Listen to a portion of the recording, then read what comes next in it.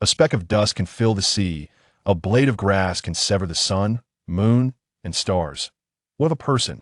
Heaven's decree cannot be changed, yet I raise my hand to alter it. The way of heaven cannot be defied, yet I wield my sword to cut it down. The genius Chen, betrayed and humiliated by his beloved, had his family exterminated by his master, and fell into a state of waste.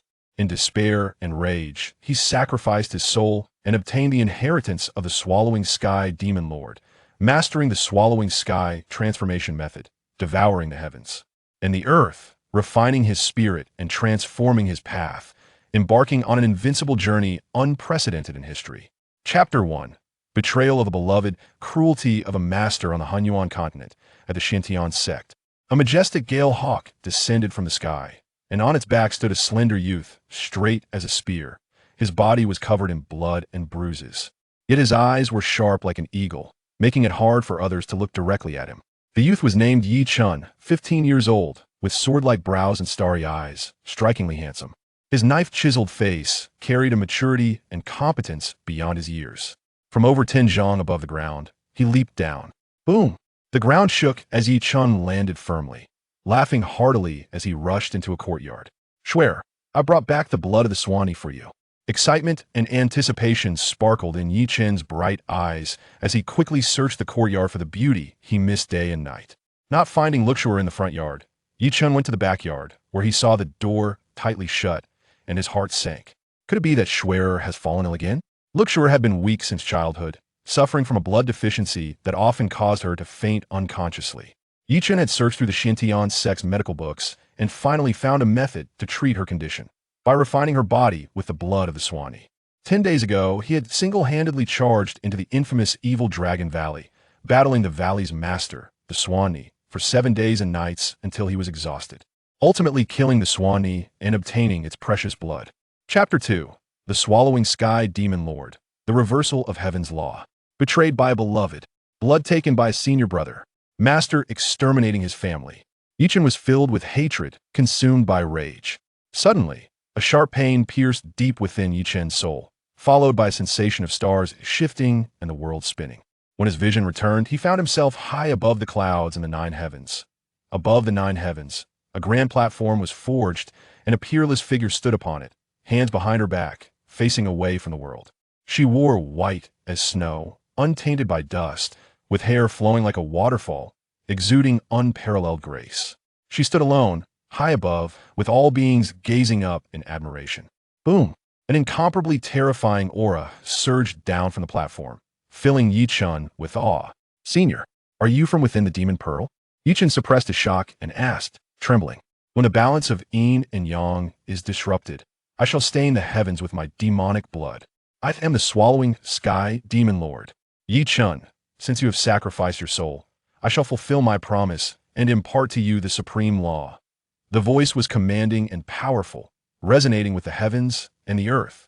With a wave of her sleeve, the Swallowing Sky Demon Lord sent a beam of white light into Chen's brow, and instantly, countless profound knowledge surged into his mind like rivers pouring into the sea. His head throbbed with an unbearable pain, struggling to contain the vast ocean of knowledge. Chapter 3. Devouring Bloodline. Advancing to human level, Chen's heart sank. He knew that using soul sacrifice would not end well, but now he could cultivate. And what could be more important than this? Swish! Chen's soul automatically left the 9 heavens and returned to his body. Just then, an incessant stream of curses rang in his ears. Useless! Didn't you obtain the blood of the Swanee? Where are you hiding it? Hand it over quickly. Although my weak blood condition was a lie, the Swanee bloodline is still a spirit-level bloodline, which would greatly benefit me. Swish! Chen opened his eyes and found Lu Schwerer searching his body for the Swanee blood. Chen suddenly realized that the injuries he sustained from battling the Swanee for 7 days and nights had healed, and the feeling of weakness from losing his bloodline had completely vanished. His cultivation was stagnant at the 9th level of Dao forging. His dantian was completely empty, leaving it shriveled. Aren't you looking for the Swanee blood? Here it is. Chen pulled out a jade vial from his sleeve, and inside the vial, the blood shimmered with a faint golden hue, dazzling to behold. Give it to me. Lu Schwener's eyes brightened, a strong greed evident on her face as she lunged for the jade vial. Want it? Dream on. Chapter 4. Showing off in front of experts. Killing the bitch Chen. A true hero doesn't boast about past glories. Are you trying to make us grateful to you by talking about those things now? Fine. Consider it a favor returned. All you have to do is kneel and beg us for mercy. Then sever your right foot, and we'll spare you this once. Wang Feng wore a playful expression. Leaving you with your hands and left foot is already quite benevolent. Chen, so don't be too greedy. Zhang Ming sneered. In that case, what use do I have for you? Chen was furious, his left foot stomping the ground as he lunged at Zhang Ming like an arrow released from a bow. How dare you, a mere third level of the Will C, be so brazen? Since you don't know how to appreciate kindness, don't blame me for being rude. Dragon and Tiger Fist. Zhang Ming's body shook, his muscles bulging instantly, as he raised his right fist to strike at Chen. In an instant, a faint sound of dragon roars and tiger howls echoed, exuding an extraordinary momentum. Useless trash is still useless trash. After receiving my guidance, you only managed to achieve minor success in your cultivation, and you dare to show off? Let me show you what true dragon and tiger fist looks like. Roar. Chen unleashed a punch, producing a series of dragon roars and tiger howls, his momentum 10 times greater than Zhang Ming's. A faint golden light burst from his fist, appearing invincible. Bang! The two fists collided heavily, producing a terrifying sound. Chapter 5. Easily breaking through the siege. Reporting to the sect master, Chen burned down his residence, and Zhang Ming, Wang Feng, and Lu Shuer were all buried in the sea of flames, leaving no remains. What about Chen? Someone saw him hurriedly descending the mountain. This beast actually turned against his fellow disciples. All the effort I put into him over the years went to waste, and I was still thinking of making him the young master. Chen also left a letter. The disciple reporting trembled as he took out an envelope and presented it to Song Tianyang. Song Tianyang suspiciously took the envelope and opened it to read. Song Tianyang, you treacherous and despicable old bastard. You exterminated my entire Yi family and stole my royal-level bloodline. This grudge is one that cannot be forgiven. Today, I have escaped from the jaws of death and will surely return like a dragon to the sea. Just wait for me to come and take your life. And Song Qingyun, useless trash is still useless trash. Even if he merges with my royal-level bloodline, it won't change his lowly lineage. My royal-level bloodline will temporarily reside within his body, and sooner or later, I will come to take it back. Lastly, here is my sincerest advice. Cherish your current situation. You two, father and son, for your days are numbered. Chapter 6. Fury rising. Xuanwu City, Yi family cemetery. The thick and tall phoenix trees were lush with leaves, and the fallen leaves drifted gently. An old man was sweeping the fallen leaves with a broom. He was over 70, thin as a rake, but each sweep was powerful. Next to him was a little girl with a round face, big eyes, and 2 ponytails, picking up beautiful leaves and humming a tune, her voice soft and melodious. These two were the guardians of the Yi family cemetery, Wang Lin and his granddaughter Wang Xiaoa. Dig up the Yi family's ancestral grave. Suddenly, a group of people charged in aggressively, led by a burly young man, followed by 20 or 30 villagers wielding hoes, shovels, and other tools, a frightening sight. Wang Xiaoa was so scared that she hurriedly hid behind her grandfather, while Wang Lin, holding the broom, glared at the leading youth and questioned, Zhang Qingda. What do you want? Wang Lin recognized the leading youth. He had once been a disciple of the Xintian sect, having followed Chen for some time. After making a mistake, he was almost stripped of his cultivation and expelled from the sect, but Chen had pleaded for him, and the Xintian sect had given him a chance. After returning to Xuanwu City, he had been quite caring towards Wang Lin and Wang Xiaoa. Get lost, old man. Today, I'm going to flatten the Yi family's ancestral grave. Zhang Qingda no longer exhibited his usual gentleness and appeared extremely fierce. Chapter 7. The grave is empty. Who exactly is ungrateful? Chen stood still as a clock, his eyes flashing with cold light. He raised his left hand and easily moved Zhang Qingda's hand away. Weren't you supposed to be bloodline depleted, cultivation gone, reduced to trash? How come you still have such strength? Zhang Qingda was shocked. At this moment, Chen's hand gripped his palm like a vice, and he couldn't resist despite using all his strength. There are many things you don't know. Boom! Chen revealed his bloodline talent. His cultivation at the 5th level of the wheel, C, becoming evident. The concealment not only hid his whereabouts, but also concealed his aura and cultivation. 5th level of the wheel, C, You actually have the 5th level of the Wheel C realm. No, even if you are at the 5th level of the Wheel C, you shouldn't have such great strength. Zhang Qingde exclaimed in disbelief. He was a master at the 7th level of the Wheel C, 2 realms above Yi Chen. Yet in Yi Chen's grip, he felt as if he were an ant shaking a tree. Yi Chen's power was astonishing. You even dare to harm an old man like Grandpa Wang. Zhang Qingde, you are truly a beast with a human face and a beast's heart. Yi Chen shouted angrily. Yi Chen, I was wrong. Please spare my life. Zhang Qingde pleaded in panic. Chapter 8. Breakthrough.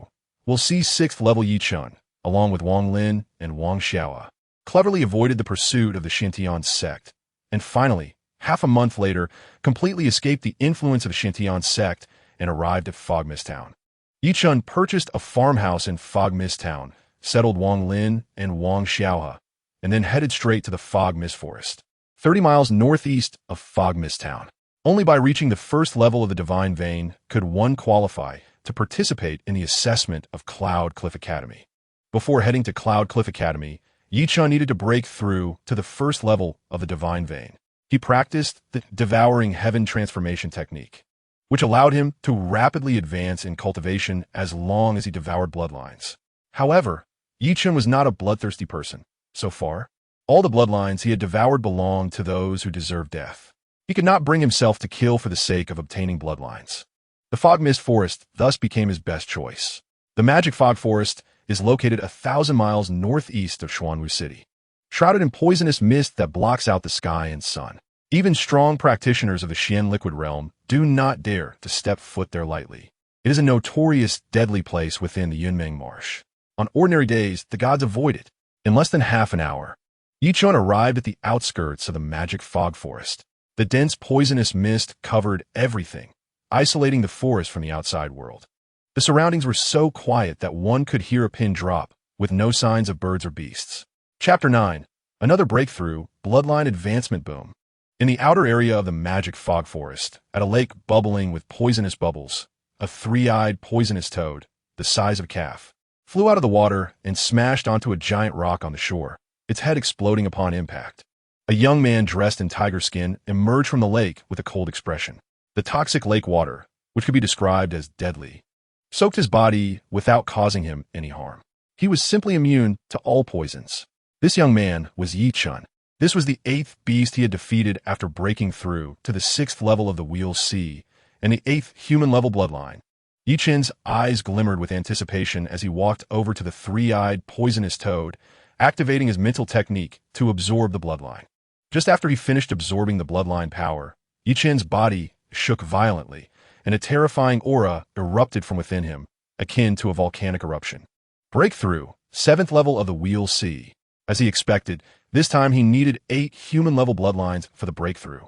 Yi Chen gained a new bloodline talent, poisonous liquid. Spit. Yi Chen spat on a nearby stone. Sizzle. The stone, as tall as a person, instantly turned to ashes. Hiss. Yi Chen himself was startled. He now resembled the 3-eyed poisonous toad, as even his saliva was a lethal poison. Chapter 10. King-level bloodline, Song Qinyan Lin family's powerful warrior Lin Qi glared at Song Tianyang, and a powerful aura erupted, instantly making the great hall feel oppressive. In the presence of Song Tianyang, who held a high position in the Xintian sect, he felt like he was sitting on pins and needles and quickly forced a smile, saying, "Senior, this matter cannot be blamed on us. That rogue Yi Chen first exhausted his bloodline power in a battle with the Swan Ni in the Evil Dragon Valley, becoming a waste, and then he cruelly killed Lu Shui'er and harmed Zhang Meng and Wang Feng, his fellow disciples.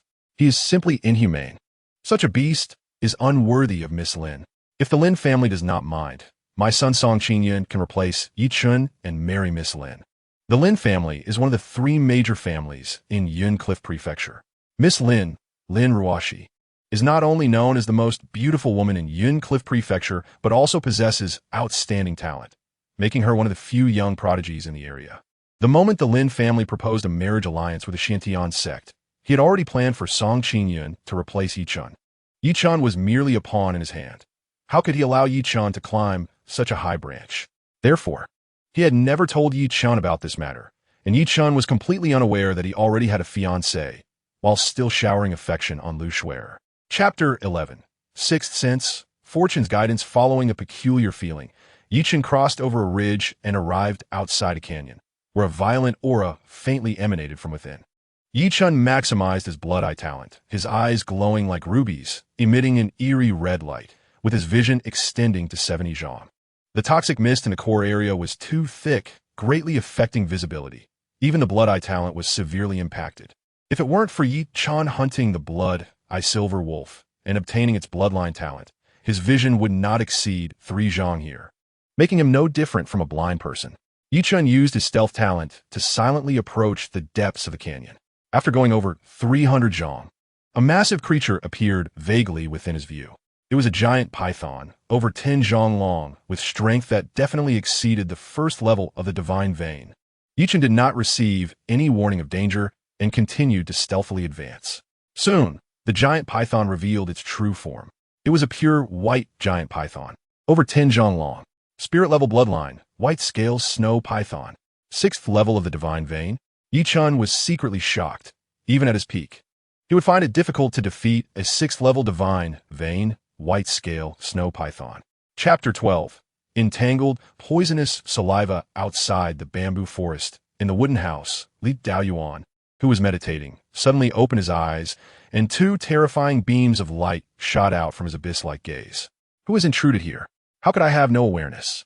Li Daoyuan transformed into a gust of wind and burst out of the house, appearing above the bamboo forest in the next moment. Standing on the tips of the bamboo without falling, as light as a feather. A young man? Li Daoyuan was quite surprised. He had set up the 9 palaces lock dragon array around the valley. In the entire Yunmeng marsh, no one could enter this array without his permission without him noticing. Could he be a master of formations? The 8th level of the wheel, C, could not possibly be a master of formations. So how did he silently pass through the 9 palaces lock dragon array and enter the valley? Li Daoyuan immediately became intensely curious about Yi Chen and did not rush to reveal himself. In the bamboo forest, sword energy howled, cutting through bamboo as easily as mowing grass. Wherever the sword energy passed, large patches of bamboo fell down in response. Yi Chen fled ahead, using his agile body technique to escape in curves, with sword energy brushing past him. Whether bamboo or stone, anything touched by the sword energy was easily cut or pierced. Chapter 13. Soul Clone. Above the bamboo forest, just as Li Daoyuan was about to make a move, Yi Chen suddenly let go of the girl in the yellow dress and sat aside, lost in thought.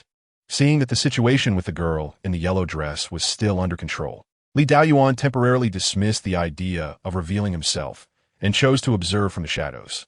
At this moment, Yi Chen's soul had already appeared in the clouds of the 9 heavens, high above on the Tao platform, where the supreme demon lord of heaven, devouring, stood with unparalleled grace, turning his back to all beings. Yi Chen could feel the overwhelming anger radiating from her entire being. Senior, who has angered you? Yi Chen asked cautiously. He truly did not understand why the supreme demon lord would suddenly roar in anger. That roar nearly cost Yi Chen his life. Yi Chen, you dare to do such shameless and outrageous things to my soul clone? You deserve to die. The supreme demon lord trembled with anger. Senior, what are you saying? Your soul clone? Is that girl in the yellow dress your soul clone? Yi Chen was dumbfounded. No. Senior, you told me that my soul has a special connection with yours. If I encounter your soul clone, I will definitely sense it. However, when I met the girl in the yellow dress, there was no special sensation at all. Senior, could you have made a mistake? Chapter 14. Refusal. 1-year agreement. Yi Chen did not expect that Li Daoyuan was actually a formation master. Formation masters are a special profession on the Hunyuan continent, holding a very high status and often treated as honored guests by various major forces. With a void realm cultivation and being a formation master, he was undoubtedly a top-tier existence in the entire Yunmeng Marsh. Why would such an existence hide in a small place like the magic fog forest? And why would he want to take Yi Chen as his disciple? Yi Chen did not rush to answer, but fell into deep thought. If he became a disciple of Li Daoyuan, he would have a strong backing, and dealing with Song Tianyang would be a piece of cake for Song Qinyin and his son. However, Yi Chen's cultivation method is special and cannot be disclosed to outsiders. What would he say if Li Daoyuan asked? What would happen if Li Daoyuan found out? Old man, he treats me like that. And you actually want to take him as a disciple? The girl in the yellow dress stared at Li Daoyuan, incredulously exclaiming. Li Daoyuan pointed at the girl in the yellow dress and said to Yi Chun, "This girl is not easy to deal with. If you don't become my disciple, your future days won't be easy. You will make me so angry." The girl in the yellow dress rolled her eyes in anger, showing a bit of playfulness. Yi Chun solemnly cupped his fists and bowed to Li Daoyuan, saying with embarrassment, "I am grateful for your attention, senior. It is a blessing for me. However, I already have a master and cannot change to your sect. Please forgive me, senior." Chapter 15. First level of Divine Veins. Fire control technique in Magic Mist Town. Light rain fell, and the misty rain created a hazy atmosphere. Wang Xiaohua held an umbrella to see Wang Lin off. Wang Lin took the umbrella, affectionately ruffled Wang Xiaohua's little head, and said, "Go back. If Grandpa comes back late tonight, just eat and sleep by yourself." "Goodbye, Grandpa." Wang Xiaohua waved her little hand obediently. Wang Lin watched Wang Xiaohua return to the house before closing the door and locking it from the outside. He left with the umbrella, a hint of impatience on his face. After settling down in Magic Mist Town, Wang Lin did not squander the money Yi Chun left him, but worked diligently every day, earning a salary. He didn't know what Yi Chun had experienced. Yi Chun didn't say, and he didn't ask. However, it was evident from Yi Chun's hasty departure from the Xintian sect territory heading north that something unpleasant had occurred between Yi Chun and the sect. At this time, how could Wang Lin hinder Yi Chun? In his youth, he had learned the art of refining weapons from the Yi family's blacksmith, mastering superb refining skills. He quickly established himself in a weapon shop in Magic Mist Town, earning 300 silver coins a day. After deducting his daily expenses with Wang Xiaohua, he could still net at least 260 silver coins a day. In the blink of an eye, he had worked for 7 days in the weapons shop, saving up 1,820 silver coins, which had not touched, all prepared for Yi Chun. Chapter 16. Wang Lin gets captured after several days of hard work melting metal. Wang Lin finally melted a piece of metal and forged it into a superb sword capable of cutting through iron and severing hair, earning a reward of 10,000 silver coins. With the money in hand, he eagerly headed to the only herbal shop in Magic Mist Town to purchase the purple ginseng he had long yearned for. Wang Lin excitedly walked out of the herbal shop holding the purple ginseng when he was suddenly blocked by a group of people. "Who are you? What do you want?" Wang Lin quickly hid the purple ginseng behind him, watching the group warily. There were a total of 8 people, each with an extraordinary aura and attire, clearly martial artists. Xintian sect's Lu Hang, Lu Xuaner's brother. "What do you think you're doing?" Lu Hang grinned sinisterly, staring at Wang Lin. Wang Lin was startled and turned to run towards the herbal shop. Lu Hang grabbed Wang Lin's arm, applying slight force, causing Wang Lin's bones to creak in pain. But he held onto the purple ginseng tightly. Lu Hang snatched it away, a hint of greed flashing in his eyes as he mocked, "Second-grade spiritual herb, purple ginseng. You really have money. However, giving such a treasure to that waste Yi Chun is a waste. I'll take it for him." Lu Hang unceremoniously stuffed the purple ginseng into his pocket and glared at Wang Lin, asking fiercely, "Where is that beast Yi Chun?" Chapter 17. No Mercy Lu Hang. "You beast!" Yi Chun, furious, emerged and pointed at the young man on the city wall, cursing loudly. "You can even harm an old man who can't even lift a chicken. You are truly unworthy of being a martial artist." The onlookers outside the city gate all turned to look at the young man striding forward, their hearts filled with shock. Lu Hang and his group were rampant in Magic Mist Town, and no one dared to provoke them, yet he dared to curse him by name. This courage earned the admiration of many. Yi Chun, on the city wall, Lu Hang looked down from above. His small eyes narrowed into slits, exuding a sharp cold light, and a frost appeared on his long face, filled with killing intent. "You traitor who harmed your fellow disciples and betrayed your sect. Today I will tear you to pieces to avenge Schwerer." Lu Hang shouted angrily, recalling his sister's remains, driving him to madness. "Little young master, don't mind me. Hurry and leave." Wang Lin, on the verge of collapse, was startled awake and vaguely saw Yi Chun approaching, suddenly feeling a jolt of fear and screaming with all his might. "Grandpa!" Yi Chun's eyes filled with tears as he rushed towards the city gate. "Yi Chun, you can't save him. If you want him to live, kneel down and sincerely repent for your actions." Lu Hang's face twisted in malice as he shouted, "Kneel." Chapter 18. Same destination. The cold, quiet official road saw a horse-drawn carriage slowly moving along. The driver was a handsome young man who was driving the carriage while seriously studying a book in his hands. This book was the foundational knowledge of formation techniques that Li Daoyuan had given him, detailing the content meticulously, considered a comprehensive introduction to formation techniques. It was divided into 3 parts. The first part was an introduction to formation techniques. Formation techniques involve using the spiritual energy of heaven and earth to create confines. To set up a formation, one must cultivate formation patterns, as each formation has specific patterns. Formations are generally divided into several categories: killing formations, confusing formations, illusion formations, and trapping formations, among others. Each type of formation has different setup methods and effects. The power of a formation is entirely determined by its scale. The same formation has different powers when arranged on different scales. Therefore, the levels of formations are somewhat ambiguous, lacking a precise classification. The second part is an introduction to formation patterns. Formation patterns are an ancient and special type of script belonging to the path of formations. Only formation masters can understand and comprehend this script. There are a total of 18,000 basic formation patterns.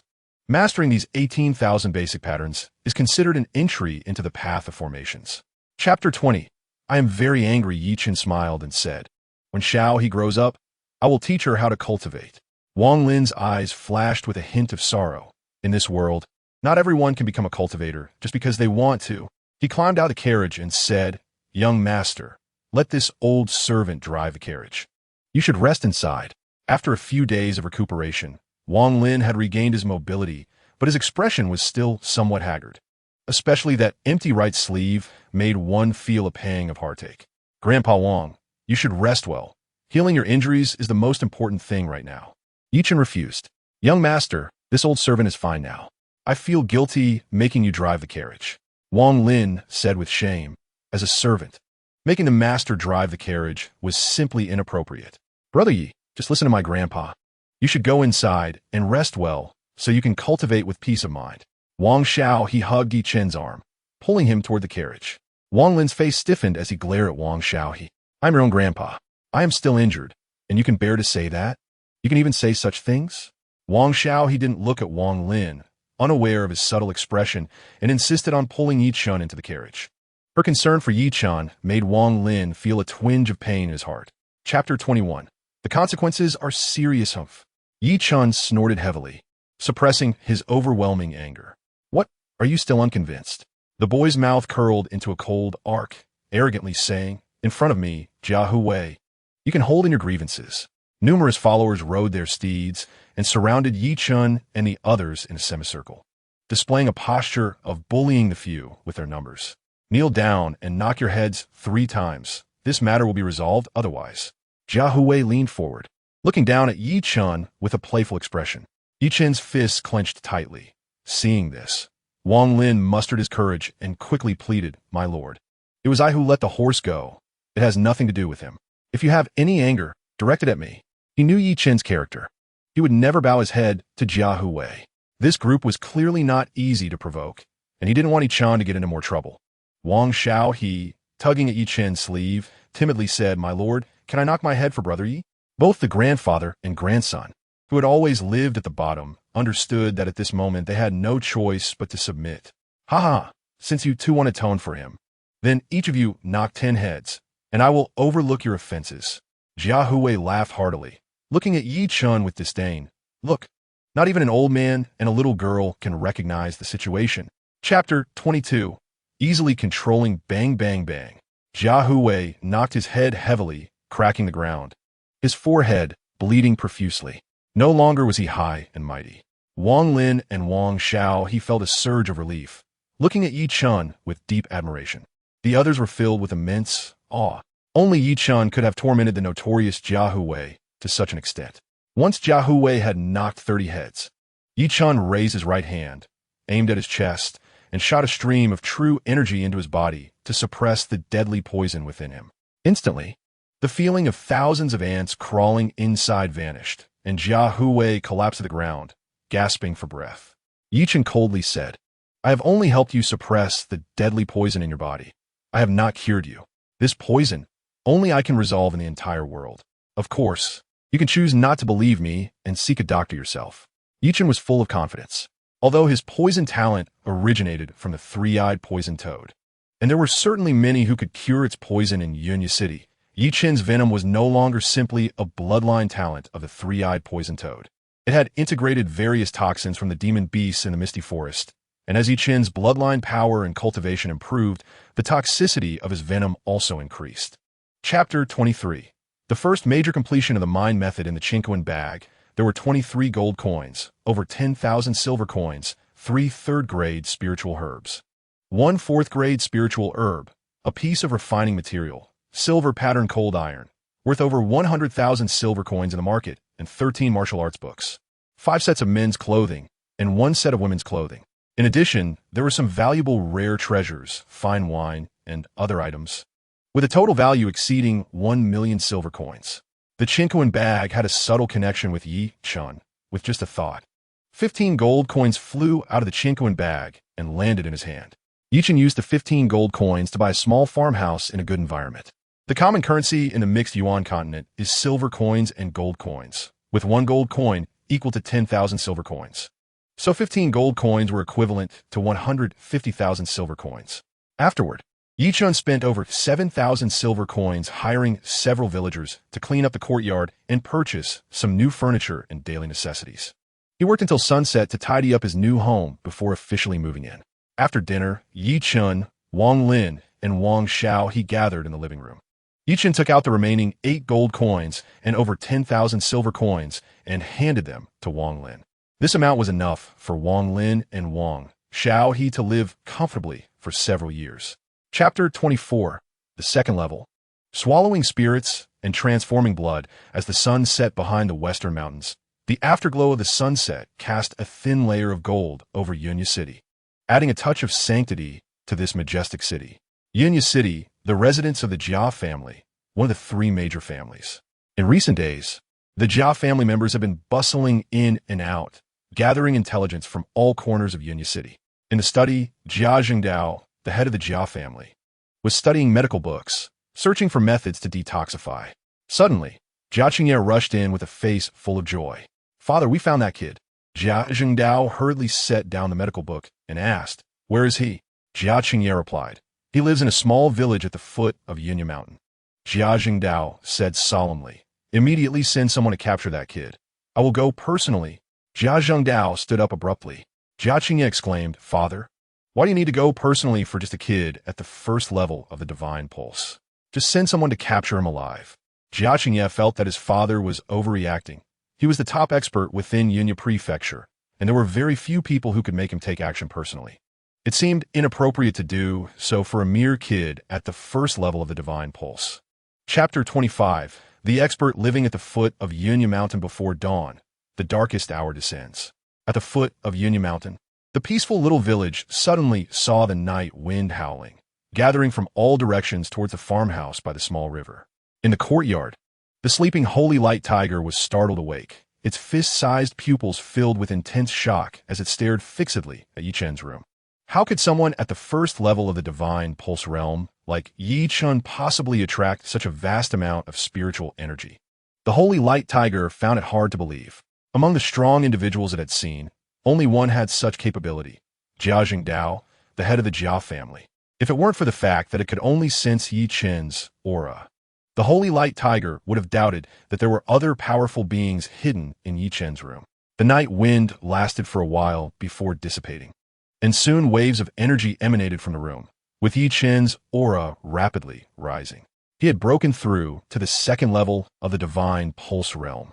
Such a small breakthrough causing such a commotion. His cultivation method was truly terrifying. The holy light tiger slowly approached Yi Chen's room. Its deep curiosity piqued.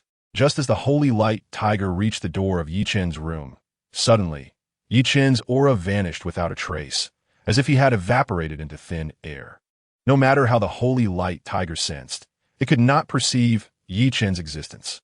Chapter 26. Cloud Cliff Academy. On the eastern side of Cloud Cliff City, there stood a peak towering thousands of feet high, with 2 peaks resembling a couple guarding Cloud Cliff City, making it a well-known sacred place within the jurisdiction of Cloud Cliff Prefecture. Legend has it that a powerful being once secluded themselves on this mountain long ago and comprehended the supreme method, hiding it atop the peak, waiting for a fated person to obtain it. This powerful being was named Cloud Cliff Taoist, hence the mountain was later referred to as Cloud Cliff Mountain. The two peaks were named Cloud Sky Peak and Cliff Fall Peak respectively. Cloud Sky Peak was grand and majestic, piercing through the clouds like a domineering husband. Cliff Fall Peak was steep and straight, resembling a slender beauty, akin to a noble wife. Thus, Cloud Cliff Mountain was also known as the husband and wife mountain. A wide official road led directly from the eastern city gate of Cloud Cliff City to the mountainside of Cloud Cliff Mountain. Ancient trees lined both sides of the road, creating a beautiful landscape. At the mountainside, there were large ancient buildings built against the mountain, covering tens of thousands of acres, resembling a small city, echoing Cloud Cliff City in the west. This was the Cloud Cliff Academy, a cultivation holy place that young people yearned for. Early today, the square in front of the academy's gate was bustling with countless young people, all full of energy and ambition. Chapter 27.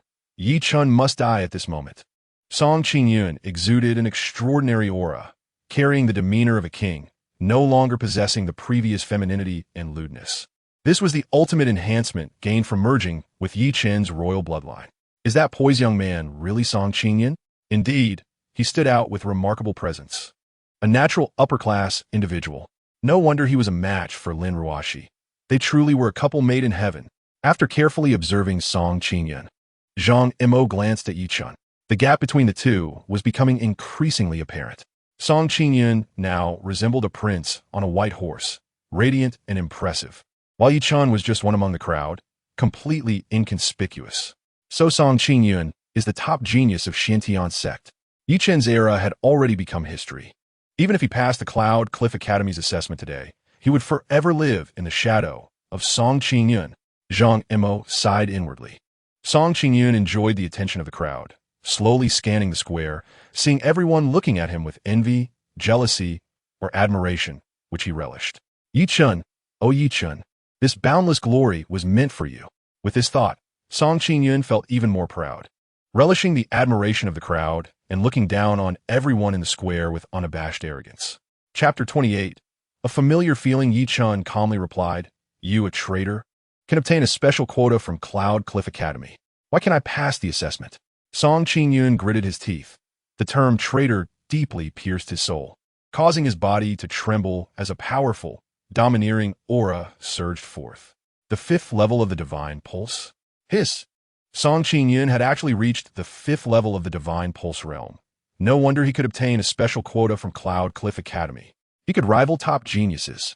The crowd was taken aback, their gazes towards Song Qingyun instantly filled with awe. Even those who had previously mocked him for relying on women had to admit the fact that Song Qingyun was worthy of Lin Ruoxi. Hearing the surrounding gasps of admiration, Song Qingyun felt very pleased, becoming even more arrogant. Looking at Yi Chun with a smug expression, saying, "I earned Cloud Cliff Academy's favor through my own strength. Obtaining a special quota. What do you have to compare with me?" To Song Qingyun's surprise, Yi Chun remained calm and composed, showing no emotional fluctuations. While Song Qingyun flaunted his skills in front of Yi Chun treated him like a clown. Unable to tolerate it any longer, Song Qingyun stepped closer, nearly face to face with Yi Chun, whispering with a sneer in his ear, "Do you know why I broke through to the fifth level of the divine pulse so quickly? The royal bloodline is indeed extraordinary." Chapter 29. A thorny rose strange. I have never heard of him before. Why do I feel a familiar aura from him? Yet he seems to have no feeling towards me. A hint of doubt flashed through Zhou Mu's mind as he smiled at Song Qingyun and politely said, "Brother Song." Zhou pays his respects. As a prominent young genius, Song Qingyun enjoyed this politeness immensely, casually returning the gesture, "Brother Zhou, respects to you." Zhou Mu was not angered by Song Qingyun's arrogance and asked, "Brother Song, being selected by Cloud Cliff Academy from millions must mean you have a great background?"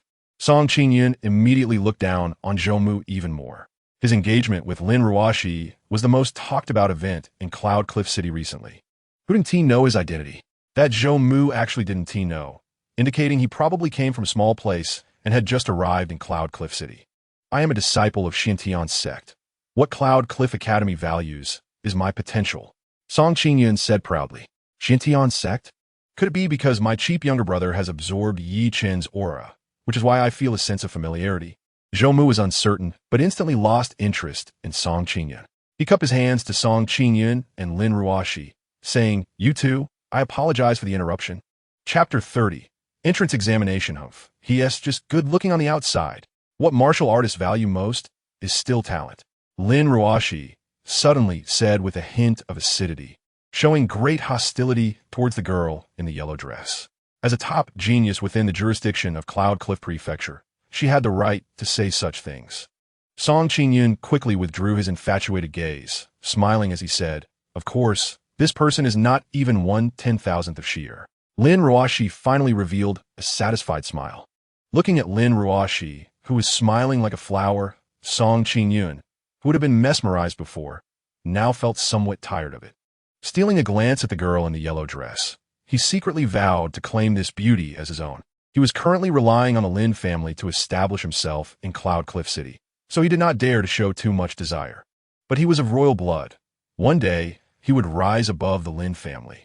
And even Lin Ruoxi would have to obey his every word. Taking concubines would not be an issue at all. With his royal bloodline talent, he believed that the girl in the yellow dress would definitely be willing to become his concubine. At that time, the two top beauties of Yunyan Academy would both become his companions. Just thinking about it made Song Qingyun feel a surge of excitement. He unconsciously began to search for Yi Chen's figure, but he couldn't find him. Chapter 31. The great array of stars in the sky, the pressure continued to descend relentlessly. In the next quarter of an hour, more people successively collapsed. Some were pressed to the ground, some knelt down, some bent over, and some were drenched in sweat. Only a few people seemed relatively relaxed, and Yi Chen was one of them. At this moment, he could feel the pressure continuously falling on him, but he didn't feel it was too heavy. Without using true energy, he could resist it with just his physical strength. Boom! Suddenly, the pressure increased dramatically, doubling in intensity. Yi Chen's body only trembled slightly, and he withstood the pressure. Instantly, another round of screams erupted, and hundreds more were pressed to the ground, unable to move. TSK, TSK, TSK. Only a quarter of an hour has passed. Many confident young talents felt a sense of despair at this moment. Originally, an hour wasn't long, but now within the great array of stars in the sky, it felt like a year. Boom! 2/4 of an hour later, the pressure increased again. Nearly 80 to 90% of the people were eliminated in that instant, leaving less than 1,000 standing. Most people were struggling to hold on. Yi Chen still relied on his physical strength to withstand the terrifying pressure. Chapter 32. A slap in the face. Congratulations on becoming the new students of Yunyan Academy. I hope you can devote yourselves to your studies in the next 4 years and not let down the Academy's cultivation and the teacher's earnest teachings. Lin Guanghe said expressionlessly. Yes. Everyone responded in unison. Next, we will take you to Qing Tong Tower for enrollment procedures. You will follow the teachers, and they will arrange the specific matters. After Lin Guanghe finished speaking, he turned and left. Vice President, a student wants to report someone. Song Qingyun suddenly stood up. The crowd turned their heads, looking at Song Qingyun in confusion. Lin Guanghe paused and turned to look at Song Qingyun, his stern face showing a hint of warmth as he asked, "Who do you want to report? What are you reporting?" Song Qingyun looked at Yi Chen, a sinister and despicable smile blooming on his face. He raised his right hand and pointed, saying loudly, "The student I want to report is him, Yi Chen. He cheated during the assessment. He passed the assessment by cheating." The crowd was in an uproar. How did he know that Yi Chen had cheated? For a moment, many people's gazes towards Yi Chen became strange. Song Qingyun was one of the 5 designated spots, a standout of this cohort. He shouldn't be making baseless accusations to tarnish his own reputation. Chapter 33. Karma from a previous life. Enough. A teacher shouted sternly. No matter what grievances you had in the past, now that you are all enrolled in Yunyan Academy, you must abide by the Academy's rules. Yi Chen retracted his killing intent and cupped his fist to the teacher, saying, "Yes." His mindset quickly returned to calm. There was no need for him to get angry over a mere training material. Song Qingyun gritted his teeth, forcibly suppressing his overwhelming killing intent, and reluctantly replied, "Yes. Everyone, follow us," Lu Tongyun said at the right moment, not wanting this matter to escalate further. The group followed the teachers out of the square towards Qing Tong Tower, and Yi Chen deliberately distanced himself from the girl in the yellow dress. Xie Yuan quietly approached Lu Tongyun and whispered, "Teacher Lu, how much of what Song Qingyun said do you think is true?" Lu Tongyun replied irritably, "Teacher Xie, why are you so nosy?" Xie Yuan said, I'm not being nosy. I just feel that Song Qingyun shouldn't be speaking without basis. Yi Chun must have really burned his bloodline power, leading to its depletion, but made Song Qingyun mistakenly believe that his bloodline power was exhausted. Lu Tongyun said, even if Yi Chun didn't exhaust his bloodline power, he won't fare well in the next round. He shouldn't have the same brilliance as now. Chapter 34. Jia Hui's Revenge, sort of. Yi Chun didn't know how to respond. He indeed had a conflict with Chu Ran, but if it was just a conflict, he wouldn't be so troubled now. You, the student, seem to be less honest than you appear. Lu Tongyun sighed with a bitter smile. Teacher Lu, do you believe me if I say I'm the victim? Yi Chun said helplessly. Lu Tongyun shook her head, not saying anything more, and left the room. Clearly, she didn't believe him. Yi Chun felt quite helpless. Back in the hall, Lu Tongyun gathered the first-year Class B students together to arrange accommodation. For students would share a courtyard, and each student would have their own independent room with excellent conditions. Class B of the first year had a total of 21 students, 13 male students and 8 female students, according to the allocation of 4 per courtyard. The extra male student would have to share with someone from another class. Lu Tongyun read the names from the list and quickly settled everyone. Yi Chun was assigned to the male accommodation area, Courtyard 108, sharing it with 3 classmates named Meng Liang, Han Yongyan, and Jia Hui. Lu Tongyun intentionally arranged for Yi Chun and Jia Hui to be under the same roof, hoping they could laugh off their grievances. Jia Hui was busy detoxifying and disappeared, while Yi Chun and Meng Liang, Han Yongyan headed towards Courtyard 108 together. Chapter 35. Jia Zhengdao's Fury Bang. Both fists collided, like 2 heavy hammers crashing together, creating shockwaves that swept in all directions. Jia Hui and the thugs he brought nearly got knocked over. Zhao Yin's face suddenly twisted.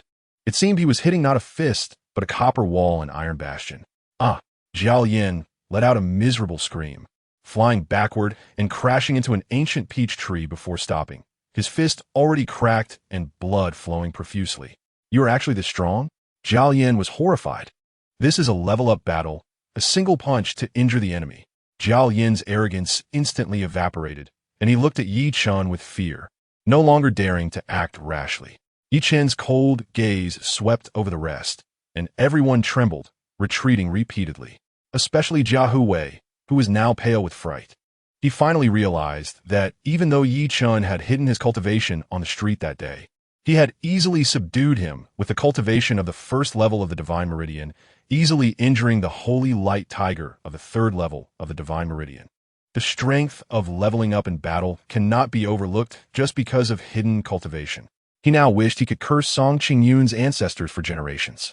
A genius like Yi Chun would be a discarded disciple of the Xintian sect?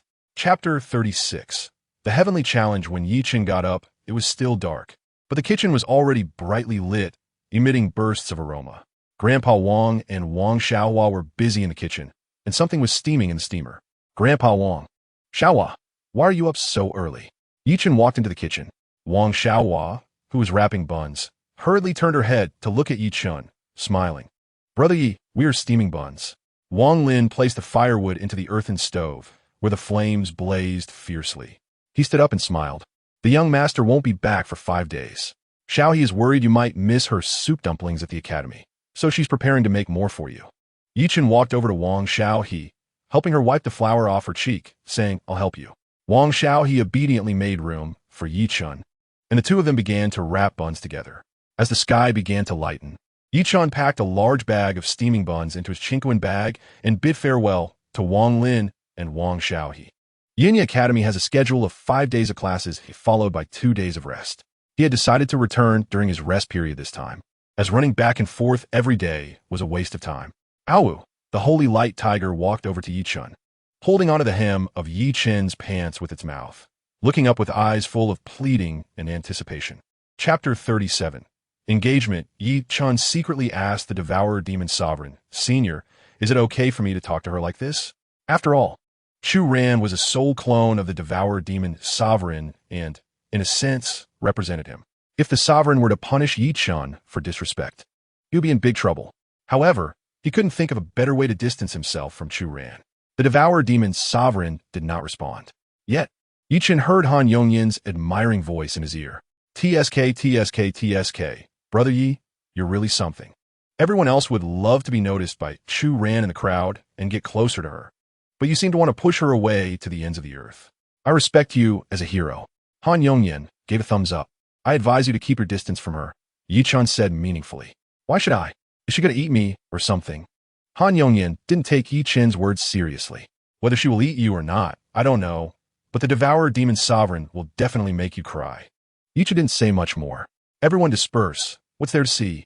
A gentle voice rang out, and the students blocking the doorway dispersed. A graceful middle-aged woman entered. It was Lu Tongyun, the supervisor of Class B in the first year. Chapter 38. Submission. Yi Chun, accept the challenge. A loud voice rang out like a bell, drawing the attention of many teachers and students who looked towards the battle hall. No one expected Yi Chun to actually accept the challenge. This was a heavenly level battle decree. Was he not afraid of death? Youthful ignorance, sacrificing his life for pride. A heavenly level battle decree means no retreat until one of them is dead. It had been 10 years since Yunyu Academy had seen a battle of this level, and now 2 freshmen had broken that record. The gap in cultivation between the two was too great. There was nothing to see. Lu Tongyun shook her head and sighed, knowing Yi Chun had ultimately accepted the challenge. As Yi Chen's supervisor, she did not want to see him go to his death, but Yi Chun was stubborn and refused to listen to her advice. My little brother is quite impulsive. Zhou Mu chuckled lightly, not caring about Yi Chen's life or death. Outside the battle hall, upon hearing the loud voice, Song Qingyun smirked, knowing his scheme had succeeded. He knew that with Yi Chen's personality and his deep-seated hatred towards him, every time he provoked Yi Chun, he would stubbornly accept the challenge, even if he knew he couldn't win. How much of your bloodline power has recovered? Even if your bloodline power is fully restored. With both of us being royal bloodlines, you are still no match for me. Chapter 39. Making the dealer cry. Jia Huwei, excited, left the Jia residence with 500 gold coins and headed to a nearby tavern to meet Yi Chun. Boss, I've got the money, 500 gold coins, please count it. Jia Huwei handed the money bag to Yi Chun with a flattering expression. Yi Chun's eyes showed a hint of surprise. 500 gold coins were equivalent to 5 million silver coins, while he only needed 2 million silver coins. It seemed that the Jia family was quite wary of the so-called powerful figure behind him. You did well. Yi Chun calmly accepted the money bag. Jia Huwei was observing Yi Chen's expression closely and was secretly shocked. Grandpa was right. He was testing me and wasn't really short on money. I should have passed this test, thanks to Grandpa's understanding of human relationships. You can go back now. No need to follow me, Yi Chun said, putting the money bag into his Chinquan bag. Boss, I'm your little brother now. I have to follow you wherever you go. Jia Huwei hurriedly pledged his loyalty. I said go back, so go back. Why are you talking so much? Yi Chun frowned, showing an unhappy expression. Yes, I'll listen to the boss. Jia Huwei said, startled, and quickly retreated. Chapter 40. Betting with Chu Ran. Brother Yi, take care. Good luck. We're rooting for you. After sending Yi Chun off, Fong Tangjing turned back into the house, tossing the Chinquan bag in his hand, and smiled. A nearly new Chinquan bag can sell for around 800,000 silver coins. Brother Yi is really a timely help. This time, the total bet against Song Qingyun was nearly 20 million silver coins. And even if they paid out at a 10 odds, they would have to pay nearly 2 million silver coins. This Chinquan bag had significantly reduced their burden. He was helping us while making things harder for himself. Brother Fong, I think this is a bit unfair, Fan Wei said, feeling guilty. If you want to pretend to be high and mighty, then don't take a share of the money from selling this Chinquan bag. Fong Tangjing retorted. Hey, don't. 200,000 silver coins are not a small amount to me. Fan Wei immediately added with a grin. Fong Yutong snorted, disdainfully rolling his eyes. After leaving, Yi Chun headed straight for the scripture pavilion. Although his cultivation had surpassed Song Qingyun's, he was well aware of the terrifying nature of the royal bloodline battle king physique. He was now strong enough but still lacked combat means. This time, he wouldn't give Song Qingyun any opportunity and would make sufficient preparations. Chapter 41. Borrowing a sword, Yi Chun caught up and asked, Teacher Lu, are you looking for me for something? Lu Tongyun walked ahead, looking as if she didn't want to talk. Yi Chun guessed that she was probably still angry about the challenge. As they exited the scripture pavilion, Lu Tongyun coldly said, I'm taking you to see the dean. Yi Chun was taken aback and asked, Teacher Lu, why are we seeing the dean? Lu Tongyun turned her head and shot him a cold glance, saying impatiently, Now, only the dean can intervene in your battle with Song Qingyun. Chen forced a smile and said, "Teacher Liu, don't you trust me?" Lu Tongyun suddenly stopped, turned around, and glared at Chen, sternly reprimanding, "Chen, do you think I'm meddling? To be honest, if you weren't a student of Class B in the first year, I wouldn't care so much." Although Lu Tongyun's words were harsh, Chen felt a warm current flow through him. Beneath her cold and angry exterior, he sensed a deep concern. Chen thought for a moment and said seriously, "Teacher Liu, how about we find another place to discuss this? If I can't convince you, I will follow whatever you say."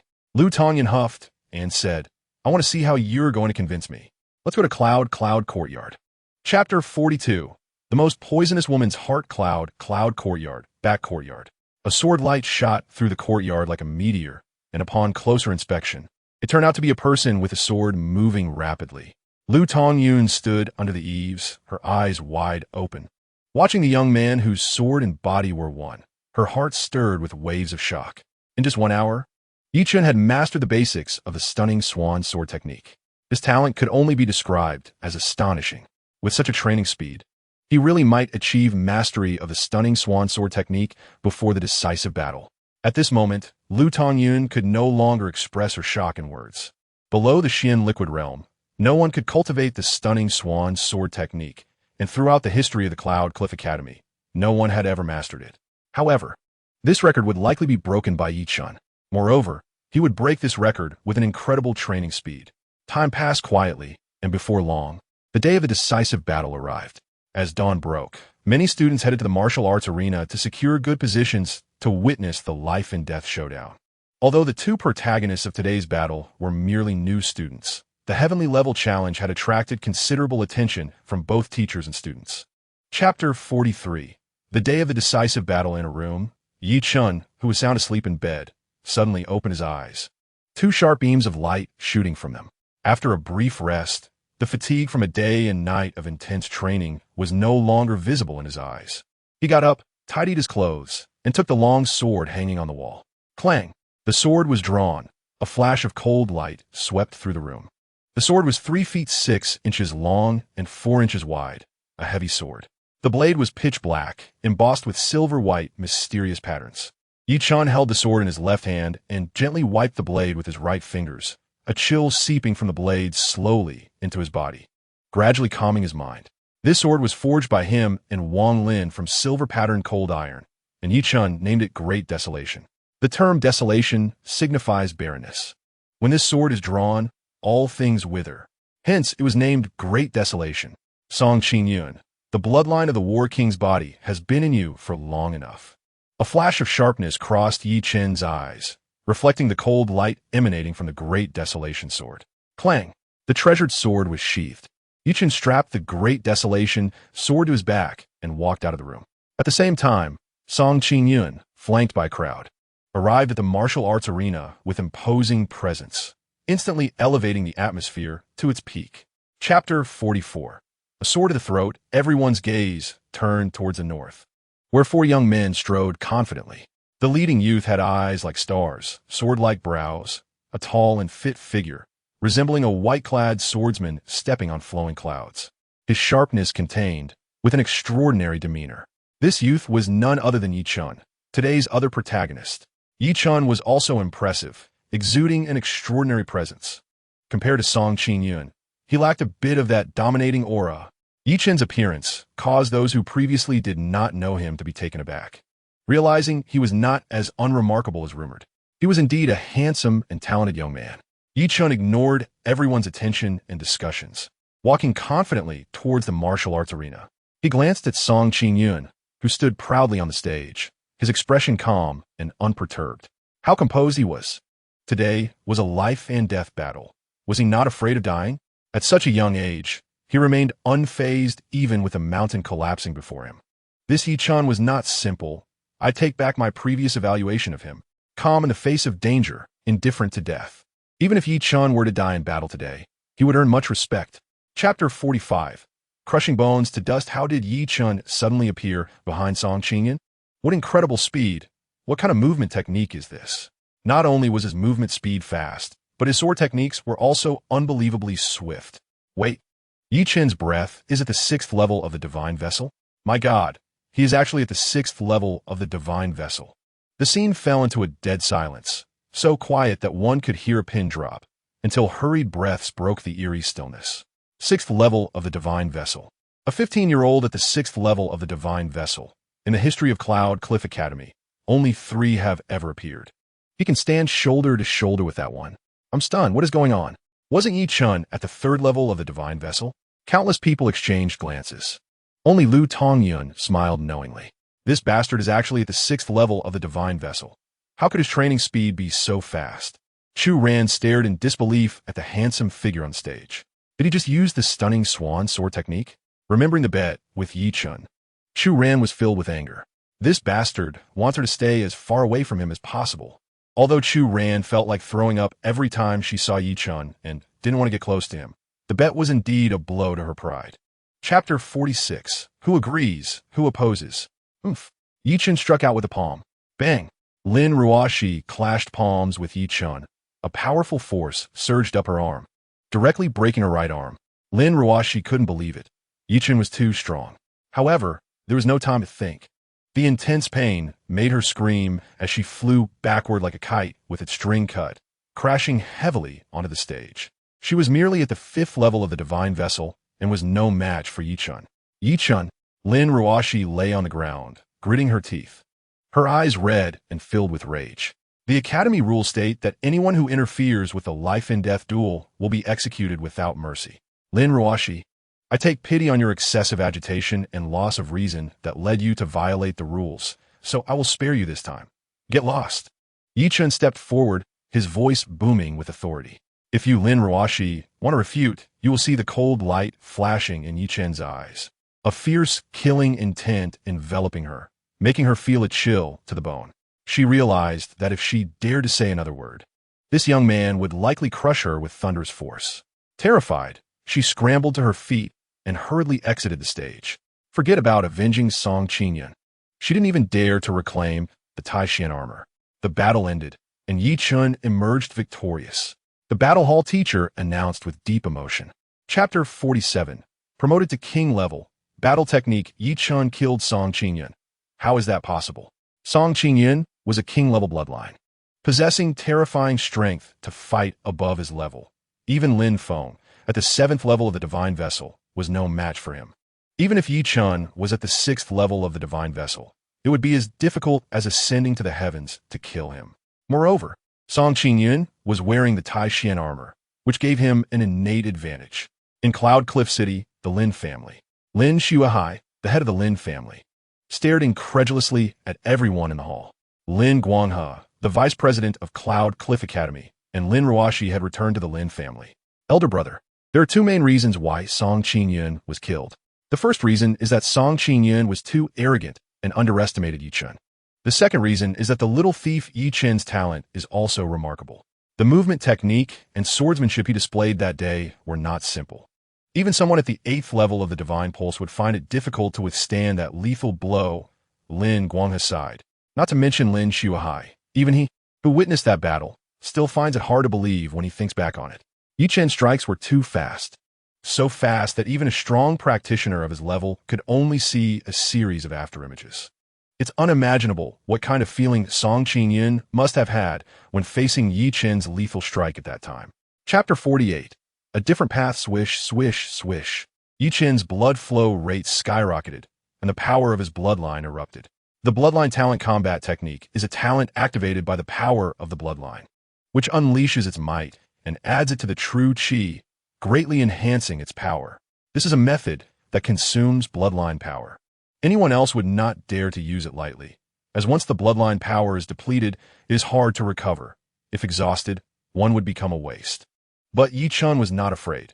He had the swallowing heaven transformation technique, which allows him to devour bloodlines and transform spirit into blood. After dozens of activations, he triggered double combat power. Instantly, his aura doubled, filled with a terrifying and explosive essence, even more domineering. Although it was only double combat power, it was an incredible miracle for any martial artist. In battle, it could yield unexpectedly effective results. The double combat power lasted for a whole incense stick's time before dissipating. Although Yi Chen did not engage in combat, he still broke into a cold sweat. During this incense stick's time, he consumed quite a bit of bloodline power. Chen did not stop there and continued to activate the combat technique. Chapter 49. 4 times combat power, counterattack Chen. You are actually at the 9th level of the Divine Pulse. The surviving man in black stared at the boy emerging from the darkness, his pupils bursting with shock. When Chen fought Song Qingyun in the morning, he was only at the 6th level of the Divine Pulse. In such a short time, he could not have broken through 3 levels. Therefore, there was only one possibility. He had hidden his cultivation in the morning. He was not at the 6th level, but at the 9th level of the Divine Pulse. At 15 years old, a 9th level of the Divine Pulse had never appeared in the history of Union Mansion. You know nothing about me and come to kill me. It's simply seeking death. State your name, and I'll make your death quick.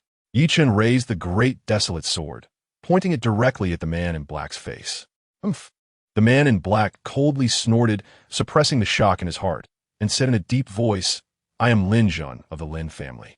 Even if you are at the 9th level of the Divine Pulse, what of it? Before me, you are still as weak as an ant. Indeed, he is from the Lin family. Chen's expression darkened, and a fierce killing intent shot out from his eyes. Boom! Lin Jun's body suddenly shook, and he erupted with a powerful and terrifying aura like a volcano. His green, true chi surged forth like a torrent, quickly covering his hands, as if putting on a pair of gloves. Chapter 50. Aftermath. How is this possible? Lin Jun looked down at the fist-sized blood hole in his chest, his face filled with disbelief and terror.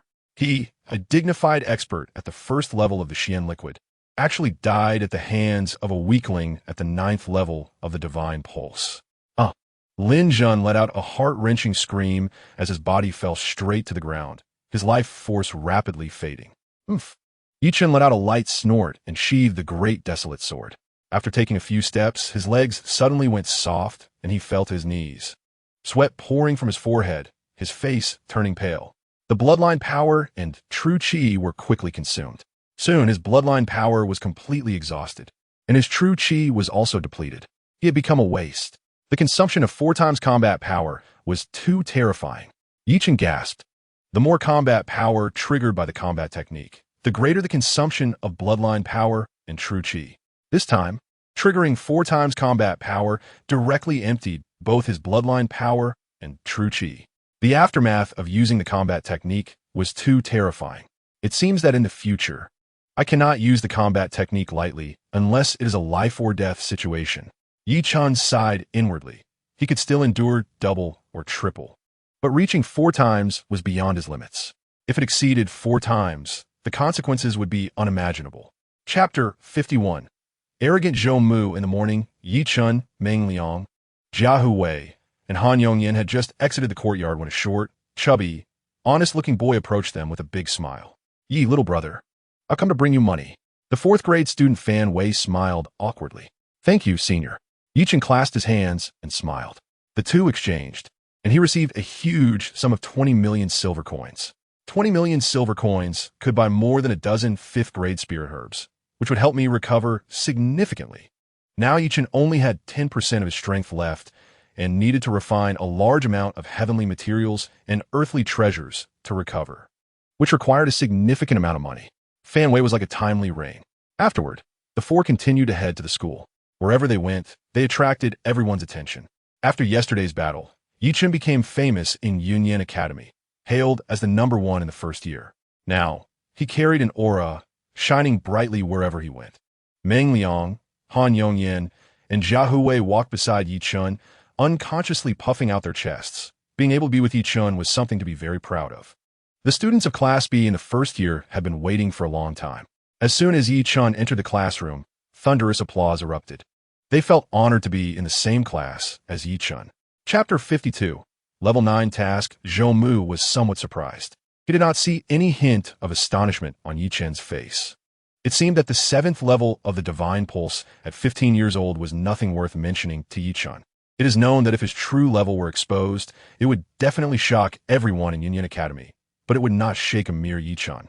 Zhou Mu secretly snorted, reining in his aura, and said with some displeasure, I know you are currently called the #1 in the 1st year and the 4th in the history of Union Academy. It is inevitable that your temperament has become proud, looking down on everything. But remember, there are heavens beyond the heavens, and there are people beyond people. I have come to you today to give you an opportunity. If you follow the normal trajectory, your achievements will only match those ahead of you. But if you choose to follow me, I will change your destiny. Zhou Mu appeared confident and unquestionable. Yi Chen did not expect that Zhou Mu, who had previously been very humble and low-key, would be so arrogant, and he disdainfully said, "How will you change my destiny?" Zhou Mu replied with lofty pride, "In the world, I will bring you to conquer this world." Yi Chen laughed. "Oh really? If you can tell me your origins, I might be interested." Chapter 53. The True Madman Level 9 Task. Obtain the Blood-Red Spirit Fruit. The Blood-Red Spirit Fruit is a 7th-grade spirit herb. It grows in the Chire Valley of the Qingyuan mountain range, where a blood-red thunder leopard guards it year-round. The blood-red thunder leopard has a spirit-level bloodline and is at the 9th level of the divine pulse. The physical body is strong, with unparalleled defense. Mastering the power of heavenly thunder, extraordinary combat strength, integrating both defense and attack, and possessing strength comparable to a martial artist at the 1st level of Xian liquid. Reward: 5,000 gold coins.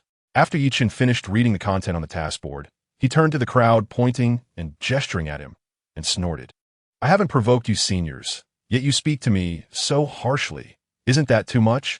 At first, they were misled by Fong Tang Jing, and Yi Chen could overlook it. But now it was clearly intentional. "Yi Chen, stop diverting everyone's attention. Do you dare to take this task? If not, step aside and don't seek attention here." A young man accused him bluntly. Yi Chen retorted forcefully, "Do you dare to take this task? If you don't dare to take it, what are you doing here? It's only allowed for you to point fingers at others here, but not for me to come and watch this task. How is that reasonable? Is the Spirit Medicine Hall your family business?" Chapter 54. 6th Rank Spirit Medicine. The Qingyuan mountain range is located at the border of Yunyan Prefecture and Qinglian Prefecture, and is one of the largest mountain ranges in the battle state, stretching over 3,000 miles from southeast to northwest. The mountains are filled with towering peaks and ancient trees, known as a realm of fierce beasts, and referred to as a human forbidden zone, rarely visited by people.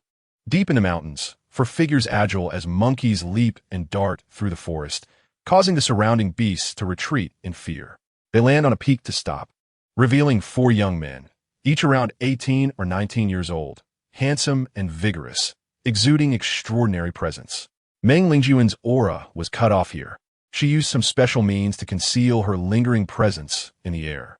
The young man in green, Luo Ying, furrowed his prominent nose, carefully sniffing the air, his brows gradually knitting into a deeper frown.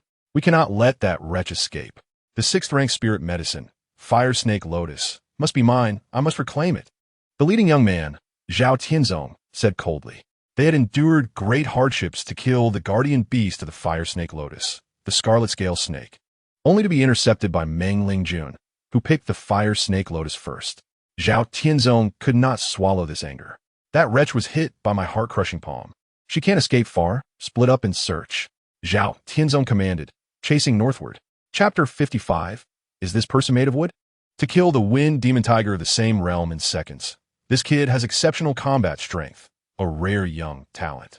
At this age, young talents appearing in the Qingyuan mountain range are either students of Qinglian Academy or Yunyai Academy. I have never seen him at Qinglian Academy. He is likely a student of Yunyai Academy. Now that I am heavily injured, it would be perfect if he could escort me out of the Qingyuan mountain range. The girl pondered, her face immediately breaking into a charming smile. "Little brother, you are really skilled. Even the Wind Demon Tiger at the 6th level of the Divine Pulse can't withstand your sword. Today, I was lucky to meet you, otherwise I would have been bullied by this beast." The girl, with bright eyes and white teeth, was enchanting like a siren, walking towards him with a graceful sway. Her eyes gentle as water, captivating the heart. What a vixen! How many hot-blooded young men can resist such charm? I have already killed it for you. You should fulfill the previous agreement and give me a 6th Rank Spirit Medicine, Yi Chen said coldly, extending his left hand. "Little brother, you saved me. I am very grateful and will definitely fulfill our previous agreement. You don't need to guard against me like I'm a thief," the girl elegantly approached, emanating a fragrant scent like a fully blooming red rose. Chapter 56. Red Thunder Valley. As night fell, the Qingyuan mountain range awakened like a slumbering wild beast. With celestial wolves howling at the moon, fierce birds breaking through the air, and giant apes uprooting trees. The area was filled with wild savagery and cruelty. And, compared to the daytime, it was like two different worlds. It is no exaggeration to call it a human forbidden zone. At this time, those entering the Qinyan mountain range for treasure hunting would generally find a place to hide, waiting for the night to pass and dawn to arrive before acting. However, Zhao Tianzong, Luo Ying, Zhou Xiong, and Tan Xingyu were chasing Meng Lingjun through the mountains under the stars. Luo Ying, possessing special abilities, was the first to detect Meng Lingjun's aura in the air, following it to a ravine, where he found a large area of forest destroyed, the ground stained with blood. Luo Ying furrowed his high nose, carefully sniffing the air. There was the aura of a beast and two human auras, one of which belonged to Meng Lingjun. The beast and Meng Lingjun's auras had not left this place. It seemed they had both perished. Who killed Meng Lingjun? Under the night sky, Luo Ying's eyes shot out two sharp beams of light. Chapter 57. Second-rank low-level martial technique. The best way to deal with a formidable enemy is to become stronger than it. Chen distanced himself from the Red Thunder Valley and went to a secluded canyon, taking out the second-rank low-level martial technique obtained from Meng Lingjun and carefully reviewing it. The methods to enhance strength are generally twofold. One is to raise cultivation, and the other is to enhance techniques. Chen is currently at the 9th level of the Divine Pulse and is facing the first watershed of martial arts cultivation. It is unrealistic to achieve a breakthrough in cultivation in a short time. Therefore, his first choice is to enhance techniques and practice stronger martial arts. According to martial arts rules, one can only practice second-rank low-level martial techniques after reaching the first level of Xian liquid. It is almost impossible for those with low cultivation to practice high-level martial arts, mainly due to two limiting factors. The first, practicing any martial technique will have backlash, and those with low cultivation cannot withstand the backlash from high-level martial arts. The second, high-level martial techniques consume a terrifying amount of true qi, which those with low cultivation simply cannot provide. Practicing recklessly can cause irreparable harm to oneself. A person at the 9th level of the Divine Pulse practicing second-rank low-level martial techniques is like a low cultivation person practicing high-level martial arts, and, generally, no one dares to attempt it lightly. Chapter 58. Cooperation. Swish, swish, swish. The four young men rushed into the canyon, their eyes scanning quickly like hawks searching for something. Seeing the scene inside the canyon, they all frowned. Luo, are you sure that person is at the 6th level of the Divine Pulse?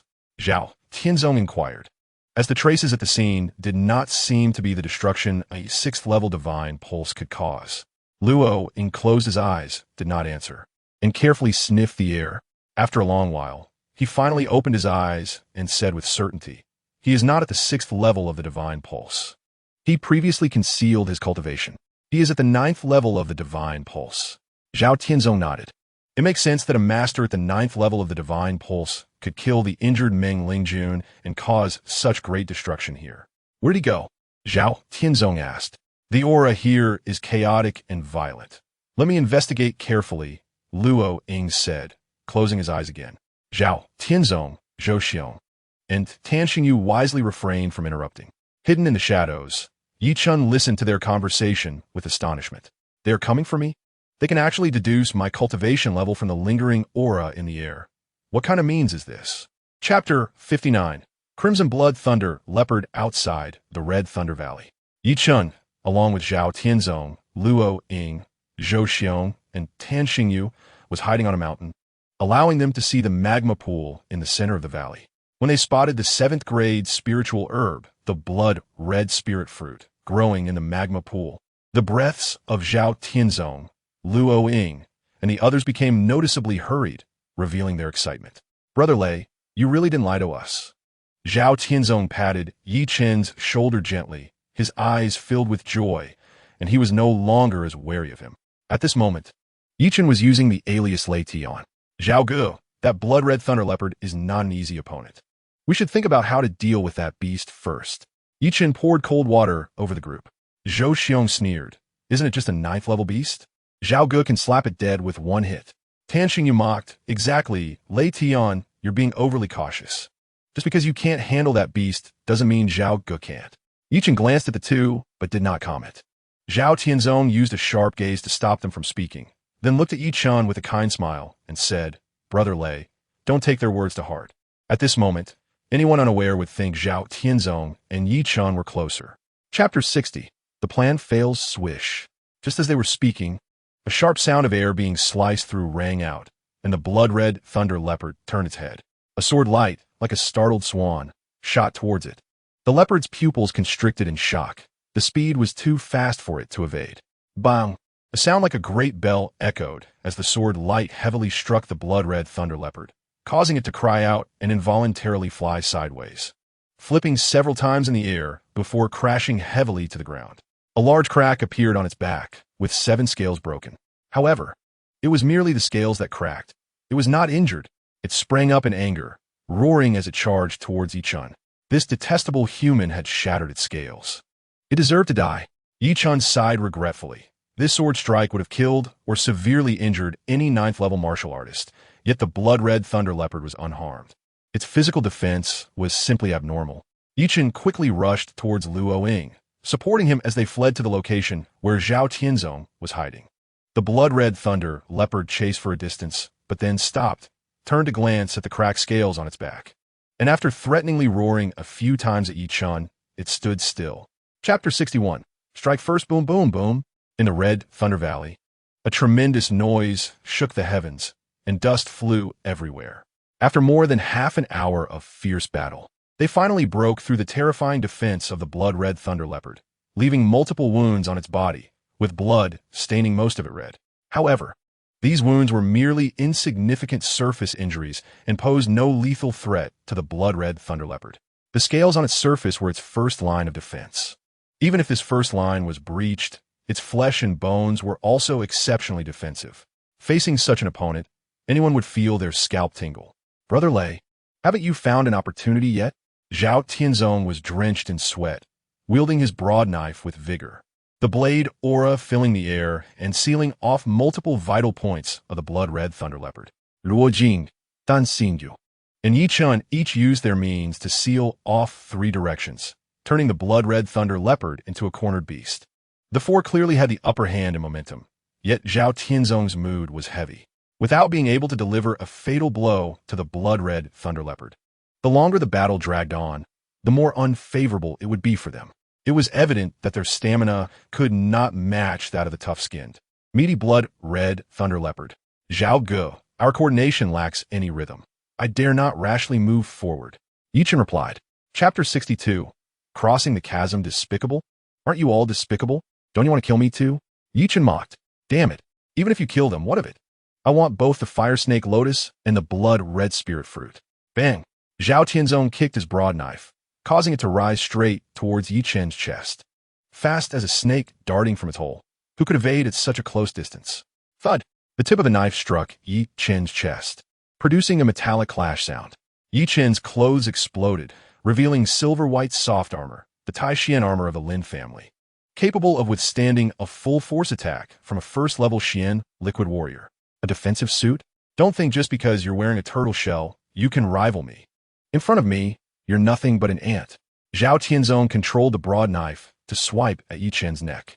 Suddenly, Yi Chen grabbed the back of the knife, his body becoming soft and boneless, as if a snake coiling around the broad knife, while the great wilderness sword pierced through the air towards Zhao Tianzong's throat.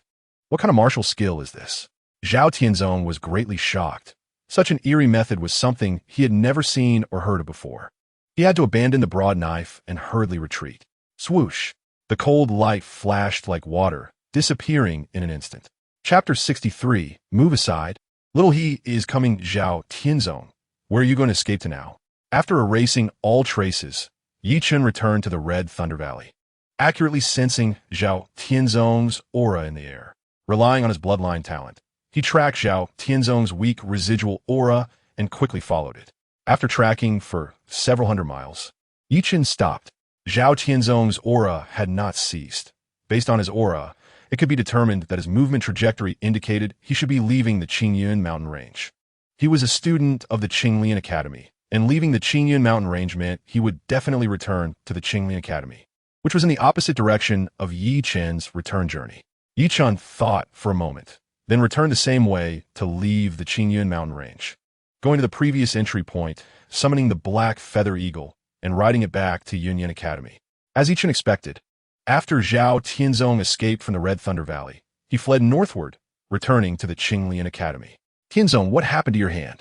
Zheng Yuan was shocked when he saw Zhao Tianzong. Zhao Tianzong's right hand was wrapped in white cloth, and his palm was actually missing. Teacher Zheng. Zhao Tianzong knelt in front of Zheng Yuan, crying bitterly. Don't cry, get up quickly. What happened? You need to tell me. Zheng Yuan's eyes turned red instantly. Chapter 64. Yi Chen returns receiving praise from everyone. Wang Xiaohe felt embarrassed, her little face turning red as she looked down shyly at her toes. Little he is shy. Everyone disperse, don't crowd around. Yang Shan kindly dispersed the crowd. Just then, 3 beast mounts flew in from the sky, letting out long whinnies that caught Wang Xiaohe's attention. Wang Xiaohe quickly looked over, her hopes turning into disappointment in an instant. Not Brother Yi. Boom. Suddenly, from more than 10 zhang above the ground, the leading flame horse kicked up its hooves, sending the boy on its back flying out. The flame horse flapped its wings and landed heavily on the square, becoming restless. Ouch! A cry of surprise rang out as the boy fell to the ground in a very awkward manner. 2 companions were startled and hurriedly jumped off their respective demon beast mounts to help the young man. Xiangu, are you okay? Get away. Pan Wenxuan angrily pushed the 2 companions away, stood up, and charged towards the flame steed, a long whip appearing in his hand, swinging it down. Beast! The whip cut through the air, and the flame steed spat fire in resistance. But the flames were easily extinguished as the whip struck heavily against the flame steed's body. Chapter 65. Fury. Many classes were in session in the morning, and the Spirit Medicine Hall appeared somewhat deserted. This kid is so fearless. Could he really have completed that level 9 task? Upon reaching the entrance of the Spirit Medicine Hall, Yan Yi suddenly grabbed Fong Tangjing, an ominous feeling arising in his heart. Yi Chen was too calm, completely looking as if he had victory in hand. Can you complete that level 9 task?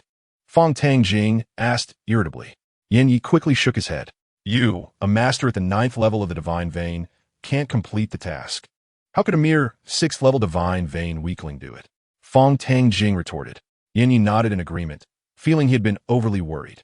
Before Yi Chen reached the task submission window, he first took out the task token and handed it to the young man inside.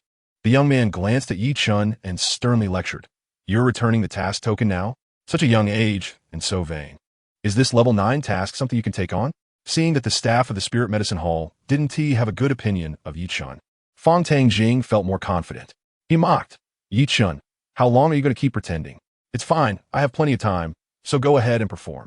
Fong Tangjing crossed his arms, looking completely at ease, waiting to win the bet. Chapter 66.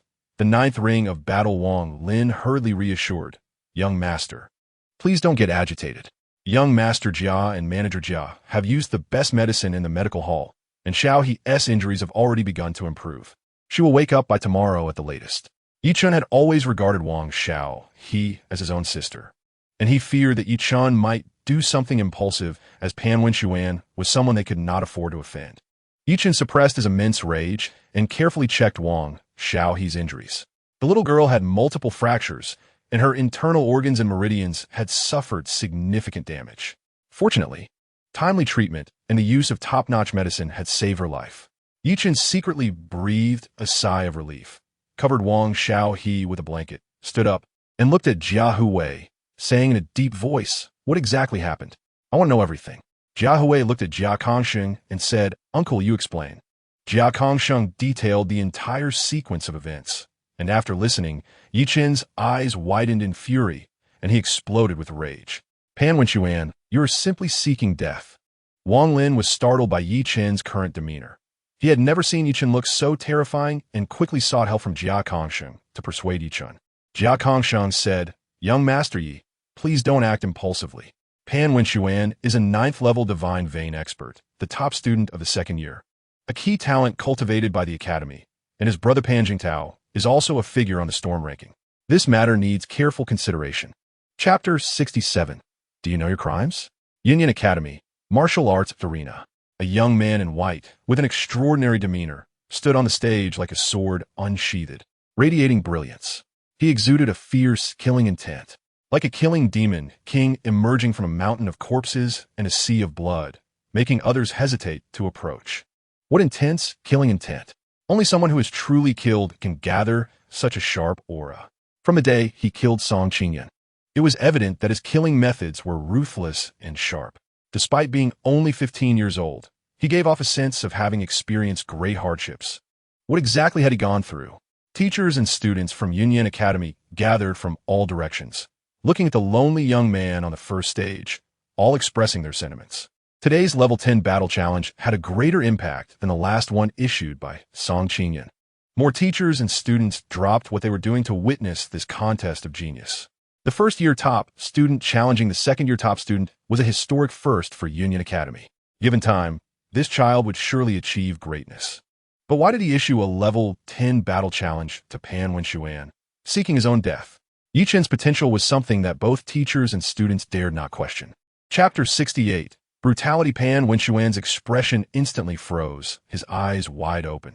He could only see a series of illusory afterimages flashing before him, unable to clearly see Yi Chen. Yi Chen's speed was too fast. What kind of movement technique was this? Pan Wenxuan found it hard to believe. He had never seen such a rapid movement technique. He was terrified and stumbled backward, but his speed couldn't compare to Yi Chen's heavenly spirit fist. Pan Wenxuan dared not delay and threw a punch. He could only hope that the terrifying fist technique would force Yi Chen back. Slap! Before his punch could fully unleash, his left cheek was violently slapped. His facial bones shattered and his teeth crumbled. His body uncontrollably flew sideways. The onlookers were stunned. Yi Chen had actually slapped Pan Wenxuan flying. A 9th-level divine vein expert was injured in one move. How is this possible? Thud! Pan Wenxuan crashed heavily to the ground, spitting out blood. His face had already deformed, swelling several inches high in an instant. Why you? How is this possible? How could you? Pan Wenxuan stammered, unable to articulate properly. He never dreamed that Yi Chen, whom he looked down upon, would possess such terrifying strength. Brother, be careful. He has hidden his cultivation. Chapter 69. The first person in history, brother. Pan Zhengtao roared in grief and indignation, suddenly spitting out a mouthful of blood and fainting. At this moment, everyone finally reacted. Pan Wenxuan was dead, killed by Yi Chen. Hiss! Everyone looked at the lonely figure standing on the stage, all involuntarily gasping in awe. A thought rising in their hearts. Never provoke Yi Chen or those around him. Slap! Yi Chen threw the long whip beside Pan Wenxuan's corpse, expressionless as he walked off the stage, leaving with Wang Lin. After all the teachers and students watched him leave the martial arts arena, a thunderous uproar erupted at the scene. Each person's expression became exceedingly exaggerated. A 9th-level divine vein. A 15-year-old 9th-level divine vein. The first person in the history of Yunyan Academy. Who would have thought that I was fortunate enough to be in the same class as such a genius? Yi Chen will undoubtedly become a legend in our Yunyan Academy. No, not just Yunyan Academy. He will be a legend for the entire Yunyan Prefecture. Many people showed fervent admiration for Yi Chen, viewing him as an idol. Especially some young girls, their hearts stirred, their affection for Yi Chen flowing like a continuous river. What is your true cultivation level? 1st level divine vein, 3rd level, 6th level, or 9th level? Jia Huwei muttered to himself. Chapter 70. The secret. That is not a secret. Ask away, Master Lin. Song will answer without holding back. Song Tianyang suppressed his inner rage and forced himself to remain composed. What I want to ask is, what is the rank of Yi Chen's bloodline? Lin Shuai's gaze suddenly sharpened like a knife, making Song Tianyang hesitant to meet his eyes. Why does Master Lin want to know this? A sense of foreboding suddenly gripped Song Tianyang's heart. Yi Chen has already broken through to the 9th layer of the divine vein, Lin Shuai said, retracting his sharp gaze and becoming calm again. What? Song Tianyang's eyes widened in disbelief, almost popping out his head in shock. He had personally taken Yi Chen's king-level bloodline, yet Yi Chen not only did not become a waste, but had now turned into such a terrifying figure. What had he gone through after escaping from the Xintian sect? Yi Chen has indeed broken through to the 9th layer of the divine vein, Lin Shuai repeated. Huff, huff, huff. Song Tianyang's breathing became rapid, sweat pouring down his forehead.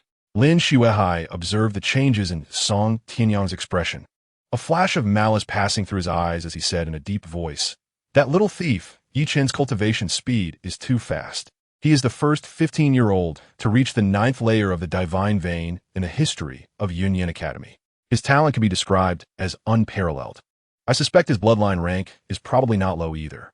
Chapter 71 Investigating Zhou Mu. In the evening, Jia Huwei returned to Union Academy from the Jia family.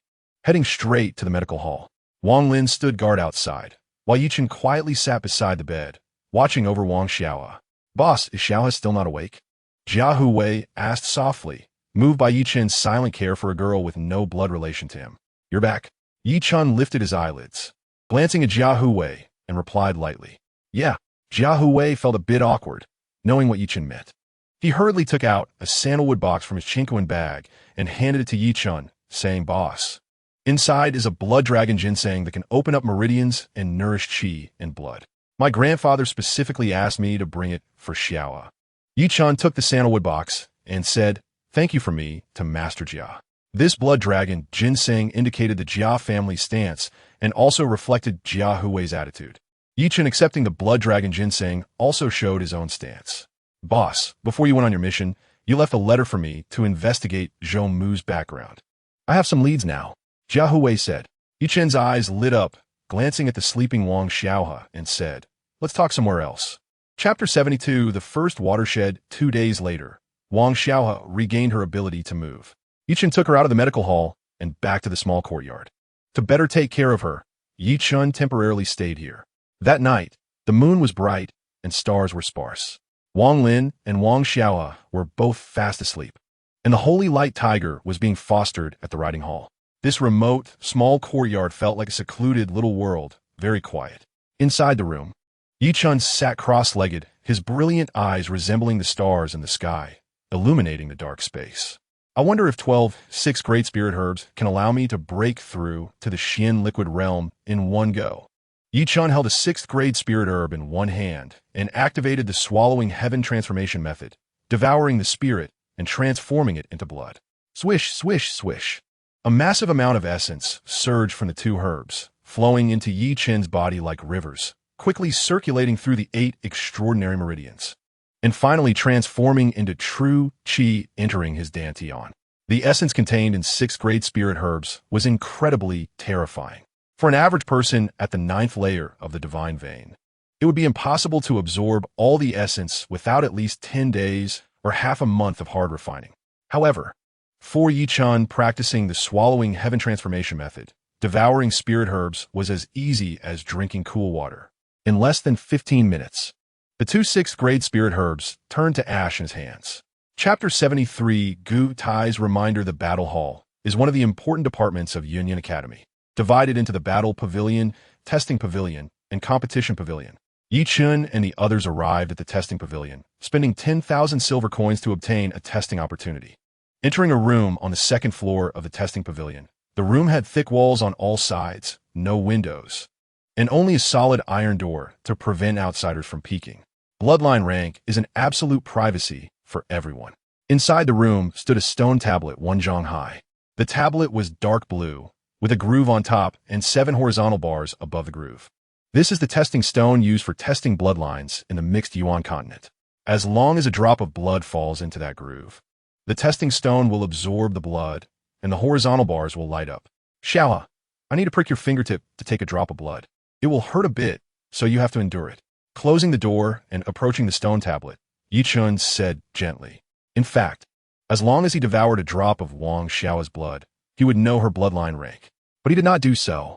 Brother Yi, I'm not afraid of pain. You can start. Chapter 74 New Student Trial. Yichen went to the courtyard to meet the 3 and left the battle hall. Jia Huwei hesitated for a moment and asked in a low voice, Boss, did you ask Master Ge?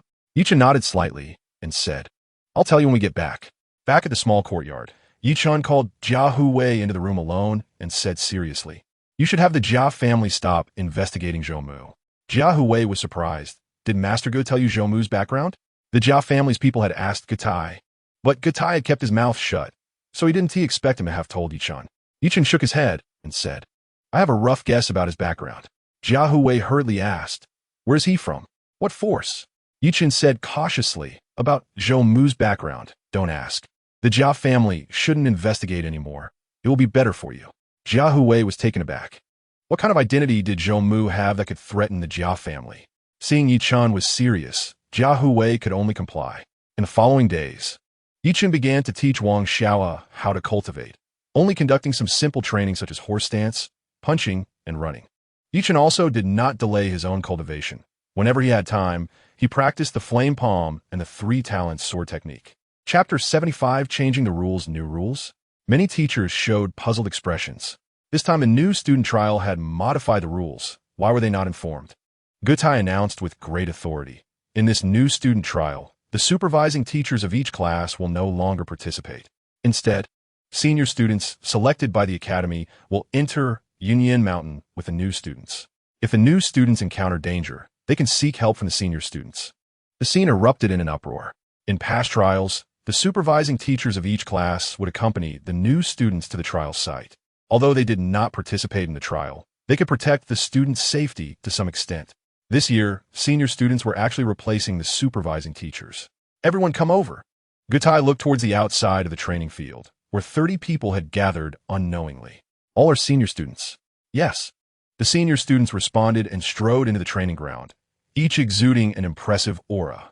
In an instant, Chen's sixth sense of crisis intensified. He finally understood why his sixth sense had been on high alert that morning. His crisis came from these senior students. One of them had a deep-seated grudge against Chen. He was Pan Zhongtao, the genius on the wind and cloud ranking and brother of Pan Wenxuan. Chapter 76. Even ants are greedy for life, boss. Wait for us. Jia Huwei, Han Yongyan, and Meng Liang chased for more than 10 miles, but lost sight of Chen. Yi brother's speed is too fast. Compared to him, we feel slower than snails. Han Yongyan gasped, clicking his tongue. Pan Zhongtao and the Lin family are chasing after Yi brother. What should we do? Meng Liang said worriedly. We can't catch up with the boss, but we can follow the Lin family. Let's go. Jia Huwei decisively moved and chased after a young man from the Lin family. Meng Liang and Han Yongyan said nothing and followed closely behind.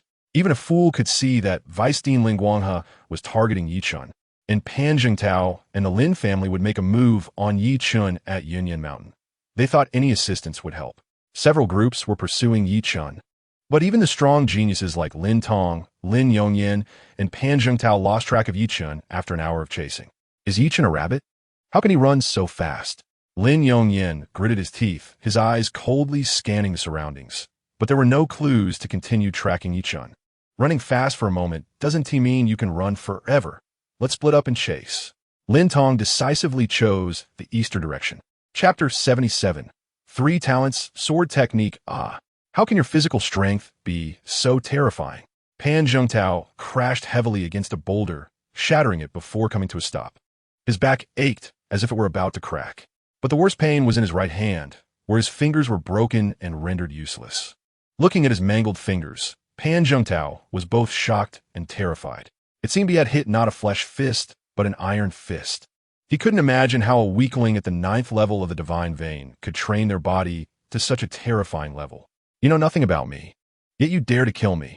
It's simply a joke. A mocking voice came, and Pan Zhongtao looked up sharply to see a handsome, cold-faced young man approaching slowly. Submit to me, and I'll spare your life. At this moment, Chen exuded an imposing and majestic aura like a ruler. Pan Zhongtao stood up, a long sword appearing in his left hand, pointing it at Chen with bloodshot eyes. Chen, how strong your body may be.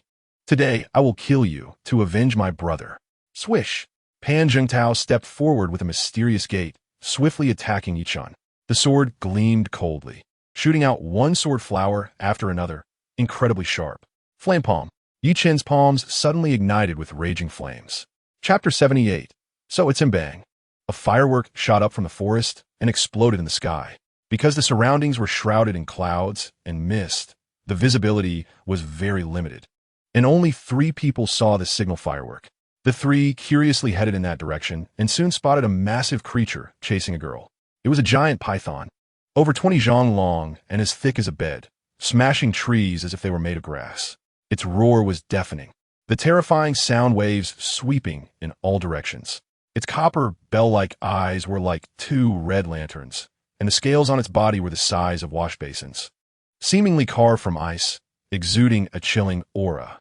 Wherever it passed, the cold air would soon freeze everything in its path. Ice-armored python. My gosh. Who has the guts to provoke an ice-armored python? The 3 were stunned. The ice-armored python was one of the most untouchable existences on Yunyan Mountain, ranking among the top 10 strongest demon beasts. New students had always avoided it, and no one dared to step into its territory. Unexpectedly, someone was bold enough to provoke it. Fleeing in front of the ice-armored python was a 15 or 16-year-old girl, dressed in a light yellow long dress, with a pair of lively big eyes, as beautiful as a fairy. Chapter 79. Pursue Chen glanced at a large tree in the distance and asked Chu Ran, "Can you still walk?" Chu Ran puffed her cheeks angrily. "What do you think?" When she fell, half of her body was frozen by the ice-armored python's cold air, and her left leg had hit a sharp stone on the ground, now swollen and numb, feeling like it was no longer hers. So even though Chen had dispelled the ice-armored python's cold air, she still had no ability to move for the time being. Chen walked over, and without hesitation, grabbed Chu Ran's arm and tossed her on his back. "What are you doing?" Chu Ran was dizzy from the toss, both shocked and angry. "If you don't want to die, shut up," Chen said coldly, using Phantom Step to head towards the mountain peak. He wasn't afraid of the Lin family, but this wasn't a place for a massacre. "Ah!" Chu Ran exclaimed, quickly wrapping her arms around Chen's neck. Chen just tossed her onto his back. He wasn't actually carrying her, and she almost fell off. "Are you trying to choke me to death?" Chen said irritably. "You can't choke me, you bastard." Chu Ran cursed, but she also sensed the killing intent in the forest and realized the situation was dire. She hurriedly clamped her legs around Chen's waist and loosened her hands a bit. Chapter 80. Leave them all behind. Chen frowned. He had a premonition that Zhou Mu was deliberately waiting for him here. He paused for a moment and headed towards the cliff fall peak without hesitation. "Chen, since you come, just stay." Zhou Mu leaped up, quickly chasing after Chen, stepping on the treetops. Closing in within 10 zhong, he struck down towards Chen without hesitation. The terrifying palm print came crashing down like a giant rock. Chen jumped aside, and the palm print smashed into the forest, causing it to collapse and leaving deep craters in the ground. Zhou Mu followed up with another palm strike, locking onto Chen's landing point. Looking for death, Chen was furious and turned to meet the attack with a palm. Flames erupted from Chen's palm, shattering the palm print, but he was also sent flying back. 9th level of the divine vein. "You really hid your cultivation." After stabilizing himself, Chen looked at Zhou Mu coldly and said. Chen was not surprised by Zhou Mu's high level. If Zhou Mu's background was indeed as Chen had guessed, perhaps the 9th level of the divine vein was not even his true strength. "Chen, I told you before that the geniuses in Yunyan Academy are nothing in front of me. I gave you a chance, but you didn't cherish it. Now you can't blame me." Zhou Mu exuded an imposing aura, like a born king. Chapter 81, just one word, strong. Lin Tong, Lin Yongye, and Lin Ruoshi were stunned, utterly shocked. Lin Hui, Zhang Ji, and Fong Tangjing were all at the 9th level of the divine meridian realm. Yet Chen killed them as easily as cutting vegetables, as if his realm was leagues beyond theirs. The truth was, Chen was also at the 9th level of the divine meridian realm. In the same realm, he could eliminate 3 people in seconds. Even Lin Yongye, who was at the 1st level of the mysterious liquid realm, couldn't do that. He, being at the 1st level of the mysterious liquid realm, could crush the 3 of them based on realm alone and could kill them single-handedly. However, he couldn't do it as easily and leisurely as Chen, who seemed to be unfazed. Could it be that Chen was already stronger than someone at the 1st level of the mysterious liquid realm? This was simply unbelievable. The gap between the 9th level of the divine meridian and the 1st level of the mysterious liquid was only 1 realm apart. Yet it was a chasm that was hard to cross. This guy had planned this long ago. After the shock, Chu Ran suddenly realized. She finally understood why Chen had escaped so slowly before. It wasn't that his movement technique was lacking. He was doing it on purpose. He deliberately lured everyone to chase him.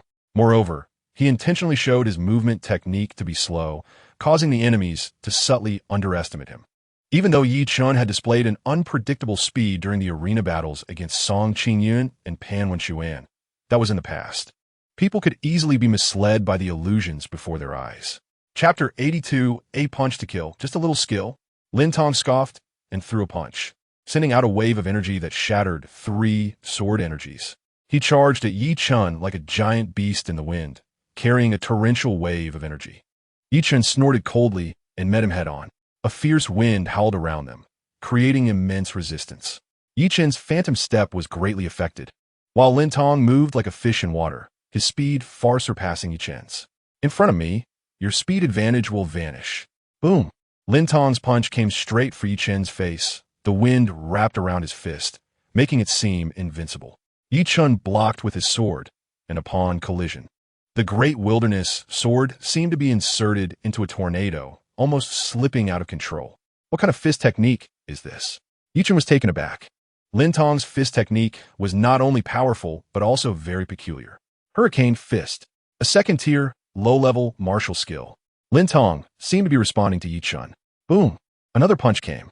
Yi Chen blocked with his sword horizontally. Lin Tong's punch bent the great wilderness sword deeply, and Yi Chen's clothes were torn by the wind of his punch. The silver-white Tai Xian armor was revealed, making Lin Tong's eyes almost burst. This was a treasure of the Lin family, now worn by Yi Chen. Chapter 83 Death with Conviction. Lin Yongye and Lin Ruoxi were terrified and rushed toward the direction where Lin Tong had fallen.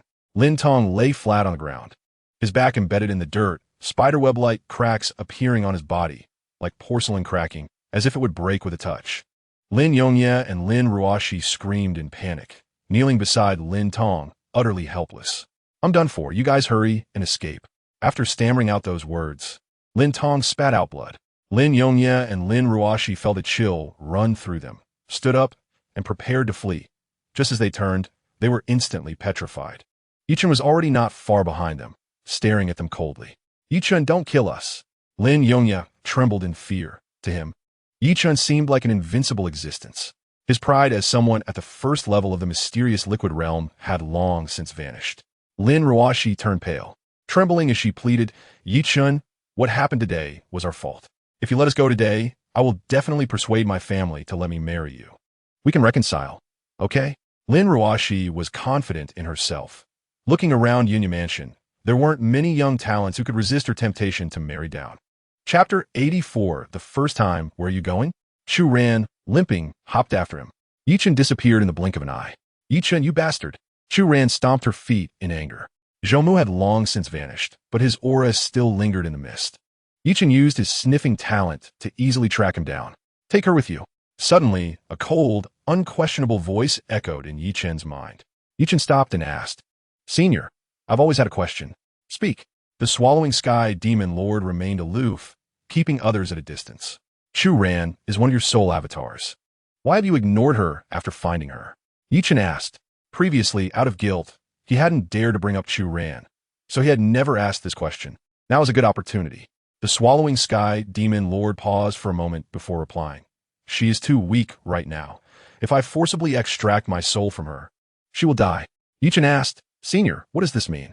Since Chu Ran is a soul avatar of the swallowing sky demon lord, she will eventually merge with him and disappear from this world. Why is the swallowing sky demon lord still worried about her dying? The swallowing sky demon lord explained. Although Chu Ran is a reincarnated soul avatar of mine, she has also given birth to a new soul. As long as she grows to a strong enough realm, even if I extract the soul that belongs to me, she can continue to live in this world. Chapter 85 Ancient Mechanisms. It is often said, wealth and danger go hand in hand. Opportunities and dangers often coexist. The greater the opportunity, the greater the danger. Yi Chen's sixth sense simultaneously issued a crisis warning and opportunity guidance, which was not surprising. Yi Chen hesitated for a moment. Those two strong figures were already far beyond what he could handle. The danger was too great, and the opportunity seemed trivial. Let's go take a look. Suddenly, the cold voice of the swallowing sky demon lord sounded in his mind. Senior, do you know what's ahead? Yi Chen's heart stirred. This was the first time the swallowing sky demon lord had actively reminded him. You'll know once you go. The swallowing sky demon lord replied impatiently. Yi Chen no longer hesitated, and after repeatedly instructing Chu Ran, he slowly advanced forward. Even the swallowing sky demon lord had spoken, indicating that the opportunity was significant, and taking a risk was worth it. After moving a distance, the area ahead suddenly opened up, and the mist became thin. A huge lake appeared faintly, and on the southern shore of the lake stood a stone tablet towering a yard high, in front of which stood two people examining it. One was a young man, and the other was an old man. The young man was Zhou. Yi Chen and Chu Ran hid behind a giant rock, cautiously observing the movements of the two. Chapter 86. The mantis catches the cicada. While I am the yellow sparrow rising from the lake was actually an island, occupying an area of about 3 to 400 zhong, its weight unknown. It had been hidden at the bottom of the lake, controlled by mechanisms to rise up. The terror of ancient mechanisms left the onlookers dumbfounded. The island is full of stones, and in the center of the island stands a stone house, looking ancient and weathered. The lake water rushes down from the island crazily, flowing into the lake. "Young master, we are landing on the island," Zhou Fu exclaimed excitedly, grabbing Zhou Mu's arm, stepping on the surface of the lake, and running wildly towards the island in the lake. Has he found the inheritance of the Cloud Cliff Taoist? Chu Ran couldn't believe it, and after coming to her senses, she felt very anxious and wanted to land on the island. "Don't rush." Chen pulled her back, and just as he spoke, a loud laugh suddenly echoed. "Ha, I was right. This place is controlled by ancient mechanisms. I didn't expect that there are still people in this era who can crack it." A man in black appeared in Yi Chen's line of sight. This was a man wrapped in black clothing, with only a pair of sharp, glowing eyes visible. He too stepped on the lake surface, rushing towards the island like a flying arrow. "Who are you?" Zhou Fu turned his head, glaring at the man in black, demanding an answer. Chapter 87. Battle with Zhou Mu. Yi Chen gave Chu Ran a glance, and she quietly retreated to the wall. Meanwhile, Zhou Mu forcefully pushed off the ground with his left foot, shooting towards Yi Chen like a released arrow, throwing a punch directly at Yi Chen's face. He didn't use any true energy, purely relying on his physical strength. He created a terrifying sound as he broke through the air. Yi Chen snorted lightly and met his punch with his own, using pure physical strength against pure physical strength, like hitting an egg against a rock. Zhou Mu scoffed in derision. He was a king-level bloodline warrior, born for battle, with an inherently strong physique. Moreover, he had used various precious bloods and herbs to refine his body since childhood, making his physique comparable to steel. Even stronger opponents with 2 or 3 levels higher than him wouldn't dare to compete with him in physical strength. It was simply ignorant and fearless for Yi Chen, of the same realm, to collide with him using pure physical strength. Boom! The two fists collided like 2 giant rocks crashing into each other. Both of their arms trembled, and their feet slid backward. Zhou Mu's eyes widened in surprise. This collision was surprisingly evenly matched. This was simply unbelievable. Yi Chen came from a remote place, where cultivation resources were scarce. How could he have trained his body to such a level? Zhou Mu grunted, steadying himself, and charged again, still attacking with his physical fists. Chapter 88. Chaotic Fists. Zhou Mu grunted repeatedly, his shirt on his chest exploding, revealing dark red armor. This was the 9-cloud flame armor, which had withstood the unmatched power of the thunderclap fist. Zhou Mu glanced down at his chest, gritting his teeth. If it weren't for this 9-cloud flame armor, he would probably have been killed by Yi Chen's punch today. No wonder so many from the Lin family couldn't kill you, Yi Chen. You truly surprise me. Zhou Mu's eyes turned cold, filled with killing intent. You've completely angered me now. Yi Chen scoffed. You, a dignified descendant of a war king, with a realm higher than mine, can only rely on external objects to withstand my martial skills. I truly feel ashamed for you. Zhou Mu was taken aback and said coldly, since you already know my identity, then you deserve to die even more. Zhou Mu's killing intent was evident as a gleaming treasure sword appeared in his hand. He swung the sword with both hands, attacking Yi Chen fiercely. Swish, swish, swish. The blade's wind surged like a tide, and the momentum was overwhelming. Numerous sword shadows filled the air, sealing off multiple vital points of Yi Chen. The great wilderness sword appeared, and Yi Chen swung his sword to resist, also generating a fierce wind, countering vigorously. Clang, clang, clang.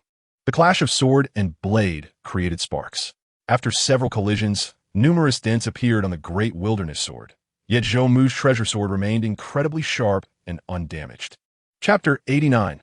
Yi Chen's background hiss. Zhou Fu and the man in black gasped in disbelief, speechless. How could Yi Chen, with a divine vein at the 9th level, sustain the continuous use of second-tier intermediate martial skills with such thin, true energy? This terrifying scene felt dreamlike. The true energy within Yi Chen seemed even more robust than that of a master at the 4th level of the Shen liquid realm.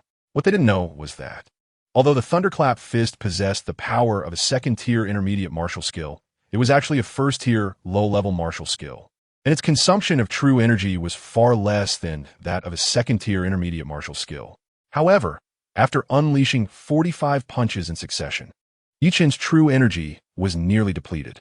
At this moment, he was sweating profusely, his face pale, and breathing heavily. But he had no intention of stopping. The 46th punch directly aimed at Zhou Mu's head. Zhou Mu's head was unprotected by the 9-cloud flame armor. Now, he was like a floating weed in the tide, unable to defend actively. He could only watch helplessly as Chen delivered this earth-shattering punch. Am I really going to die at his hands? Zhou Mu found it hard to accept this fact. Chen was just a bastard child, raised in a small place. What could he possibly compare to? When Zhou Mu learned of this half-brother, his thought was, if Chen had good talent, he could be used under him. If not, he could just be killed to end it all. Chapter 90. Dragon Pattern Gold. Continuously using the second-tier low-level martial skill, the Thunderclap Fist was very taxing on Chen. At this moment, his true energy was almost exhausted. He had to quickly find a hidden place to retrieve the bodies of Lin Tong, Lin Ruoxi, Lin Yongye, Lin Hui, Zhang Ji, Feng Tangjing, and others to devour their bloodlines. After completely absorbing the bloodline powers of the 6 people, Chen's true energy recovered somewhat, and he gained 6 types of bloodline talents, though they were not much help. Chen took out all the spiritual herbs from the 6 people's Qinkuan bags to absorb and cultivate. There were quite a few spiritual herbs in the Qinkuan bags of the 6 people, especially in Lin Tong and Lin Yongye's bags, which contained 5 5th-grade spiritual herbs combined. However, it was still far from enough. Chen only recovered 50%. Fortunately, there were still many valuables in the 6 people's Qinkuan bags, which, when exchanged for spiritual herbs, should help Chen recover to his peak. After erasing the traces at the scene, Chen left the place, walking a distance down a mountain before finding a hidden spot to hide. Only then did he have time to digest the information he had gained today. Zhou Mu turned out to be my half-brother. Does that mean my father is from the working manor? Although Chen found it hard to accept this news, he almost believed in its authenticity. Chapter 91. The new great wilderness sword. Chen's heart was ablaze. The refining material that the devouring heavenly demon lord praised so highly was unimaginable in value. If his great wilderness sword were forged from dragon pattern gold, a divine metal, it wouldn't have been severed by Zhou Mu's silver moonblade during their battle. The most powerful aspect was still the addition of dragon might, which could enhance the user's attack power and deterrence. It meant that if Chen forged a weapon with dragon pattern gold, his combat power would reach new heights. However, with your current cultivation, you still cannot melt dragon pattern gold to forge weapons. Suddenly, the devouring heavenly demon lord poured cold water on Chen. I can't melt it? Chen was somewhat unconvinced, flames blazing in his hand as he controlled the fire to envelop the dragon pattern gold. Under the searing flames, the dragon pattern gold remained completely unchanged. How hard it is! Chen continuously intensified the flames, and soon the space he was in was filled with extreme heat, causing the surrounding stones to begin melting, but the dragon pattern gold showed no signs of change. Chen truly could not melt it. Holding divine iron in his hand, but unable to forge it into a weapon, left Chen feeling as though he was chewing wax. That feeling was akin to a penniless man sitting on a mountain of gold and silver, yet unable to use it. Chapter 92. Short-lived ghost sigh. I wonder how Brother Yi is doing now. Meng Liang sighed. As time passed, his heart grew increasingly anxious. He, along with Jia Huwei and Han Yongyan, had been tracking Lin Xiao, a disciple of the Lin family, for almost 5 days. Although they had not lost track of Lin Xiao, they had long since lost sight of Chen. Big Brother is blessed by heaven. He will definitely be fine. Although Jia Huwei said this, he felt a sense of uncertainty in his heart. Suddenly, Lin Xiao in front stopped and turned to look at the 3, a cold smile creeping onto his lips as he asked, Jia Huwei, what exactly do you intend by following me for so many days? Do you want to rob me of my treasures? Jia Huwei angrily stepped forward and shouted, Lin Xiao, stop pretending to be confused. Where have Lin Tong, Lin Yongyan, and the others gone? They could not find Chen, but if they could locate Lin Tong, Lin Yongyan, and the others, it would suffice. Lin Xiao snorted. They're the guardians of this trial, naturally protecting everyone during the trial. How would I know where they have gone? Jia Huwei scolded. Don't think I don't know what your Lin family is up to. Aren't you hunting my big brother everywhere? Chapter 93. Trial ends in the blink of an eye. The new student trial was about to end. Not only was everyone in Yunya Academy paying close attention to the results of this trial, but many forces within Yunya City were also closely watching, especially the three major families. Every year after the new student trial, the three families would send people to check the results, as their disciples were numerous and the results of the new student's first trial were of great significance. Early this morning, Lin Shuahai, the head of the Lin family, brought Song Tianyang to Yunya Academy. Master Song, today is a day of great joy. Cheer up a bit. Lin Shuahai said to the haggard-looking Song Tianyang. The head of the Lin family is right. Today is a day of great joy. It should be celebrated. My only regret is that I didn't personally kill that traitor Yi Chun and take his head to honor the spirit of Qing Yun in heaven. Song Tianyang said viciously. The Lin family would naturally destroy the corpse after killing Yi Chun during the trial and would not bring the body down from Yunya Mountain. Yi Chun dying on Yunya Mountain, with no bones left, becoming a wandering ghost, would be the best tribute to Qing Yun in heaven, Lin Shuahai stated. Song Tianyang nodded, releasing a sigh of resentment. Chapter 94, Unbearable Hatred Before Long. The young members of the Lin family returned, a total of 9 people, 5 of whom were disheveled, their faces swollen like pig heads, looking quite miserable, instantly becoming the focus of the scene. What happened to them? How could they be so miserable? It looked like they had been beaten up. Who dared to target the Lin family's disciples like this? Everyone was puzzled. Although the trial had its dangers and students could compete with each other, this was clearly targeted. Even some injured students did not suffer as badly as these 5 from the Lin family. Lin Guanghe's face twitched as he stepped forward and asked in a deep voice, "What happened to you?"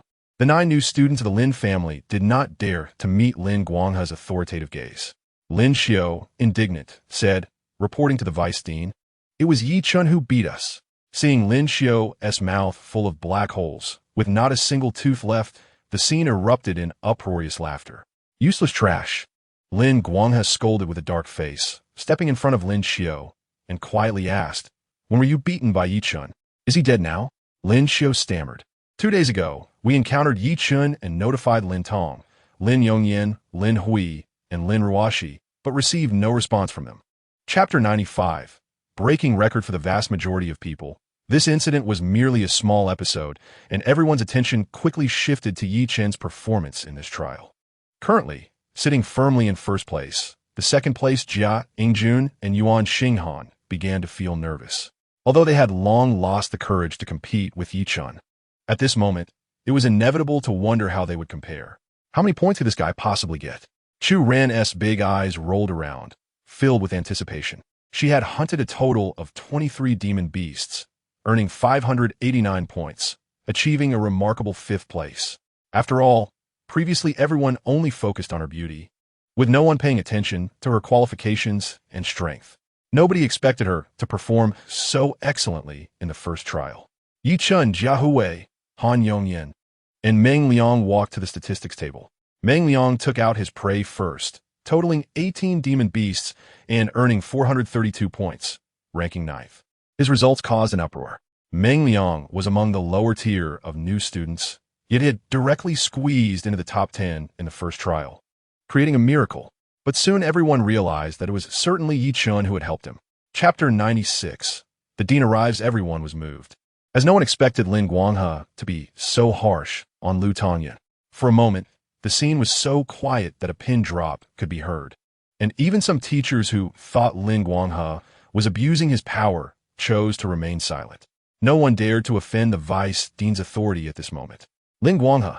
Yi Chun helped Lu Tongyan up, glaring at Lin Guanghe and gritting his teeth, shouting you as the vice dean directly attacked someone without asking for the truth.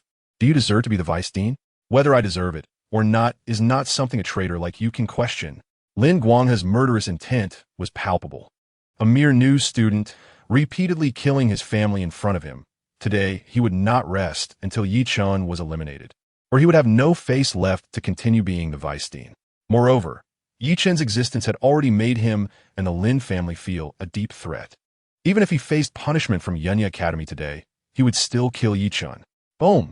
Lin Guanghe struck down at Yi Chun without further ado. A powerful being at the 8th level of Xian Liquid had the ability to destroy the heavens with a single gesture. If you want to kill me, it won't be that easy. At the moment of life and death, Yi Chun did not retreat in the slightest. The swallowing heaven transformation technique operated frantically, quickly activating the battle technique. Chapter 97. This is Fate. Lin Guanghe was filled with shock and panic as he asked, Dean, what basis do you have to punish me so severely? Xiao Juyi said in a deep voice, you know exactly what you have done. Just leave and retain a bit of your last dignity. The crowd was in an uproar. What had Lin Guanghe done? He had injured Lu Tongyun and failed to kill Yi Chun. Although this violates the rules of Uni Academy, it shouldn't lead to the direct dismissal of the vice president or expulsion from Uni Academy, right?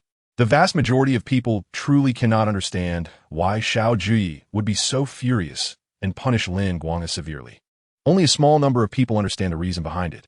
Lin Guanghe's face instantly turned pale and then flushed. Between him and Yi Chun, Xiao Juyi actually chose Yi Chun. Clenching his fists until they creaked, his eyes reddened as he stared at Xiao Juyi. But in the end, he lacked the courage to challenge the authority of the strongest in Uni Academy. He turned his gaze to Yi Chun and shouted with a twisted face. Yi Chun, the little thief, no one can protect you for a lifetime. You can hide for a moment, but you can't hide for a lifetime. Oof. Lin Guanghe angrily flicked his sleeves and strode away. Everyone's eyes were fixed on Lin Guanghe's back, their hearts filled with mixed emotions. Just a moment ago, the imposing and domineering vice president of Uni Academy had been swept out the door in an instant, falling from grace. This revealed the unpredictability of the world. Chapter 98. Mutual benefits. Lu Tongyun was stunned. This sudden promotion was as unbelievable as a pie falling from the sky. Teacher Lu, please respond. Yi Chun reminded in a low voice beside her. Oh. Lu Tongyun glanced at Yi Chun and quickly regained her composure, hurriedly cupping her fists and bowing. Thank you for your kindness, President, but I am inexperienced and have no merits. I fear I cannot take on the position of steward. Please retract your order, President. All the teachers were taken aback. Such a rare opportunity. And she actually refused? Xiao Juyi said. Class B of the first year has secured 5 spots in the top 10 in this trial. This is a tremendous achievement. Lu Tongyun looked at the 5 who made it to the top 10 and calmly said, they earned this honor through their own efforts. I dare not take credit. Lu Tongyun knew very well that aside from Chu Ran, it was all Yi Chen's credit. She naturally wouldn't take credit for her students' achievements. Xiao Juyi's eyes held admiration as he said, this honor is both theirs and a reflection of your excellent guidance. Don't be modest. Yi Chun urged in a low voice. Teacher Lu, you are the supervising teacher of Class B in the first year. The honor we earned is also yours. Chapter 99. Breakthrough. First level of Xian, Liquid, the 4 of them, went to the dining hall to celebrate and didn't leave until very late. As dawn broke, Yi Chun quietly slipped out of Uni Academy, disguised himself, and went to the Tianwu Chamber of Commerce to exchange the spoils he had taken for spirit herbs. The reason for choosing the Tianwu Chamber of Commerce instead of the Spirit Herb Hall was that those items belonged to Lin Tong, Lin Yongya, Pan Jingtai, and others, and could not be seen in public. Exchanging them at the Spirit Herb Hall would be tantamount to telling everyone that he was the murderer of those people. Yi Chun was not that foolish. Going to the Tianwu Chamber of Commerce was a different matter. First, the Tianwu Chamber of Commerce maintains absolute confidentiality regarding customer information, which is the most basic credibility that has allowed it to thrive. Second, Yi Chun concealed his identity, so even if the Lin family used special means, they would not be able to find direct evidence against Yi Chun. After the exchange, Yi Chun began to enter seclusion in Wang Lin's small courtyard. After refining and absorbing the spirit herbs he had exchanged, he restored himself to his peak. Within his 2 dantians, true qi was abundant and quietly leaking out. Yi Chun took out the 3 6th-grade spirit herbs given by Jia Huwei, Han Yongyin, and Meng Liang, as well as the 2 7th-grade spirit herbs, preparing to make a concerted effort to break through to the Xian liquid realm. Chapter 100. Intelligence. Qinglian Mansion, Qinglian Academy. Teacher Zheng, you were looking for me? The dejected Zhao Tianzong arrived at Zheng Yuan's residence. Once a brilliant talent, he had now wasted his youth and become a half-invalid. The person sent to Uni Academy has returned and has already discovered the true identity of Lei Tian. Zheng Yuan glanced at Zhao Tianzong, and a hint of disappointment appeared in his eyes. Zhao Tianzong's spirit immediately lifted, and his eyes shot with a fierce glare, staring intently at Zheng Yuan. You guessed correctly. Lei Tian is indeed a student of Uni Academy. However, Lei Tian is not his real name. His real name is Yi Chun. Zheng Yuan said in a deep voice. Yi Chun. Zhao Tianzong glanced at his bare wrist and gritted his teeth, revealing a murderous intent. Do you know? That Yi Chen is just a first-year student at Uni Academy, Zheng Yuan said. What? How is that possible? With his strength, how could he be a first-year student? Zhao Tianzong was taken aback. It was unbelievable that a first-year student could injure him. The fact is, Yi Chen is the #1 genius of Uni Academy. Do you know what this means? Zheng Yuan's expression became serious. No matter what kind of genius he is, he must die. Zhao Tianzong roared. Chapter 101. The identity of the man in black. Yi Chen reached out and grasped at the air. Mist flowed through his hand. This was mist transformed from spiritual energy, with a density exceeding that of the outside world by 10 times. Moreover, the gathering spirit array would continuously absorb the surrounding spiritual energy, causing the concentration of spiritual energy within the formation to only increase. This is the wonderful aspect of the gathering spirit array. Setting up a gathering spirit array allows for a continuous influx of spiritual energy from the world, making it a highly profitable endeavor. Sitting cross-legged, Yi Chen operated the swallowing heaven transforming Tao technique, opening all his pores to absorb the surrounding spiritual energy. In an instant, he resembled an endless black hole, crazily devouring the spiritual energy in the room. White gas flowed into Yi Chen's body like thousands of rivers and was rapidly refined into true qi by him. Yi Chen's refining speed was so fast that within less than 3 breaths, the mist in the room disappeared without a trace, returning to its usual state. The speed at which the gathering spirit array gathered spiritual energy couldn't keep up with Yi Chen's refining speed. He could only stop cultivating and let the gathering spirit array slowly accumulate spiritual energy.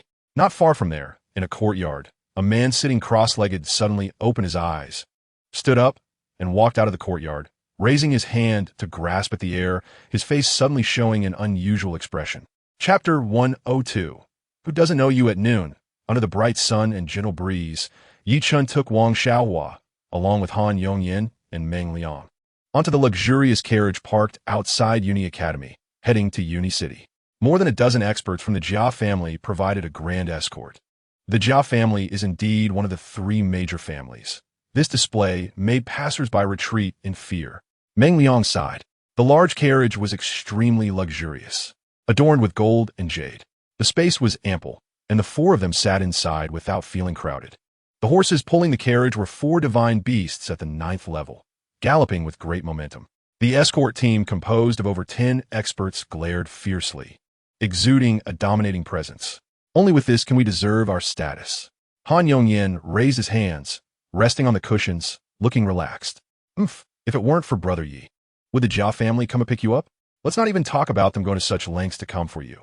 Even if you went to them, you'd probably be turned away at the door. Meng Liang bluntly exposed Han Yongyan's hidden thoughts. Han Yongyan scratched his head awkwardly. Today is the 80th birthday of the head of the Jia family, Jia Zheng. If it weren't for Yi Chen's connection, they would have been turned away even if they had actively come to celebrate. Chapter 103. Unwarranted Suffering. In the Guanchao Pavilion, there are 8 people, with the 2 leading figures being Jia Huwei's cousin Jia Ongran and a young master from a prominent family in Yunya City named Bao Luan. Both are in their early 20s, very humble and courteous towards Yi Chen, actively inviting him to sit in the Tingxiao Pavilion. Jia Ongran instructed someone to arrange tables and serve fine wine and food for the newcomers. He raised his wine glass first and toasted to Yi Chen. Brother Yi, for this first cup, I must congratulate you. Congratulate me for what? Yi Chen was taken aback. Jia Ongran replied. Yunya Academy has already clarified that the death of the Lin family members was caused by outsiders and has nothing to do with you, Brother Yi. Now that you have cleared your name, the Lin family will no longer dare to make things difficult for you. This is great news. Let's raise a toast. Yes. The Lin family has relied on their power to bully others and falsely accuse you of being the murderer. Now that the truth is out, it has severely slapped the Lin family in the face. Let us see if they still dare to speak ill of you. Bao Luan also raised his glass, appearing quite pleased for Yi Chen. After this incident, the Lin family has lost all their face. They won't dare to show up in front of you, Brother Yi, and will probably avoid you altogether. Chapter 104. Who dares to stop me? Jia Per disdainfully said. No matter who she is, if you don't back down today, she will die. Jia Yan gritted her teeth. Jia Pei'er, you will pay the price for your narrow-mindedness. She is Yi Chen's sister, the first genius of Yunya Academy. Do you understand? The other girls were shocked. The name Yi Chen is thunderous. They all looked at Jia Pei'er with questioning eyes, not daring to offend Yi Chen. After a moment of surprise, Jia Pei'er coldly laughed. So what if she is Yi Chen's sister? Can she come here to steal food? My Jia family is so grand. How can we fear a mere Yi Chen? Jia Yin, since you still refuse to back down, I will beat you until you do. Smack! Smack! Jia Pei'er raised her sleeve and ruthlessly slapped Wang Xiaohua. Wang Xiaohua was slapped until she coughed up blood, but the young girl remained strong and silent. Jia Pei'er, stop hitting her. Brother, Yiga, save me. Jia Huwei, who was talking with everyone on the island in the lake, suddenly stood up. Did I hear Yin shout? Jia Huwei looked puzzled. Chapter 105, Not Worthy. Yi Chen walked out of the wind-listening pavilion when a young man blocked his path. The young man was tall and fit, with thick eyebrows and big eyes, arms crossed, and an arrogant demeanor. Yi Chen, this is the Jia family. You cannot act recklessly. If you must vent your anger, I will accompany you. Let us fight on the arena. If you win, I'll 1T stop you. If you lose, then don't pursue this matter any further. The young man was very arrogant, looking down at others. You are not worthy. Yi Chen coldly snorted. What did you say? The young man's eyes widened, instantly furious. Damn, Yi Chen is too arrogant. Jia Jinping is a master at the first level of Xian Liquid, the 21st genius on the Yunya Academy's ranking list, and he actually says he is not worthy to fight him. I admit Yi Chen is a prodigy, but to underestimate others like this is truly arrogant. He is only at the 9th level of the divine vein. Why should he look down on a master at the first level of Xian Liquid? So arrogant and ignorant.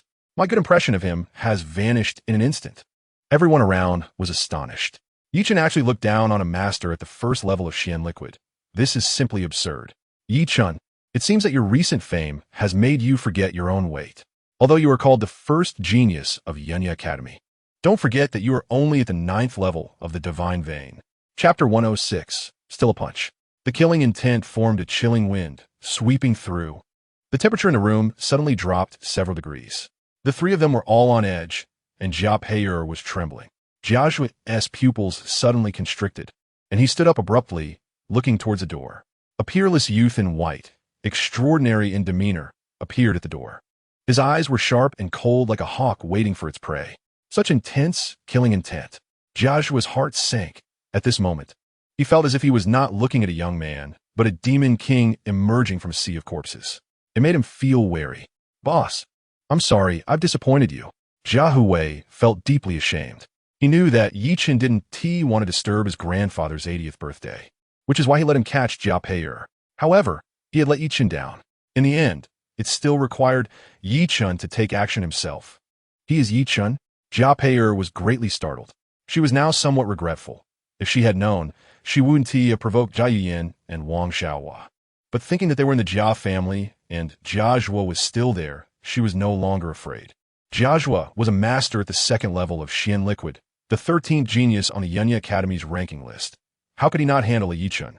Chapter 107, This Monster. An elder burst in, furious and imposing. You dare to hit my granddaughter? His roar was like thunder, shaking everyone's heads, leaving many people in a daze. The Jia family's grand elder had arrived, and Yi Chen was done for. This is the Jia family. Acting so recklessly will only lead to a dead end. Yi Chen is still too young and impulsive. Many guests shook their heads. Yi Chen forcefully repelled geniuses like Jia Jinping and Jia, slapped Jia Pei'er. Although it was powerful and satisfying, the consequences could be unimaginable. When under someone's roof, one must bow their head. This is a truth everyone understands. It seems Yi Chen does not. When Grand Elder Jia Diao saw Jia Pei'er's miserable state, he was furious. You little thief, today I will tear you to pieces. Boom. The powerful aura of the 8th level of Xian Liquid surged forth, sending everyone flying. Jia Diao transformed into a fierce tiger, pouncing towards Yi Chen. Even if Yi Chen had strong abilities to fight above his level, he could not possibly defeat a master at the 8th level of Xian Liquid. But he was not the least bit flustered. Phantom step. Whoosh. Yi Chen appeared beside Jia Pei'er and grabbed her. Chapter 108, Jia Jingdao's Methods. Yi Chen scoffed. Is this your attitude when asking for help? Jia Hing stepped forward half a step, almost nose to nose with Yi Chen. Yi Chen, do you know the difference between the first genius and the first person? Jia Hong aggressively asked. Yi Chen narrowed his eyes slightly, his gaze cold. Jia Hong coldly said, "The first person possesses the present, while the first genius possesses the future. And a genius may not necessarily have a future. Are you threatening me?" Yi Chen's expression turned cold. "You can take it as a reminder. Don't be too ruthless in your actions. Leave a way out for everything, so that you can meet again in the future." Jia Hong spoke word by word, with a strong sense of pressure and intimidation. Unfortunately, he used this move on the wrong person. Yi Chen never fell for this. Suddenly, Wang Xiaohe tugged at Yi Chen's sleeve, looking up with an innocent expression, and said, "Brother Yi, she has already received the punishment she deserves. Can we let her go this time?" Yi Chen gently touched Wang Xiaohe's little head and said softly, "Xiaohe, it's good to have a kind heart, but you must remember, not everyone deserves kindness. Being kind to evil people is cruelty to countless good people." Wang Xiaohe seriously pondered Yi Chen's words. Chapter 109. Pursuit of Yi Chen. Many were moved. An 8th grade spirit herb is a top treasure for many family powers. Jia Zhengdao actually used it as a reward. The Jia family is indeed wealthy. The younger generation present was particularly excited, with many eager to try. "Master Jia, what is the age limit for participation?" Bao Luan asked eagerly. The term young disciples is quite broad. Jia Zhengdao looked around at the enthusiastic young people and smiled. The age limit is under 22. Many young people in their early 20s cheered, and Bao Luan couldn't help but get excited. He was just 22, eligible to participate in today's event. Though his aptitude couldn't compare to the top talents present, his strength was enough to dominate the scene. He had been stuck at the 3rd level of the Xian liquid realm for more than 2 years, finding it hard to advance. If he could win first place today and obtain an 8th grade spirit herb as a reward, he would have a chance to break through to the 4th level of the Xian liquid realm. He cast his gaze towards the sword embedded at the top of the pyramid, instantly filled with fighting spirit, determined to win. Yi Chen's heart also burned with excitement. He practiced the swallowing heaven and transforming Dao technique, making rapid progress, but he lacked the materials for cultivation. Chapter 110.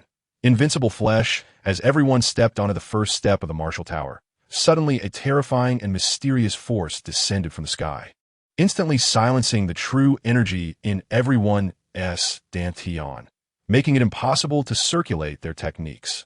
It felt as if they were burdened with weight, relying solely on their physical strength to climb. What kind of formation is this? It's truly miraculous. Yi Chen sighed inwardly. After entering the martial tower, his true energy was suppressed and couldn't be mobilized, and he felt a heavy pressure on him, which increased with each step he climbed. Yi Chen had never heard of such a miraculous formation. "Yi Chen, do you think that by ascending the martial tower, I have no way to deal with you?" A low, cold voice sounded behind him as Jia Hong chased after him swiftly. Although he couldn't use his true energy, the pressure increased with each step. Yet he could still step up 2 or 3 steps at a time, displaying terrifying physical strength. Many watched in awe. Jia Hong truly deserved to be the first of the younger generation of the Jia family. Not only was his aptitude unmatched, but his physical body was also quite fearsome.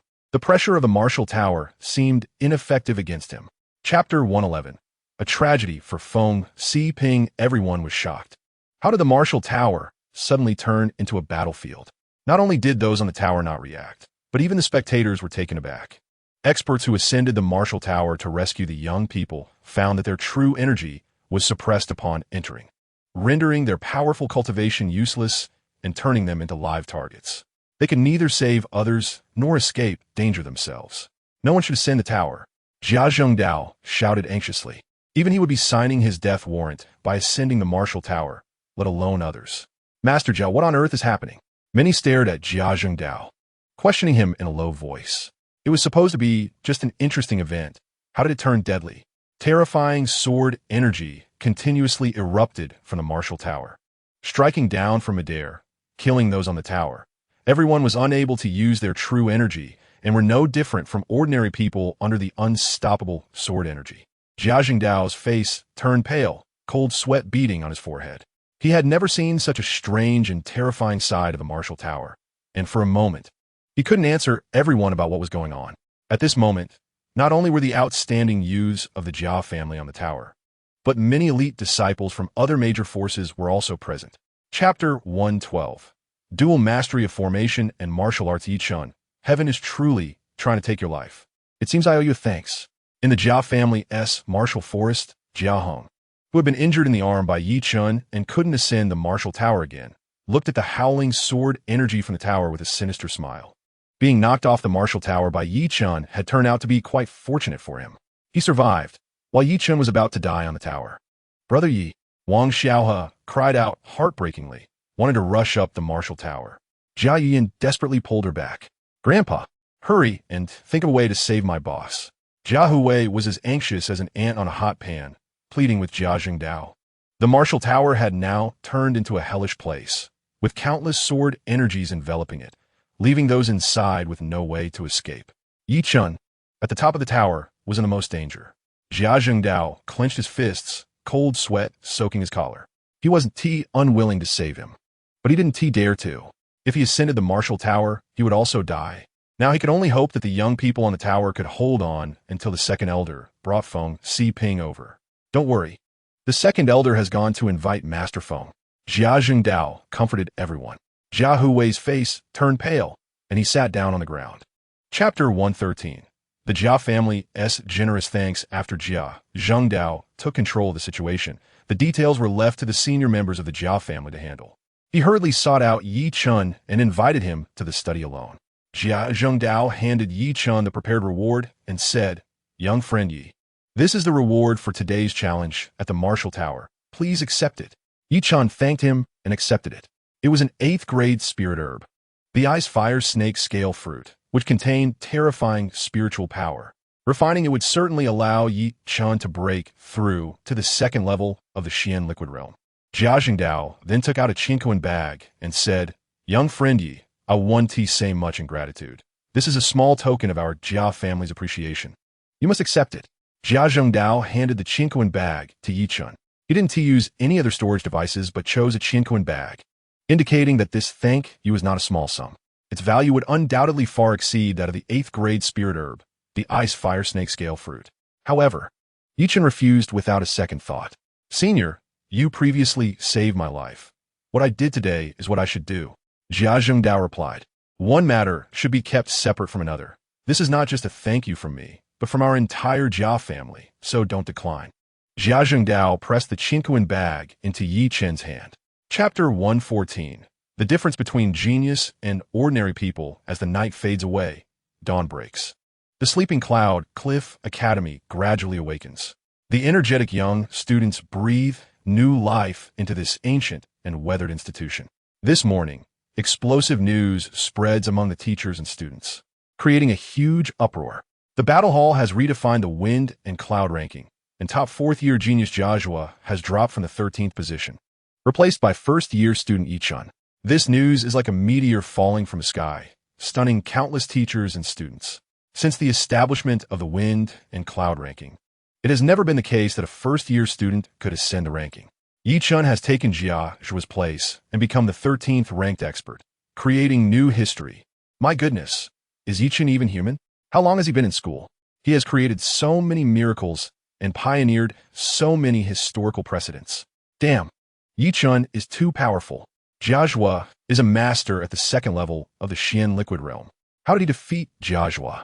Living in the same era as such a freak makes me feel so sad. I always thought I was a rare genius, but compared to Yi Chun, I realize I'm not even worthy to carry his shoes. Chapter 115.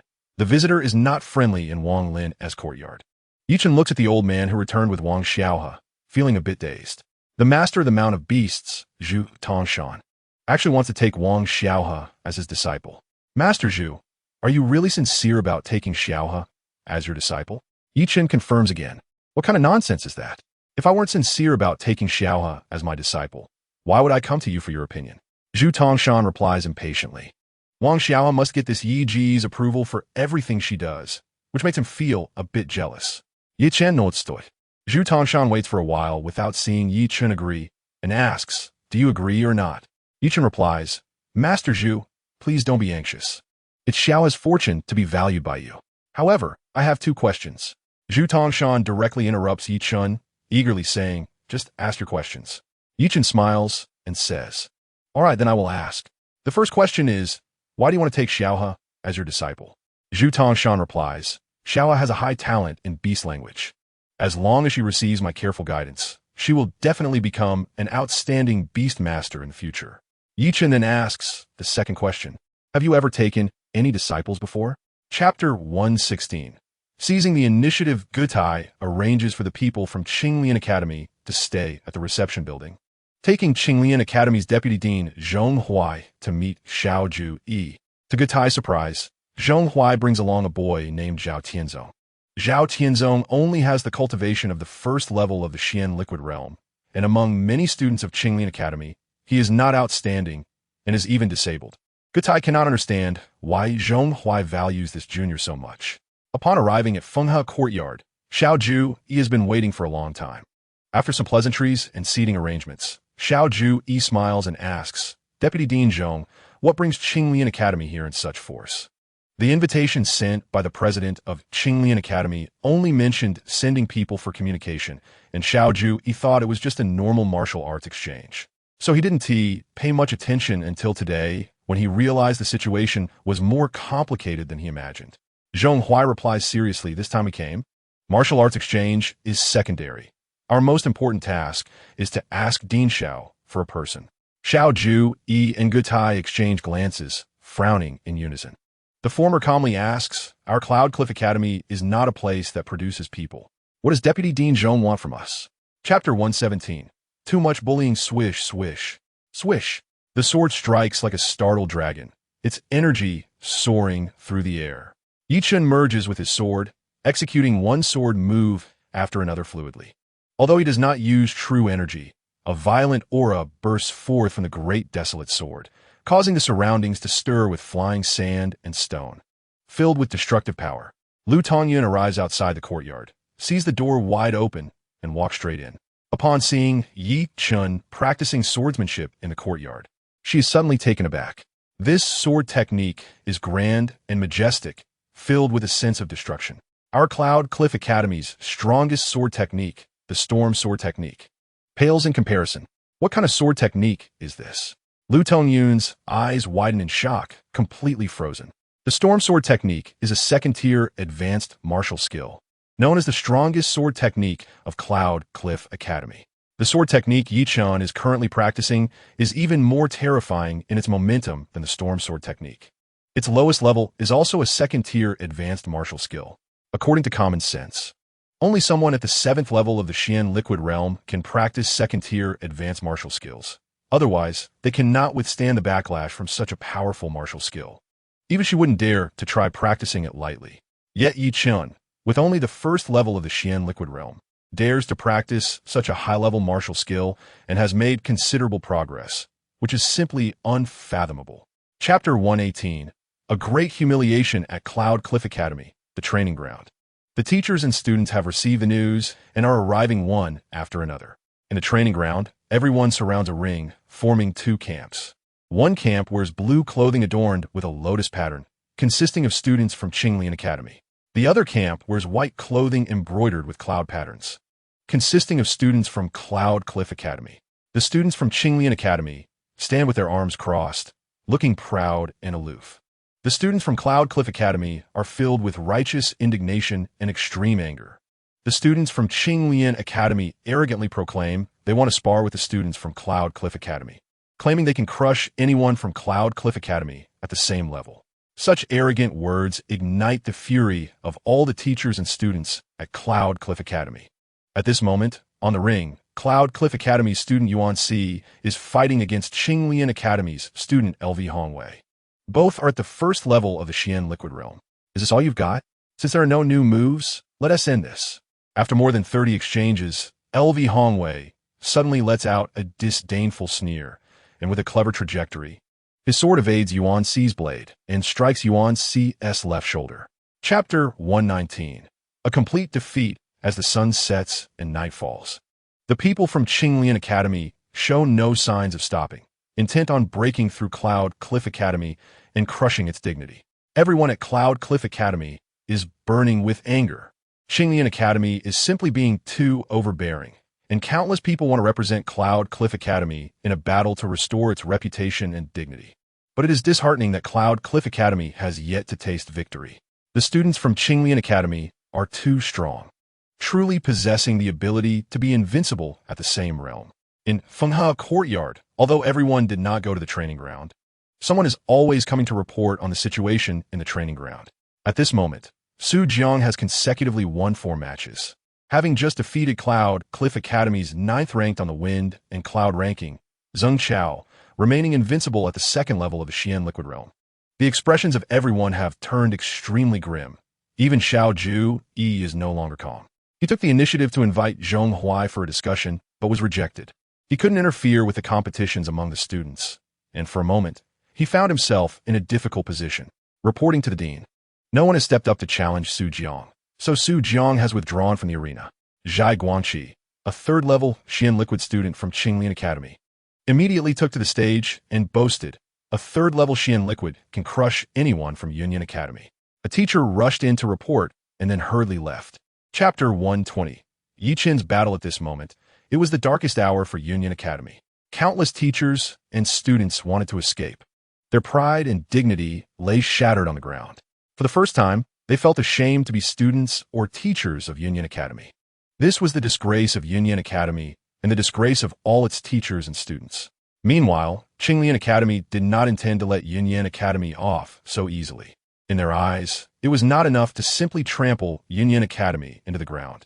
Therefore, Zhai Guangqi had no intention of stepping down from the stage. Instead, he became even more arrogant. Is this all Union Academy is capable of? I haven't even warmed up yet, and no one dares to step on the stage? Why is everyone silent?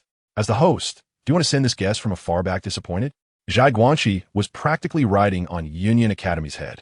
The teachers and students of Union Academy were furious, but their strength was inferior, so they could only swallow their anger. Seeing that the people of Union Academy did not even have the courage to retort, Zhai Guangqi became even more arrogant. Where is Yi Chen, the rumored #1 genius of Union Academy?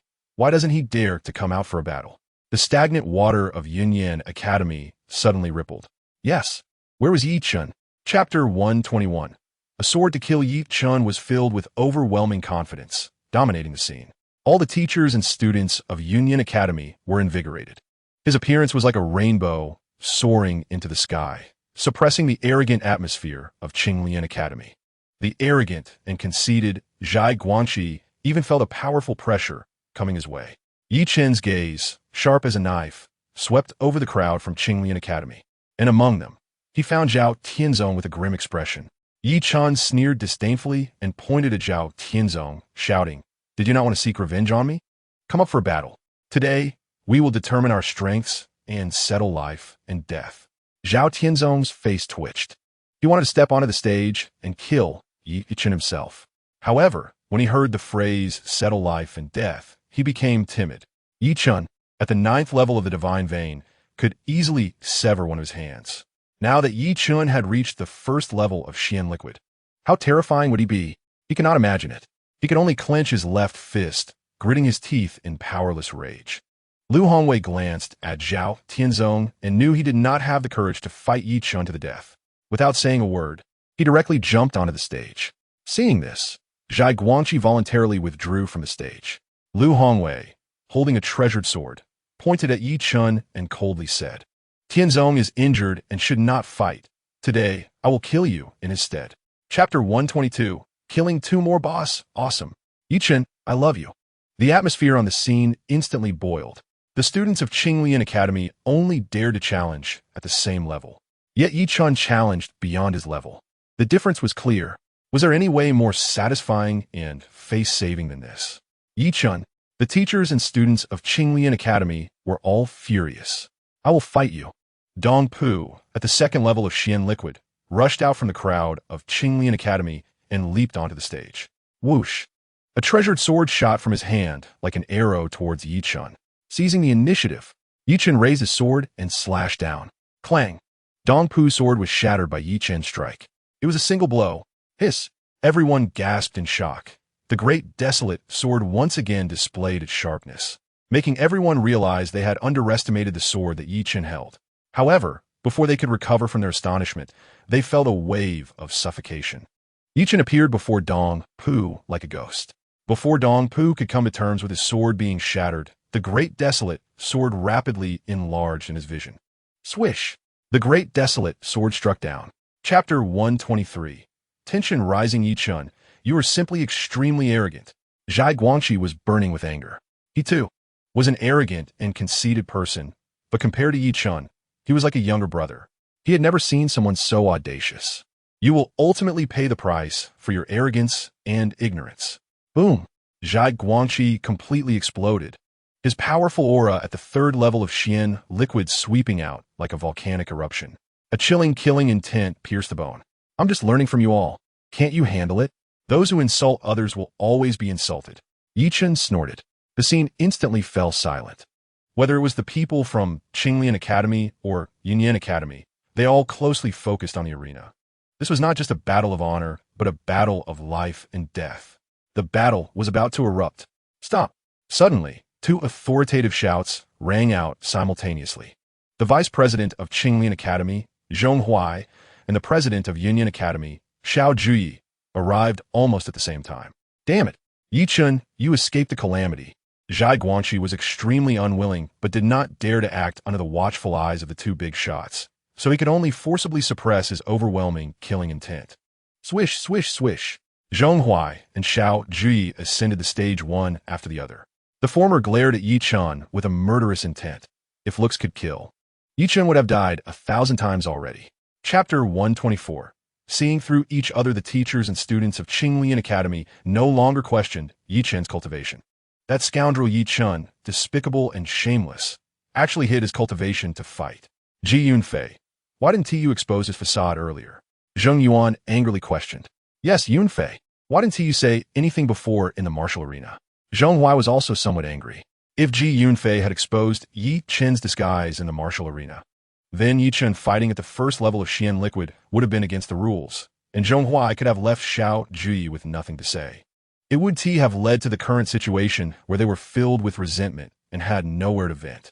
Moreover, if Ji Yunfei had exposed Yi Chun earlier, Lu Hongwei would not have died so badly, and even Dong Pu and Su Jiang would not have been killed due to underestimating him. For a moment, everyone was very dissatisfied with Ji Yunfei. Ji Yunfei calmly said, "At first, I didn't know Yi Chun's combat power was so terrifying. I thought that even if he was at the second level of Xian liquid, Lu Hongwei might still be able to kill him, so there was no need to expose him afterward." Zheng Yuan angrily retorted, "How is there no need? If you had exposed him, we wouldn't be so passive now."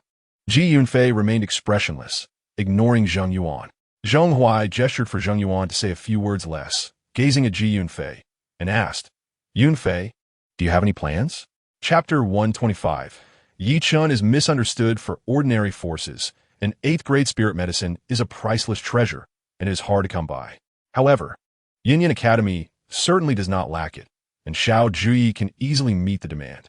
That is why Yi Chun proposed this condition. If he had 10 8th grade spirit medicines, he would be able to break through to the third level of the Xian liquid realm soon, which would make him more confident against Ji Yunfei. However, Xiao Juyi, the various hall masters, Feng Sipin, Lu Tongyun, and others were all stunned with wide eyes upon hearing Yi Chun's request. It wasn't that the condition was particularly difficult to fulfill. On the contrary, 10 8th grade spirit medicines were nothing to Xiao Juyi. They were shocked by what Yi Chun wanted 10 8th grade spirit medicines for. At his current level, it would take him 3 to 5 months to refine one 8th grade spirit medicine, and now he wanted 10 at once. Was he planning to use them to forcibly increase his cultivation? Thinking of this, everyone's expression changed dramatically. Martial arts cultivation emphasizes taking steady steps, building a solid foundation. Relying on medicine for cultivation is merely superficial and not truly useful. Moreover, forcing growth can seriously harm the body, damaging the foundation and affecting future growth. Yi Chun's extravagant idea must be stopped. This thought arose in everyone's mind. Chapter 126. A little bit of the devouring heavenly demon lured in the afternoon. After several hours of intense negotiations among the high-level leaders of the two academies, a consensus was finally reached. Yunyan Academy would send Yi Chun, while Qinglian Academy would send Ji Yunfei, with the two representing their respective academies in battle to settle their grudges. If Yi Chun won, Qinglian Academy would no longer pursue the previous matters. If Ji Yunfei won, Yunyan Academy would hand Yi Chun over to Qinglian Academy for handling. The decisive battle was set for 7 days later. As soon as this news spread, it caused a huge uproar in Union Academy. Many teachers and students were dissatisfied with the outcome of the negotiations. It seemed like Union Academy was at a disadvantage, especially with the news that Ji Yunfei was at the 4th level of the Xian liquid realm, which made everyone in Union Academy restless. This was very unfavorable for Yi Chen. However, the leadership of the two academies had already made the decision. And even if the teachers and students of Union Academy were unhappy, they could not change the outcome. Thus, a strange scene appeared in Union Academy. Many teachers and students spontaneously sent help to Yi Chen. Resources for cultivation, weapons, combat experience, martial arts knowledge, and everything else were provided. In just one night, Wang Lin's small courtyard was filled with various items. Xiao Ji strictly ordered the hall masters, including Lu Tongyun, not to provide Yi Chen with cultivation materials, especially instructing the Spirit Medicine Hall not to exchange cultivation materials for Yi Chen. However, he could not control the entire academy's teachers and students. Chapter 127. The immutable king's Dharma body. Time quietly passed, and 5 days quickly went by. Suddenly, a piece of news spread throughout Union Academy, causing an uproar. Yi Chen had broken through to the 2nd level of the Xian liquid realm. This kid's cultivation speed is too fast, isn't it? Xiao Ji was dumbfounded upon hearing the news of Yi Chen's breakthrough. As the president of Union Academy, he had seen many geniuses, but it was the first time he encountered someone as monstrous as Yi Chen. After 30 long years, finally, it should be my turn this time. Xiao Ji's eyes gleamed, his fists cracking as he looked northeast, his usual calm demeanor replaced with a fierce fighting spirit, as if he had returned to his youth, filled with passion. The 2nd level of the Xian liquid realm, that kid broke through again? Lin Shuahai's face turned extremely ugly. Now, Yi Chen was like a mountain pressing down on the Lin family. Every time Yi Chen broke through a level, it was like adding more weight. Yi Yunfei, can you kill that little thief? Lin Shuahai looked toward Union Academy, his gaze dark and terrifying, sharp and cold. If it were anyone else at the 2nd level of the Xian liquid realm, he would never doubt Ji Yunfei's ability to kill them. But Yi Chen was different. Chapter 128. Special charm. Finally, the day of the decisive battle arrived. The martial arts arena of Union Academy was once again filled with people. This competition was different from the past. All the high-level leaders of Union Academy arrived at the scene, and President Xiao Ji personally oversaw the battle. The two main characters of the day, Yi Chen and Ji Yunfei, arrived almost simultaneously, instantly becoming the focus of everyone's attention. The teachers and students of Union Academy spontaneously gathered around Yi Chen, expressing their concern and encouragement, truly the stars surrounding the moon.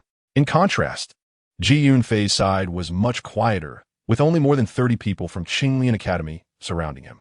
Humph! Look at the people from Union Academy. Anyone who doesn't know would think Yi Chen has already defeated them. Who gave them that confidence? Hey, isn't this exactly what we want? The more joyful they are now, the more desperate they will be when the competition ends. I can't wait to see the expressions of the teachers and students of Union Academy when Yi Chen loses. The people from Qinglian Academy snorted, scoffing at the blind confidence of the teachers and students of Union Academy. They had always adhered to Zhong Huai's advice to be low-key. Low-key and low-key again, leading Union Academy to mistakenly believe they had no confidence in Ji Yunfei, which elevated the blind confidence of Union Academy's teachers and students to its peak. Chapter 129. You know nothing about me. Yi Chen's feet instantly stabilized, his body leaning back to avoid Ji Yunfei's palm strike, and his right leg lifted and spun, delivering a whip kick toward Ji Yunfei's left shoulder. The entire sequence of movements was fluid and seamless, leaving many people dumbfounded. Just this set of actions by Yi Chen could be completed by only a handful of people present.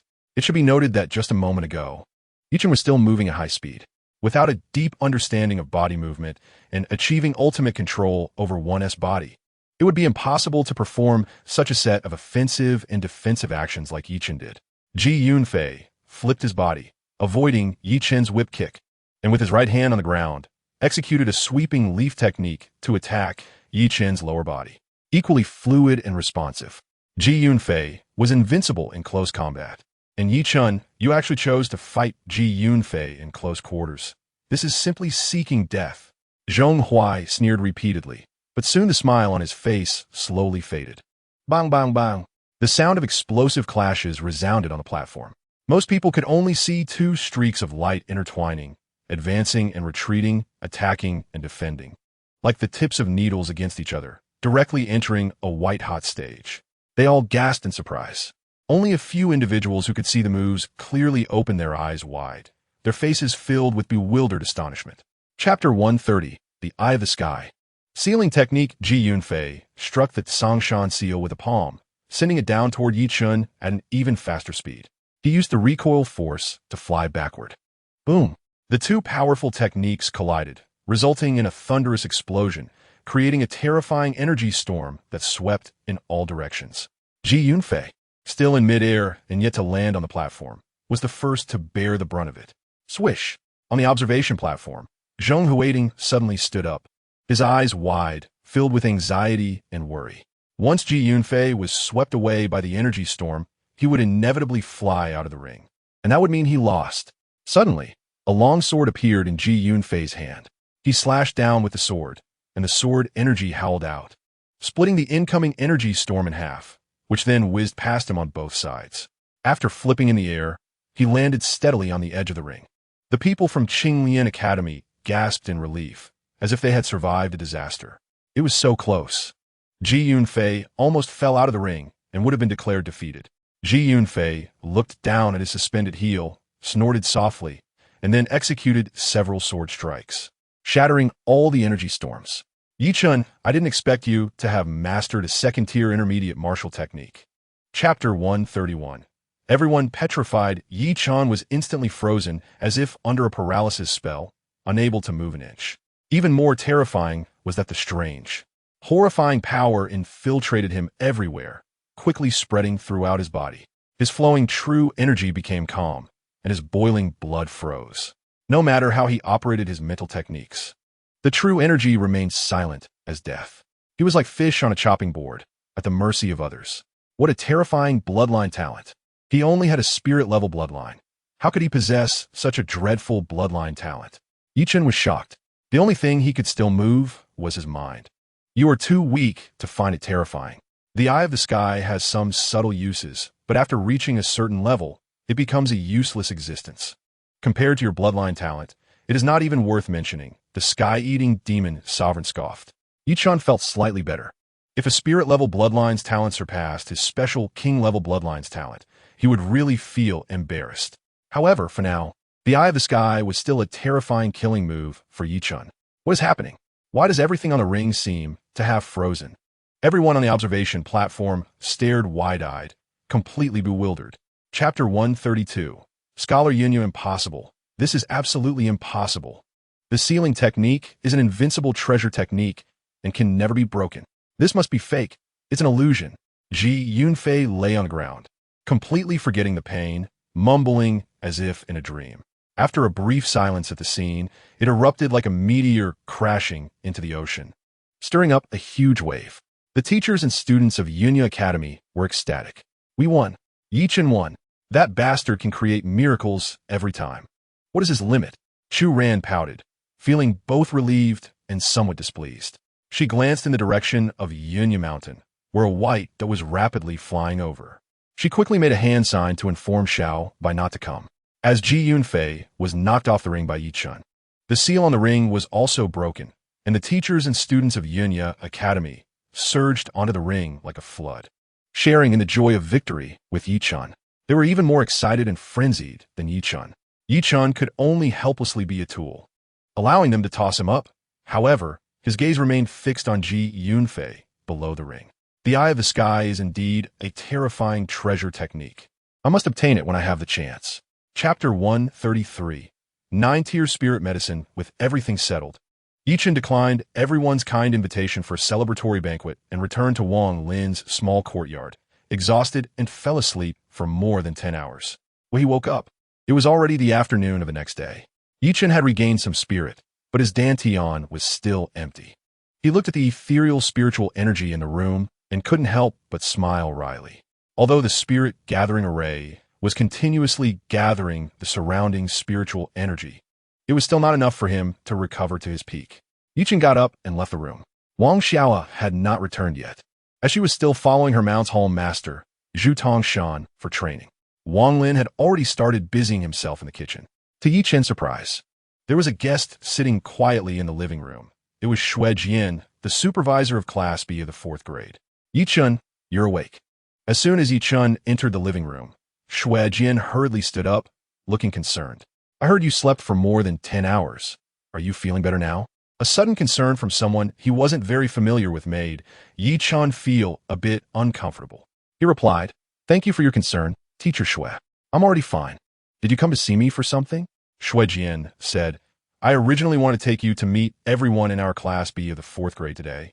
But since you looked so tired, I didn't want to wake you. Chapter 134. Xiao Juyi's plan 9 days later. Yi Chen followed Xue Jian to Fenghe courtyard to meet Xiao Juyi, who was very concerned about Yi Chen's condition. Yi Chen, how is your recovery going? Sorry to worry the dean. I've almost recovered, Yi Chen replied. Xiao Juyi felt relieved and said, I brought you here mainly to inform you of 3 things. The first is that the Yunya Scholar token has been made and is officially given to you today. Xiao Juyi took out the prepared token and handed it to Yi Chen.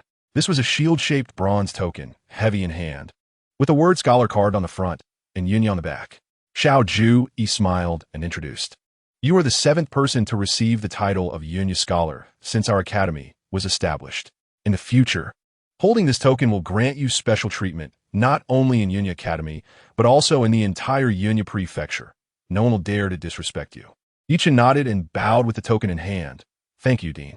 This was a symbol of honor and status, something that many people dream of but cannot obtain. Xiao Juyi continued. The second thing is that your scholar's villa has been prepared. You can choose a time to go see it, and if there are no issues, you can move in. Chapter 135. Teaming up to breakthrough? What has Yi Chen been doing lately? In the residence of Feng Xiping, Chu Ran sat in the main seat, her pair of lively eyes sparkling with wisdom. Yi Chen had already moved into the scholar's villa, named Yi Garden. He first set up a fairly large spirit gathering array in Yi Garden, and yesterday he went to the scripture pavilion to select 2 second-tier intermediate martial techniques, after which he had not left Yi Garden, presumably practicing the new martial techniques at home. Sitting at the lower position, Feng Xiping said lightly. He had always been puzzled. That day, when Yi Chen passed on the inheritance of the Yunya Taoist to Chu Ran, he felt that Yi Chen and Chu Ran must have an unusual relationship.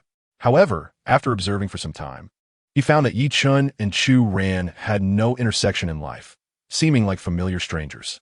Every time Chu Ran mentioned Yi Chen, she had nothing good to say. Yet, she had him secretly keep an eye on Yi Chen, seemingly concerned about his movements. That day, at the training ground, she even had him step in to save Yi Chen. A series of events piled together left Feng Xiping feeling baffled.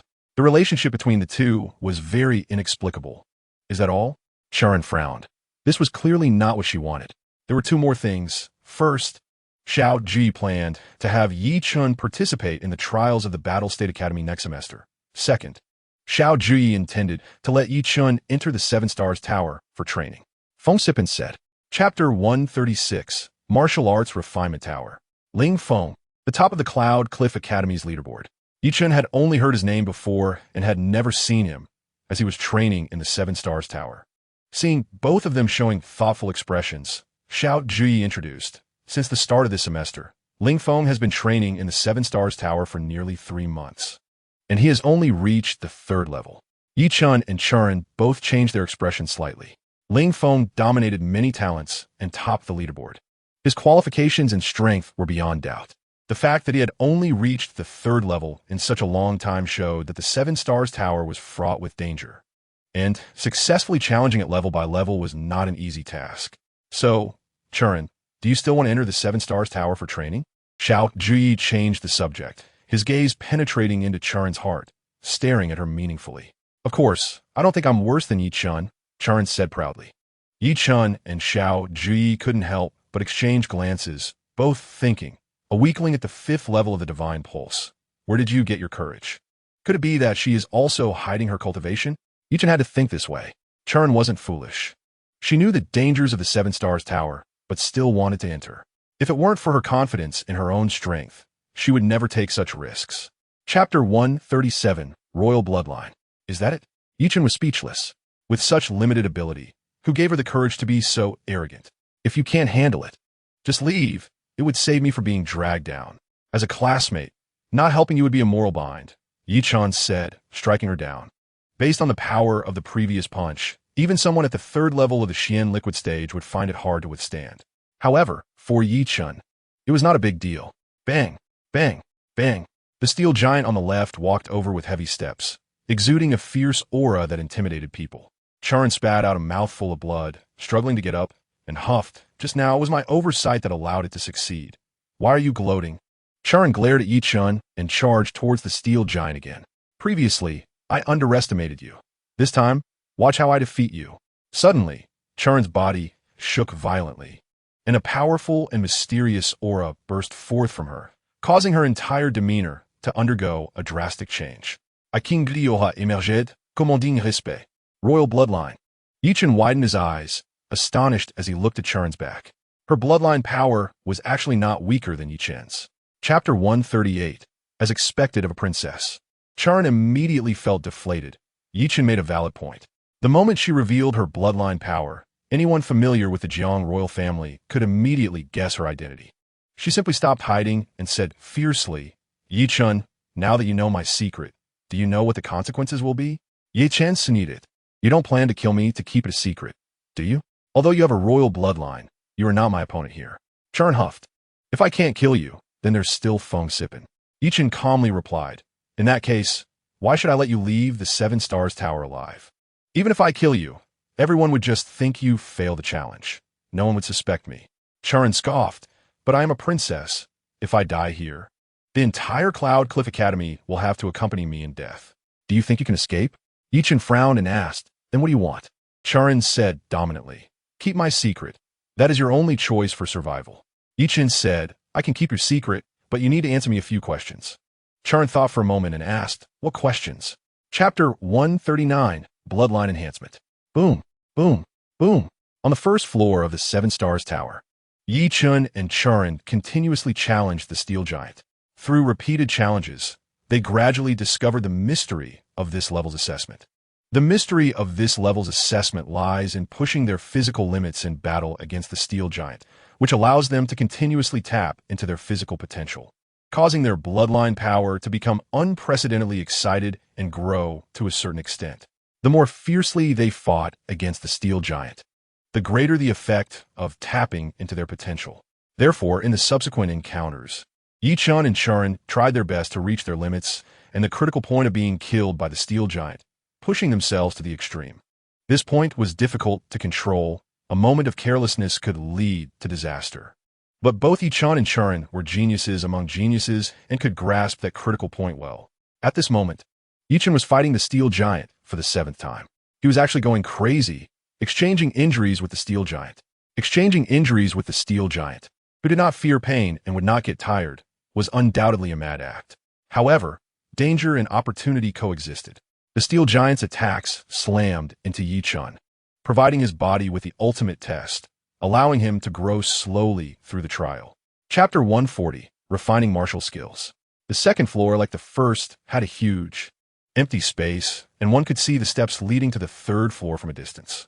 As Yi-chan and Chen entered the second floor, a thick mist suddenly rose, and soon a giant mirror appeared before them, blocking their path. This level is for refining martial skills. We should use martial skills to shatter this mirror to pass smoothly. Yi-chan said, you go first. Chen decisively stepped aside. After suffering a great loss on the first floor, she learned from her mistakes and dared not be the first to act again. So you have times when you're afraid? Yi-chan teased. I just want to observe more. Chen would never admit to feeling guilty. Yi-chan took a couple of steps forward and raised his hand to unleash the thunderbolt fist at the mirror. At the same time, the Yi-chan in the mirror also raised his hand and struck out the thunderbolt fist. At first, Yi-chan and Chen thought it was an illusion, but soon both were stunned. The thunderbolt fist unleashed by the Yi-chan in the mirror actually flew out from the mirror and collided with Yi-chan's thunderbolt fist. The Yi-chan in the mirror seemed real. Boom! The two martial skills collided, and the thunderbolt fist unleashed from the mirror exploded, while Yi-chan's thunderbolt fist hit the mirror heavily, causing it to tremble violently. Chapter 141, Miserable Ling Feng. The Nine Heavens Thundersword technique was Yi-chan's ultimate trump card, but up until now, he had not even made it to the threshold. always feeling like he was kept outside the door. Now, he was on the verge of a breakthrough. This mirror could help him in this regard. You're seeking death. Suddenly, a cold voice rang out in Yi Chen's mind, belonging to the devouring heaven demon lord. Yi Chen was startled and asked in shock, "Senior, what happened?" The devouring heaven demon lord said ominously, "The perfected nine heavens thunder sword technique possesses the power to destroy heaven and earth." Just a simple sentence from the devouring heaven demon lord made Yi Chen's hair stand on end. He actually forgot about this. Once he cast the nine heavens thunder sword technique, the Yi Chen in the mirror will unleash the perfected nine heavens thunder sword technique. Its power is unimaginable. It's definitely something he can't handle. He could very well be killed by his mirror self with a single sword strike. Thank you for the reminder, Senior. Yi Chen exhaled a breath of turbid air. He had been blinded by the joy of quickly cultivating 2 second-tier intermediate martial skills to perfection. He could withstand the power of perfected second-tier intermediate martial skills, but the power of the perfected nine heavens thunder sword technique was definitely beyond his capability to resist. The sky-devouring demon lord paid no attention to Yi Chen. Chapter 142. A clear passage. Are you coming first, or am I? On the entrance to the 3rd floor, Yi Chen asked Chu Ran. "Of course, you'll clear the way for me," Chu Ran said with feigned innocence. Yi Chen shook his head and stepped onto the 3rd floor. "Be careful, Yi brother." Ling Feng stood up, supporting himself against the wall, anxiously reminding him. Yi Chen turned his head and smiled confidently at Ling Feng. 1 step, 2 steps, 3 steps. Yi Chen slowly walked into the hall, which was calm and serene, with no danger in sight. However, as he took the 10th step, his sixth sense suddenly went on high alert. Danger was coming from the right rear. Yi Chen decisively sidestepped to the left. Whoosh! A sword beam zipped past him. Before Yi Chen could think further, he sensed danger from multiple directions again. Wave after wave of sword energy formed out of thin air and surged toward him. Yi Chen chuckled it. This was indeed a considerable test for others, but for him, it was nothing much. Before those sword energies even fully formed, he could respond in advance thanks to his sixth sense. Swish, swish, swish. Yi Chen used Phantom Step, transforming into countless afterimages as he flickered through the sword energy-filled building. Each wave of sword energy brushed past him, unable to harm a single hair on his body. Chapter 143. Refining the Heart. Yi Chen has reached the 4th floor. Refining the Heart. Yi Chen, you must hold on. In the wind and courtyard, someone was constantly reporting Yi Chen's progress in the tower to Xiao Juyi. Upon learning that Yi Chen had reached the 4th floor, Xiao Juyi became tense. Back in the day, he nearly perished on the 4th floor. The 4th floor's refining the heart is the most unpredictable. Everyone has their weakest spot deep within, which is most easily exploited by the 4th floor, especially for Yi Chen, having experienced so many changes at such a young age. This trial might even be scarier than the 5th and 6th floors. On a dark and windy night, chilling winds howled. Eerie cries echoed from the Yi family estate, enveloping the entire Xuanwu city in fear and rage. Black-clad figures rampaged through the Yi family, killing anyone in sight. Although the Yi family was a martial arts family, they were no different than ordinary people without the ability to resist against this group of powerful black-clad figures. The Yi family's eldest son, Yi Qiufeng, was pierced through the heart by a black-clad man's sword. The head of the Yi family, Yi Pingyuan, a top-tier expert in Xuanwu City, had his skull shattered by the leading black-clad man's palm.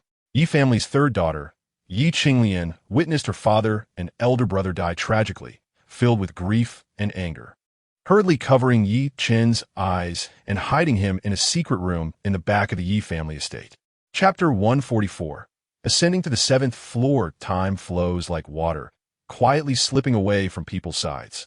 Another semester at Union Academy has unknowingly come to an end, and students from various places in Union Prefecture finished their more than 4 months of study and successively left Union Academy for their respective homes. Some longed for their hometown, wishing they could sprout wings and return to their families immediately. Others, with aspirations in mind, began their long martial arts journeys. Some teachers also packed their belongings and set out on their travels. The Lin family, which had been quiet for a long time, recently became active again. They placed spies around Union Academy, monitoring Yi Chen's every move. Lin Shuahai, the head of the Lin family, realized that with the semester ending, Yi Chen would leave Union Academy, which was their only chance to kill him. If they missed this opportunity, given Yi Chen's growth rate after another semester. The Lin family might not only be unable to kill Yi Chen, but could also face his frenzied retaliation. Therefore, even at the risk of completely severing ties with Yunyan Academy, Lin Xuehai intended to eliminate Yi Chen during the time he left the academy. As many teachers and students left, Yunyan Academy suddenly became desolate. Within the vast academy, hardly any figures could be seen.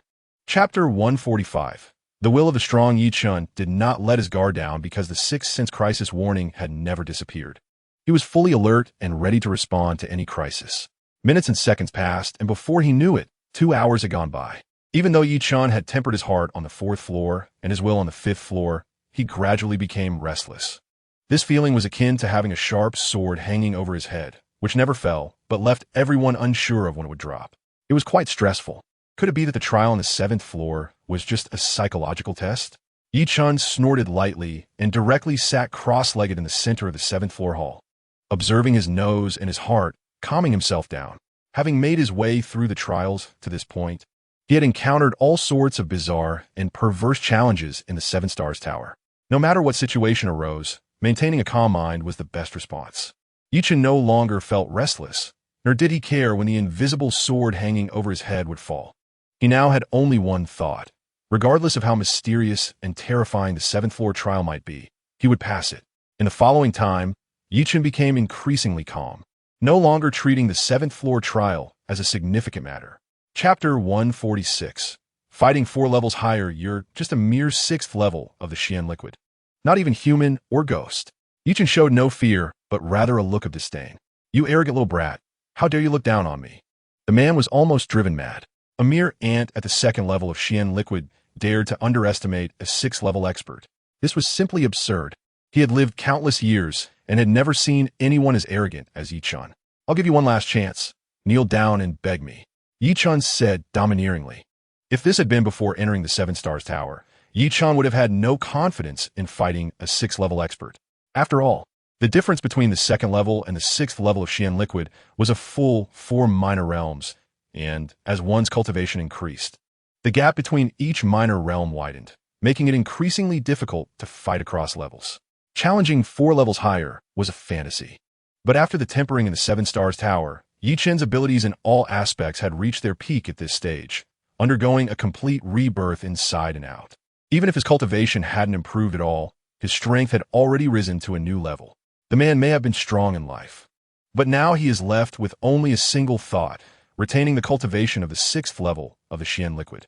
And how can a single thought compare to a living person? Chapter 147. Falling into a box?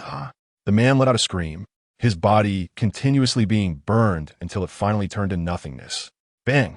Suddenly, a box appeared out of thin air, surprisingly resistant to the high temperature of the flames, and fell to the ground. Yi Chen dissipated the flames and looked at the box on the ground. Falling into a box? This is a rusty bronze ancient box, about the size of an ordinary vanity box, engraved with some ancient and mysterious images, but the rust has made them indistinct. Yi Chen walked over and cautiously tapped the bronze ancient box with the great wilderness sword, producing a loud thud. Yi Chen immediately showed a look of surprise. Although the great wilderness sword appeared to be just a sore body, it was exceptionally sharp. It surprisingly did not penetrate the bronze ancient box, and even the rust on it showed no signs of falling off. This bronze ancient box is not simple. There is only a small gap between the lid and the body of the bronze ancient box, without a lock. Yi Chen attempted to open it with the great wilderness sword but failed. A bronze ancient box that he could carry with him must be extraordinary. Yi Chen revealed a cautious expression.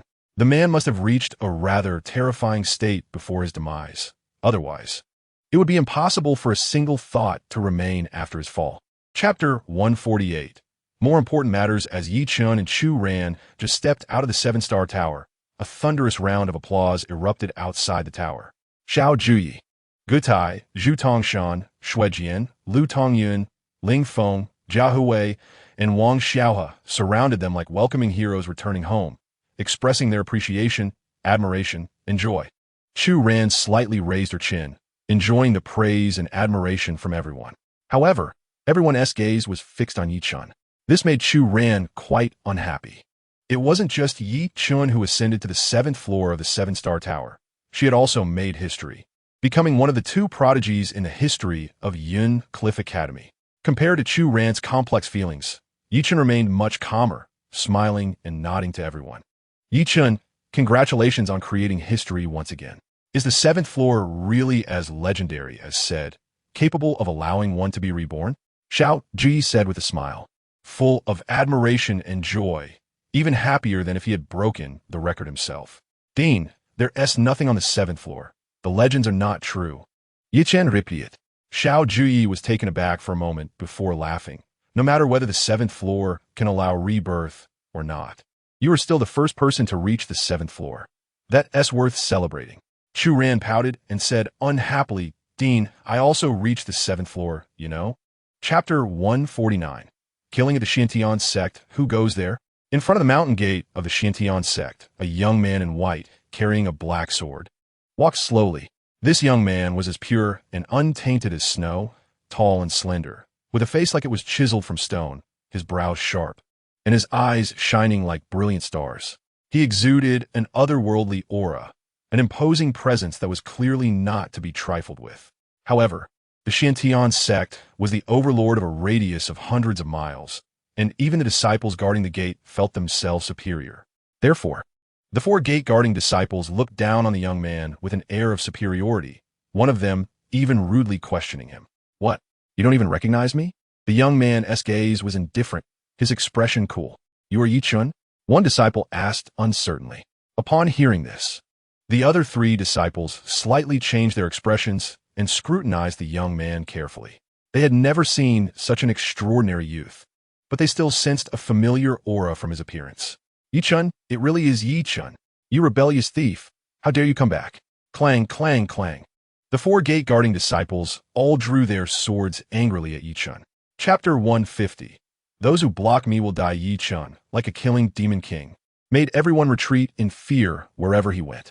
He dragged Lu Zhihan and made his way unimpeded to the martial arts arena. The higher-ups of the Xintian sect were alarmed, and the five elders arrived one after another. Upon seeing Lu Zhihan, whose limbs were severed and unable to live or die, they all gasped in shock. Yichun, what do you want? The Grand Elder asked incredulously, his body trembling uncontrollably. Yichun had first violated Lu Shuer, harmed Zhang Meng and Wang Feng, and then killed Song Qingyun at Yun Cliff Academy. Now he was back at the Xintian sect. How could there be such a treacherous and ruthless person in this world? Grand Elder, I have come today to settle an old score with Song Tianyang. Do not stop me. Yichun said coldly. You are simply insane. The sect master treated you like his own son since childhood. You not only fail to repay him, but repeatedly commit treasonous acts. This is simply intolerable. The second elder was furious, seeing Yichun as a natural-born rebel deserving of death. Umph. Yichun let out a heavy, cold snort, his sharp gaze sweeping across the five elders as he questioned, Do you know what Song Tianyang has done? The second elder retorted angrily, No matter what the sect master has done, he is still your mentor. Look at what you have done. Chapter 151. Master and disciple confrontation. Yichun and Song Tianyang's gazes met in the air, sparking brilliant sparks. Song Tianyang gritted his teeth, angrily scolding, You rebellious child. I should have let you starve to death in the underground chamber. Even though Yichun's temperament had long surpassed that of his peers at this moment, he was filled with rage. He pointed at Song Tianyang and scolded, Old thief, you exterminated my entire Yi family, and yet you still have the nerve to say you saved me? Song Tianyang was momentarily taken aback. He did not expect Yichun to know about this matter. But now it was a matter of life and death. What did it matter? Indeed, it was I who exterminated your Yi family. What can you do to me? Rebellious child, you killed my son. You deserve to die. Kneel down and accept your death. Song Tianyang looked down at Yichun with an air of superiority, treating him like an ant. Old thief, do you think I am still the pitiful creature you can manipulate? Song Qingyun deserves to die, and you deserve to die even more. Today, I will take your head to honor the spirits of the 208 members of the Yi family. Clang! The great wilderness sword unsheathed, landing in Yichun's hand. Yichun threw Lu Zhihan aside and pointed at Song Tianyang. An unprecedented killing intent surged from his body, causing the temperature around them to plummet rapidly, making the disciples of the Xintian sect tremble involuntarily in fear as they stared at Yichun. Chapter 152. all concealed their cultivation just as Song Tianyong was about to strike at Yi Chen's chin to avenge the sword strike from a moment ago. Yi Chen's body suddenly became as if it had no bones, twisting in a strange manner. He turned his head to the side, narrowly avoiding Song Tianyong's palm. Yi Chen's body moved with the flexibility of a snake, and after rolling on the ground, he returned to his original form. Song Tianyong and the onlookers stared wide-eyed, dumbfounded at Yi Chen. Can a human body still do this? This is the first lesson I am teaching you. Yi Chen raised the great wilderness sword and coldly pointed it at Song Tianyong. Song Tianyong glanced at his right shoulder, blood-soaked, and felt a sharp pain. You wretched creature, betraying your master and annihilating your ancestors. Such an act of treason deserves to be cut into 1,000 pieces. Swish! Song Tianyong swiftly lunged at Yi Chen, transforming into smoke and clouds, appearing both ethereal and unreal. The smoke and cloud step, the strongest movement technique of the Xintian sect. Yi Chen disdainfully curled his lips, moving his body to meet Song Tianyong at an even faster speed. Want to compete in speed? He would accompany him to the end. Boom, boom, boom. The two turned into beams of light, continuously colliding with each other and separating. They were so fast that others could hardly see them. After more than 30 fierce clashes, Song Tianyong's face turned pale as he staggered backward. Chapter 153. Kill without mercy. Boom. An energy pillar struck the ground, creating a massive, deep pit. But Yi Chen had already dodged away. The shadow demon snake is adept at concealment, making it hard for others to detect its presence. When it suddenly appears, it poses a lethal threat to many. However, with the sensing talent, Yi Chen had already captured its aura in the air, knowing its hiding place. Damn it! Song Tianyong gritted his teeth, not expecting that his surprise attack wouldn't even harm a single hair on Yi Chen. He hurriedly took action, teaming up with the shadow demon snake to kill Yi Chen. Yi Chen moved with the phantom step, traversing under the attacks of the two masters with an unpredictable speed. The shadow demon snake and Song Tianyong launched dozens of joint attacks, but failed to take down Yi Chen. Their moods gradually became heavy. Song Tianyong was a master at the 6th level of Xian liquid, and the shadow demon snake had a cultivation of the 5th level of Xian liquid. Together, they couldn't manage to take down a weakling at the 3rd level of Xian liquid. What are you waiting for? Let's work together to capture and kill this wretched creature. Song Tianyong angrily shouted at the Great Elder and the Third Elder. The Great Elder and the Third Elder were stunned for a moment before quickly joining the battle. Suddenly, the four joined forces, unleashing various martial skills in a dazzling display, with no gaps to exploit. Chapter 154. Waiting for him, Senior Lin. Song Tianyong, feeling cornered, was overjoyed as if he had grasped a lifeline, rushing towards Lin Qijing and bowing deeply. Please, Senior, take action and kill this thief. Lin Qijing nodded, his gaze turning sharp and murderous as he looked at Yi Chen. Song Tianyong let out a long sigh of relief, then turned to Yi Chen, instantly regaining his high and mighty demeanor, pointing at Yi Chen and angrily cursing. Traitor, heaven does not take you. Someone else will come to collect. Senior Lin has arrived. Why don't you kneel down and accept your death? Yi Chen showed no fear, lightly snorting. I was waiting for him. Song Tianyong and Lin Qijing were both stunned. What did Yi Chen mean? Did he already know that Lin Qijing was at the Xintian sect? Yi Chen did not know Lin Qijing was at the Xintian sect. But before he arrived, he had anticipated that the Lin family would definitely send a master to guard the Xintian sect, waiting for him to come and kill. Therefore, no matter who from the Lin family appeared here, Yi Chen would not be surprised. Little thief, you really are fearless in your ignorance. Knowing that I am here, yet daring to come to seek death. I really don't know whether to praise your bravery or scold your foolishness. Lin Qijing huffed. Yi Chen ignored Lin Qijing, looking at Song Tianyong and coldly rebuking. Old thief, do you think that with him protecting you, you can escape death? Today, even if the King of Heaven comes, I will still take your head. Chapter 155. Fivefold combat power. Even if Yi Chen exerted all his strength, he could not contend against the two working together. But he remained unafraid. Battle combat technique. Yi Chen frantically activated the battle combat technique, activating it hundreds of times in the blink of an eye. Boom! Suddenly, his body shook violently, a terrifying aura sweeping out, surpassing a volcanic eruption. The power of his bloodline burned fiercely, triggering fivefold combat power. Chen clenched his left fist and smashed it towards Lin Qijing's palm print. Thunderbolt fist. Boom. The fist and palm collided, both exploding violently. Chen held his sword in his right hand and forcefully slashed down towards Song Tianyang's palm print. Song Tianyang's palm print was brutally split apart. A terrifying energy storm swept in all directions. Yet Chen stood firm within it like a mountain. You are hiding your cultivation? Lin Qijing and Song Tianyang both widened their eyes, displaying expressions of disbelief. At first, Chen had hidden his cultivation, ascending with the second level of Xian liquid. Now Chen had revealed his third level of Xian liquid cultivation, yet it was still not his true realm.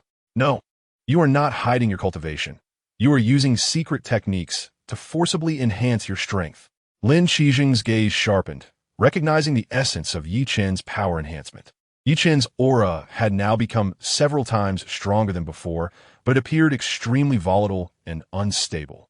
Similar to the effect of using some secret technique to enhance strength temporarily or consuming a pill that could provide a short-term boost in power. Chapter 156. Nine Heavens Thunder Sword Technique. The majestic heavenly might descended from above, instilling awe in all living beings. Even someone as strong as Lin Qijing felt a deep fear. What kind of martial skill is this?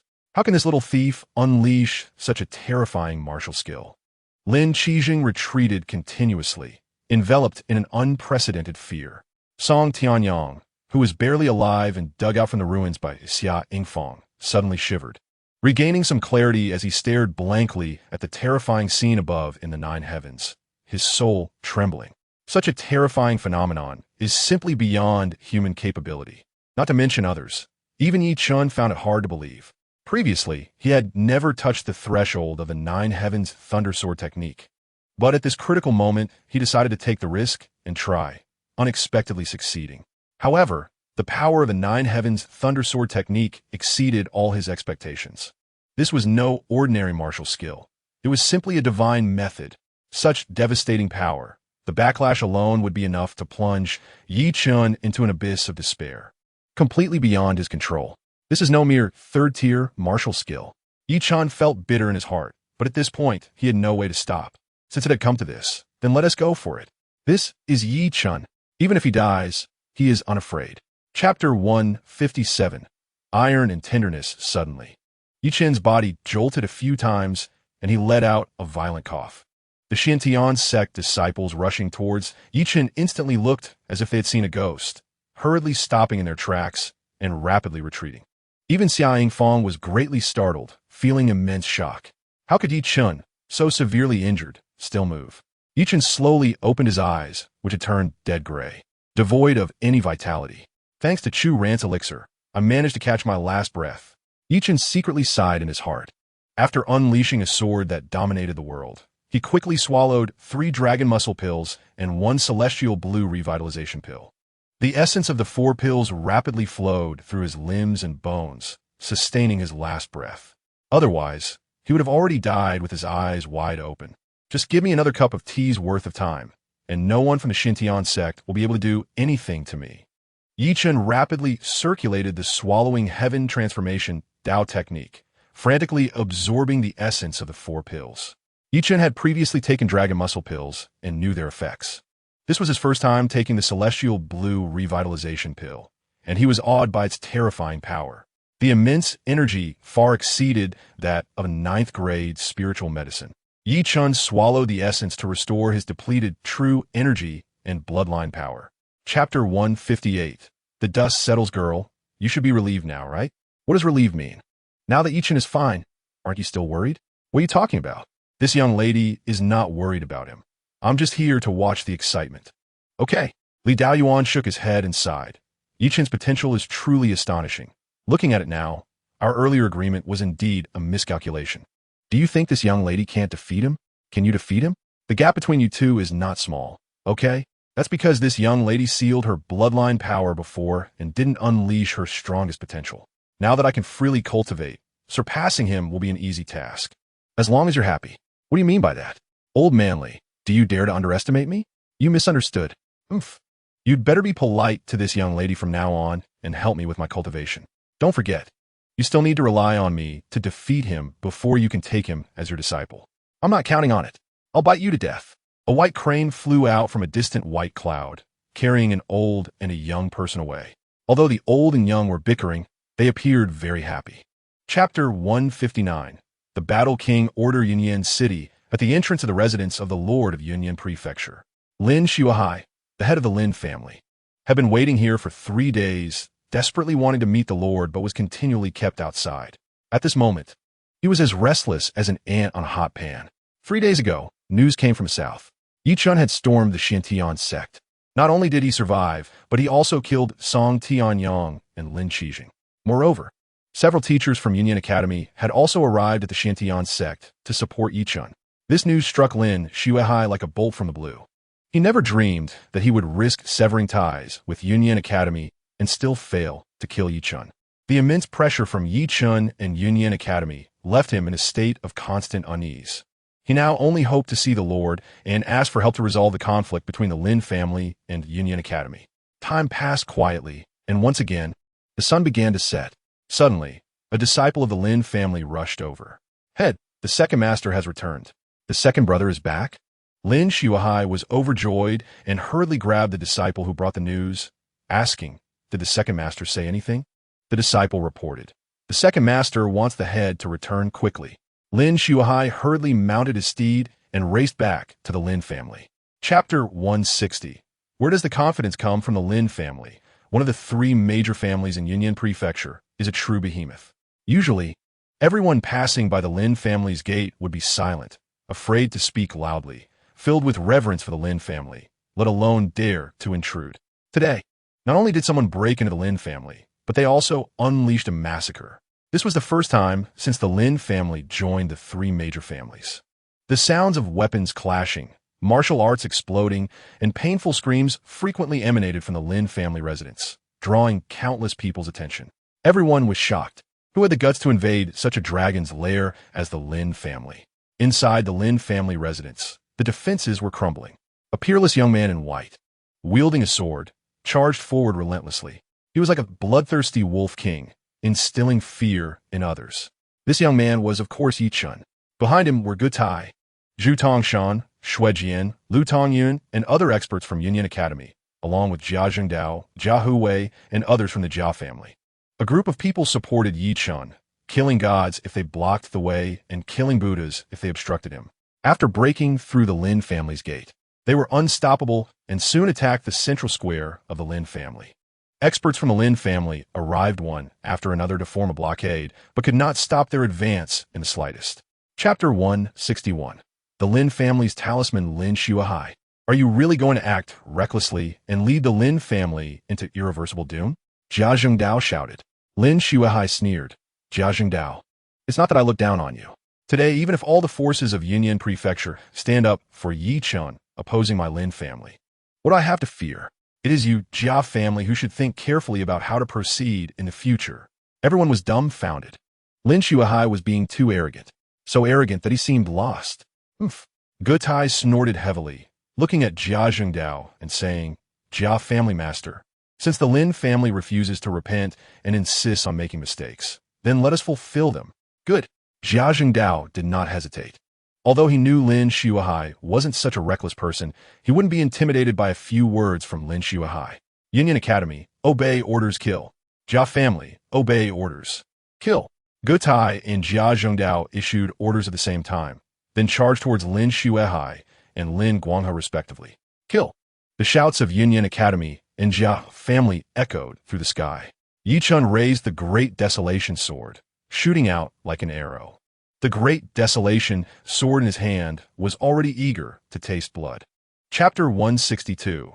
The fall of the Lin family. The command from Xiao Juyi instantly reassured the people of Yunyan Academy. Gu Tai and Zhu Tongshan did not hesitate to lead the experts of Yunyan Academy in a counterattack. The situation changed dramatically. The Lin family, which had been pressing down on everyone, quickly had many people falling in pools of blood. Yi Chun, with the Great Desolation sword clearing the way, killed one person with each step. Xiao Juyi, I have the Battle King order in hand. Do you dare to unleash a massacre on my Lin family? Lin Xuehai angrily questioned. How precious is the Battle King order? There are only 9 in total. How could it fall into your hands? In my opinion, It must have been stolen by your Lin family. To dare to steal the Battle King order, it's an unforgivable crime. Xiao Juyi shouted angrily. Jia Jingdao was stunned for a moment, and then his expression became quite interesting as he ordered loudly. Jia family, listen up. The Lin family has stolen the Battle King order. It's an unforgivable crime. Kill them. Kill. The Jia family began a mad counterattack under Jia Zhengdao's leadership. Xiao Juyi, you despicable and shameless person. Lin Shuai's eyes turned blood red, trembling with anger. He never expected that Xiao Juyi would use such a ridiculous and despicable excuse to break this deadlock. Xiao Juyi, the Battle King order was personally requested by me from the East King City. You dare to ignore the Battle King order. Just wait to be punished by the Battle King Mansion. Lin Guanghe roared. Chapter 163. The Unmatched Pair, 3 days later.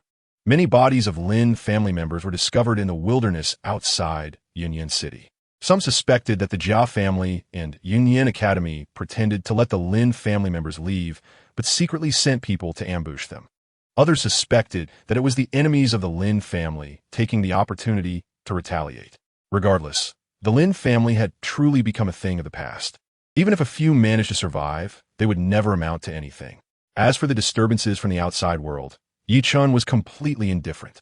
After returning to Yunyan Academy, he focused on improving his cultivation level, practicing martial skills, and studying formations. He also spent some time each day teaching Wang Xiaohua how to cultivate. It was a rare period of peace. Time quietly passed in this calm and peaceful life. After more than 20 days, Xiao Juyi returned, successfully resolving the matter of the Battle King order, and Yi Chen's anxious heart was finally at ease. Soon, the holiday ended, and Yunyan Academy welcomed a new semester. Students and teachers from all over rushed back to the academy, and the temporarily quiet Yunyan Academy became lively again. The story of Yi Chen single-handedly attacking Xiantian sect and annihilating the Lin family was once again brought up, causing a huge stir in Yunyan Academy. Yi Chen instantly became the idol of all the students in the academy. Chapter 164. The Taichu hidden breath technique. The scene was beautiful, but the atmosphere was somewhat subtle. Chu Ran glanced at Yi Chen sideways and provocatively said, "You've been quite the center of attention lately." Yi Chen raised an eyebrow, undoubtedly agreeing. Chu Ran arrogantly stated, "From today on, your era is over." Xiao Juyi and Gu Tai stepped onto the podium, and Gu Tai's authoritative voice rang out. "Everyone be quiet. The dean has something to say." Everyone stopped discussing and shifted their gaze from Yi Chen and Chu Ran to Xiao Juyi on the high platform. Xiao Juyi said, "As everyone knows, the learning task for the second semester of the 4th grade is to participate in the trial at Zhangzhou Academy. In half a month, I will lead you to East King City for the trial. Therefore, you only have half a month to prepare. During this half month, I hope you will all work hard to cultivate and strive to make further progress." Immediately, many people clenched their fists, their eyes filled with determination. The trial at Zhangzhou Academy could be said to be the most important test in the lives of most students present. This test would determine their future fate, whether they would graduate directly and go to various positions in Yunyan Mansion, living a mediocre life, or whether they would advance further to pursue further studies at Zhangzhou Academy for a better and broader stage, depended on this opportunity. Chapter 165. East King City. Half a month passed in the blink of an eye, and the 4th grade students, under the hopeful send-off of all the teachers and students of Yunyan Academy, embarked on their journey. Dean Xiao Juyi personally led the team, accompanied by Battle Hall Master Gu Tai, 4th grade supervisor Lu Chun, and the supervising teachers of the 10 classes of the 4th grade. Yunyan Academy dispatched a total of 13 powerful demon beast mounts, soaring majestically from Yunyan Academy, carrying everyone towards the northeast direction. The destination was East King City. Zhangzhou governs 5 mansions: Wanqing Mansion, Wuyang Mansion, Guang'an Mansion, Qinglian Mansion, and Yunyan Mansion. East King City is not under the jurisdiction of these 5 mansions, but rather stands above them, an independent city outside the 5 mansions. It is the capital of Zhangzhou, the largest city in Zhangzhou, the center of power in Zhangzhou, and a holy land of martial arts. In Zhangzhou, East King City holds an unparalleled and exalted status, a holy place that countless people long for. East King City is located in the heart of Zhangzhou, between Yunyan Mansion, Qinglian Mansion, and Guang'an Mansion. 800 years ago, Emperor Wu unified Yunmings, established the Jiang dynasty, conferred Zhou Yuntian as the Battle King, and granted the territory of Zhangzhou, building East King City. Since then, East King City has dominated Zhangzhou for 800 years. Overlooking all heroes. Chapter 166. Enemies meet, especially red-eyed Gao Peng and Bai Wei were not sent by Zhangzhou Academy to welcome everyone. The academies from the 5 mansions of Zhangzhou came voluntarily to participate in the trials at Zhangzhou Academy, and everyone had to prepare for themselves. Zhangzhou Academy did not manage it at all. It was Xiao Juyi who contacted them in advance to have them come and pick everyone up, otherwise everyone would be lost in East King City. After passing through the heavy inspections at the city gate, everyone successfully entered the city. After passing through the long city gate, they suddenly found themselves in a vast and prosperous East King City. The streets were bustling with people, and the buildings on both sides were towering and majestic. Even though everyone came from Yunyan Mansion's largest city, Yunyan City, they were still shocked by the spectacular scene before them. Compared to Yunyan City, it was simply incomparable. Gao Peng and Bai Wei enthusiastically introduced various aspects of East King City to everyone. East King City is divided into 5 areas: the central core area and 4 peripheral districts. The central core area is where the Battle King Mansion is located, known as the city within a city. Without the permission of the Battle King Mansion, outsiders are not allowed to enter the central core area. The peripheral 4 cities are simply divided into East City, South City, West City, and North City. East King City has only one main entrance, which is the South City Gate, where everyone just entered. Chapter 167. Trial content. Knock, knock, knock. As soon as Yi Chen returned to his room, there was a knock on the door. He opened the door to find Bai Wei standing gracefully outside, saying in a poised manner, "Junior Yi, may I come in and sit for a while?" Bai Wei's visit surprised Yi Chen. He did not know her before, and they hadn't exchanged any words from the city gate to hear. "Bai Wei Sr., please come in." Since she was here, Yi Chen naturally could not refuse her entry. Once seated inside, Bai Wei looked at Yi Chen with admiration and said, "I have heard many legends about you before, and seeing you today, you truly live up to the reputation." Yi Chen humbly replied, "Senior Bai, you flatter me. Did you come to find me for something?" Bai Wei and Gao Peng were specially invited by Xiao Juyi to serve as guides and explain the trial at Zhangzhou Academy. So Yi Chen used the term "find me for something." Bai Wei expressed concern. "I just came to chat with you. I noticed you didn't seem very happy on the way here. Is the pressure too much?" "No," Yi Chen denied. Bai Wei smiled and said, "Your unhappiness is written all over your face. You can't fool me. I know that Dean Xiao and Yunyan Academy have high hopes for you. But don't put too much pressure on yourself. Even if you don't lead Yunyan Academy to victory, I believe no one will blame you." Chapter 168. Tianwu Chamber of Commerce, East King City, West City. A large area of uniformly styled buildings resembled a castle, grand in scale and imposing in appearance. Is the Tianwu Chamber of Commerce. The Tianwu Chamber of Commerce is the largest and oldest commercial organization in the realm of Yunmings, with its branches spread across various cities of all sizes within Yunmings. Here, in Zhangzhou, is the headquarters of the Tianwu Chamber of Commerce. In the core area of the Tianwu Chamber of Commerce, on the pavilion in the lake, the sound of a zither flows gracefully, accompanied by ethereal melodies. A woman is engrossed in her performance, her fingers as delicate as jade lightly touching the strings, producing melodious notes. Birds stop to listen, and fish leap out of the water to frolic. They were all captivated by the wonderful music. The first half of the melody was pleasant and lingered for 3 days, while the second half became urgent and sharp, hiding a deadly intent. Birds and fish fled in panic. An old woman climbed up to the loft and stood respectfully a distance of 10 feet behind the woman, bowing her waist and silently waiting for the performance to finish. Once the piece was completed, the old woman spoke, "Miss, everything is ready. We can set off." The woman slowly stood up, her tall and slender figure fully revealed. With her black hair cascading down her back like a waterfall, she turned to look at the old woman, her willow-like brows furrowed together, and sighed, "The news has leaked. We cannot go back for now." Chapter 169. Nangong Yue. Once the 3 heroes of Yunyan, along with the newly emerged genius Yi Chen, represented the pinnacle of Yunyan Academy's strength. They came together to find Gutai, surprising him somewhat. After learning their purpose, Gutai did not stop them and arranged for Bai Wei to guide them. Betting on stones is all about gambling. Although some priceless treasures have been cut from the stone garden, they are ultimately rare. More often than not, investments yield nothing. You shouldn't hold too high hopes. The greater the hope, the greater the disappointment. Bai Wei specifically reminded, her gaze fixed on Yi Chun, seemingly only warning him. Sister Bai Wei, we just want to try our luck. It would be great if we find something, but if we don't, it doesn't matter, Ling Feng said with a smile. Yi Chun and Tang Hong echoed his sentiment. Jia Hong did not speak, but gave a meaningful glance at Yi Chun and Bai Wei. Noticing that, Bai Wei showed a different kind of concern for Yi Chun, which left him feeling quite uncomfortable. The first time he saw Bai Wei, he became infatuated with this spirited and cheerful woman, but she had never looked at him once. Sister Bai Wei, you have been in East Wang City for so many years. You must have visited the Stone Garden, right? Jia Hong asked. Chapter 170. Stone Garden. Nangong Yoyue's body trembled with anger, her eyes red. She was the direct heir of the Tianwu Merchant Association, a fact that was undisputed within the association.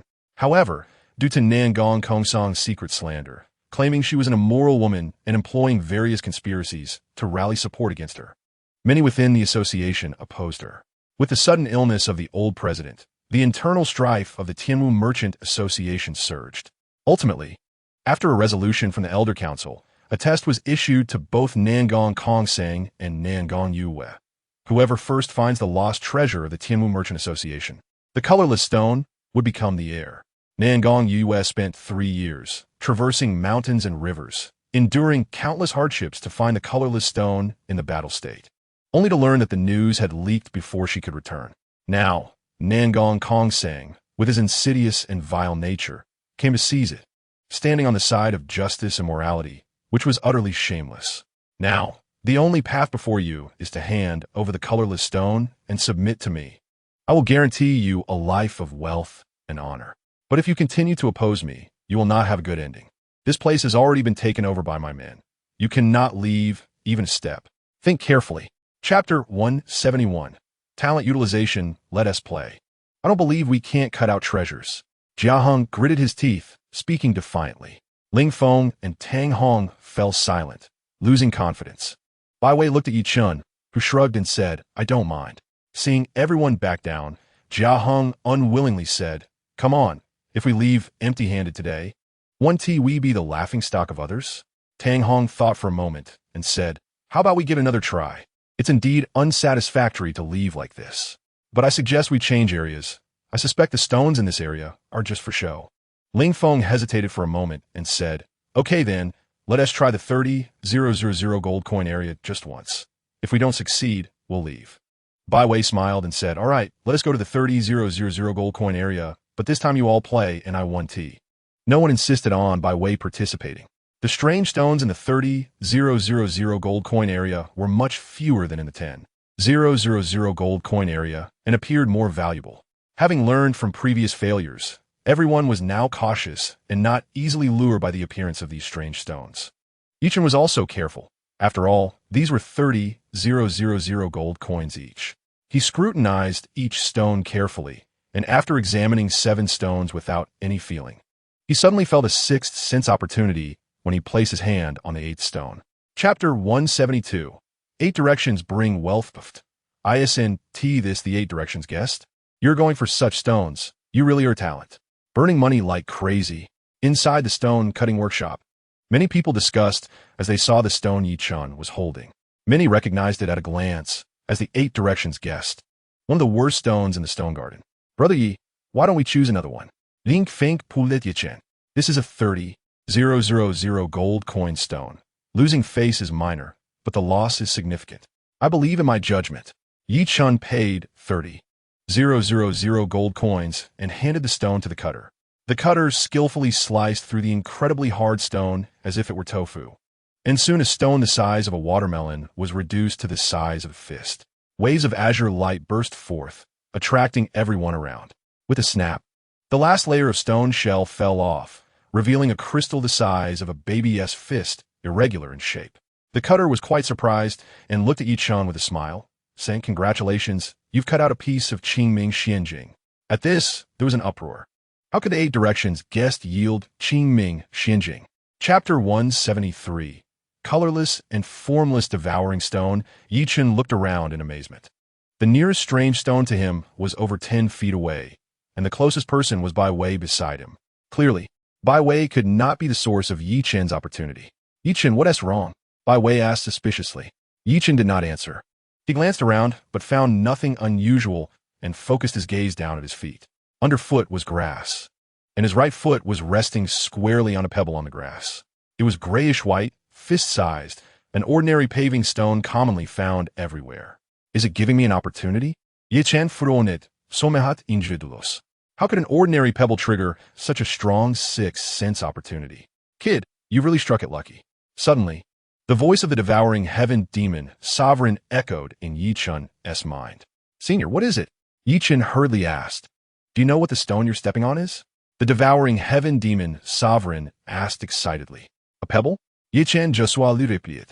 This stone is called the colorless stone, also known as the colorless and formless devouring stone. It is a chaotic supreme treasure, the devouring heaven demon, sovereign, said seriously. What? This ordinary-looking pebble is called the colorless stone, the colorless and formless devouring stone? It's even a chaotic supreme treasure? Yi Chen found it hard to believe, squatting down to pick up the pebble and examine it closely. Chapter 174. Yi Chen versus Ji Yunfei. All right, let's begin. 1 hour later, we will meet at the stone-cutting shop. Ji Yunfei turned around with a smug look, crossing his arms in satisfaction. Little brother, you shouldn't have bet against him. The previous elder approached again, speaking earnestly. That young man has already cut 3 pieces of rare stones worth over 100,000 gold coins in the stone gambling shop. He has incredible experience in stone gambling, and even the senior masters of the Tianwu Chamber of Commerce praise him, calling him a genius in stone gambling. You are bound to lose against him without even knowing how. Huh? Bai Wei's face instantly lost color. Even if Ji Yunfei wasn't skilled at stone gambling, Yi Chen, as a novice, had very little chance of winning. She didn't expect Ji Yunfei to actually be a genius at stone gambling. Did this mean Yi Chen was surely going to lose? What happened? Ling Feng, Tang Hong, and Jia Heng ran over. Sigh, Yi Chen is betting against Ji Yunfei. Bai Wei said helplessly. Great, let's take that guy down. Ling Feng, Tang Hong, and Jia Heng immediately became excited. This elder said Ji Yunfei is a genius at stone gambling, Bai Wei replied. Huh? The 3 looked at the elder with suspicion. If you don't believe me, you can ask around. Before you arrived, Ji Yunfei selected 3 rare stones, each of which cut out valuable treasures. His talent in stone gambling is not inferior to mine. The elder said, then looked at Yi Chen seriously and added, you only have a chance to win if you ask me to join. Otherwise, you will undoubtedly lose. Chapter 175. This kid is a bit arrogant. What background do these 2 kids have to have Master Huang come out to host their bet? They look unfamiliar. Not like people from Dongwang City. That young man is Ji Yunfei, who shone brilliantly in the rare stone garden today. Master Huang praised him highly, calling him a genius in stone gambling. I think Master Huang came out to host because of him. Who is the other kid? He dares to bet against a genius in stone gambling favored by Master Huang. He has quite the audacity. More and more people flocked to the stone-cutting shop. Soon, it was surrounded by layers of spectators, all curious about this bet. Bai Wei, Ling Feng, and others felt very uncomfortable, wishing they could escape. They couldn't afford to lose face. Everyone quiet down. Huang Jianyuan, a tall and sharp-eyed middle-aged man, raised his hand to silence the crowd. Ji Yunfei, Yi Chen, please come forward. Ji Yunfei and Yi Chen walked to the stone-cutting table in front of Huang Jianyuan. Huang Jianyuan said solemnly, today, you 2 will bet against each other. Each of you will select 3 rare stones from the 30,000 gold coin area. The final outcome will be determined by the value of the treasures cut from the stones. Is there any objection? Chapter 176. King of Waste Stones. Big Dai Vat Ji Yunfei crossed his arms, thoroughly enjoying the attention, tilting his chin up and glancing sideways at Yi Chen. Yi Chen, the best part is yet to come. Yi Chen sneered. Yeah, the best part is yet to come. Present your second rare stone, Huang Jianyuan announced. The students of Qinglian Academy presented Ji Yunfei's second rare stone, still covered, making it impossible to see what it was, which made people anxious. Yi Chen flipped his hand and revealed a pebble, placing it on the stone-cutting table. His second rare stone was also an ordinary, unremarkable piece of filler stone. Yi Chen, you are incredibly arrogant. Ji Yunfei was so angry he was panting. It was bad enough that Yi Chen used a pebble to insult him, but now he used 2 pebbles. Their bet was to determine the outcome based on 3 stones. Yi Chun chose 2 pebbles, essentially giving Ji Yunfei 2 stones, which was beyond arrogant. Huang Jianyuan furrowed his brows, staring at Yi Chun with a dark expression. He had spent half his life in stone gambling, witnessing countless matches and many talented new experts in the field. Chapter 177. One stone determines victory. Those who thought Yi Chun had a hidden ace couldn't help but feel ridiculous about their misjudgment. This kid is just foolish. The Big Die Vat is the real king of waste stones in the stone gambling world. Anyone with even a slight understanding of stone gambling can recognize it at a glance. Yi Chun actually treated it as his trump card for a comeback, still mysteriously confident. What else could it be but foolish? Was the Big Die Vat? What were they laughing at? Bai Wei, Ling Feng, and others were stunned. Although they knew better than anyone that Yi Chun's chances of winning were slimmer than slim, they still found it hard to accept the situation. It looks like it might be waste. Jia Hong muttered softly. Bai Wei, Ling Feng, and Tang Hong instantly fell into despair. Ling Feng and Tang Hong kept sighing, while Bai Wei looked worried. To have Yi Chun bow 3 times to Ji Yunfei in public would be such a blow. Could he handle it? Ha ha ha ha ha. Ji Yunfei laughed so hard he doubled over, tears streaming down his face. Looking at Yi Chun, he arrogantly mocked. Yi Chun, you really are a clown. But don't think that being funny will get me to go easy on you. Kneel. Bow your head. Chapter 178. Exploding Stones. Ji Yunfei stood in a victorious posture and said smugly, Yi Chun, did you hear that? Master Huang said you can't win, so you won't win. Do you think you can back out? Don't forget, our bet is witnessed by Master Huang. You can't escape today. Huang Jianyuan said, that's right. Betting here means that any wager must be fulfilled. Otherwise, don't blame me for being rude. Boom. A powerful aura erupted from Huang Jianyuan, pressing down on all directions. In an instant, not only did Yi Chun feel the pressure, but his companions Bai Wei, Ling Feng, Tang Hong, and Jia Hong also felt like they were being crushed by a mountain. The 4 of them sighed in their hearts. At this point, it was impossible to change the outcome. However, having Yi Chun bow 3 times to Ji Yunfei would not only humiliate Yi Chun, but also bring shame to Union Academy. Ling Feng tugged at Bai Wei's sleeve, eyes pleading. In this situation, their only hope rested on Bai Wei. Bai Wei was a student of the Battle State Academy. Would Huang Jianyuan give her some face? Bai Wei felt bitter. It wasn't that she didn't want to help Yi Chun, but she felt powerless. In others' eyes, being a student of the Battle State Academy did hold some weight, but in front of a giant like the Tianwu Chamber of Commerce, it clearly wasn't enough. Chapter 179. A counterattack in desperation. Stone fragments flew everywhere, but fortunately, everyone around was a martial artist of no low level, so no one was injured. On the stone cutting table, only a peach-sized orb remained, colorful and dazzling. Now, what is this treasure? It didn't get destroyed in the explosion. Many believed that this explosion would surely ruin the treasure inside, but unexpectedly, it remained intact. This is 7-color glaze. Such a large piece of 7-color glaze is quite valuable. We all misjudged it. Yi Chun was right. This Big Die Vat was deceived by He Huayu, pulling the wool over everyone's eyes. It seems that this kid, Yi Chun, has quite a talent for gambling stones. Everyone was incredibly surprised. Their views on Yi Chun had slightly changed. Bai Wei, Ling Feng, Tang Hong, and Jia Hong all looked at Yi Chun in amazement. He really created a miracle. Their admiration for Yi Chun involuntarily rose to a new level. Yi Yunfei's mood suddenly sank. Could it be that Yi Chun could really turn the tables with a piece of extraordinary stone? This was hard for him to accept. Huang Jianyuan's expression turned quite ugly. As a senior master of gambling stones in the Rare Stone Garden, he had repeatedly emphasized that the Big Die Vat was worthless. Chapter 180. Everything is planned. I have the eye of heaven, which can see through all illusions. My talent in gambling stones is unmatched. Why should Yi Chun win against me? Why couldn't I see that there was something more to the Big Die Vat? There must be a problem. This extraordinary stone definitely has issues. Ji Yunfei's face turned pale, muttering to himself, unable to accept this defeat. Ye Chen sneered it. Ji Yunfei's eye of heaven indeed had its uses in gambling stones, but the moment he couldn't see through the colorless stone, it was destined that the eye of heaven couldn't compare to Yi Chen's sixth sense and fortune guidance in gambling stones. Now, no one was paying attention to Ji Yunfei, who had fallen for grace. Everyone's attention was drawn to the Tian, Kinjade Suet, and Yi Chun. This time, the Tian Kinjade Suet cutout, although it couldn't be compared to the one cut 3 years ago, was still a major event in the gambling stone world. It should be noted that that time 3 years ago, it was cut from the highest level area of the rare stone garden at any price, while this time it was cut from the 30,000 gold coin area. This was the most valuable treasure cut from the 30,000 gold coin area.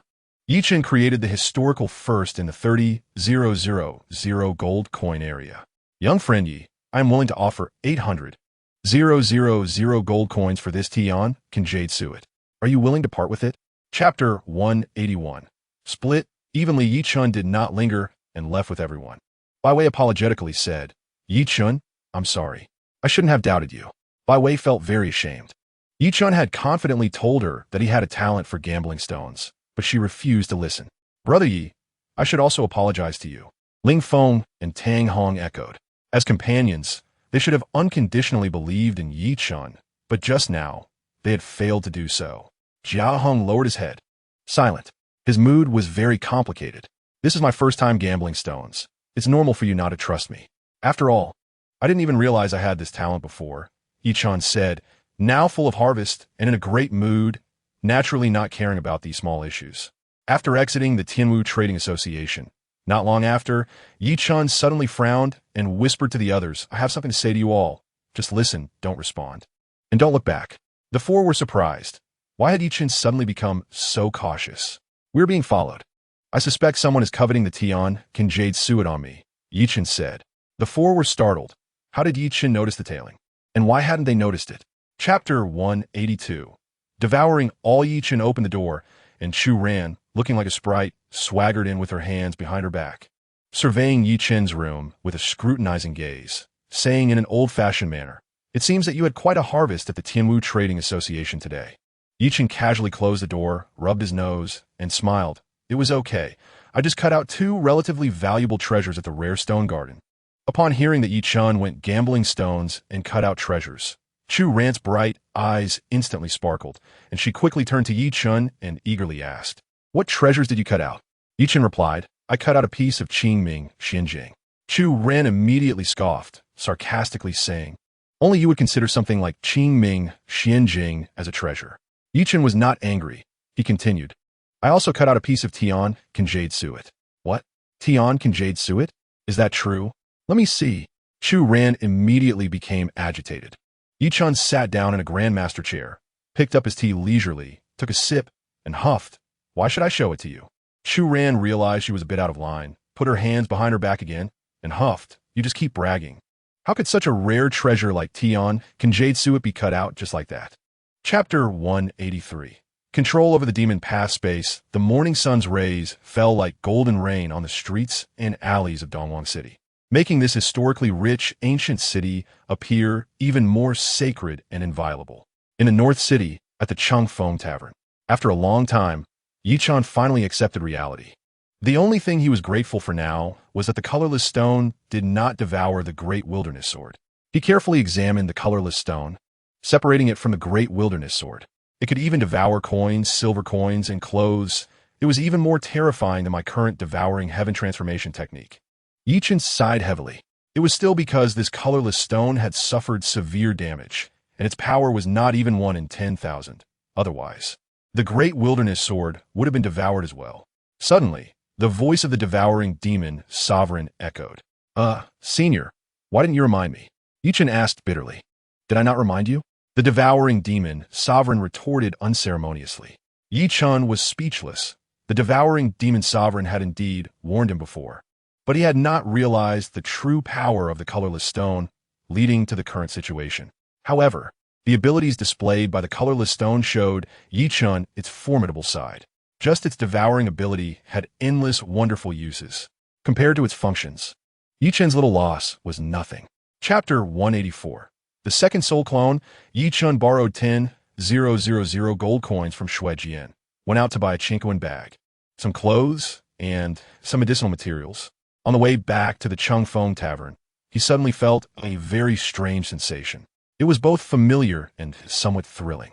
This sensation, Chen had only experienced during a certain period, which was when the seal on Chu Ran's body was released. This was a subtle connection that could only occur between the soul clone of the devouring demon sovereign and Chen. The direction from which the sensation came was precisely where the Changfeng Tavern was located. Did Chu Ran break through again? Yi Chen looked towards the Chung Feng Tavern, which was 100 zhang away.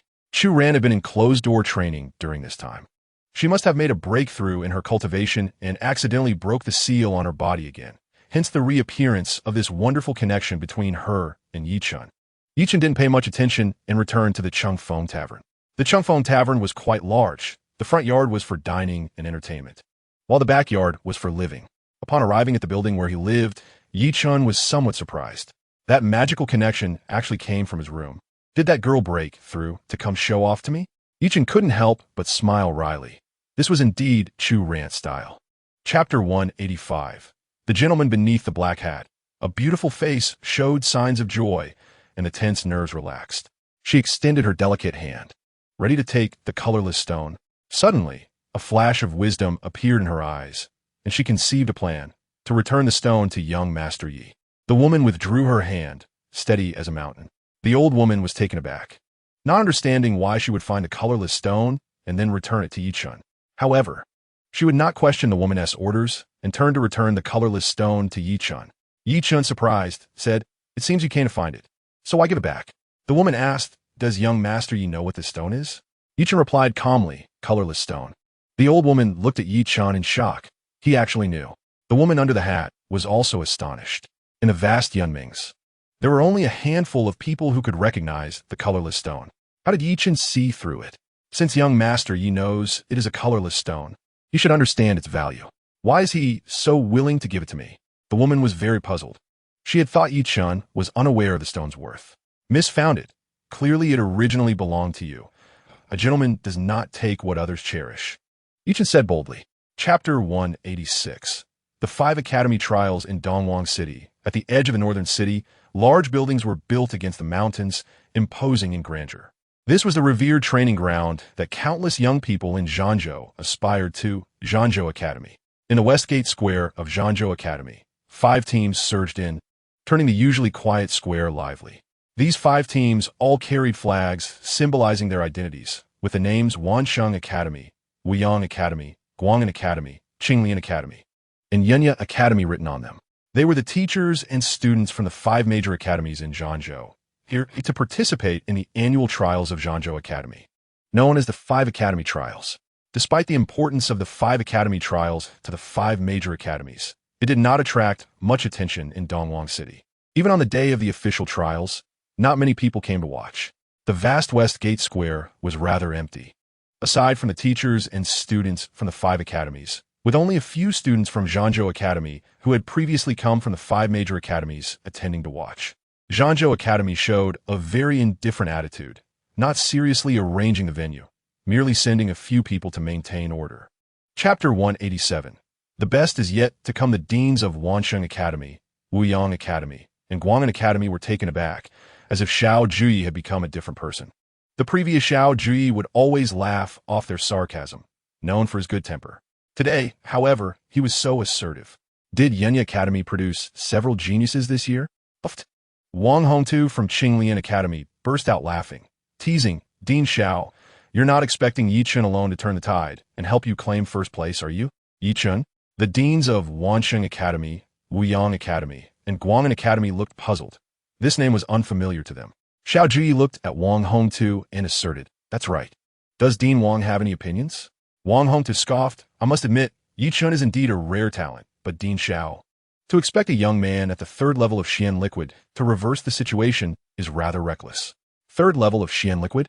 The deans of Wansheng Academy, Wuyang Academy, and Guang'an Academy instantly lost interest in Yi Chen. The 3rd level of Xian Liquid was not even in the top 10 in their 3 academies. Insignificant. Xiao Juyi coldly replied, "Dean Wang, please remember what you just said." Chapter 188. The terrifying intelligence network miss. Yi Chen has passed the first phase of the assessment at Zhangzhou Academy. While investigating Yi Chen, I discovered something strange. The people from the War King's mansion are also paying attention to him. Oh, why are they paying attention to Yi Chen? Nangong Yue, reclining on a noblewoman's chair, sat up with a sharp gaze fixed on Shen Jing. Shen Jing took out a stack of documents and handed them to Nangong Yue. The more she read, the more shocked and unsettled she became, eventually standing up and walking while reading. This document detailed the experiences of the direct descendant Zhou Mu from the War King's mansion studying at Yunya Academy, even pointing out that Zhou Mu went to Yunya Academy to seek the inheritance of the Yunya Taoist. It's speculated that the appearance of the Yunya Taoist dojo on Yunya Mountain and the disappearance of the Yunya Taoist inheritance might be related to Zhou Mu. The document also indicated Zhou Mu had approached Yi Chen at Yunya Academy, but was rejected. However, that was not the most unbelievable part. The document stated, 17 years ago, the fifth master of the War King's mansion, Zhou Rusheng, had stayed in Xuanwu city of Yunya Mansion for a time and developed feelings for the third miss of the Yi family, Yi Qinglian.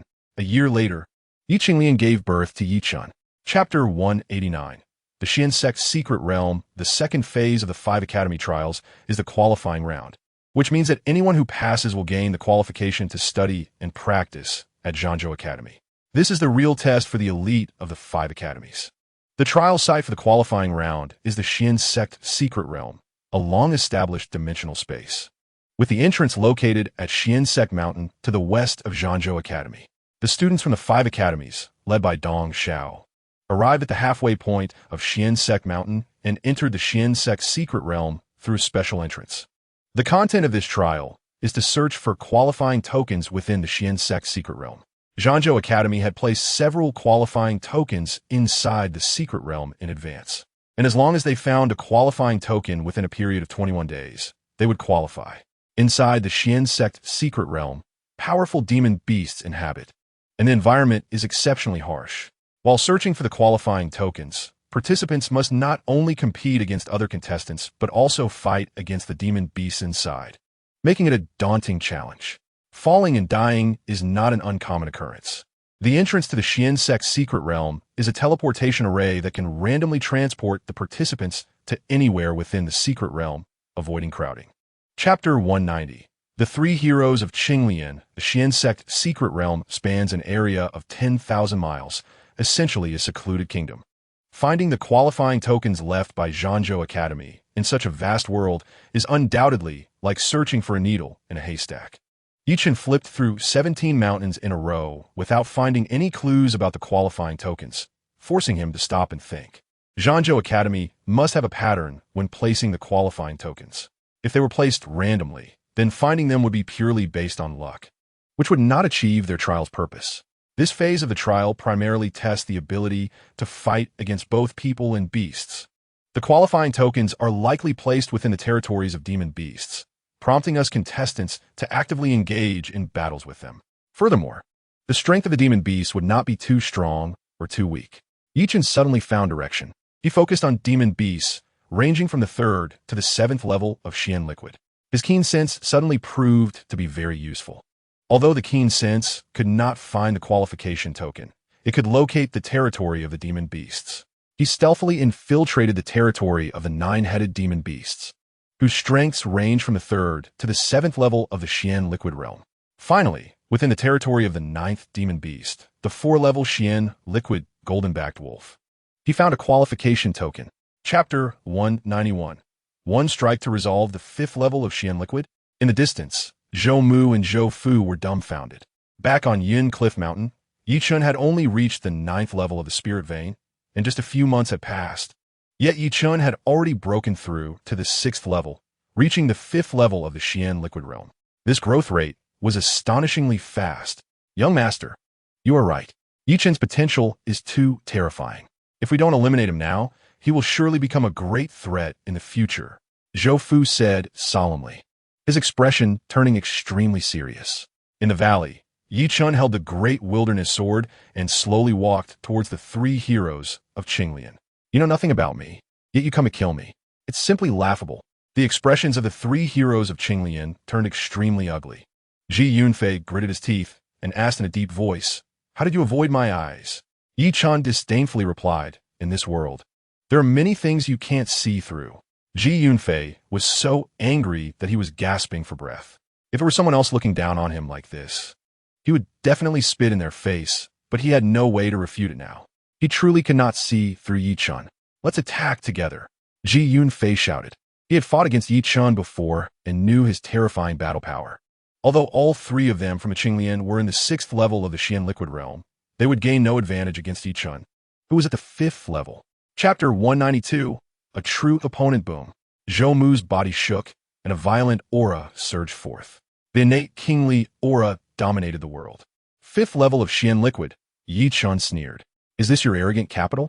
Don't forget, when your cultivation was 1 level higher than mine, you were still defeated by me. Your current strength is still far from enough. Zhou Mu proudly said, I am no longer the same as I was before. Do you know what I gained that day at the Taoist venue of Yin Cliff? Yi Chen raised an eyebrow. The inheritance of the Taoist of Yin Cliff had been obtained by Chu Ran. However, there were still 3 stone boxes, with each of them, Chu Ran, and Zhou Mu getting one. The stone box Yi Chen received contained the priceless dragon pattern gold. The treasures in the other 2 stone boxes, even if not as good as the dragon pattern gold, were certainly not much inferior. High-level Earth Tier Mental Cultivation Method. It is the highest-level mental cultivation method within the Jiang dynasty, comparable to the Holy Martial Heavenly Scroll of the Jiang royal family. Now, I am invincible at the same realm. Boom! Zhou Mu leaped down from the treetops, landing heavily and directly creating a huge, deep pit on the ground, as if struck by a meteor. Zhou Mu walked out from the deep pit with his hands behind his back, swaggering towards Yi Chen. Chapter 193. Submit to me, boom. Boom. Boom. The 2 human warriors fought fiercely, like ancient behemoths. Their terrifying explosive power, agile bodies, and indestructible defenses were even more formidable than those of demon beasts of the same level. Zhou Fu felt a prickling sensation on his scalp. They were supposed to be brothers. If they joined forces, who in the Wang family of warriors would be their opponent? What a pity that they could not be used for the young master, and if not eliminated now, they would surely become a future threat. Su fu side internally. Zhou Mu's skin resembled jade, and he wore the 9-cloud blazing armor, standing in an invincible position from the start. Yi Chen's physical body was unparalleled, and with the assistance of the bloodline talent of petrification, he also possessed the capital to be invincible. When the 2 fought, it was as if the strongest shield met the strongest shield, the pinnacle of defense colliding, with neither able to gain the upper hand. However, Zhou Mu secretly sneered in his heart when he saw Yi Chen unleash the perfected 2nd-tier high-level martial technique, the harmonious blade technique. He knew he could not engage Yi Chen in a long-range battle. Otherwise, it would be difficult for him to withstand the power of the perfected 2nd-tier high-level martial technique. Thus, from the very beginning, he guided Yi Chen to engage in close combat. He naturally knew how strong Yi Chen was in close combat. But after practicing the high-level Earth-tier mental cultivation method, the Qingyun Kongming technique, he cultivated the Qingming body. Chapter 194. The use of the colorless stone reaching the 5th level of Xian liquid and mastering 2 types of perfected 2nd-tier high-level martial techniques. Yi Chen truly was the genius described in the records. The current generation of the Wang family of warriors was remarkable. Fortunately, it seemed that Yi Chen had long known his background, but he was not interested in the Wang family, which was good news for them. If he could be of use to the young lady, he would surely become her right-hand man in the future. On the distant mountaintop, Nangong Yuyue and Shun Jing had a full view of everything happening in the valley. Both were shocked by Yi Chen's powerful talent. How could such a genius be content to be beneath others? The shimmering brilliance in Nangong Yuyue's autumn-like eyes and her appreciative expression were evident. I would rather be friends with him. Shun Jing looked at Nangong Yuyue in surprise. Yi Chen was the first man to earn such admiration from the proud Nangong Yuyue. As the young lady, if Yi Chen could be of use to her, it would be his fortune. Shun Jing echoed. Nangong Yuyue smiled gently and did not say more, closely observing the battle in the valley. At this moment, Yi Chen was engaged in a fierce battle with Zhou Fu. Although Yi Chen's battle prowess was unmatched, and he had cultivated 2 types of perfected 2nd-tier high-level martial techniques, his cultivation level was still 3 levels lower than Zhou Fu, making it impossible to compare the richness of their true energy. Chapter 195. Obtaining the Eye of Heaven. Zhou Mu was so frightened that he fled in panic, no longer having the courage to confront Yi Chen. Yi Chen landed heavily, creating a huge, deep pit on the ground, half kneeling within it, gasping for breath. The heavenly thunder power, summoned by his use of the 9 heavens thunder sword technique, although most was devoured by the colorless stone, minimized the backlash he suffered. It drained all of his true energy from his dantian. Even after swallowing 2 heavenly fragrant jade pills immediately, he could not recover so quickly. Fortunately, he did not lose his ability to move. He slowly stood up, walked out of the deep pit, looked in the direction Zhou Mu fled, snorted softly, and decisively retreated in the opposite direction. On the distant mountaintop, Nangong Yue and Shen Jing were both stunned by Yi Chen's extraordinary swordsmanship, momentarily petrified. They soon came to their senses. "Miss, should we follow?" Shen Jing asked. Nangong Yue gazed at the direction Yi Chen had disappeared, a ripple of unprecedented emotions stirring in her autumn-like eyes. "No need," Nangong Yue said with a complex expression. They had entered the Xianzong's secret realm to stop Zhou Mu from killing Yi Chen, but unexpectedly, there was no need for her to intervene. Nangong Yue felt a hint of regret in her heart. Who would want to owe a favor to such a genius like Yi Chen? Chapter 196. One's own misdeeds bring destruction. Everyone's gaze instantly focused on Yi Chen, and the expressions of all changed. Did Yi Chen kill the three heroes of Qinglian? How strong must Yi Chen be? But Yi Chen is clearly only at the third level of the Xian liquid realm. How is that possible? Or is he hiding his cultivation? Even Dong Xiao, who has always shown indifference towards the students of the five institutes, is now staring deeply at Yi Chen. He does not believe that Wang Hongtu is making baseless accusations. The fall of the three heroes of the Qinglian Academy is already shrouded in mystery, and it is clear that they must have fallen victim to someone else's treachery. Now Wang Hongtu is specifically pointing at Yi Chen. No matter what, Yi Chen cannot escape this connection. Facing countless questioning and scrutinizing gazes, Yi Chen remains calm. Xiao Juyi, however, is not so composed and angrily shouts at Wang Hongtu. "Director Wang, you must not speak recklessly. Do you have any evidence that Yi Chen killed the three heroes of Qinglian?" Wang Hongtu retorts angrily. "Yi Chen has a long-standing grudge against our Qinglian Academy. Who else could it be if not Yi Chen?" Xiao Juyi scoffs. "This is slander." Wang Hongtu replies, "Whether it is slander or not, we will know once we open Yi Chen's Qinquan bag. If Yi Chen killed the three of them, he would definitely have taken their belongings, and that is evidence." Chapter 197. Olive Branch Sr., what do you need from me? Yi Chen is brought to a secluded courtyard, where he meets a person wearing a bamboo hat. Although she has her back to Yi Chen, he can still recognize her from her aura as the old woman who was previously beside the second soul clone of the Devourer Demon Lord. Shen Jing takes off her bamboo hat, turns to face Yi Chen, and curiously asks, "How did you know it was me?" Yi Chen replies, "I don't know anyone in Dongwang City, apart from you and that young lady, so no one else would seek me out." Shen Jing gestures for him to sit and says, "Young Master Yi, please take a seat." After Yi Chen sits down, Shen Jing also sits, pours him a cup of tea, dismisses the servants, and smiles at Yi Chen. "I must congratulate young Master Yi for passing the assessment of the Battle State Academy." Yi Chen calmly responds, "Senior, I'm afraid you didn't call me just to congratulate me, right?" Shen Jing smiles. "Young Master Yi is indeed straightforward. Since you are so forthright, I will not beat around the bush. You must have guessed the origin of my young lady." Yi Chen states, "You come from the Tianwu Merchant Association." Shen Jing nods and asks, "How much do you know about our Tianwu Merchant Association?" Chapter 198. Competition for team leader if it were anyone else. Shen Jing would definitely have spat and left angrily. However, the young man before her indeed has terrifying talent, enough to have confidence in his worth. And he's also someone a young lady has her eye on, so Shen Jing has to endure. "This old woman cannot make decisions. I must consult the young lady." "Thank you, senior. I await your good news." Yi Chen smiles. Shen Jing, with a forced smile, replies, "The reason I brought young Master Yi here today is for this matter. Young Master Yi, please go back." Yi Chen stands up and takes his leave. Shen Jing presses her temples, feeling a headache. She did not expect Yi Chen to make such a high demand, which puts her in a difficult position. Leaving the place, Yi Chen reflects on his conversation with Shen Jing. It is definitely not a simple matter for the Tianwu Merchant Association to recruit talents. And the higher the level of talent, the more complex the implications are.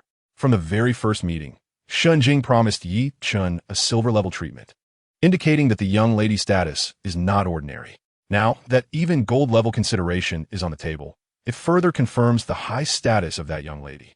That young lady is most likely from the headquarters of the Tianwu Merchant Association. Yi Chen finally concludes. This makes Yi Chen think about the stakes involved. Chapter 199. Third stage trial. Xiao Ji originally planned to practice here for 3 days, but after half a day, he directly ends the practice and returns to the Chung Feng Tavern. Both Xiao Juyi and Gutai are beaming with smiles, looking confident of victory. The others are chatting and laughing, feeling very relaxed. Only Chu Ran is pouting, looking very angry. After returning to the Changfeng Tavern, everyone returns to their rooms. And Chu Ran kicks open Yi Chen's door, hands on her hips, and angrily says, "Yi Chen, did you recommend me to the director to take this opportunity to probe my strength?" After learning that Yi Chen recommended her, she had been pleased, thinking that Yi Chen valued her as a rival. But today, during the simulated team battle, Yi Chen had been playing dead at the start, causing their team to lose several times. How could the stubborn Chu Ran swallow this anger? So she unleashed all her strength. Then Yi Chen stopped playing dead. It was obvious this was a trap set by Yi Chen. We are about to represent the academy in battle, and naturally, there should be no secrets among teammates. Don't you think so? Yi Chen says with a smile. I think you're scared and trying to find out my strongest strength, Chu Ran retorts. Chapter 200, A Dark Horse Boom. After the sound of war drums and horns ends, a resounding gong echoes through the sky, and the contestants from the 5 institutes suddenly charge up the beacon tower like wild horses. They ascend from 5 different entrances. Boom! Instantly, a terrifying pressure descends from above, like a mountain pressing down on everyone, greatly hindering their movements. Everyone is already used to this, and after a moment, they continue to climb. The entrance of Union Academy is located directly to the south, with 5 people walking side by side. Yi Chen is in the center, with Ling Feng and Chu Ran on either side, and Tang Hong and Jia Hong following. When they reach the 7th step, a terrifying roar and high temperature suddenly come from above, and a fierce wave of fire rushes down towards the 5. Standing before the wave of fire, they feel as if they are about to be crushed. Climbing the beacon tower, competing for the flag. Not only are the students of the 5 institutes competitors, but they must also endure the trials of the beacon tower. This first trial is generally very difficult for practitioners at the 5th level of the Xian liquid realm to pass. I'll go. Jia Hong raises his right hand, and a black Feng Tianhua halberd appears in his hand. He swings the halberd high and strikes down powerfully. Break. Chapter 201. 1 against 10, 2 hours pass, and 4 tiers form on the beacon tower. The first tier consists of the Wu Yang Academy and the Wan Sheng Academy, whose contestants are far ahead and have already begun to tackle the 4th challenge. The second tier is Yunyan Academy, which, under Yi Chen's leadership, easily defeats Guang'an Academy, finishes the 3rd challenge, and reaches the 3rd tier. The 3rd tier is Guang'an Academy, which, despite suffering unbearable defeats, continues to climb after a brief adjustment. The 4th and final tier is Qinglian Academy, which has only just passed the 1st challenge and stands at the 1st tier, gazing warily at the stone steps leading to the 2nd tier, hesitant to advance. They have lost the spotlight, and now the vast majority of attention is focused on the contestants from Wu Yang Academy and Wan Sheng Academy, with the remainder on the contestants from Union Academy. Union Academy has become the dark horse of this year, attracting a lot of attention. Do you think Union Academy has a chance to challenge the status of Wu Yang Academy and Wanxing Academy? Wu Yang Academy and Wanxing Academy are established powerhouse academies, and it is quite difficult for Union Academy to challenge them. Apart from Yi Chen, only Ling Feng from Union Academy is qualified to compete against someone at the 6th level of Xianyi. With just the 2 of them, it would be nearly impossible to lead Union Academy to a comeback. Chapter 202, The Might of a Sword Boom. The spectator platform was like a meteor crashing into the sea, stirring up huge waves. Ignorant and arrogant, just trying to attract attention. The president of Wu Yang Academy sneered repeatedly. Looking at the 5 major academies, no student can fight against 10 opponents alone. Director Xiao, is this the student you have high hopes for? It's simply laughable. The president of Wansheng Academy mocked. Xiao Juyi's face twitched. He too was stunned by Yi Chen's words. He knew Yi Chen was strong. In one-on-one combat, no one from the 5 major academies could match him. However, challenging 10 people alone was a bit too far-fetched. Gu Tian, if it were you, could you defeat those 10 with 1 move? The Battle State Governor Gu Xuehai asked the nearby youth Gu Tian. Of course, no problem, Gu Tian replied proudly. What if you could only exert the power of the 5th level of Xianyi? Gu Xuehai asked again. Gu Tian hesitated. Yi Chen is only at the 5th level of Xianyi. Gu Xuehai withdrew his gaze, looking with great interest at Yi Chen on the beacon platform. He is just trying to attract attention. I don't believe he has the ability to defeat those 10, Gu Tian said disdainfully. On the beacon platform, Ling Feng, Tang Hong, and Jia Hong all changed color greatly. Chapter 203. A unique existence on the spectator platform. Everyone stood up in shock, unable to believe what was happening on the beacon platform. Chen really fought against 10 and defeated all opponents with one sword. This kid's strength is terrifying. Xiao Ju, Yi, and Gu Tai exchanged glances, unable to hide their inner shock and delight. On the chairman's platform, Battle State Governor Gu Shuai, the high-ranking officials of Battle State Academy, and representatives of the Battle King's mansion, all the peak figures of Battle State, showed expressions of astonishment. I never expected such a genius to emerge among the 5 major academies. Chen is simply a unique existence among the 5 major academies. Not to mention the 5 major academies. Even in Dongwang City, such a genius is rare. Yin Academy has truly given us a surprise this year. People whispered to each other, discussing fervently, praising Chen. Gu Tian, did you see? There are always people beyond people, mountains beyond mountains. One must learn to be humble and not blindly underestimate others. Gu Shuai earnestly taught Gu Tian. In one-on-one combat, he might not be able to defeat me, Gu Tian said defiantly, but his tone clearly showed a lack of confidence. On the beacon platform, after the energy storm dissipated, chaos ensued. Chapter 204. Seizing first place under Chen's strong leadership. The 5 members of Yin Academy reached the top of the beacon platform and together pulled out the yellow flag planted at the peak, raising it high. The wind howled, and the flag fluttered. At this moment, everyone held their breath. All eyes in the venue focused on the 5 young heroes holding the yellow flag. They created history for Yin Academy. Xiao Ju couldn't help but shed tears.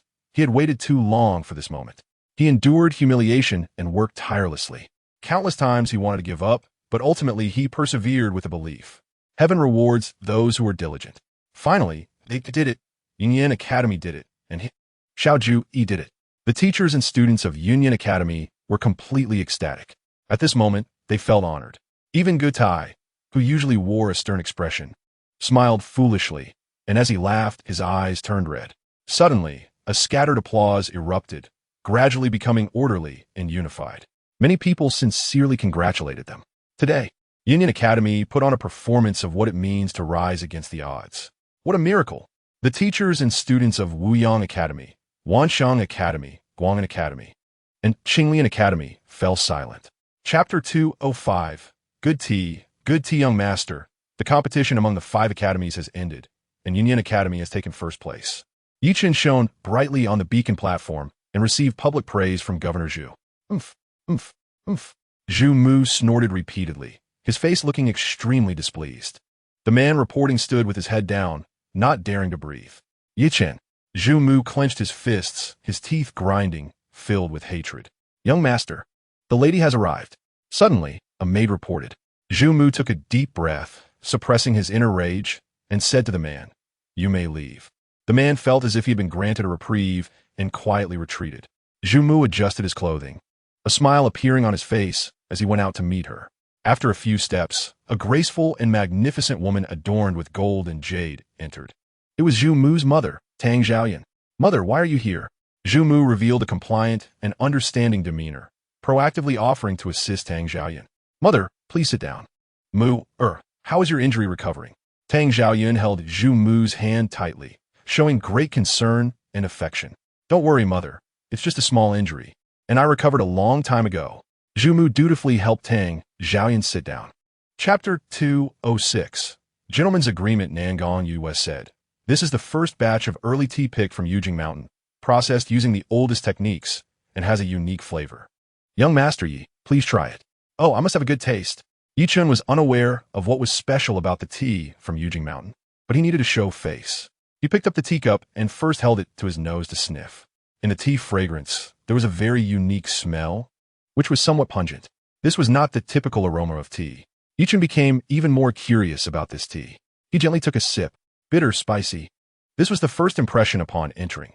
It felt like drinking bitter gourd and chili juice. It was difficult to swallow. Chen endured and swallowed it, and a very peculiar feeling arose. The bitterness and spiciness disappeared. His mouth became moist, his mind suddenly became clear, and his whole body felt comfortable, even somewhat lingering. Chen couldn't help but take another sip, exclaiming, "Good tea." May I ask what this tea is called? Nangong Yoyue's eyes flashed with surprise. Many people, when they first drink this tea, have their features contorted and find it very unpleasant. She was the same when she first tried it. Yichen not only praised it verbally, but also drank 2 more sips to prove his liking, which is quite rare. This tea is called Yujing Qingxin tea. Those with pure hearts find it sweet, while the opposite find it like drinking spicy water, Nangong Yu explained. Chapter 207, Breakthrough. 6th level of Xian Yi Chun returned to the Changfeng Tavern and directly entered the Demon Path space, taking out a jade box from his Chinquan pouch. Inside this jade box lies a 9th grade spiritual herb, which was provided to him by Nangong Yue as cultivation materials for the next 3 months. The total value is 300,000 gold coins. The cultivation materials for 3 months later will be delivered to Yichun by Shunjing, holding the 9th grade spiritual herb. Yichun activated the devouring heaven transformation technique, crazily devouring and refining it. His body transformed into an endless black hole, eagerly absorbing the essence of the 9th grade spiritual herb.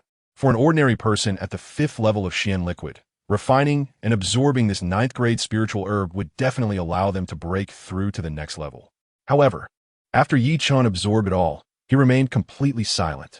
This left Yichun somewhat helpless. He had cultivated 2 danshans, which allowed him to have a much thicker, true qi than others at the same level. But this also meant that the heavenly materials and earthly treasures he needed to break through were far greater than others. Every advantage has its disadvantage. Not all benefits can be monopolized by Yichun alone. Fortunately, refining cultivation materials with the devouring heaven transformation technique is as easy as drinking water, and his cultivation speed is only faster, not slower than others. Yichun then took out a pile of cultivation materials from his universe bag. Some of these materials were left behind by Ji Yunfei, Li Qingfeng, and Zhao Yueza, while others were secretly purchased by Yichun after selling their possessions at the Tianwu Merchant Association. Chapter 208. The reward from Xiao Ji. When the army of Yunyan Academy returned, the citizens of Yunyan City came to welcome them from 100 miles away, allowing everyone to enjoy a hero's welcome. The Lord of Yunyan Prefecture hosted a grand banquet to celebrate their achievements and specially prepared generous rewards for Yichun, Lingfeng, Tang Hong, Jia Hong, and Chu Ran. After the celebration banquet, upon returning to Yunyan Academy, Xiao Ji rewarded the 5 great contributors, and especially one of his decisions made Ling Feng, Tang Hong, Jia Hong, and Chu Ran feel exhilarated. Xiao Ji planned to create a bronze statue of the 5 of them, holding up the yellow flag on the beacon tower, to be erected outside the gates of Yunyan Academy. This honor is no less than that of the bronze statue of the Yunyan scholar. Lang Feng, Dang Hong, Zi Heng, and Chu Ran are the 2nd generation to receive a bronze statue after Yichun, and they will enjoy eternal worship from future generations. Moreover, this statue differs from the Yunyan scholar statue. Yichun's statue was built after he left Yunyan Academy, while this statue is ordered to be cast immediately by Xiao Ji and will officially meet everyone in a month. The 5 of them will become living legends of Yunyan Academy. After a series of busy events, Yichun returned to Yi Garden to enjoy a brief peace and reunion with Wang Lin and Wang Xiaohua. Chapter 209, Spiritual Artifact.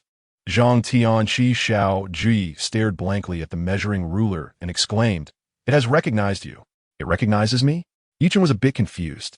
"Director, what does this mean?"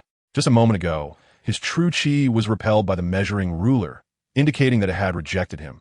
So why does it recognize him now? Whatever the reason, its behavior indicates that it recognizes you.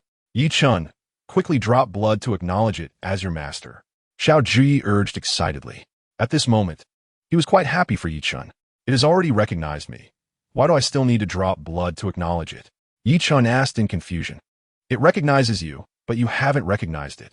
You need mutual recognition between you and it to truly control this spiritual artifact, Xiao Ji explained. Yichun nodded, raised his right hand, and gently touched the measuring ruler floating before him. The ruler trembled slightly, showing no signs of resistance to Yichun. He pricked the tip of his right index finger, letting a drop of blood fall onto the measuring ruler. Boom! The measuring ruler suddenly trembled violently, quickly devouring Yichun's blood. Finally, the blood transformed into a flash of crimson light and vanished, and the seemingly ordinary measuring ruler suddenly emitted waves of azure light. In an instant, Yichun formed a mysterious connection with it, and this measuring ruler was no longer a mere weapon, but had become his right arm. Chapter 210. A year-s agreement. This kid, Yi Chen, truly has a rare talent in the path of formations. Li Daoyuan and Chu Ran arrived at Yi Garden. Although Li Daoyuan was in the front hall, he had already sensed the gathering spirit formation in the backyard and couldn't help but marvel. Over the past year, Yi Chen's martial arts cultivation had advanced by leaps and bounds, and it was evident that he had not spent much time on the path of formations. Yet, he could set up a gathering spirit formation of this scale. His talent was unprecedented in Li Daoyuan's eyes. Old Li, does he impress you that much? Chu Ran said stubbornly. She had followed Li Daoyuan for many years, and he had never praised her like this. Li Daoyuan had only met Yi Chen once, yet he had repeatedly praised him. Anyone who encountered such a prodigy would be awed. Li Daoyuan chuckled. Anyone? Chu Ran retorted. Li Daoyuan smiled and shook his head. At this moment, footsteps were heard, and Yi Chen walked in. Dressed in white, he was extraordinary, exuding confidence and charm. Li Daoyuan looked at him and sighed inwardly. Junior Yi Chen, I have met Senior Li. Yi Chen stepped forward to salute. Li Daoyuan nodded, stood up, clasped his hands behind his back, and asked indifferently, Yi Chen, do you know why I am here to find you? Chapter 211. A final farewell time passed quietly, and Yunyan Academy welcomed its busiest day. Today, in the center of the square outside the gates of Yunyan Academy, a massive bronze statue was erected. This statue consisted of a base, 5 people, and a flag. The 5 stood on the base, holding up the flag together, their faces showing excitement, joy, and unparalleled brilliance. This statue perfectly replicated the moment when Yi Chen, Ling Feng, Tang Hong, Jia Hong, and Chu Ran reached the top of the beacon tower and raised the yellow flag. Yi Chen was at the highest point, the center of attention. Chu Ran, as the only girl, shone brightly. The 5 of them would surely be recorded in the annals of Yunyan Academy's history, worshipped by countless future generations. Ling Feng, Tang Hong, and Jia Hong, looking at their likenesses on the statue, couldn't help but be moved to tears, feeling immense gratitude towards Yi Chen. They knew that without Yi Chen, they would not have enjoyed such supreme glory. Even Chu Ran, who had seen countless grand scenes, felt her cheeks flush with excitement. Stealing a glance at Yi Chen, her eyes reflecting a hint of gratitude. Subsequently, the 4th-year students of Yunyan Academy also faced their graduation moment. Those who passed the 5 exams were about to head to the Battle State Academy for further studies, while those who did not pass still had bright prospects ahead, whether returning home to inherit family businesses or being assigned positions in various locations within Yunyan Prefecture. Chapter 212. The outbreak of hidden illness. Yi Chen followed Jia Huwei to the Jia family, only to be informed that Jia Jingdao was in seclusion. This can't be. Tomorrow, you will leave, and my grandfather said he would personally see you off. He wouldn't close himself off at this time. Jia Huwei's expression changed drastically as he hurriedly took Yi Chen to break into the place where Jia Jingdao was in seclusion. In the underground secret chamber, the stone door was tightly closed. Jia Huwei anxiously knocked on the door, but received no response. Boss, my grandfather must have had a relapse of his hidden illness. What should we do? Jia Huwei was in a panic, sweating profusely like an ant on a hot pan. Every time Jia Jingdao's hidden illness relapsed, it left behind great trauma, until his body could no longer withstand it, and he fell. And when would Jia Zhengdao's body no longer be able to bear it? Would this relapse be the last one? No one knew. Don't panic, let me take a look.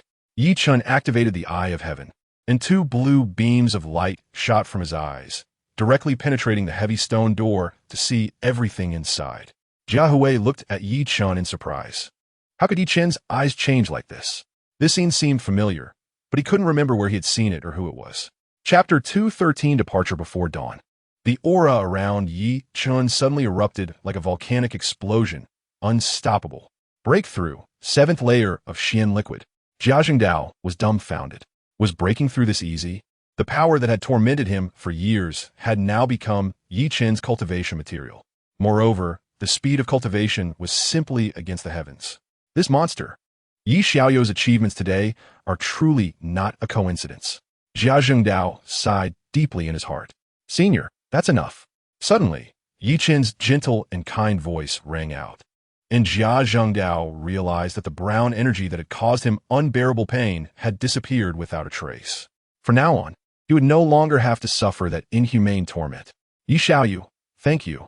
Thank you so much, you are my savior. Jia Zhengdao grasped Yi Chen's hand, tears welling up in his eyes. Senior, it's unnecessary to say such things between us. This is what I should do. Yi Chen smiled, not seeking credit. Jia Zhengdao nodded repeatedly, moved. The sun rose over the mountain, outside the north gate of Yunyan City. Many people gathered there, all prominent figures that Yunyan Mansion could name. The mansion master of Yunyan Mansion, the dean of Yunyan Academy, the head of the Jia family, and other high-ranking figures who were usually elusive gathered together today. Chapter 2:14 Battle State Academy. The next morning, the five followed by way to Battle State Academy. Although they had been here during the 5 Academy S competition, they had not had the chance to enter this sacred place of martial arts. This time, they truly entered Battle State Academy, experiencing its vastness and majesty. The wide southern gate square and the tall main gate made people feel as small as ants. An indescribable aura rushed towards them, bringing a sense of tranquility and awe. Bai Wei transformed into a qualified guide, leading everyone to appreciate the beautiful scenery and supreme charm of Battle State Academy in a simple and profound way. After roughly touring Battle State Academy, the five were greatly shocked. It was simply too large. 10 Yunyan academies could not compare, and this was just the outer academy? Jia Heng exclaimed. Bai Wei had introduced the situation of Battle State Academy to them in detail the day before. Battle State Academy is divided into the outer academy and the inner academy. The Battle State Academy, known to the world, located in the north of East Wang City, is actually just the outer academy, a part of Battle State Academy. That's right, this is just the outer academy. Bai Wei replied with a smile. Looking at the shocked expressions on the five faces, she couldn't help but think of her former self. The shock she felt when she first came to Battle State Academy was no less than that of the five. Chapter 2:15, using their own methods against them, Yi Chen pretended not to hear the other party's targeting intention. A simple expression appeared on his face, and he asked, "Do the five seniors also live in number 72 courtyard?" The five youths immediately showed a smile. It seemed this kid was easy to handle. The leading youth, Guiqing, said nonchalantly, "That's right, we live in this courtyard. What is your name and where are you from?" Yi Chen replied, "My name is Yi Chen from Yunyan Mansion." The several of them immediately showed disdainful looks. Guiqing walked over and asked from a higher position, "Didn't anyone tell you the rules of Battle State Academy?" Yi Chen shook his head in confusion. Guiqing said sternly, "Students from the lower 5 mansions who don't know the rules will suffer greatly at Battle State Academy. Since we live under the same roof, I will kindly explain the rules to you. The lower 5 mansions refer to how the citizens of East Wang City refer to the 5 mansions of Battle State. And from a name, one can see how little regard the citizens of East Wang City have for the 5 mansions of Battle State. Then I should thank you." Yi Chen continued to play dumb. As a newcomer, he didn't want to make too many enemies. Guiqing said domineeringly, "First, you should take the initiative to visit us old students instead of waiting for us to find you. You committed a major taboo by not doing this on your first day here. Do you understand? But since you didn't know the rules, we want to hold it against you." Chapter 2:16, Reestablishing Rules. Yes, just a new student. Why would I feel threatened? The five felt an incredible sense of shame, feeling suppressed by a new student. So arrogant. They really wouldn't shed tears until they saw the coffin.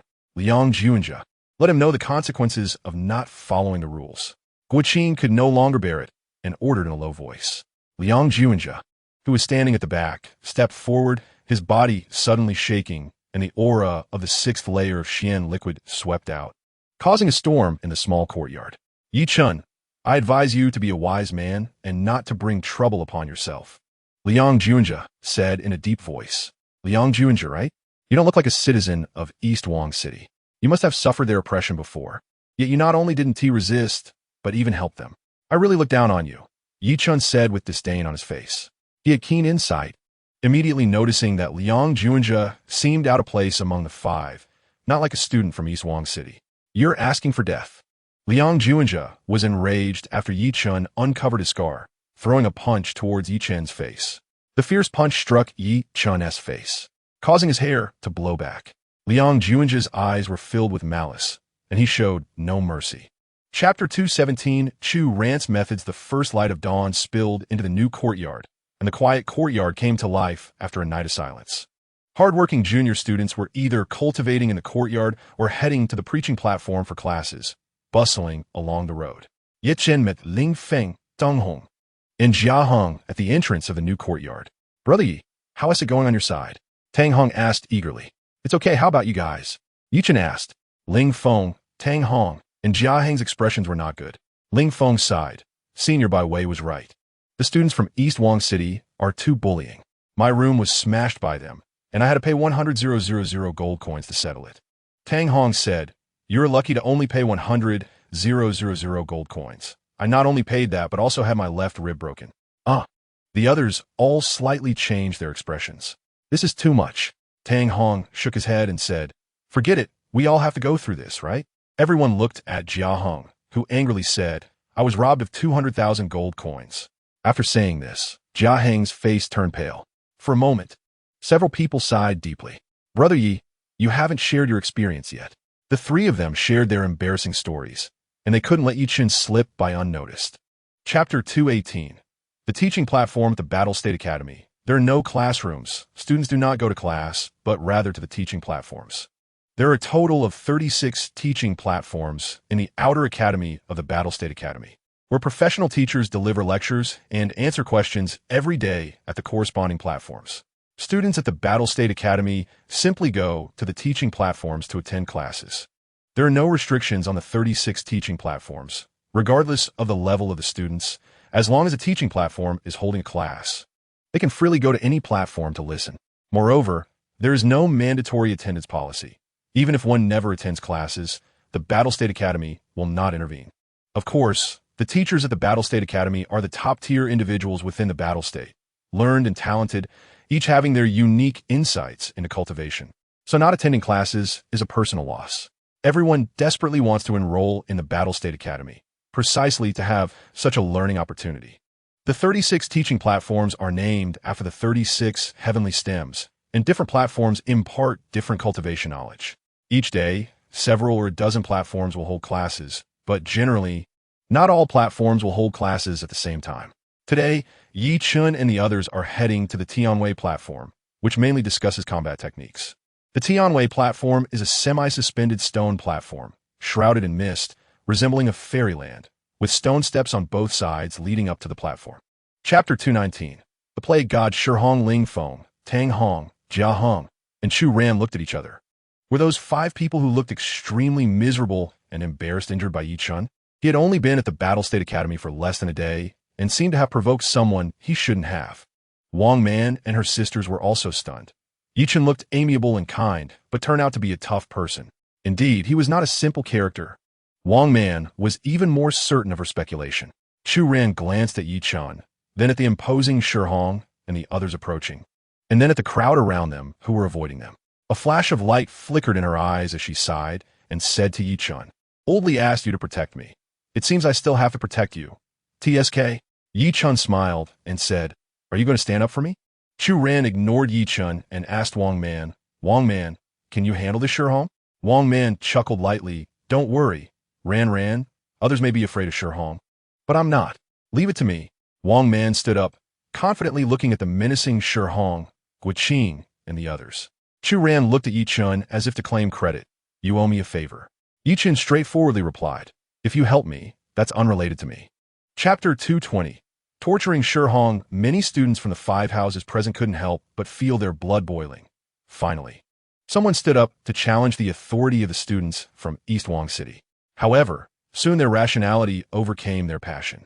Since the establishment of the Battle State Academy, the students from East Wang City had developed a tradition of bullying the students from the 5 houses.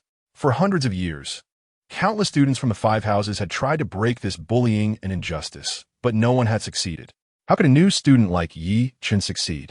The students from East Wang City sneered continuously, mocking Yi Chen's words. In their eyes, Yi Chen was just a clown seeking attention. He would pay the price for his arrogant words. Ha ha! Shihong laughed heartily, even shedding tears from laughter, as if he had heard the funniest joke in the world. Guiqing and Huangbin also showed cold smiles. Yi Chen's words not only completely offended Shihong, but also all the students from East Wang City. Ignorant and fearless, he was courting his own doom. Guiqing secretly reveled in his misfortune. He couldn't wait to see Yi Chen being bullied by Shihong and ending up in a tragic state at the Battle State Academy. Little Yi Chen, how laughable. Do you know what happened to the students from the 5 houses who spoke such arrogant words before you? After Shihong finished laughing, his expression suddenly turned ferocious. Chapter 221. A strong presence in the void realm hiss. In an instant, gasps of shock filled the air as everyone looked at Yi Chen in disbelief. A newly admitted student from the lower 5 houses actually brutally defeated Shihong, who was at the 7th level of the Xian liquid realm. This was simply unbelievable. It should be noted that new students from the lower 5 houses peak at the 6th level of the Xian liquid realm. Wait a minute. Yi Chen is not at the 6th level of the Xian liquid realm, but at the 5th. Boom! A huge uproar erupted among the crowd. Yi Chen, who was only at the 5th level of the Xian liquid realm, overwhelmed Shihong, who was 2 levels above him, fighting 2 levels above his rank with such overwhelming power. How could there be such a freak in the lower 5 houses? Whether students from the 5 houses or East Wang City, they all felt a storm of shock in their hearts. The students of the Battle State Academy are the top-tier geniuses within the Battle State, each one deserving of the title of genius.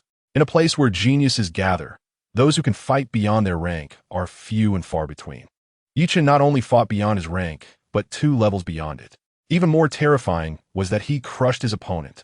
In that case, it seemed he was the one at the 7th level of the Xian liquid realm, while Shihong was at the 5th.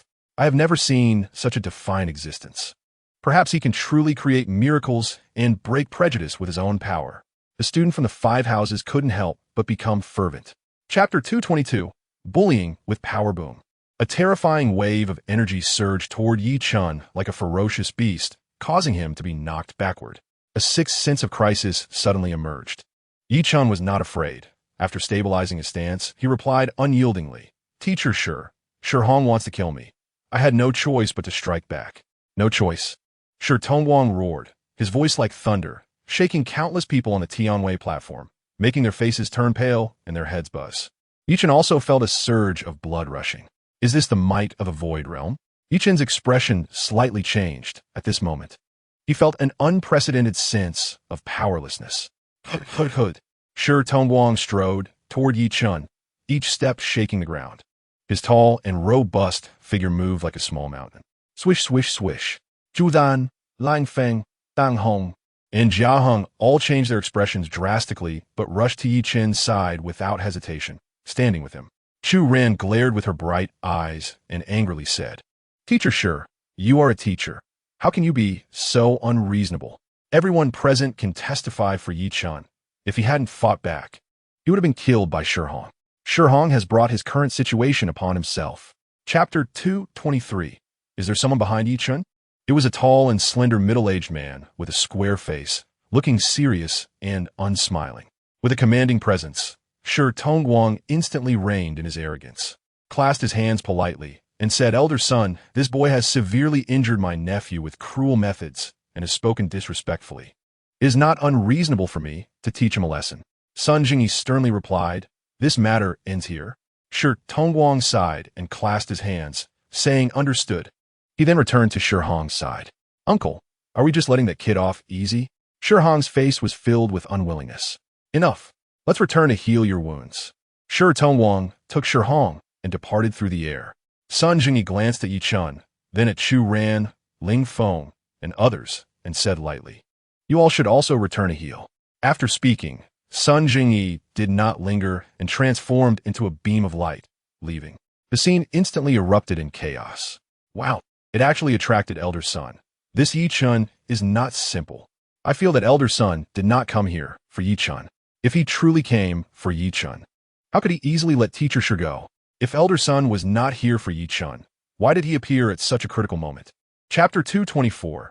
A collective attack. The turmoil at the Tianwei platform did not stir much in the outer courtyard, but the next day, a rumor caused a huge uproar.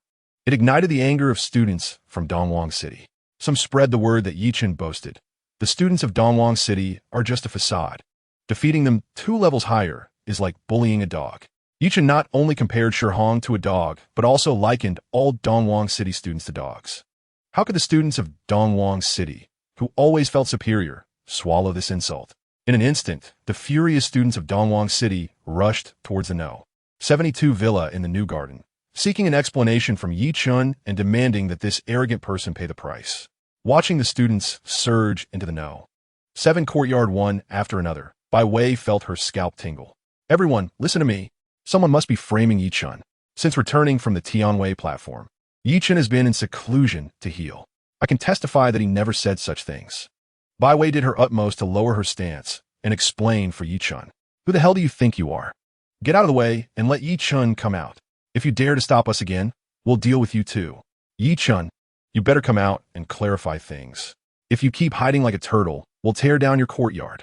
The students from Dongwang City were all like wolves and tigers, fierce and menacing. Chapter 225. Another person after several days of recuperation. Yi Chen's injuries healed, and he left the demonic space, returning to his room. As soon as he appeared in the room, he sensed several familiar auras coming from outside the door. They've all come? Yi Chen walked out of the room. Bai Wei, Gao Peng, Ling Feng, Tang Hong, and Jia Hong were all there, along with a steady-looking stranger. Without waiting for Yi Chen to ask, they rushed toward him. Brother Yi, you finally came out. We were so worried. Wait, you broke through to the 6th level of Xianyi? Originally, everyone had countless things they wanted to tell Yi Chen, but upon sensing his aura, they were all stunned except for Jia Hong. At this moment, Yi Chen's aura was at the 6th level of Xianyi. Not only had he healed, but he had also broken through. This monster.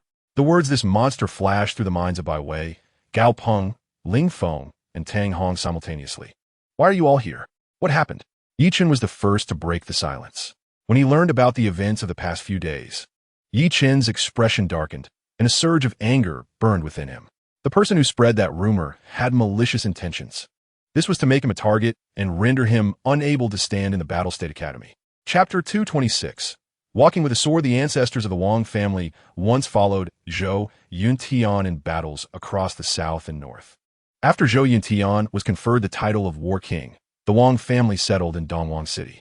After hundreds of years of development, the Wang family is now one of the 4 major families in Dongwang City, making it one of the most powerful families under the War King's mansion. The influence of the Wang family should not be underestimated. With the support of the Wang family, the rumors gradually dissipated, and the calls to attack Yi Chen began to decrease. However, everyone still underestimated the determination of those behind the scenes to eliminate Yi Chen. A considerable portion of voices continued to denounce Yi Chen, and he received challenge letters every day. This was still the result of Wang Shuai sitting in the know. 7 courtyard.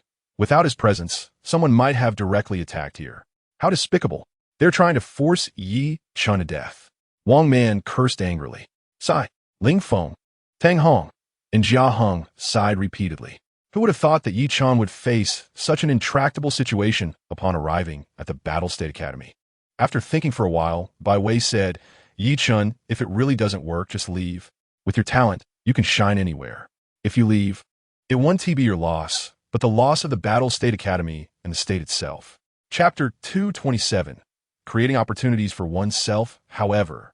Just as the emotions of many students from Dongwang City were about to explode, Yi Chen suddenly shifted his tone.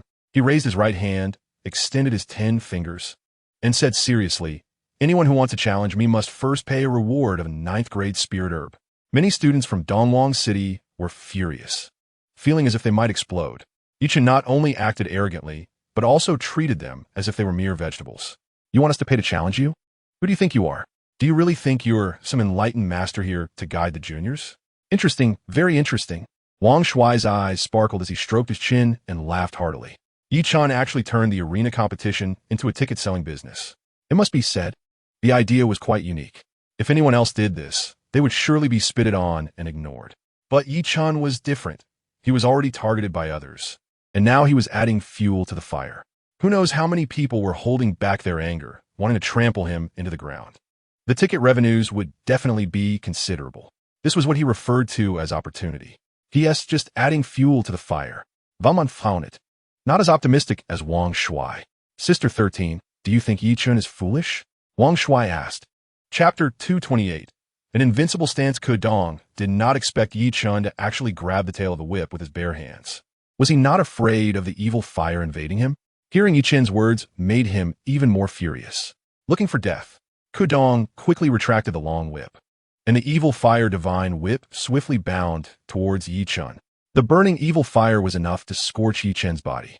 Suddenly, a tremendous force of heavenly thunder erupted from Yi Chen's hand, and the explosive aura transformed into arcs of electricity that quickly surged up the evil fire divine whip. Wherever the electric arcs traveled, the burning evil fire was extinguished in an instant. Suddenly, Kudong let out a scream and hurriedly released the evil fire divine whip. His palm was now crackling with electric arcs, charred and smoking. Kudong gritted his teeth in pain, gasping for breath. The evil fire divine whip was taken by Yi Chun and directly stored in his Chinquan bag. "Return my divine whip," Kudong exclaimed in shock, glaring at Yi Chun with anger. The audience outside was also stunned. Using a weapon, Kudong couldn't even touch a hair on Yi Chun, and instead had his weapon snatched away by Yi Chun. This was too ridiculous. Yi Chun actually showed no fear of the evil fire. His body was extraordinary. Having cultivated the terrifying power of heavenly thunder, his combat strength must be extraordinary as well. Chapter 229, The Spreader of Rumors' Big Brother.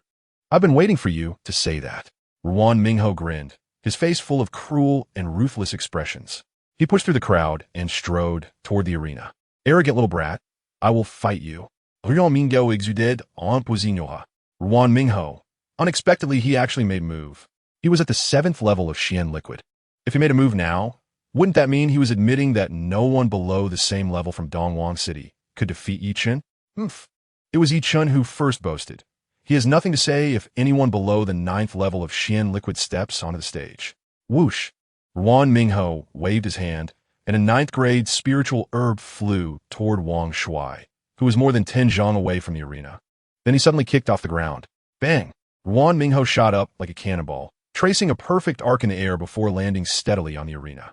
"Yi Chun, you are at the 6th level of Xian Liquid. I am at the 7th level. I originally looked down on fighting you, but you are too arrogant and ignorant. Today, I must teach you a lesson." Ruan Mingho pointed at Yi Chun with his fingers like a sword, reprimanding him. Yi Chun held his sword with both hands. His gaze lowered. Damn it! Ruan Mingho was so angry that he was shaking with rage, smoke seeping from his 7 orifices. He did not expect Yi Chun to be so arrogant that he wouldn't even glance at him when he stepped onto the stage. Chapter 230, The Clash of Second Stage Advanced Martial Techniques. Ruan Yuxuan angrily shouted, "How can you go back on your word? Are you afraid? If you are afraid, then don't boast to attract attention." Wang Shuai said forcefully. "The arena was set up by Yi Chun, so the rules are naturally set by us." Yi Chun looked at Wang Shuai and smiled slightly. Wang Shuai is quite clever. "All right, 2 herbs it is. Let's see if he has the life to enjoy them." Ruan Yuxuan painfully took out 2 9th grade spiritual herbs and threw them to Wang Shuai, then looked at Mo seriously and said, "Brother Mo, I'm counting on you." Mo nodded and jumped onto the stage. The scene instantly became quiet. The 8th level of Xian Liquid against the 6th level of Xian Liquid. Moreover, it was an 8th level student from Dongwang City against a 6th level student from Wufu. If this were in the past, no one would have had the slightest hope for the latter. But Yi Chun used his powerful strength to tell everyone that they must not underestimate someone at the 6th level of Xian Liquid. One move. Mou suddenly extended a finger. With a mocking expression, "I'll finish you in one move." "Good. Mou, teach this arrogant fool a lesson." The students from Dongwang City immediately erupted in excitement. The previous matches had left them extremely frustrated and helpless. They were in urgent need of a victory to restore their dignity. Chapter 231, Standing Invincible. Just as Yi Chun was about to slide off the stage, his body suddenly went limp and fell backward as if boneless. The Great Wilderness Sword flipped, and a long spear grazed the Great Wilderness Sword, flying over Yi Chen's head. Yi Chen's body quickly spun, and the Great Wilderness Sword fiercely struck the edge of the arena, dissipating all the force. Then, he performed a backflip and landed steadily on the edge of the arena. Mou's long spear flew out of the arena, quivering as it stuck into the ground. "Huh?" The student from Dongwang City exclaimed in regret. They did not expect that Yi Chun ultimately remained on the stage. Damn it! Ruan Yuxuan was so angry that he was shaking with rage, smoke seeping from his 7 orifices. He couldn't believe that such a deadly move was actually resolved by Yi Chun. Phew! Bai Wei, Ling Feng, Tang Hong, and others let out a long breath, unable to help but dance in celebration for Yi Chun. This guy, Chu Ran, was also very excited inside, but she restrained herself from showing it. How could he be this strong? Wang Man stared in shock, a hint of unusual color appearing in her eyes. Although she had personally witnessed Yi Chun violently defeating Shi Hong, which was shocking enough, It could not compare to the thrilling events of today. You actually resolved my meteor spear technique. Mo, you stare at Yi Chen in disbelief. Chapter 232. The stroke of genius. Wang Shuai must be possessed. He even pits against his own cousin. Not only is he causing trouble for others, but he is also trampling on the dignity of the students from Dongwang City. He is also from Dongwang City. How can he turn his elbow outward? Many students from Dongwang City were both angry and powerless. Yi Chen was too formidable. No matter how many grievances and indignations they had, they could only hold them in. Looking at the 8th level of Xian liquid now, it seems that only Shi Yuan could defeat Yi Chen. But why has Shi Yuan not shown up? His cousin Shi Hong was severely injured by Yi Chen. Can he swallow this anger? It is said that Shi Yuan is in seclusion, trying to break through to the 9th level of Xian liquid. If Shi Yuan breaks through to the 9th level of Xian liquid, then below the 9th level of Xian liquid, no one will truly be Yi Chen's opponent. Damn it! How did such a freak come out of Wu Fu? Where can we, the students from Dongwang City, put our faces? Besides Shi Yuan, perhaps there is one person who can defeat Yi Chen. Who? Gu Tian. But Gu Tian hasn't enrolled yet. The students from Dongwang City searched around and found that among the 8th level of Xian liquid, only 2 people could defeat Yi Chen. One is known as the strongest below the 9th level of Xian liquid, Shi Yuan, and the other is the young genius Shi Tian, who gained fame in Dongwang City even before enrolling in the Zhangzhou Academy. Chapter 233. The perfect completion of the 2nd level of mind method. After leaving the training ground, seeing no one around, Wang Man finally couldn't help but ask her doubts. Yi Chen, are you really a citizen of Yunyu Mansion? Miss Wang, why do you ask that? Yi Chen asked curiously. I feel that you have a great background. After saying this, Wang Man subtly glanced at Chu Ran.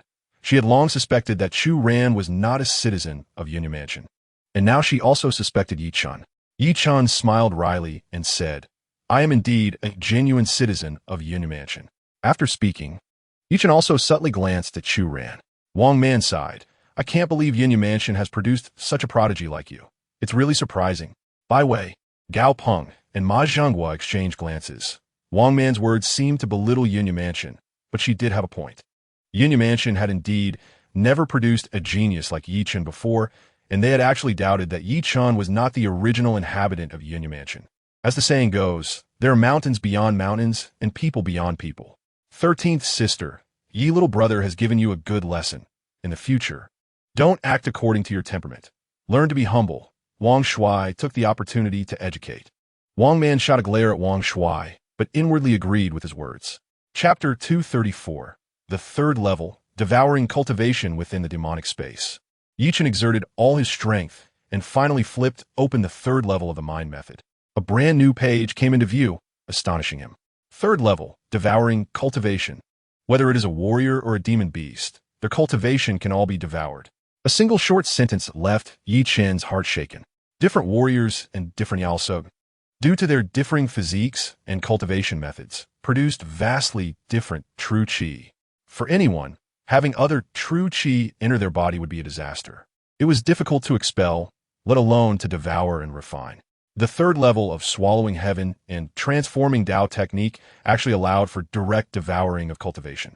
Millions of warriors and Yaoso in the world could serve as materials for cultivation.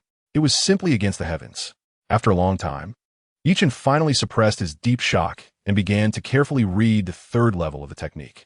The 3rd level was even more profound and unfathomable than the 2nd, but also more terrifying. Unfortunately, there were no objects to devour at the moment. Otherwise, Yi Chen would have to test the power of the 3rd level. He took out all his cultivation materials and began to refine them frantically. Even 9th grade spiritual herbs seemed utterly inadequate before Yi Chen, and within just half a day, a 9th grade spiritual herb turned to ashes. Chapter 235. The 5 Kings of Clan.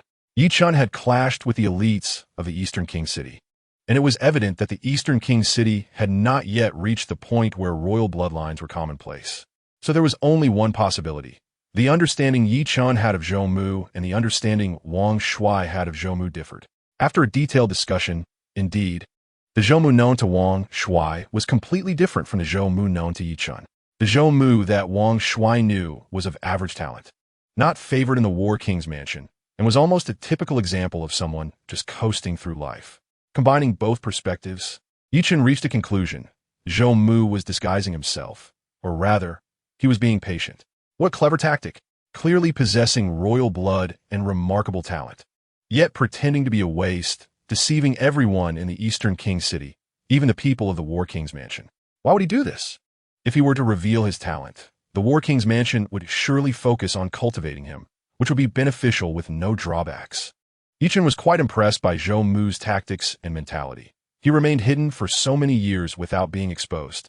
It had to be said that his methods and mindset were extraordinary, but he was also puzzled. Zhou Mu was a direct descendant of the War King's mansion. Why choose to be patient? Wang Shui suddenly sighed and said, logically speaking, Zhou Mu's talent should not be ordinary. Chapter 236, The Dimensional Realm. Time flew like a white horse passing a gap, and in the blink of an eye, half a month had passed, and the day of the opening of the Divine Martial Pavilion had arrived. The opening of the Divine Martial Pavilion was an annual feast for the outer court students of the Battle State Academy, and entering the Divine Martial Pavilion for training was an opportunity not to be missed. Before dawn, Chen left the new garden and headed to the Divine Martial Pavilion with Bai Wei, Gao Peng, Ma Zhenghua, and others who had been waiting for a long time. This was not the first time Bai Wei, Gao Peng, and Ma Zhenghua had entered the Divine Martial Pavilion, but the three were still full of anticipation and excitement. This time, Ling Feng, Tang Hong, and Jia Hong chose not to go to the Divine Martial Pavilion for training. Although the Divine Martial Pavilion had many opportunities, it also came with many dangers, and their strength was still too weak comparatively. So they were not in a hurry to go this year. The four arrived in front of an ancient hall in the northern area of the outer court. The hall was built against the mountain, filled with a sense of historical vicissitudes, surrounded by ancient trees, with fallen leaves piled up, indicating that few people came here on regular days. At this moment, however, the square in front of the hall was bustling with noise, a sea of people. Chen had arrived. After that battle, he finally reappeared. Chapter 237, Wolves in Front and Tigers Behind. Chen's words instantly eased the atmosphere on the scene.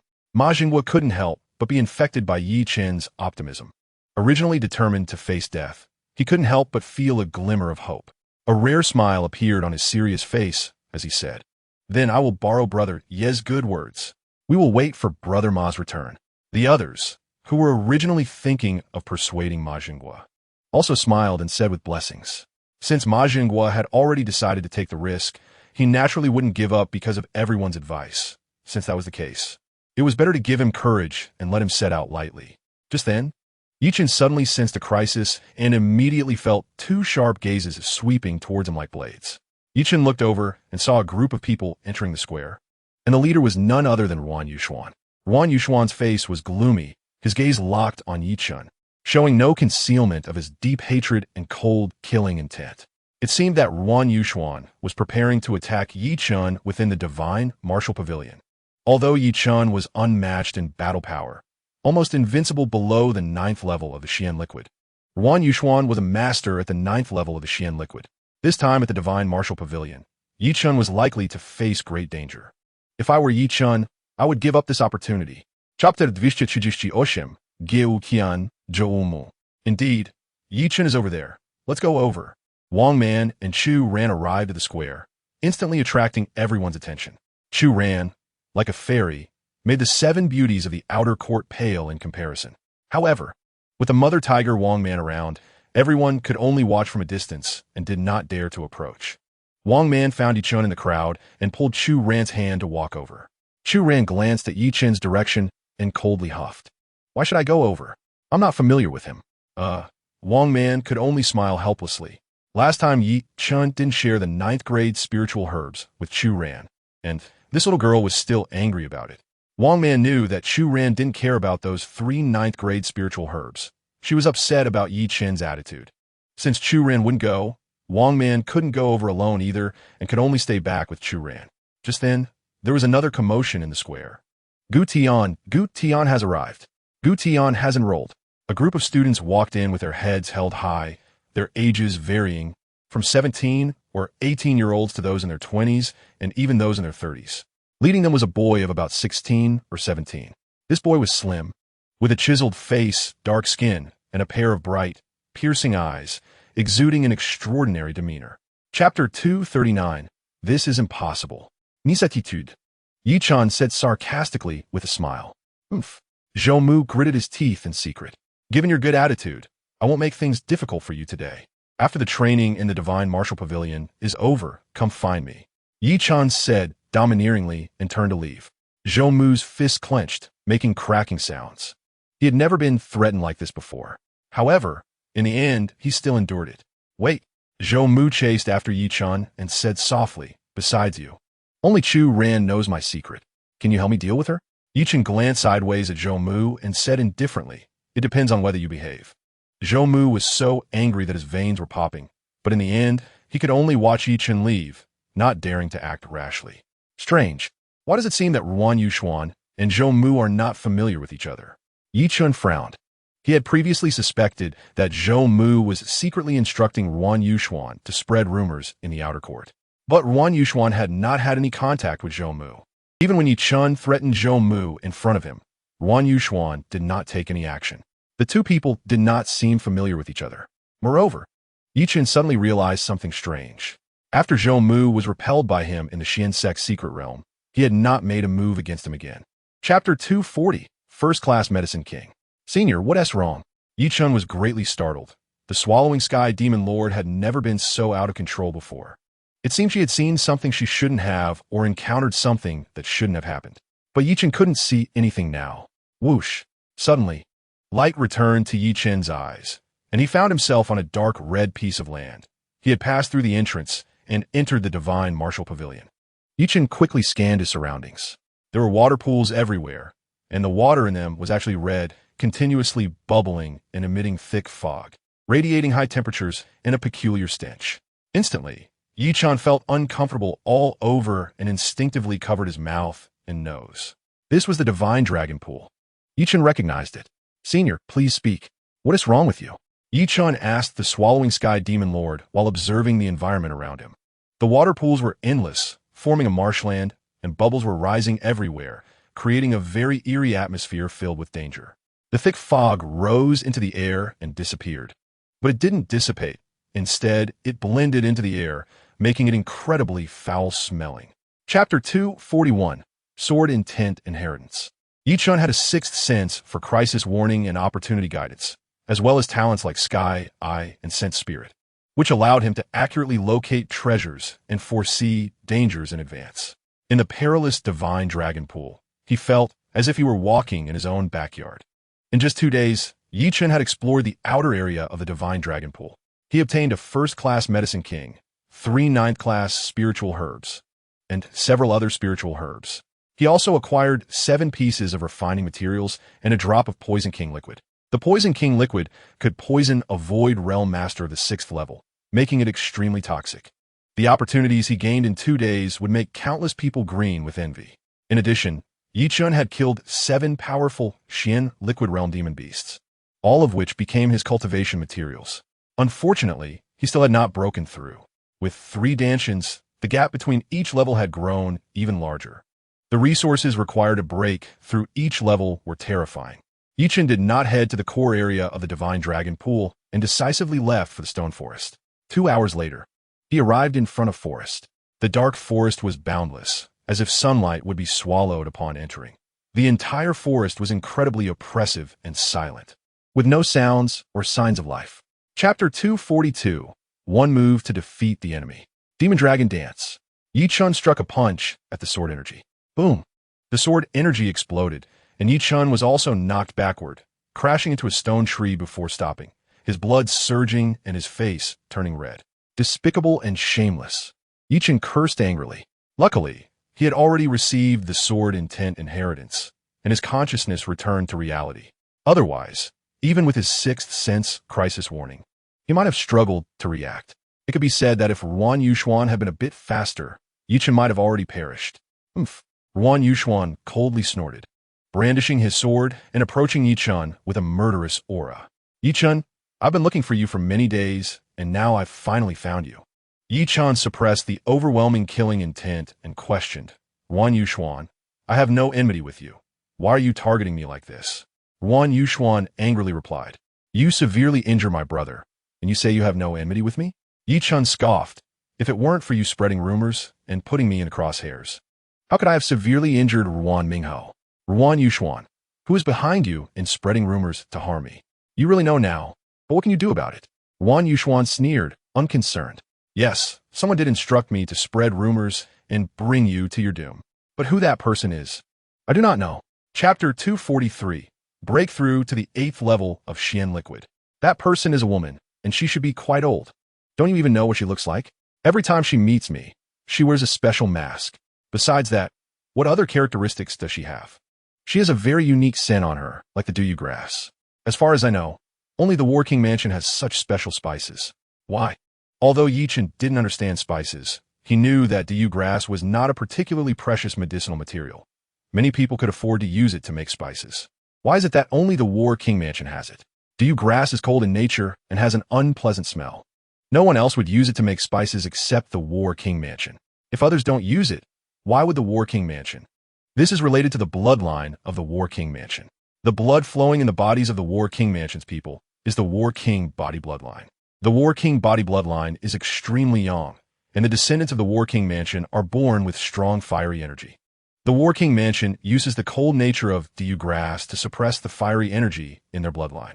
Having once been a War King body himself, Yi Chen naturally understood the characteristics of the War King body. What Ruan Yushuan said was logical and reasonable. So, you deduced that the other party came from the War King Mansion based on the characteristics of the spice? Yi Chen asked. Chapter 244. Bai Wei in trouble. Can you escape? In the center area of the beheading bridge, in the dim abyss, a woman was frantically fleeing while holding a treasured sword. She was wounded in multiple places, and her blood had already dyed her white clothes red. If Yi Chen were here, he would undoubtedly recognize her. She was Bai Wei. As Bai Wei fled, she turned her head to look back. 5 men were quickly pursuing her, fierce like wolves, with a threatening aura. Hua Xingyan, you will have a terrible end. Bai Wei gritted her teeth, filled with hatred. She had been transported to the beheading bridge from the start, going deep into the center area alone to search for treasures, and by chance, she obtained a priceless treasure, Xianwen Platinum. Just then, she encountered several students from the East King City, led by Hua Xingyan. The 5 of them, without any martial ethics, attacked to seize it. Bai Wei was no match for them, and was forced to flee. If someone is to die, it will be you first. Hua Xingyan, the leader among the 5, had a cold smile on his face. Suddenly, he quickened his pace, stepping on a giant rock and leaping into the air, striking a palm toward Bai Wei from midair. A palm print formed, swelling in the wind. In the blink of an eye, it grew to over 10 zhang long, crashing toward Bai Wei like a city wall. The terrifying air wave hit Bai Wei first, knocking her off balance and almost causing her to fall. Chapter 245. The Earth Demon Ant Army. Senior Bai Wei, are you all right? Yi Chen asked with concern. His voice brought Bai Wei back to her senses, and she instantly felt tears welling up, filled with gratitude. Yi Chen, thank you. I'm fine. Senior Bai Wei, this beast has already been knocked out by me. How do you want to deal with him? Yi Chen pointed at Hua Xingyan. Hua Xingyan is a master of the 9th level of Xianyi. If Yi Chen were to devour his cultivation, his strength would surely improve. However, Yi Chen's method of devouring cultivation cannot be known to outsiders, including Bai Wei. Therefore, such a good cultivation material has to be missed by Yi Chen. Bai Wei turned to look at the unconscious Hua Xingyan, and anger suddenly surged from her heart, leading to a surge of malice. I want to kill him. Bai Wei got up, pointing her finger like a sword, and a sword light shot out from her fingertip. Without hesitation, she struck down with her sword. Sizzle. Blood splattered, and Hua Xingyan's head fell to the ground. Bai Wei suddenly felt weak and staggered a few steps before stopping, gasping heavily. The hatred on her face gradually faded, and some color returned to her cheeks. Yi Chen secretly breathed a sigh of relief. As long as Bai Wei's spirit was not harmed, her injuries, though serious, could be treated. Yi Chen took off the 5 people's spatial bags, and then summoned flames to erase all traces of the bodies. Chapter 246. The Headless Bridge.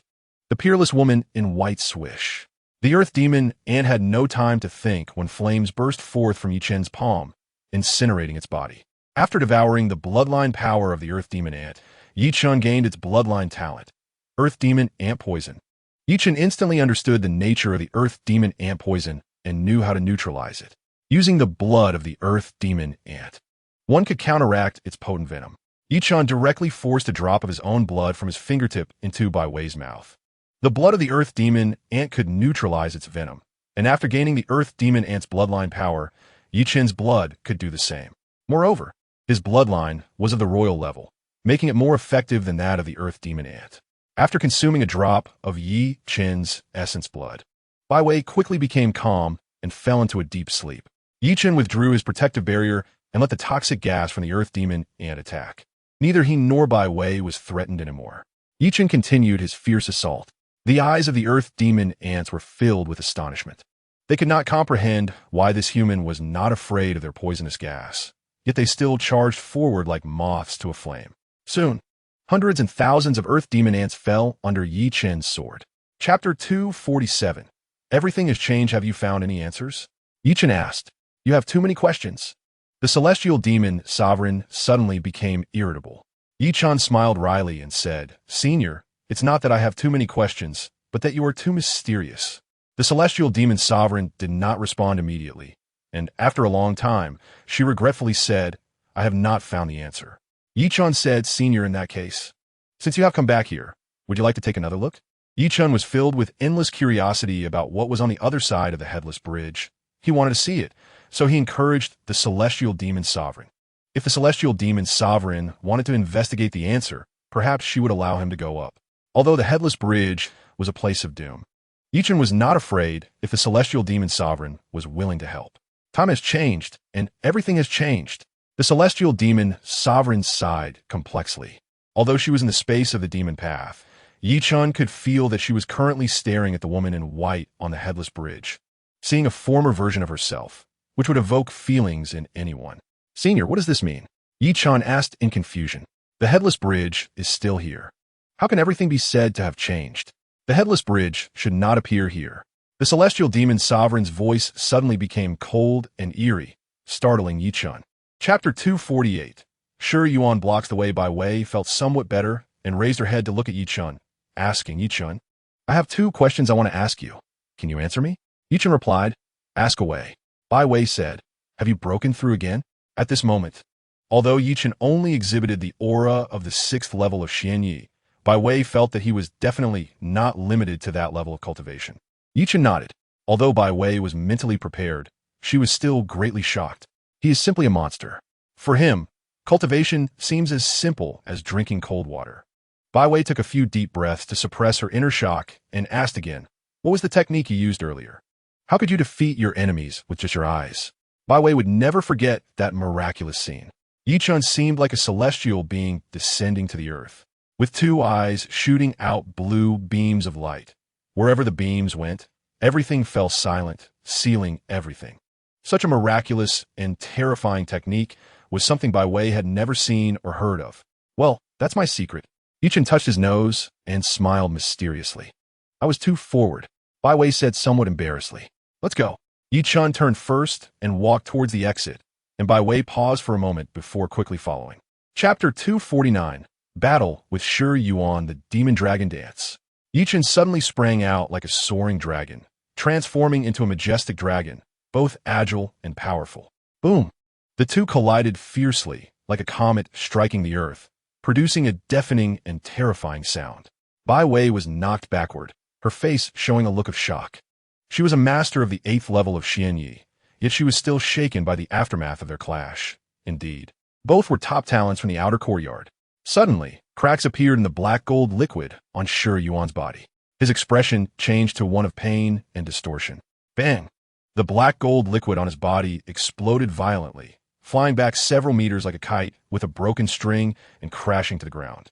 In contrast, Yi Chen remained unyielding. Puff! Shi Yuan struggled to rise, but suddenly coughed up a mouthful of blood, swaying unsteadily. This blow had injured his meridians. You! How can you be so strong? Shi Yuan looked up, incredulously staring at Yi Chen. Although he had just broken through to the 9th level of Xian Yi not long ago, he was confident that no one below the Void Realm could easily withstand his attack. Chapter 250. Give me a reason not to kill you. The incredibly tough King Kong axe was easily split in half by the Great Wilderness Sword as if it were made of paper. And the Great Wilderness Sword, with an unstoppable momentum, slashed down at Shi Yuan. No! Shi Yuan cried out in panic. The fear of death enveloped Shi Yuan. Countless thoughts flashed through his mind. Had he known this would happen, he would never have provoked Yi Chen. Unfortunately, it was too late for regrets. Yi Chen, brother, Bai Wei exclaimed. This place is not like the depths of the abyss. She had already sensed that many people were secretly watching this battle. If Yi Chen killed Shi Yuan, it would surely be spread by those people. Wouldn't that mean he would face severe punishment from the outer courtyard? And the Shi family would not let him go? The great wilderness sword stopped just an inch away from Shi Yuan's forehead, leaving a thin line of blood on his skin. If it moved any closer, Shi Yuan would undoubtedly die. Terrified, Shi Yuan trembled, sweat pouring down as he stared at the black sword hovering above his forehead, his soul shivering in fear. He didn't dare to breathe. Although Yi Chen didn't kill him in one go, his life was still in Yi Chen's hands. Give me a reason not to kill you, Yi Chen said calmly, holding the great wilderness sword. Chapter 251. The Assassination Mission in the Outer Area of the Sacred Ruins.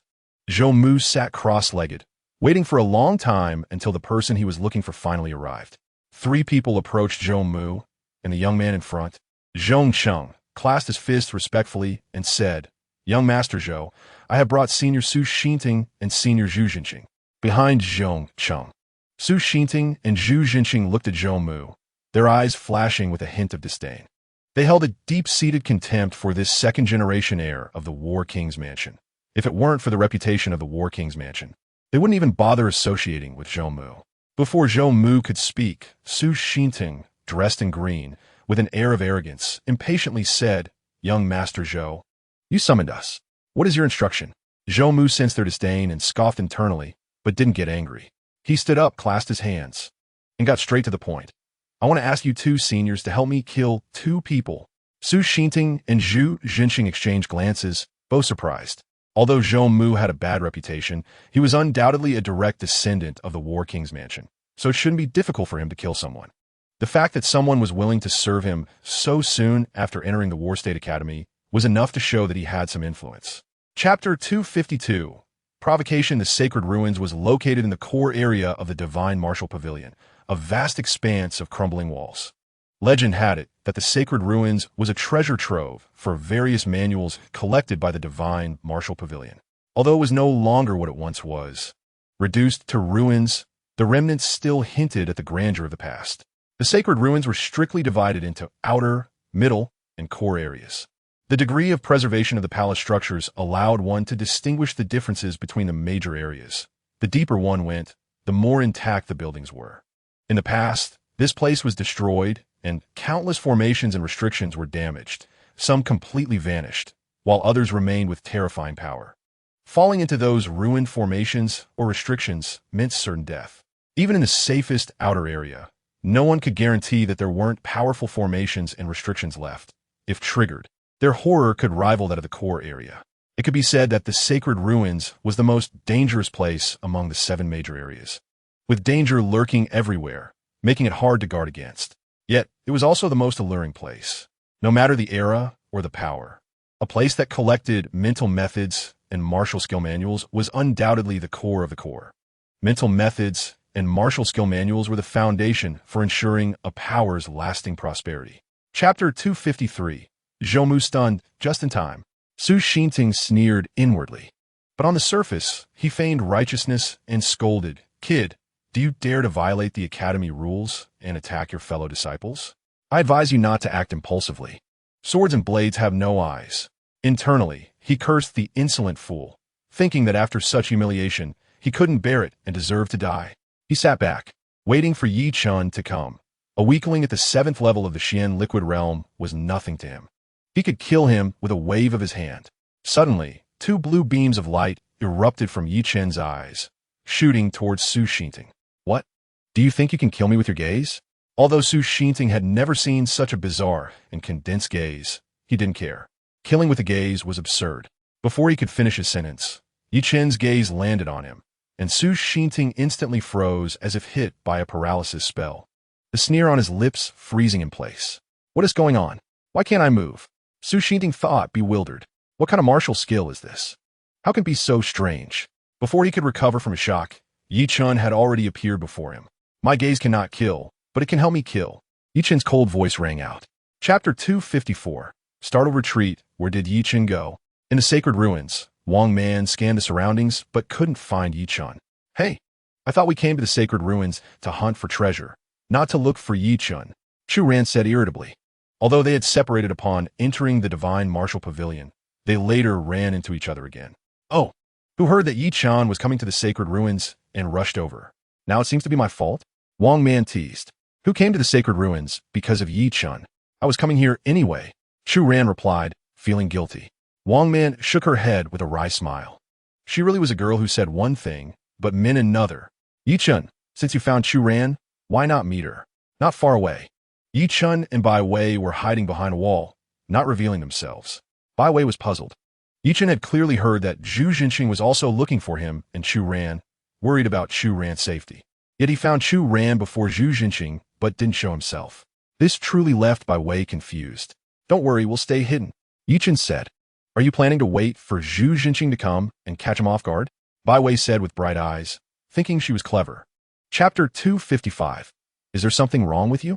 In the sacred ruins, countless broken formations and restrictions remained. One careless move could lead to death.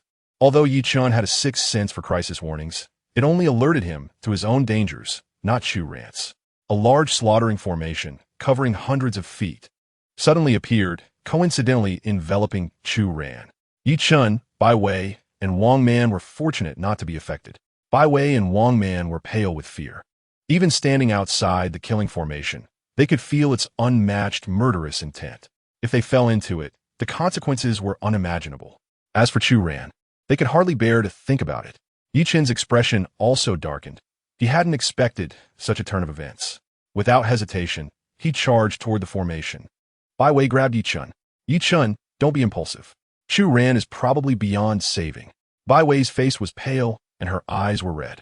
She didn't want anything to happen to Chu Ran, but she was even more unwilling for Yi Chen to take risks. Wang Man was so scared that she fell to her knees, crying bitterly. Wei, don't worry. I have. Yi Chen's words were cut off by a cold voice that rang out. Yi Chen, you'd better not go in, otherwise you will have no place to bury your body. Chapter 256. A large double standard scene 36 days passed in the blink of an eye, and the divine martial pavilion closed, automatically teleporting the students from the outer courtyard out. As everyone exited the divine martial pavilion, the news of Yi Chen defeating Su Xinting quickly spread, causing a huge sensation. How could Yi Chen defeat Su Xinting with a single move? It was terrifying. He had only been at school for just over 2 months, yet his strength was already so formidable. This child's talent could rival the 4 kings of the Inner Academy. The 4 kings of the Inner Academy is a collective term for the 4 royal bloodlines within the academy.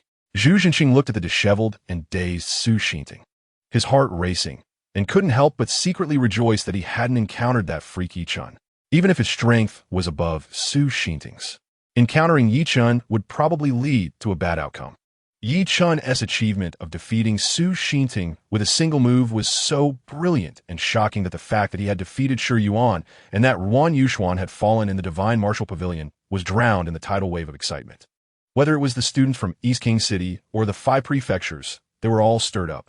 Yi Chen was indeed a rare talent, but he was already dead. Suddenly, an incongruous voice sounded as Gu Tian and others came out of the divine martial pavilion, and it was one of his followers, Zhu Shanji, who was speaking. Chapter 257. Yi Chen's counterattack. Yi Chen's defeat of Su Xinting and Shun Lingru openly supporting him quickly spread throughout East King City, causing an uproar. Soon after, the news that the Battle State Academy was re-establishing the Qingyun ranking further fueled the frenzy, elevating Yi Chen's reputation to its peak. Yi Chen replaced Su Xinting and became the new gatekeeper of the Qingyun ranking.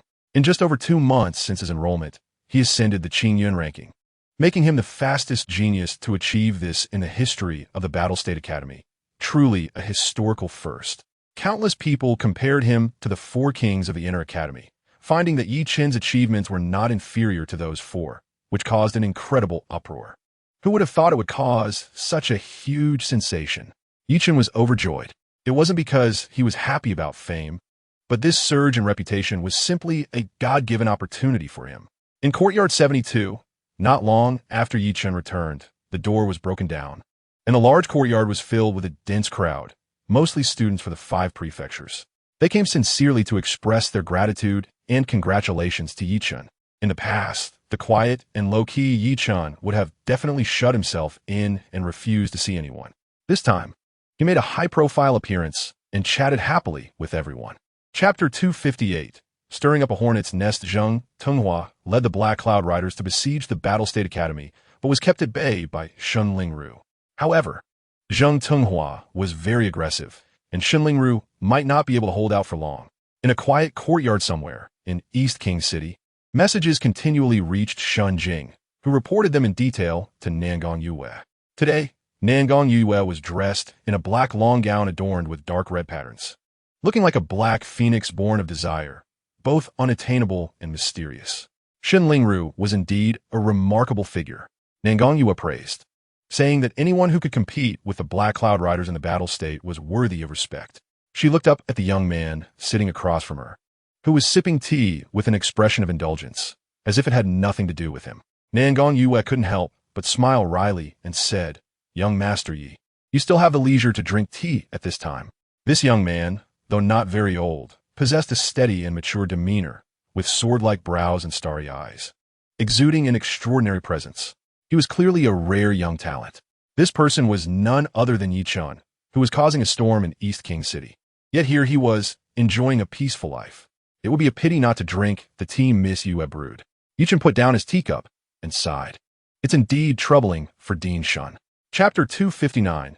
The Decision of the Battle King's Mansion Battle State Academy. Which is a command.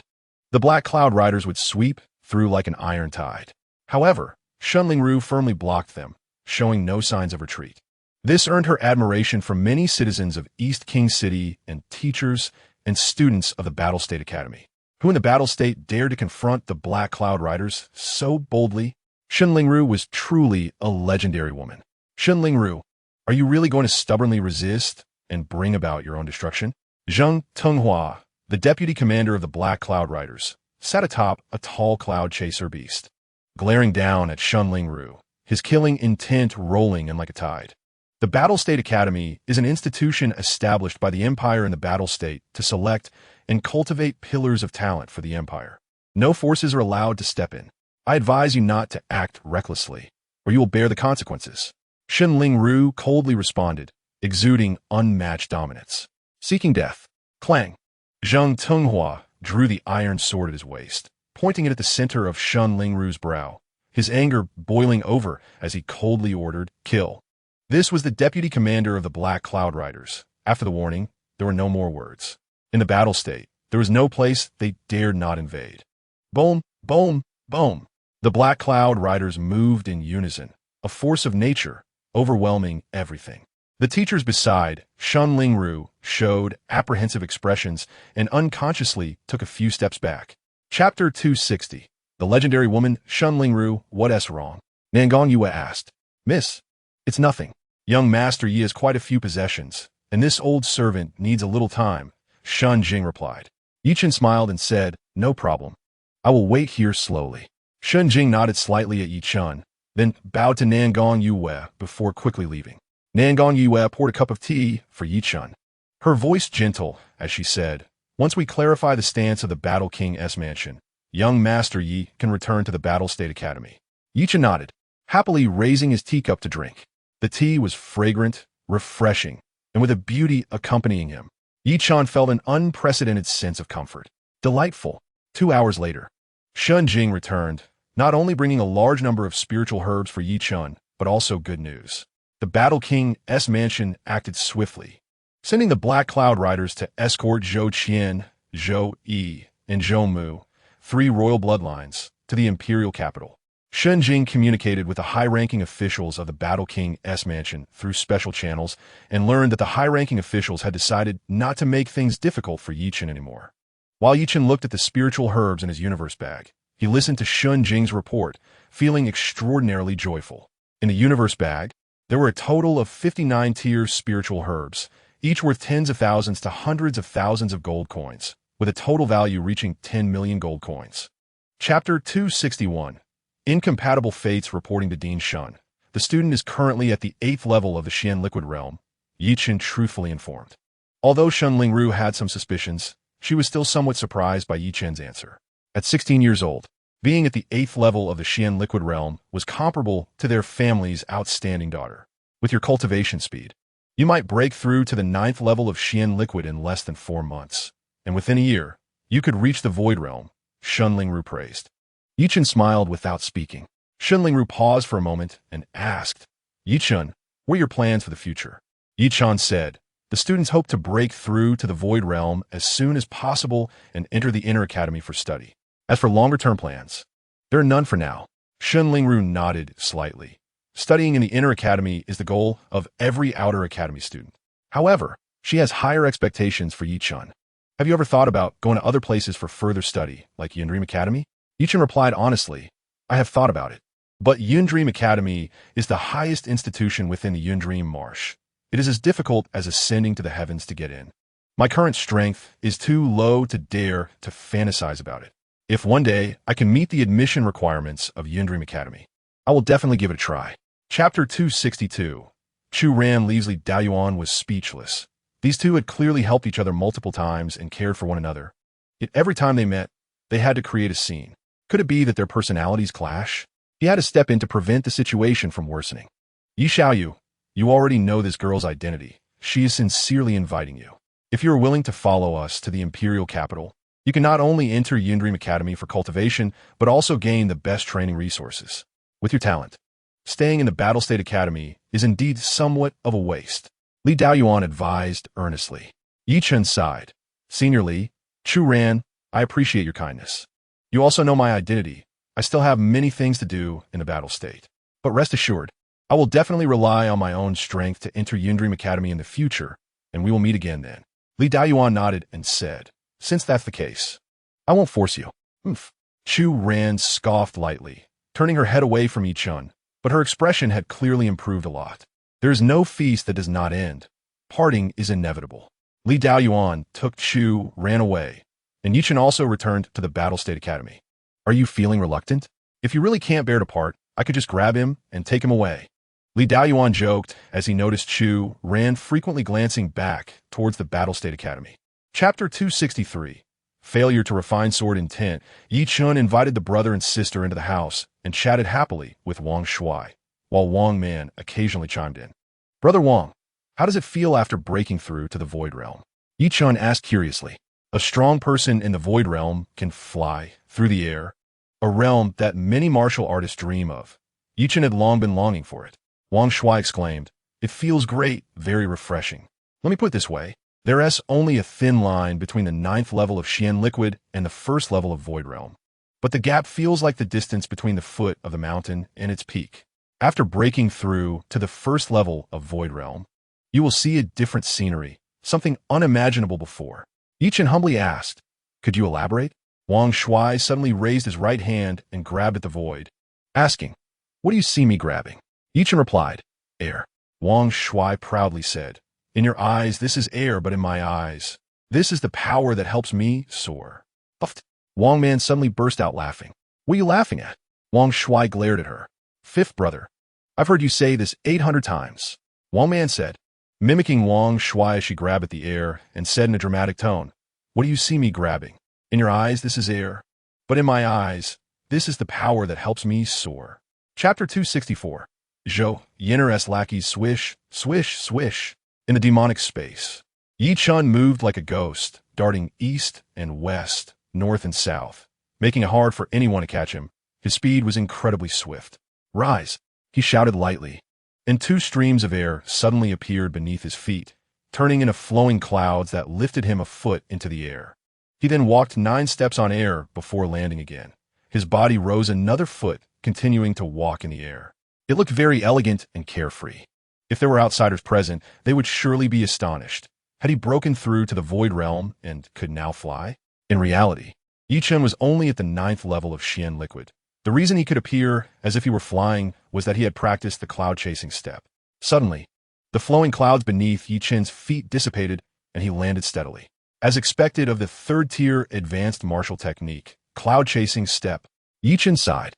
After several days of practice, he had finally mastered the basics of the cloud-chasing step, and its speed and effectiveness far surpassed the bloodline talent, Phantom Step. It even allowed Yi Chun to reach a level of deception that could confuse someone at the Void Realm. For an ordinary person, with the 9th level of Xian liquid, it was utterly impossible to cultivate such a high-level movement technique as the cloud-chasing step. Chapter 265. This kid is terrifying. I haven't even exerted myself yet. What are you so proud of? Kong Chun would never admit his failure. A hint of malice suddenly flashed in his eyes, and like a venomous snake, he lunged at Yi Chun, slamming his palm towards Yi Chen's chest. Although Kong Chun did not use any martial techniques, the true energy flowing in his palm contained 30% of his strength. When an inner academy student strikes at an outer academy student, they would use 30% of their strength. This was an attempt to seriously injure the opponent. No outer academy student could withstand Kong Chen's palm. Yi Chen snorted lightly and threw a punch. He also did not use any martial techniques, and the true energy swirled around his fist, also delivering 30% of his strength. An ant shaking a tree, Kong Chen was filled with disdain. Copying the East, how ridiculous. Boom! The palm and fist collided heavily, like two giant stones crashing into each other, erupting with a terrifying sound and shockwave. Break! Kong Chun yelled with a sinister smile. But before he could finish the word break, his body was sent flying backward, the shock causing the word to stretch out for a long time. In contrast, Yi Chen remained completely unmoved. Hud. After landing, Kong Chun staggered back a few steps, finally stopping after placing a foot against the wall to dissipate all the impact, pain shooting through his palm as he wanted to check his hand, only to find Yi Chen looking at him coldly. Chapter 266. Demonic Beast Mountain Range. I am a teacher from the Battle State Academy. Do you dare to kill me? Swoosh! A long spear pierced through the night, pinning a strong person at the Void Realm in midair, blood staining the sky. A man clad in black armor stepped through the air, grabbing the long spear and kicking the man in the back, sending him plummeting into the mountains, dying a tragic death in the wilderness. Don't say it's a teacher from the Battle State Academy. Anyone who comes will be killed. The man returned with the bloodied spear, and a distant group of similarly adorned men looked on coldly at what had just transpired. They were none other than the infamous Black Cloud Riders. Yi Chen secretly observed everything that happened, breaking out in a cold sweat. That teacher had wanted to enter the demonic Beast Mountain Range to search for treasures, but was intercepted by the Black Cloud Riders. After just a few words of argument, the Black Cloud Riders acted directly and killed him. It was domineering and cruel, truly ruthless. Yi Chen sikit inyardly. At that time, the Martial Emperor had kept the Black Cloud Riders for the Battle King's merit, and because of the demonic Beast Mountain Range. The Black Cloud Riders have long been stationed in a monster Beast Mountain Range, which is why the Battle State is thriving today. However, the Black Cloud Riders are only ordered to guard the monster Beast Mountain Range and intercept monster beasts from going out and harming people. But now, it seems that the monster Beast Mountain Range has become the backyard of the Battle King's mansion, and no one is allowed to step in. Chapter 267. Misunderstanding at this moment, Yi Chen's aura of the 9th level of Xian liquid was unmistakably revealed. The Wind Hawk was directly stunned. It thought Yi Chen was pretending to be weak and hiding his cultivation, but in reality, he was a strong figure in the Void Realm. Yi Chen indeed concealed his cultivation, but he was not in the Void Realm, rather at the 9th level of Xian liquid. Being at the 9th level of Xian liquid allowed him to fly, which was simply outrageous. The Wind Hawk was extremely shocked and forgot to counterattack, receiving a punch at the base of its left wing. It was as if it had been slashed with a knife. The base exploded, and the left wing detached from its body. The Wind Hawk let out a scream, spinning and crashing down a mountain. After that, it fled without looking back, continuously chirping in alarm, as if exclaiming, "This human is a freak." Yi Chen looked at the Wind Hawk, which was flapping one wing and stumbling into the air, and wanted to give chase, but couldn't. After all, he couldn't fly. He could only walk on air for a moment thanks to the cloud step, and after taking 9 steps, he had to land. Although the Wind Hawk had one wing broken, it was itself a strong figure in the first level of Void Realm and could still fly without issue. His current combat strength was no problem against the first level of Void Realm, but when facing a strong opponent in the Void Realm, he could only attack when they were unprepared. Otherwise, it would be difficult to kill them. Chapter 268. The rabbit strikes the eagle. Yi Chen leisurely followed behind Zhou Yen'er and the others when suddenly his sixth sense gave a strong warning of danger. Yi Chen's expression slightly changed, and without hesitation, he turned and used the cloud step to escape rapidly. Quite a sharp reaction, but you can't escape my grasp. Tang Shi chuckled lightly, leisurely following Yi Chen like an eagle catching a rabbit. She was not in a hurry to act. Soon, Yi Chen crossed over a ridge and entered a denser and more concealed valley, but the sixth sense warning did not diminish. Instead, it became even stronger. Yi Chen realized that he was being targeted by a powerful presence. Yi Chen turned his head, and his eyes suddenly turned blue, causing the dense forest to become formless in his sight. He saw a black-clad figure wearing a mask, quickly chasing him from thousands of feet away. The sixth level of Void Realm. Yi Chen's heart trembled. It was impossible for someone else at the ninth level of Xian Liquid to see the opponent's cultivation. But Yi Chen had the eye of heaven. How could such a powerful existence be targeting me? Yi Chen felt uncertain. The sixth level of Void Realm was already among the top ranks in the battle state. He had never had any conflict with such strong beings. Chapter 269. Surprised? Unexpected? First level of Void Realm. Second level? The sudden loud noise startled Tang Shi, and then an explosive aura surged from behind her, appearing extremely violent yet erratic. It was as if someone was forcibly boosting their cultivation, being able to unleash such powerful combat strength at such a young age. No wonder Zhou Fu died at your hands. Without thinking, Tang Shi knew it was Yi Chen. Although she was surprised by Yi Chen's strength, she didn't care at all.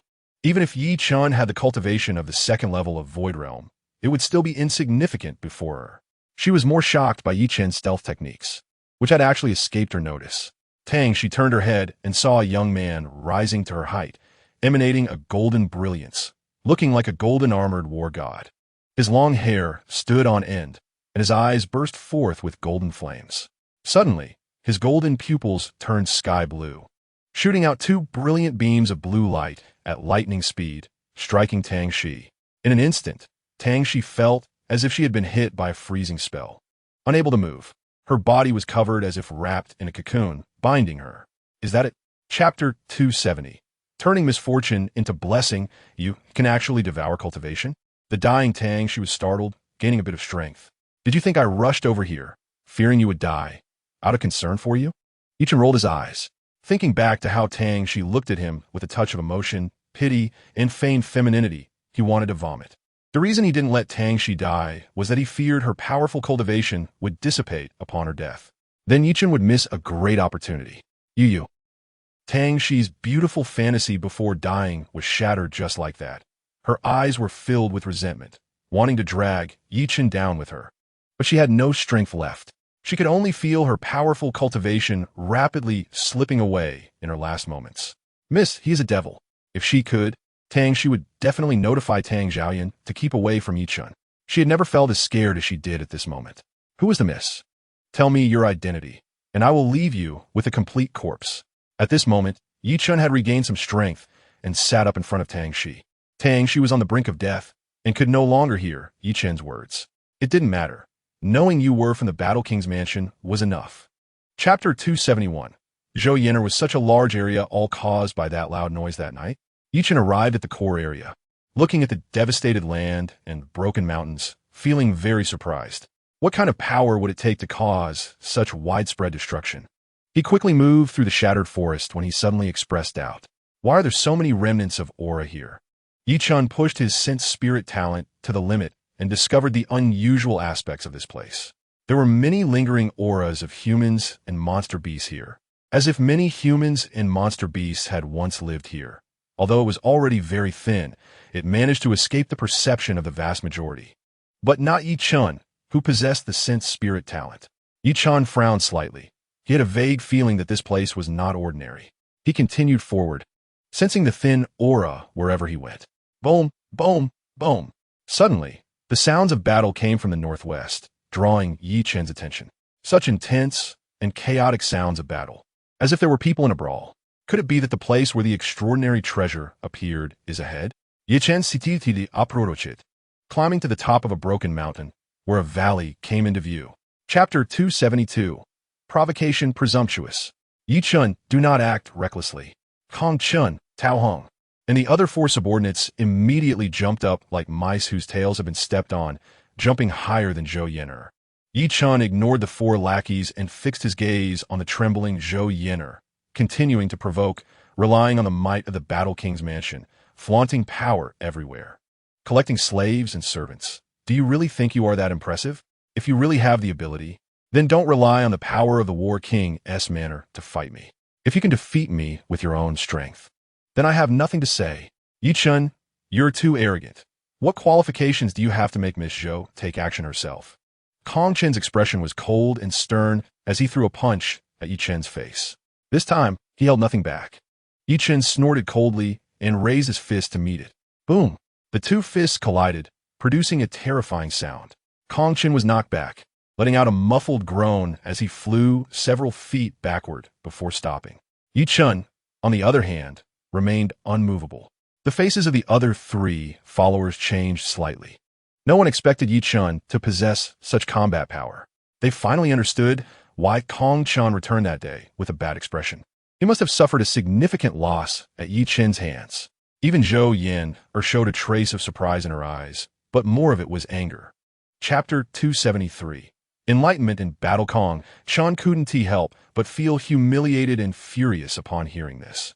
He treated Yi Chen like a monkey to play with, but Yi Chen treated him like a manual to read. This is simply outrageous. Yi Chen, you are merely at the 7th level of the Xian Liquid Realm, yet you wish to pry into the mysteries of the Void Realm. It's utterly ridiculous. I won't play with you anymore. Let's end this. Kong Chen's body shook violently, and the true energy within him surged forth like a raging river, rapidly gathering in his right hand before he slapped down. From a high position, the attack was unstoppable. Heavenly Fire Palm. Boom! A palm print emerged from Kong Chen's hand, expanding rapidly in the wind, transforming in an instant into over 100 feet long, burning with blazing flames, fiercely slamming down towards Yi Chen. The palm print resembled a towering peak, with flames scorching the sky and earth. Yi Chen stood beneath it like an ant before an elephant.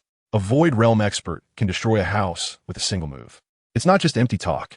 Before the palm print even descended, a terrifying pressure surged forth, overwhelming Yi Chen, causing the ground around him to sink and crack.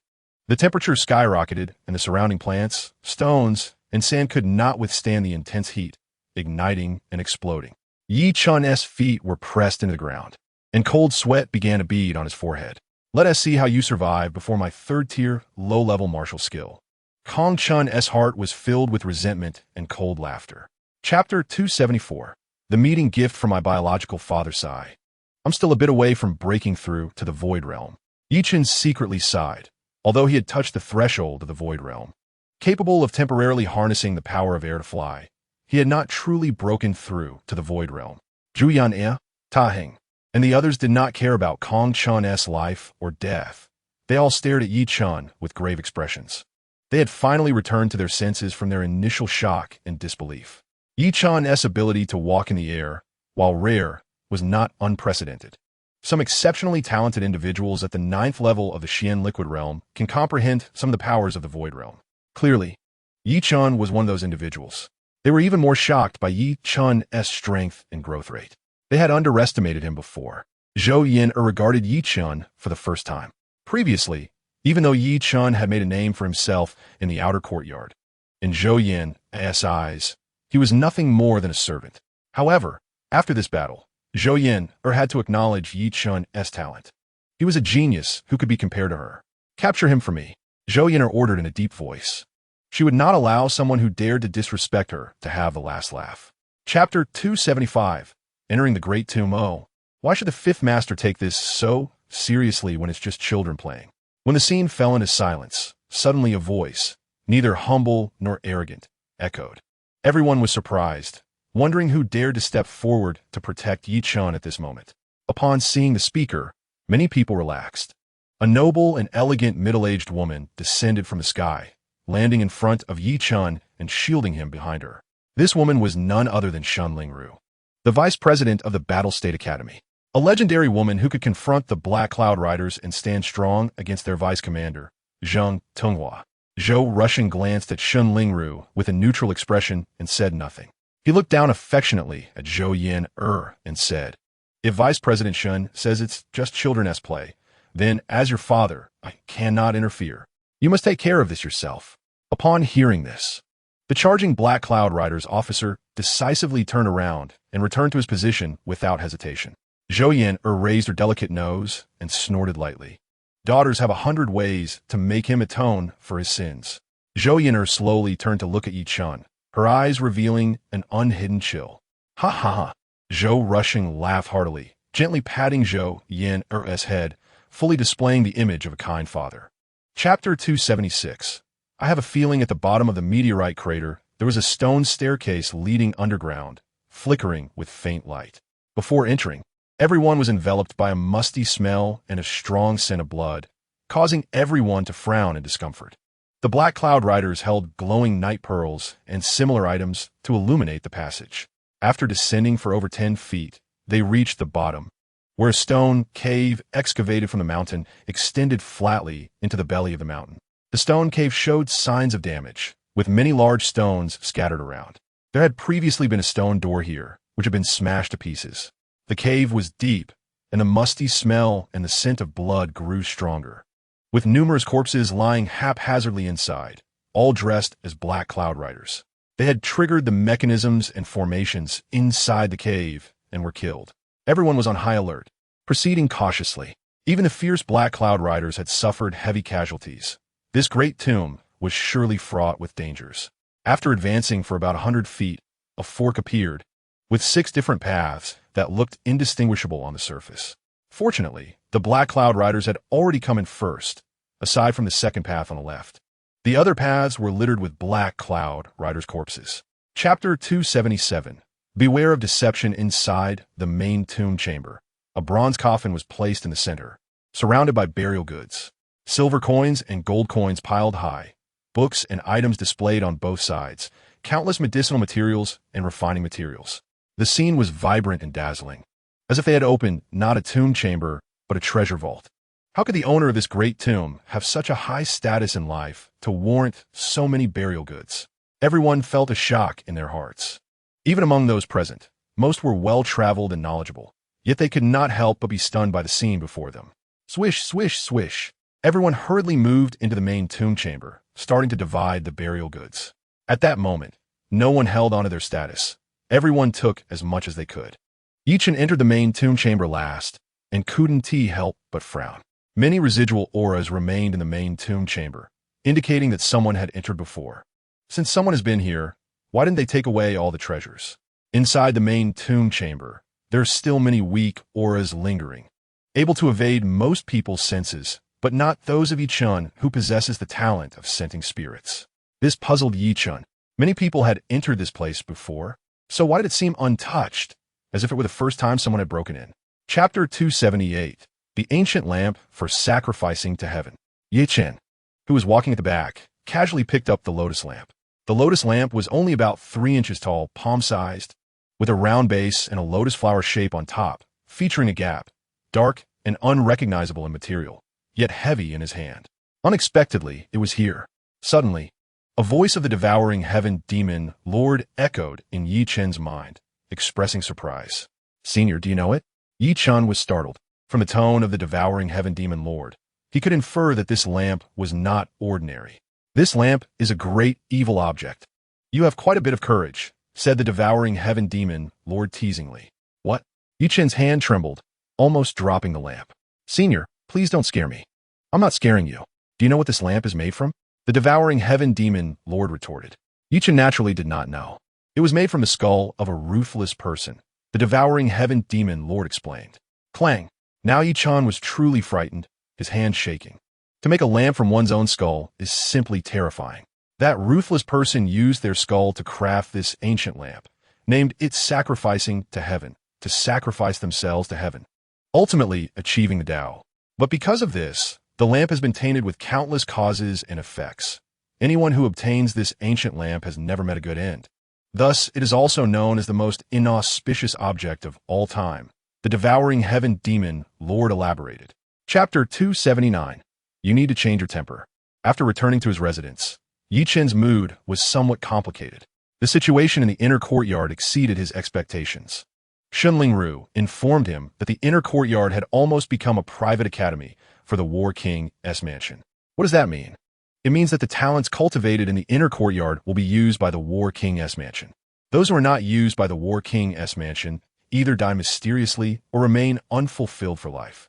Although there are some teachers and students in the inner courtyard who insist on resisting, they are ultimately outnumbered. Even though the emperor was already dissatisfied with the War State Academy, he was ultimately powerless to intervene. If not for Shun Lingru's persistent support, the outer courtyard would have long fallen into the hands of the War King's mansion. Given Yi Chen's relationship with the War King's mansion, he naturally could not be used by them, which meant that entering the inner courtyard would only lead to death. This is also why Shan Lingru wanted to send Yi Chen away. Yi Chen now had to carefully think about and plan his future. Previously, he was unwilling to leave the War State Academy for three main reasons. First, he was afraid that the War King's mansion would take out their anger on the people related to him in the Yuncliffe mansion. Now that the War King's mansion no longer pursued Yi Chen, it wouldn't he go after the people in Yuncliffe mansion. Yi Chen no longer needed to worry about this. Second, Yi Chen still had a glimmer of luck. Chapter 280, Terrifying Array Patterns. In the War King's mansion, Zhou Rushi and Zhou Yin'er had returned, but Tang she was nowhere to be found. Upon learning that Yi Chen had also gone to the Monster Beast Mountain Range, Tang Xiaoyun realized that Tang she had fallen. Who was it that was secretly protecting Yi Chen? Tang Xiaoyun felt certain that Tang she had discovered Yi Chen in the Monster Beast Mountain Range, attempted to take action against him, and was killed by someone who was secretly protecting Yi Chen. Tang she was Tang Xiaoyun's right-hand person, her most capable and loyal subordinate. Her death was a significant blow to him. He had to temporarily swallow this anger and plan for the long term. He never would have imagined that Tang she was killed by Yi Chen. At this moment, Yi Chen was studying the array patterns on the sacrificing to heaven ancient lamp and, after careful research, found the first array pattern. Yi Chen pointed his finger like a sword and began to replicate it. Just as his finger started to move, a rush of true energy surged out of his body like a river breaking its dam, consuming about 30% of his energy in an instant. So terrifying? Yi Chen hurriedly stopped inscribing the array pattern, but something shocking happened. He could not stop his finger. It was as if an invisible and terrifying force was controlling his finger to complete the first array pattern. Chapter 281, Some Secrets. Nangong Yue shook her head and said, "You would like to ask young Master Yi to continue to help me keep it for a while longer." Yi Chen frowned it. The precious stone had not been reclaimed by Nangong Yue for so long, which was suspicious. However, having just taken advantage, he found it hard to refuse and said, "All right, I will continue to keep it for Miss Yue." Nangong Yue sighed in relief and gratefully said, "Thank you, young Master Yi. When the time is right, I will send Xinjing to find you to retrieve the stone." Yi Chen nodded slightly, and Nangong Yue continued, "After I leave, if you have any matters, you can find the chief steward of the law enforcement hall in the outer courtyard of the War State Academy, Sun Jingyi. He is someone from Yue and can be trusted." Yi Chen asked, "Can I also find him for exchanging cultivation materials?" Nangong Yue smiled and said, "Of course. It seems that joining the Tianwu Chamber of Commerce is most beneficial for you in exchanging for cultivation materials." Yi Chen asked, "All right. Does Miss Yue have anything else to instruct?" Nangong Yue said, "Yue has already sent someone to Yuncliffe Mansion to secretly protect your friends and family. You can rest assured that even if the War King's mansion wants to harm them, it won't be an easy task." Chapter 282, The Number 1 Talent of the War State. Yi Chen defeated Kong Chen, who was at the first level of the Void Realm. How is this possible? Oh my gosh, this rumor is getting more and more outrageous. At this rate, it won't be long before it spreads that Yi Chen is invincible among the younger generation. People did not believe Yi Chen had the strength to defeat Kong Chen, thinking it was just gossip, and began to question Yi Chen. Yi Chen was not concerned at all. After a pause, he stepped into the threshold. "Today, you must fight whether you want to or not." Di Xiang suddenly flashed a fierce look in his eyes, and a long spear quietly appeared in his hand, thrusting directly at Yi Chen's back. The spear flowers sparkled. Cold as ice. He was not even Kong Chen's opponent and did not believe that a newcomer who had just enrolled could defeat Kong Chen. Yi Chen's expression darkened as he turned and punched out. Boom! A sharp and unparalleled vigor burst forth from his fist, transforming into a storm that swept in all directions. The cold spear flowers were instantly shattered, followed by the tearing of Di Xiang's sleeves. This was merely the power of the wind generated from the punch. It was unimaginable what kind of terrifying destructive power would be unleashed with the terrifying vigor attached to the punch. Heavenly Gong Feast? Di Xiang's eyes widened in shock. Chapter 283, Breakthrough, First Level of the Void Realm. Inside the Demon Dao space, Yi Chun sat cross-legged, holding the Yunlin flower in his right hand, fully operating the devouring heaven transforming Dao technique, madly devouring the essence of the Yunlin flower. The essence contained in the third-grade medicinal herb, Yunlin flower, is truly terrifying. With Yi Chen's cultivation speed, he has been refining it day and night for 3 days and nights, and he still hasn't fully refined it. At this moment, he has also recovered to his peak. The value of the third-grade medicinal herb Yunlin flower lies not only in its terrifying spiritual power, but also in its ability to help one comprehend the power of air, increasing the chances of breaking through the void realm. In addition, Yi Chun placed the Great Wilderness sword on his legs. The Great Wilderness sword has the effect of aiding in understanding the Dao, slowly releasing the aura of the Great Dao, allowing Yi Chen's mind to become tranquil. As he absorbed more and more essence from the Yunlin flower, Yi Chun gradually entered a wonderful state. He could distinctly feel the frequency, path, and patterns of every wisp of air flowing around him. The air, which is often easily overlooked in daily life, now seemed like little spirits dancing around Yi Chun. He felt their vitality and their power. This power, seemingly negligible, is the key to soaring like a rock, riding the wind to ascend to 90,000 miles. Chapter 284. What kind of swordsmanship is this? In the suburbs of Dongwang City, at the foot of Mutsang Mountain, there is a dilapidated temple that has not been maintained for many years, and few people come here. Bai Wei was imprisoned here, and the one responsible for guarding her was the inner courtyard student, Tao Hung. The 3-day deadline was about to expire. If Yi Chun did not show up to fight, then I can only send you on your way. Tao Hung glanced at the sun hanging high in the sky and said lightly, "Despicable and shameless. Using such dirty means to force brother Yi Chun into battle. You will not end well." Bai Wei scolded angrily. Death is certainly terrifying, but what she feared most now was Yi Chun being forced to fight. That would be a life and death battle against the inner courtyard student, Kong Chun. Even though it is now rumored that Yi Chun defeated Kong Chun in the Beast Mountain range, Bai Wei was still very worried. Brother Yi Chun and the academy will not let you go. Bai Wei glared angrily. "Huh." Tao Hung chuckled lightly, retracting his gaze to look at Bai Wei, and coldly said, "Whether Yi Chun can get through this hurdle is still up for debate. Do you still expect him to take revenge for you? As for the academy, with Miss Zhou as a backing, what am I afraid of? Even if the matter comes to light, at worst, I'll be expelled from the Battle State Academy. And I can still join the Battle King's mansion and become someone important in the future." Chapter 285.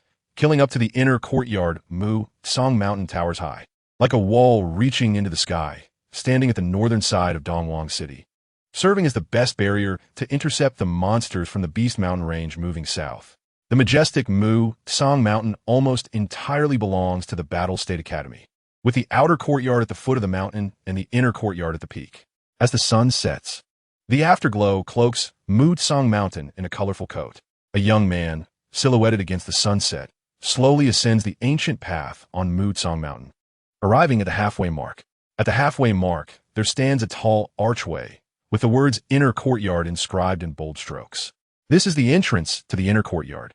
2 inner courtyard students guard the gate, looking down at the young man and reprimanding him. This is the inner courtyard. Outsiders must stop. The young man looked up at the 2 inner courtyard students, both at the first level of the Void Realm.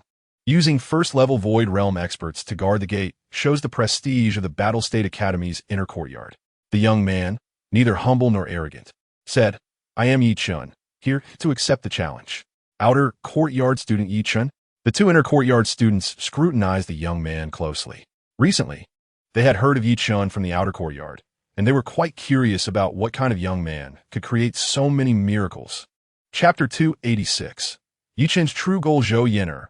I thought you would use some advanced tactics to deal with me, but I didn't expect it to be so despicable and childish. Do you still expect your former subordinates to kill me? Yi Chun stood proudly on the arena, his sharp gaze coldly sweeping over Zhou Yen'er and Kong Chen's group, eventually locking on a Zhou Yen'er. "If you want to kill me, come up to the arena and fight."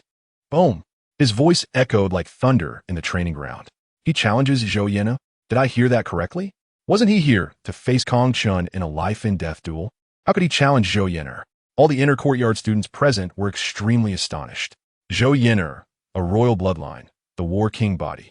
The peak figure among the younger generation in the battle state. Even in the talent-rich inner courtyard of the Battle State Academy, she is at the pinnacle of the pyramid. Inner courtyard students treat her with great respect, yet this outer courtyard student not only insults her, but also directly issues a challenge. Too arrogant, too presumptuous. This outer courtyard student is simply too arrogant. It is understandable that he looks down on Kong Chun, since Kong Chun has lost him before. But he actually dares to provoke Miss Zhou. This is simply overestimating himself. Does he really think that gaining some fame and being praised as the #1 genius of the battle state makes him invincible? It's simply laughable and pathetic. Chapter 287. Testing Zhou Yin'er. No wonder she has a royal bloodline and a red flame body. Yi Chun has faced hundreds of opponents, but this is the first time he has encountered such an aggressive opponent as Zhou Yin'er. This aggression seems to come from her bloodline. Yi Chun is not entirely sure of the specifics, but he suspects it may be related to Zhou Yin'er's bloodline talent. Yi Chun's body shook as his true qi surged out, forming a shield around him that resisted the terrifying high temperature. The flames on his clothes extinguished, and the urge for his flesh and true qi to ignite disappeared. He transformed the air beneath his feet into flowing clouds, retreating into the air. I just told you that Kong Chun can't kill me, and I asked you to come up to the arena for a fight, yet you refused. Now that your dog has been killed, you're angry. What? Do you want to use a wheel battle against me? Yi Chun scoffed. To deal with you. This lady doesn't even need a wheel battle. Zhou Yin'er was furious. This person was simply too detestable. Fiery giant python. After retracting her whip, Zhou Yin'er suddenly lashed out again. The flames on the whip instantly intensified tenfold, transforming into a terrifying giant python over 100 feet long, roaring as it charged towards Yi Chun. It was scorching and powerful. Even a 4th-level Void Realm expert unleashing their full strength might not possess such power. Chapter 288. Achieving the goal. What? Everyone was taken aback. Just now, Yi Chun evaded the fierce assaults of the fire meteor with his agile movements, demonstrating an abnormal speed. Who would have thought that this was not even Yi Chun's limit? Could he actually kill Zhou Yin'er? Many inner courtyard students felt their hearts race. Although Zhou Yin'er's cultivation level was not the highest among the inner courtyard students, her combat power was definitely among the top 5. If an outer courtyard student were to kill her, it would be an unprecedented achievement in the history of the Battle State Academy. Previously, even though Yi Chun easily defeated Kong Chun, no one would have thought this way. However, now everyone had to consider it. Yi Chun was simply too abnormal. Zhou Yin'er's pupils suddenly constricted, breaking out in a cold sweat. She finally realized that Yi Chun's arrogance just now were meant to provoke her, to throw her off balance. Then, he would look for an opportunity to strike decisively. This child's cunning, experience in battle, and ruthless methods were nowhere near that of youth. Yuan Yang fight shield. In a panic, Zhou Yin'er controlled the long whip, which coiled and rotated around her, forming several circles. The flames on the whip connected, ultimately forming a flame shield to protect her. Chapter 289. Sword Intent. Director Chen. Will this matter cause you trouble? Yi Chun could sense that Shan Lingru was at odds with Su Jianhao. Shan Lingru chuckled lightly and said nonchalantly, in Dongwang City, "Countless people see me as a thorn in their side, yet I've never cared, let alone for such a trivial matter. But you, Yi Chun, since you have already broken through to the Void Realm, according to the Academy's rules, you must report to the Inner Academy as soon as possible. Once you are promoted to an Inner Academy student, it will be difficult for me to manage your affairs. The situation in the Inner Academy is much more complex than that of the Outer Academy." Even now, Shan Lingru's inner turmoil had not subsided. In just a few days since returning from the monster Beast Mountain range, Yi Chun had broken through from the 9th level of Xian Liquid to the 1st level of the Void. The gap that seemed like a chasm to others appeared non-existent to him. Shan Lingru had previously compared Yi Chun to that talented girl from the Shun family, and now, looking back, she found it amusing. Yi Chun stopped and said seriously, "Director Shun, I've decided to leave the Battle State Academy." Shan Lingru's eyes lit up, and she exclaimed joyfully, "That's wonderful. I'll write a letter for you to take to the Imperial capital. Our Shin family's head will know what to do upon seeing it, so you don't need to worry."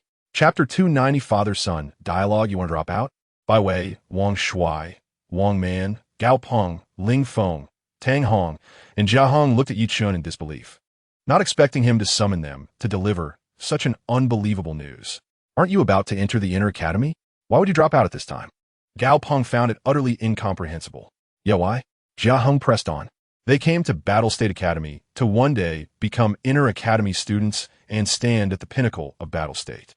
Chen was on the verge of obtaining that honor and status, yet he was throwing it away. Who could understand that? Wang Shui frowned and, after a moment of contemplation, asked, "Is it because of Zhou Yin'er and the Battle King's mansion?" Chen replied, "That's part of the reason." Wang Shui sighed and said, "Since you've already announced it to us, you must have made up your mind. I want to persuade you further. What are your plans next?" Chen said, "I plan to go to the Imperial Capital and the Yunmeng Academy." Everyone suddenly understood. It turned out he had a higher pursuit, and they all voiced their blessings for Chen. For a genius like Chen, it was only right to further his studies in the Yunmeng Academy. Only Bai Wei felt somewhat downcast. Chapter 291, The Young Master Won't Leave, as dawn broke. Chen packed his things and left the number 72 villa, heading to Shun Lingru's residence to say goodbye. Shun Lingru sighed and said, "Chen, what on earth has delayed you until now? It's a bit troublesome to leave now." Chen was surprised and asked why. Shun Lingru gritted her teeth and said, "Last night, the Battle King's mansion ordered the lockdown of Dongwang City, forbidding you from leaving even a step. Damn it." Chen was furious. He had underestimated Zhou Ruxing's shamelessness. The Battle King's mansion was not only despicable, but also audacious and lawless. Shun Lingru said angrily. To retain a talent like Chen, the Battle King's mansion directly locked down Dongwang City, clearly indicating that if they couldn't have him, neither would the Yunmeng Academy or the Emperor. However, Shun Lingru, being well-versed in the world, quickly calmed down and reassured him, "Don't worry. The Battle King's mansion can only seal the city for a time, not for a lifetime. I will find a way to get you out of the city." Who is Lingru planning to send out of the city? As soon as Shun Lingru finished speaking, a sarcastic voice echoed, and a group of people stormed in aggressively. The leader was none other than Su Juanhao, the president of the Battle State Academy. Chapter 292, Entering the Inner Academy. Chen, I'll take you to the Tianwu Chamber of Commerce. You can use their power to leave. Now that you have a human skin mask, the Tianwu Chamber of Commerce has a way to get you out of the city. Sun Jingyi said sternly. "Master Sun, I won't be leaving for now." Chen repeated. Sun Jingyi was astonished and said, "The Battle King's mansion has driven Director Shen away and locked down Dongwang City, clearly indicating that they are intent on having you. If you cannot be of use to them, the only outcome is death." Chen's talent was self-evident, and Sun Jingyi understood the value of such a prodigy.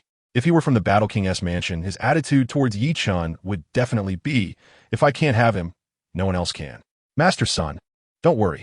I have my plans," Chen said confidently, then added, "I have a question for you." Seeing that Chen had made up his mind, Sun Jingyi felt it inappropriate to persuade him further and said, "Ask your question." Chen asked, "What role does the provincial governor's office play in Battle State?" This question, while seemingly rhetorical, had deeper implications. Sun Jingyi understood the subtext of Chen's question and sighed. Although the provincial governor's office is the imperial court's designated administrator of Battle State, due to the existence of the Battle King's mansion, the provincial governor's office has long become a mere formality. Chapter 293, I'm leaving the city, and I'm entering the city again. Hiss. The Inner Academy students gasped in shock. No one expected the Battle King's mansion to be so unequivocal, and Chen remained defiant, still so tough. Was he clearly intending to go against the Battle King's mansion? What conditions? Even Zhou Yin'er did not expect Chen to agree so readily. However, wasn't this precisely what she wanted? She urgently needed to kill Chen openly to vindicate herself. "I'm new to the Inner Academy and need to recuperate. Let us fight again in 3 months." Chen said with an undeniable tone. "All right, then we'll fight again in 3 months." Zhou Yin'er showed a smug smile. Did she think she could use these 3 months to improve her strength? Just right. She could use these 3 months to make significant progress in her cultivation. Zhou Yin'er glanced at Chen, laughed heartily, and turned to leave, her laughter filled with murderous intent. "Brother Yi, you shouldn't have agreed to her." Wang Shui sighed. Although Chen had already defeated Zhou Yin'er once and was not afraid of fighting her again, the issue was no longer whether he could defeat her, but rather the attitude towards the Battle King's mansion. Even if Chen was unwilling to submit to the Battle King's mansion, he could not let the relationship become too strained. Chapter 294 The First Strike. The Tianlu Gambling House is the largest gambling house in Dongwang City. It is rumored that its daily revenue amounts to billions, making even the Tianlu Chamber of Commerce in Dongwang City envious. The Tianlu Casino not only has money flowing like water, but also holds great power in Dongwang City, making even the provincial governor's office and the four major families hesitant to offend it easily. This is because the higher-ups in Dongwang City are aware that the owner behind the Tianlu Casino is the War King's Mansion. The Tianlu Casino is one of the most important sources of income for the War King's Mansion. There is a saying among the elite of Dongwang City: for ordinary people, the Tianlu Casino is a den of destruction, but for the War King's Mansion, it is a granary for the Black Cloud Riders. Since Master Zhou Rusheng took charge of the Tianlu Casino, it has been earning gold by the day. Zhou Rusheng delegated the operations of the Tianlu Casino to his subordinates, only requiring a daily submission of 100 million gold coins. 100 million gold coins is an astronomical figure that the vast majority of people in Dongwang City cannot even dream of, but for the Tianlu Casino, it is not a difficult task. For the past 3 years, every day at dawn, the Tianlu Casino would settle the previous day's revenue, making up the difference to ensure a total of 100 million gold coins, which would then be collected by Zhou Rusheng's men. The person responsible for this task is named Geng Zhang. Chapter 295. Targeting the War King's Mansion, Master Li hurriedly asked, "What instructions do you have for Geng, sir?" Master Li felt suspicious. Today, Geng Zhang seemed a bit odd. "I have something to inform you in advance. Master Wu intends to increase the daily commission." Chen said lightly. "What?" Master Li's face changed dramatically, instantly wearing a look as if he had eaten something unpleasant. "Geng, this absolutely cannot be done. Right now, the daily commission of 100 million is already our limit at the Tianlu Casino. If Master Wu raises the commission again, we will truly be doomed." Master Li spoke the truth. With a daily submission of 100 million gold coins, he was left with very little. If the commission share were to be increased again, let alone making a profit, they would end up losing everything. Thud! Before he could finish speaking, Master Li directly knelt in front of Chen, clutching his feet and pleading, "Geng, you know it's not easy for me. You are a favored person by Master Wu. He will surely listen to you. Please say a few good words for me in front of Master Wu, and I will remember your great kindness." Chen sighed. Master Wu has not been in a good mood lately. My words may not have any effect. Seeing Chen soften, Master Li quickly flattered him. "Your words will definitely be heeded by Master Wu." Chapter 296. Those who gain the way gain help at noon. Chen left the inner courtyard and went to the outer courtyard to find Sun Jingyi. He stayed in Sun Jingyi's residence for a quarter of an hour before returning to the inner courtyard, once again closing himself off. This was Chen's first outing since entering the inner courtyard, and Sun Jingyi was the only person he had seen during this time. "Master Wu, should we investigate Sun Jingyi?" Zhou Quan reported the information from the spies to Zhou Rusheng, who calmly replied, "Sun Jingyi must have been arranged by Shen Lingru. There's no need to pay attention to him." "Understood. How is the investigation on Geng Zhang going?" "Master Wu, there's still no leads. If that murderer does not act again, it may be very difficult to trace them." Zhou Rusheng frowned. The murderer was openly provoking him, and if they weren't caught, his reputation would surely suffer. "Continue to send people to monitor the other properties. Report immediately if there are any signs." "Yes." Zhanzhou Academy, inner courtyard. Although students in the inner courtyard can bring servants to attend to their daily needs, Chen did not arrange for any. He sat cross-legged alone in the courtyard, closing his eyes to cultivate, while contemplating the next steps of his plan. Chapter 297.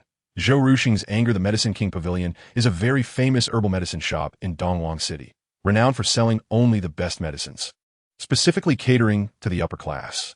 Although its scale cannot be compared to the Tianwu Commerce Association, it is still incredibly wealthy. It is one of the important industries of the War King's Mansion. Chen's first target tonight is the Medicine King Pavilion. However, upon approaching within 100 feet of the Medicine King Pavilion, Chen decisively retreated. His sixth sense was frequently warning him of danger, indicating that there were experts inside the Medicine King Pavilion who posed a threat to his life, not just the pavilion master at the 5th level of the void. Chen headed for his second target, the Treasure Pavilion. The Treasure Pavilion specializes in selling various refining materials and rare treasures, and its value is not much less than that of the Medicine King Pavilion. While approaching the Treasure Pavilion, Chen did receive a warning from his sixth sense, but it was not as strong. Yi Chan decisively entered the treasure pavilion, without hesitation, collecting items into his chinkoan bag as he saw them. At this time, the treasure pavilion had already closed, with no one around, only various valuable treasures, making Yi Chan feel as if he had entered his own treasure vault. Yi Chan moved from the first floor to the second floor, and from the second floor to the third floor. Suddenly, a cold voice rang out. How bold! You dare to steal from the treasure pavilion? Chapter 298. This madman, of course, Sun Jingyi, is not that kind of person. He trembled, hurriedly returning the chinkoan bag to Yi Chan, unconsciously lowering his voice. These items cannot be sold right now. If they are sold, they will definitely be traced back to you by the War King's mansion, and then you will be finished. Yi Chan frowned and asked, Is the Tianwu Commerce Association unable to take these treasures? Sun Jingyi replied, It's not that they can't take them. The Tianwu Commerce Association also has spies from the War King's mansion. Once these items appear in the Tianwu Commerce Association, the fire cannot be hidden. Yi Chan found this reasonable and had to put away the chinkoan bag. Yi Chan, quickly pack your things and find an opportunity to leave Dongwang City. You cannot stay here any longer. Sun Jingyi was somewhat flustered. This is not to say that Sun Jingyi was timid, but the matter was of great significance. Master Sun, rest assured, the War King's mansion won't be able to trace this back to me. Besides, if I leave now, wouldn't it be like drawing attention to myself? Yi Chan said confidently. Sun Jingyi looked at Yi Chan in astonishment. After all the provocations and humiliations he had done to the War King's mansion, if they could not trace it back to him, didn't that mean he had the ability to leave Dongwang City unnoticed? Yi Chan, you aren't intentionally staying here to target the War King's mansion, are you? Chapter 299. War King's mansion in the central area of Dongwang City. The palaces stretch in succession, majestic and imposing. Surrounded by a moat, the Black Cloud Riders patrol, and ordinary people dare not come near. This is the famous War King's mansion. In front of the south gate of the War King's mansion, 3 arched bridges span the moat, with banners flying and armored soldiers standing guard. The soldiers, standing like sculptures, have sharp eyes, and the long spears in their hands gleam coldly. This creates an invisible sense of terrifying pressure, making even the most arrogant and proud young people behave respectfully and humbly upon arrival. Yi Chan and Wang Shuai stood in the square in front of the arch bridge. Looking at the towering archway, Yi Chan couldn't help but sigh. Even a royal palace can't compare to this, right? Wang Shuai replied, I haven't been to the imperial capital and haven't seen the royal palace, but I've heard that the scale of the War King's mansion is already comparable to that of the royal palace. Yi Chan nodded. Such arrogance is clearly known to all. Glop, glop, glop. At that moment, a luxurious carriage approached and stopped not far away. A man and a woman descended from it. Upon seeing Yi Chan and Wang Shuai, they both raised their eyebrows and swaggered over. Yi Chan, are you also attending the Qingting feast? I thought the War King's mansion wouldn't invite you. The man said frivolously, with a hint of provocation. Chapter 300. Unintentionally planting willows and creating shade the eyes of those around, Yi Chan couldn't help but show a hint of admiration. Being so bold as to offend Zhou Yenner, Yi Chan was the first in the entire battle state. Yi Chan ignored these gazes and walked into the side door. Passing through the deep entrance, another city tower appeared before him, identical to the outer city tower. The city defense river, the arch bridge, the Black Cloud Riders. The only difference was that this time, there was no need to verify the invitation. Yi Chan and Wang Shuai passed through the side door again, and ahead was still the city tower. Why are there so many doors? Yi Chan looked at Wang Shuai. Wang Shuai explained. The War King's mansion has a total of 3 layers of city towers and 3 gates. We have not yet truly entered the War King's mansion. Yi Chan frowned slightly. With 3 layers of city towers, each layer separated by an unobstructed wide space. Sneaking into the War King's mansion unnoticed is as difficult as ascending to the heavens. Before reaching the 3rd city gate, the servants of the War King's mansion had been waiting here for a long time and personally led the way, not passing through the 3rd city gate, but heading east. Wang Shuai whispered, The Qingtung feast is held in the eastern Qing garden, which is specially built by the War King's mansion for the Qingtung feast and belongs to the outer area of the War King's mansion. Chapter 301. Killing with heart, Yi Chan sneered coldly in his heart. Zhou Rushi's actions were undoubtedly to suppress and provoke him, making him understand his position in Zhou Rushi's heart. Such methods might work on other proud young people, but for Yi Chan, it was simply laughable. Yi Chen never needed him to value him and had never thought of serving the War King's mansion. The whole street was spreading the news that Yi Chen was the #1 genius of Battle State. It seemed that the rumors were indeed unreliable. Now we are gathered here. He only has the qualification to sit at the end. The #1 genius of Battle State? Just treat it as a joke. Many people began to speak sarcastically. Yi Chen ignored them and directly closed his eyes to rest. Seeing that Yi Chen was indifferent, Wang Shuai also had no intention of sticking his head out and closed his eyes as well.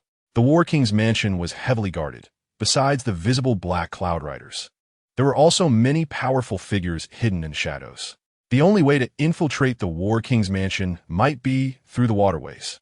Now I just need to figure out the internal waterway routes of the War King's mansion and the location of the treasury. Yi Chen pondered silently. The reason he came to attend the Qing Tong feast was not to compromise with the War King's mansion or Zhou Rushi. Chapter 302. Another War King's body. Zhou Yin'er looked at Yi Chen's graceful back and suddenly broke out in a cold sweat. Yi Chen's movement technique and speed of attack just now. If she were in his place, she probably wouldn't be much better than Su Yang. Just how strong is this person's combat power? Although Zhou Yin'er had previously lost to Yi Chen, she could find many reasons for her failure.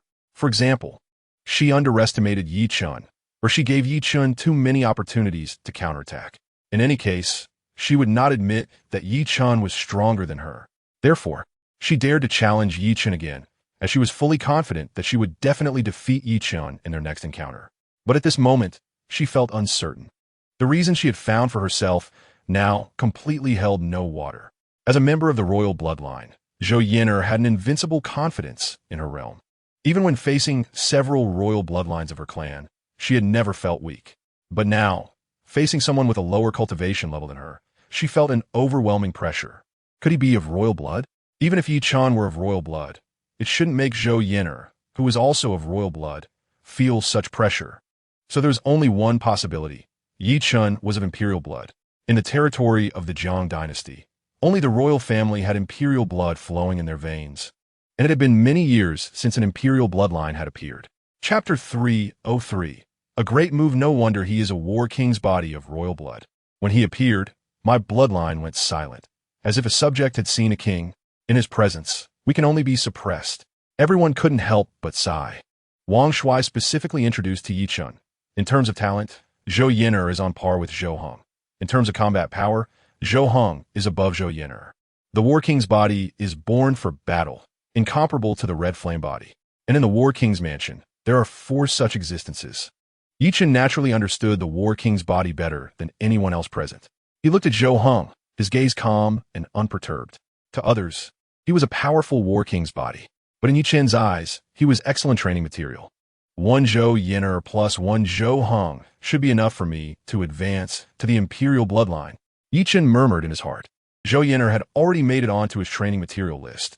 As for Zhou Hong, whether he could make the cut depended on his performance. Many talented individuals actively left their seats to welcome Zhou Hong, but Zhou Hong's gaze was locked on Yi Chen from a distance, walking straight over. Yi Chen, they say you are the #1 genius of Battle State. I just wonder how this #1 genius compares to me. Chapter 304. Being outplayed by her. Part 1. Zhou Rushi bore a satisfied expression, his gaze sweeping towards the final Yi Chen. Yi Chen was currently lowering his eyelids, not knowing what he was thinking. In this world, people bustle about for profit, and all are anxious for gain. No matter how much resentment you hold against me in your heart, how can you remain unshaken in the face of absolute benefit? Zhou Rushi felt very pleased. He had already seen the wavering in Yi Chen's heart. Yi Chen, Zhou Rushi suddenly spoke, instantly drowning out the noise of the scene. And everyone's gaze swept towards the last Yi Chen. Yi Chen slightly raised his head, looking expressionlessly at Zhou Rushi. What do you think of the sincerity of my War King's mansion? Are you willing to serve the War King's mansion? To serve me? Zhou Rushi asked lightly. This instantly made many people feel a surge of jealousy. Their eager pledges of loyalty had only earned a slight nod from Zhou Rushi. Yet Yi Chen received Zhou Rushi's active inquiry. Zhou Rushi's attention to Yi Chen was evident, especially Su Yang, who felt a surge of envy, looking at Yi Chen with eyes that seemed to want to eat him, wishing he could become Yi Chen himself. Under everyone's gaze, Yi Chen remained unperturbed and said calmly, "My demand for cultivation resources is very high. Chapter 305. Being Outplayed by Her. Part 2.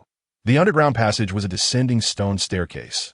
After descending 13 levels of stone stairs and turning, he descended another 13 levels before arriving at the door of the secret chamber. On the walls, more than a dozen fist-sized luminous pearls were embedded, each of which could serve as a treasure possession for some prominent families. Yet here they were used as lighting tools. Such extravagance left many people in awe. 2 gigantic bronze statues stood on either side of the door, shimmering with colorful light, illuminating the underground space as bright as day. Someone recognized these 2 bronze statues as the household guardian deities personally cast by the top casting master of Dongwang City.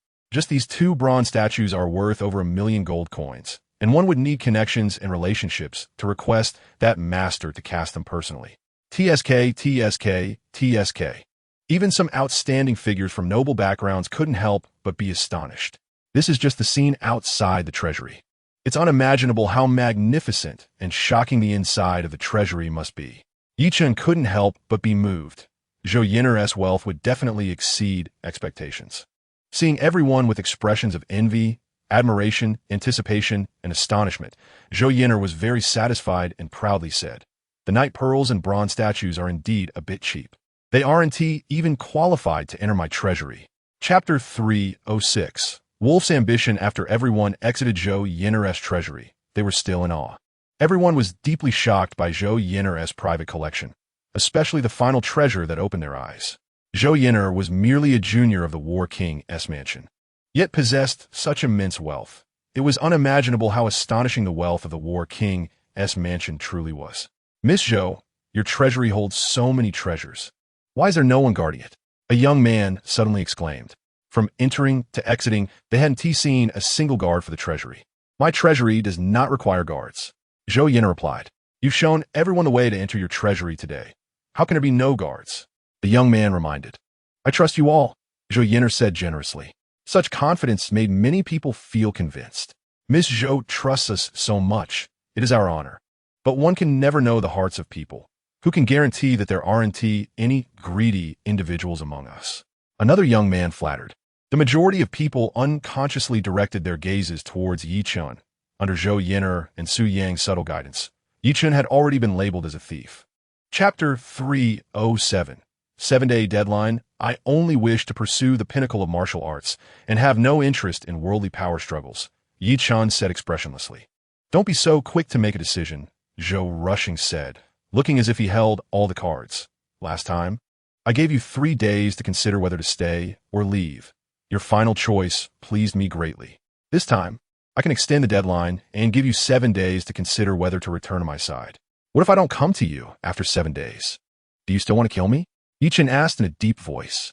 "You cannot be of use to me and are also a potential threat. The most straightforward solution is to kill you to prevent future troubles." Zhou Rushing's voice turned cold, his aura instantly becoming murderous and chilling. He paused and continued. "However, considering our blood relationship, I won't kill you, but I won't allow you to become a threat either." Chen's body suddenly felt a chill. Zhou Rushing's implication was that he would cripple him. This person was not only ruthless, but also cruel. "Go back." Zhou Rushing, seeing the change in Chen's expression, felt quite pleased. "Go back and think carefully about what I said to you tonight, and consider how to move forward in the future." Chapter 308. Ghost in the Water. The War King's mansion at night exuded even more pressure and intimidation than during the day. The cold night wrapped it in a thick, eerie armor. The pattering sound of the black cloud riders patrolling back and forth echoed loudly in the silent night. Like the beating of war drums, gods and demons retreat. Chen merged with the river, swimming through without causing a ripple. He passed through the quiet woods, the bustling streets, and the busy arched bridges without attracting anyone's attention. He swam into the moat under the hooves of the black cloud riders, and beneath the watchful eyes of countless sentinels, gliding leisurely through the moat, passing through the 3 layers of walls of the War King's mansion, and finally entering it. He followed the predetermined water route. Black cloud riders patrolled above him. Personnel from the War King's mansion walked past him, and several maidens removed their shoes to dip their feet in the river, chatting as they played with the water. It seemed they were discussing how a certain maiden had climbed into the bed of a young master from the War King's mansion. They expressed both disdain and envy. Yi Chun, like a ghost in the water, effortlessly arrived inside Zhou Yiner's palace. He activated the eye of the sky in the water, scanning all directions. And upon finding no one around, he quietly ascended from a hidden corner, shaking his body lightly to quickly dry off the water. Chapter 309. Guess who I am? Ji Yongzhen, following behind, had his heart racing. He knew what this place used to be like and now didn't dare to breathe a word. It can't be. No one would dare. Zhou Yiner took a deep breath, her slightly trembling hand activating the mechanism to open the stone door. As the stone door slowly opened and a crack appeared, Zhou Yiner finally couldn't hold back a shrill scream. A hoarse scream. Inside the crack of the door, it was pitch black. The originally colorful light seemed merely an illusion. Whoosh! Before the stone door fully opened, Zhou Yiner hurriedly dashed inside, her entire body engulfed in intense flames, illuminating the treasury brightly. Inside the treasury, it was completely empty. Not a single precious treasure remained. Ah, who did this? Who did this? Zhou Yiner went completely mad, clawing and flailing without any regard for her image. Ji Yongzhen stood outside the door, his scalp tingling, not daring to step into the treasury. After a long while, Zhou Yiner finally stopped her screams, but the aura she exuded made Ji Yongzhen feel even more terrified. She remained silent as she walked toward the deepest part of the treasury. The entire treasury was filled with a heavy and murderous atmosphere. Zhou Yiner reached the innermost part and opened a hidden compartment. Chapter 310. Directly pointing at Yi Chun, why are all the young talents who attended the Qing banquet here? When Commander Wang arrived at the War King's mansion and saw so many young elites, he was quite surprised. The people from the War King's mansion found him and said Zhou Rushing had invited him. Wang didn't think much of it and followed them here, initially believing Zhou Rushing had only invited him, but he didn't expect that nearly everyone who had appeared at the Qing banquet 2 days ago was present. As something happened, Wang sensed that today's events were definitely not simple. Brother Wang, Gu Tian approached and asked, "Where is Brother Yi?" Wang replied, "I just arrived and am not clear on what has happened. Do you know why Lord Zhou invited us here?" Gu Tian shook his head and said, "I'm not sure either. At first, I thought he only invited me, but upon arriving, I found that nearly everyone from the Qing banquet was invited. And it seems only Brother Yi is missing." Wang's brows twitched, muttering, "They suddenly summoned us today. It wouldn't be because of Brother Yi, would it?" Gu Tian asked, "What do you mean, Brother Wang?" "I didn't say anything." Wang quickly shook his head. Not only Wang and Gu Tian felt puzzled, but all the young elites invited today were equally baffled. Chapter 311. The letter from Nangong Yue within the Demon Dao space. Yi Chun completely refined all the medicine kings he obtained from Zhou Yiner's treasury, breaking through 2 levels in succession, reaching the realm of Void Level 5. The power of his bloodline surged dramatically, now just a step away from the royal level bloodline. Yi Chun could clearly feel that as long as he broke through 1 more level, he would be able to advance to the royal level bloodline. Unfortunately, although he was now rich, all his treasures were not suitable for cultivation and could not be exposed to the light. Advancing to the royal level bloodline, he wondered what kind of special talents he would gain. When he advanced from human level bloodline to spirit level bloodline, he obtained the 6th sense warning of danger and guidance for opportunities. When he advanced from spirit level bloodline to king level bloodline, he gained the fighting battle technique, which could unleash combat power ranging from 2 to 10 times. Both bloodline talents had benefited him immensely. If all went well, when his bloodline advanced from king level to royal level, he was sure to gain new, extraordinary bloodline talents. Yi Chun was filled with anticipation. He suppressed his excitement and began to refine the sword-shaped imprint. As his cultivation soared in strength increased, he was able to refine sword intent again. Zizizi, genuine qi surged forth continuously, flowing towards his forehead, wrapping the sword-shaped imprint and forcefully refining it. Chapter 312. Just nurture. In the following days, Yi Chun quietly said goodbye to Bai Wei, Wang Shuai, Gao Peng, Ling Feng, Tang Hong, Jia Heng, and others. From the recent performance of the War King's mansion, they only targeted Yi Chun and had not yet become insane enough to target those around him, which allowed Yi Chun to leave with peace of mind. One deep night, Yi Chun returned to the inner courtyard and found Ji Yongzhen. "Yi Chun, you actually dare to appear?" Ji Yongzhen was stunned when he saw the unfamiliar man before him. If he hadn't said he was Yi Chun, Ji Yongzhen wouldn't have believed it. "Why wouldn't I dare to appear? Because of the War King's mansion?" Yi Chun scoffed. Aren't you afraid I'll capture you and send you to the War King's mansion? Ji Yongjin suddenly looked serious. I can come and go freely from the War King's mansion. Do you think I would be afraid of you? Yi Chun sneered. Is that so? I want to see. Before Ji Yongjin could finish his sentence, he felt a chill run through him, and he could no longer utter a word. Yi Chun simply pointed at him with his finger 3 or 4 steps away, yet a power Ji Yongjin had never encountered enveloped him. What realm have you reached? After a long time, Ji Yongjin finally managed to utter a sentence, his heart filled with shock. Chapter 313. Zhou Rusheng, you've changed. Yi Chun turned around, looking at Gu Xuehai with suspicion. What does the governor mean? He suspected that Gu Xuehai already knew about his relationship with Zhou Rusheng. Gu Xuehai smiled slightly and said, just chatting, don't think too much. Yi Chun thought for a moment and said, for my interactions with Zhou Rusheng, he is a cold and ruthless person who will stop at nothing for power. Gu Xuehai nodded. Your observation is very accurate. The current Zhou Rusheng is indeed cold and ruthless, and can be described as cruel. But he wasn't like this before. Ye Chen frowned, looking at Gu Xuehai with confusion. Gu Xuehai paused for a moment before continuing. The previous Zhou Rusheng was upright, gentle with others, and had no interest in the struggle for power. 9 years ago, he left Dongwang City for a while, and when he returned, his temperament had changed drastically, as if he were a different person. Gu Xuehai showed a doubtful expression, as he could not understand it either. Yi Chun did not expect such a secret and asked, aside from the change in temperament, are there any other changes? If it was just a change in temperament, it was possible that the previous Zhou Rusheng was pretending, or that some incident caused his temperament to change. Chapter 314. Backlash on the official road west of Dongwang City. A team set out early in the morning from Dongwang City, heading west. This team consisted of old and young, men and women, and had specifically hired a group of martial artists for escort. Yi Chun mixed in among these martial artists, becoming a mercenary. This family, doing business in Dongwang City, had to return to their hometown due to a family incident. Because they had considerable assets, they feared trouble along the way and spent a lot of money to hire escorts. Seeing them recruiting martial artists, Yi Chun joined in to hide his whereabouts. After all, acting alone would easily attract attention. As they walked, his sixth sense warning suddenly activated. Could it be that the War King's mansion people were chasing him? At the same time, in a training secret room of the War King's mansion, Tang Xiaoyun sat cross-legged, with a flickering 8 trigrams diagram floating above her, slowly rotating and exuding a mysterious and powerful aura. Zhou Rusheng stood nearby, vigilantly watching the 8 trigrams diagram. Is this the heaven's secret trigram? Yi Chun, oh Yi Chun, let us see how you escape from my 5-finger mountain. Zhou Rusheng's lips curled up slightly. Besides being the descendant of the Fire King, Tang Xiaoyun also had another identity as a disciple of Xianin Mountain.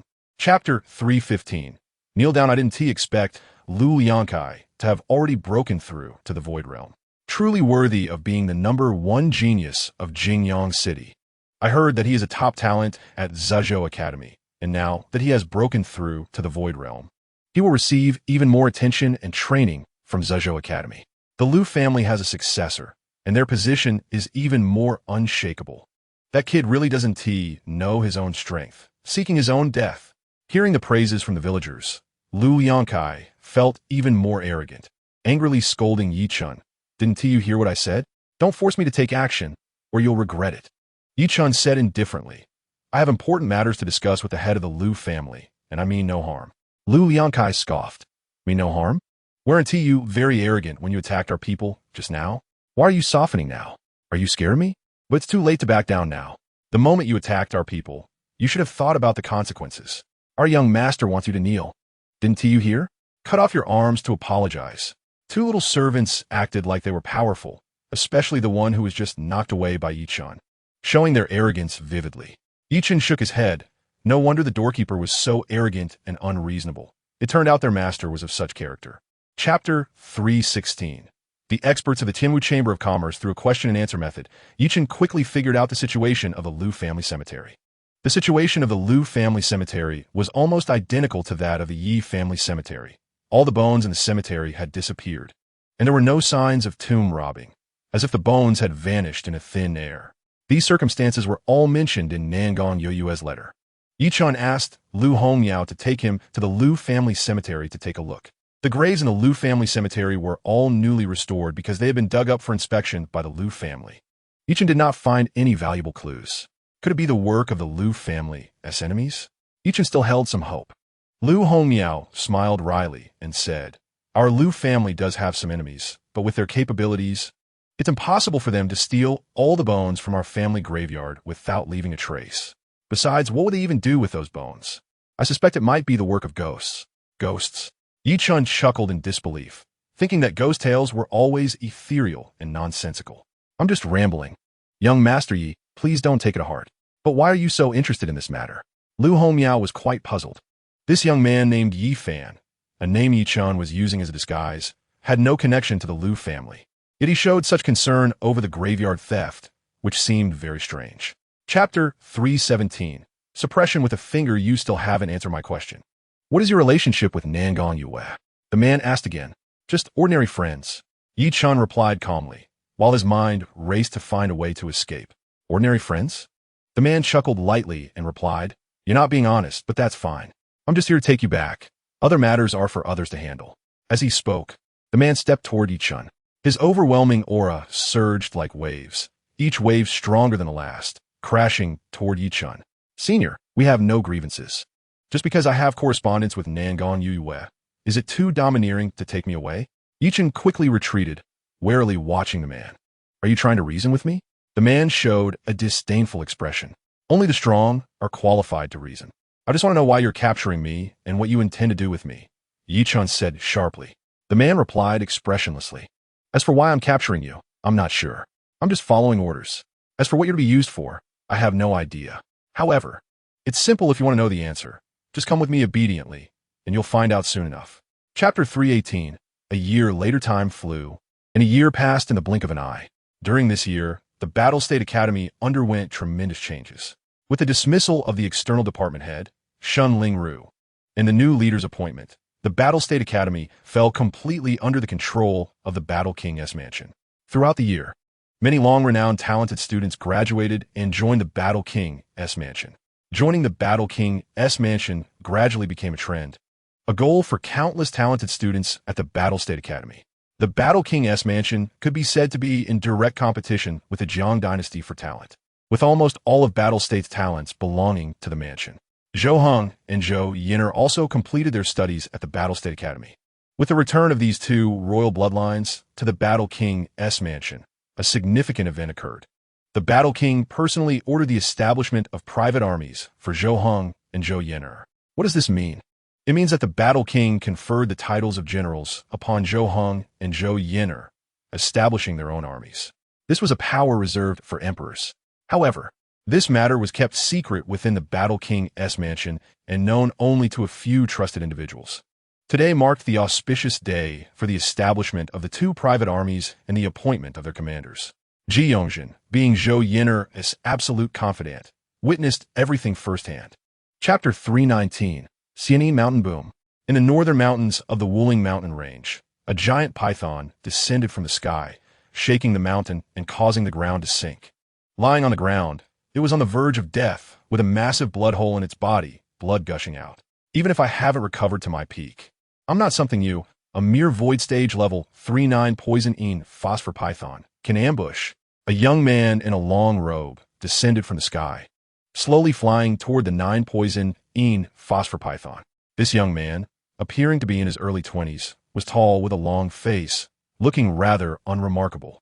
He was, in fact, Chen in disguise. The 9 poison phosphor python gazed at Chen with resentment. When Chen approached within 10 feet, the antennae on its forehead suddenly exploded, releasing endless dust that quickly enveloped Chen. Roar! The 9 poison phosphor python let out an excited roar. This was its ultimate skill, phosphor poison. Even a stronger opponent, 3 levels above it, would die instantly upon inhaling the poison. It was precisely because of the existence of the phosphor poison that it had eliminated the local overlord, seizing its territory half a month ago. Although this human was strong, as long as he inhaled the phosphor poison, he would be doomed. This move had never failed the 9 poison phosphor python. Chapter 320. Underground Prison. He is a citizen of the Battle State and the illegitimate son of Zhou Rusheng. Tang Xiaoyan found it hard to speak. Tianjizi frowned and said, "You mustn't let this ruin your relationship with your husband." Tang Xiaoyan replied, "That ungrateful son does not serve Zhou Rusheng. He also wants him dead." Tianjizi was somewhat surprised. He initially thought Yi Chun could slip away from under Tang Xiaoyan's nose due to Zhou Rusheng's interference. But he didn't expect Zhou Rusheng wanted him dead as well. Tianjizi sighed. With the power of the Battle King's mansion in the battle state, they actually let a mere void stage level 1 brat escape. That Yi Chun is not simple. Tianjizi couldn't help but feel curious about Yi Chun. In the battle state, escaping from the Battle King's mansion and not being predicted by the heavenly machine, which instead backfired on the predictor, indicated many signs that Yi Chun was extraordinary. Even with the disparity in strength, status, and age, Tianjizi couldn't help but marvel at the youth's potential. Tang Xiaoyan felt ashamed and speechless, letting a void stage level 1 brat escape. How could she face her master again? Tianjizi saw through Tang Xiaoyan's thoughts and comforted her. "Yin'er, it's currently the Seven Veins trial. After the trial ends, I will help you find Yi Chun.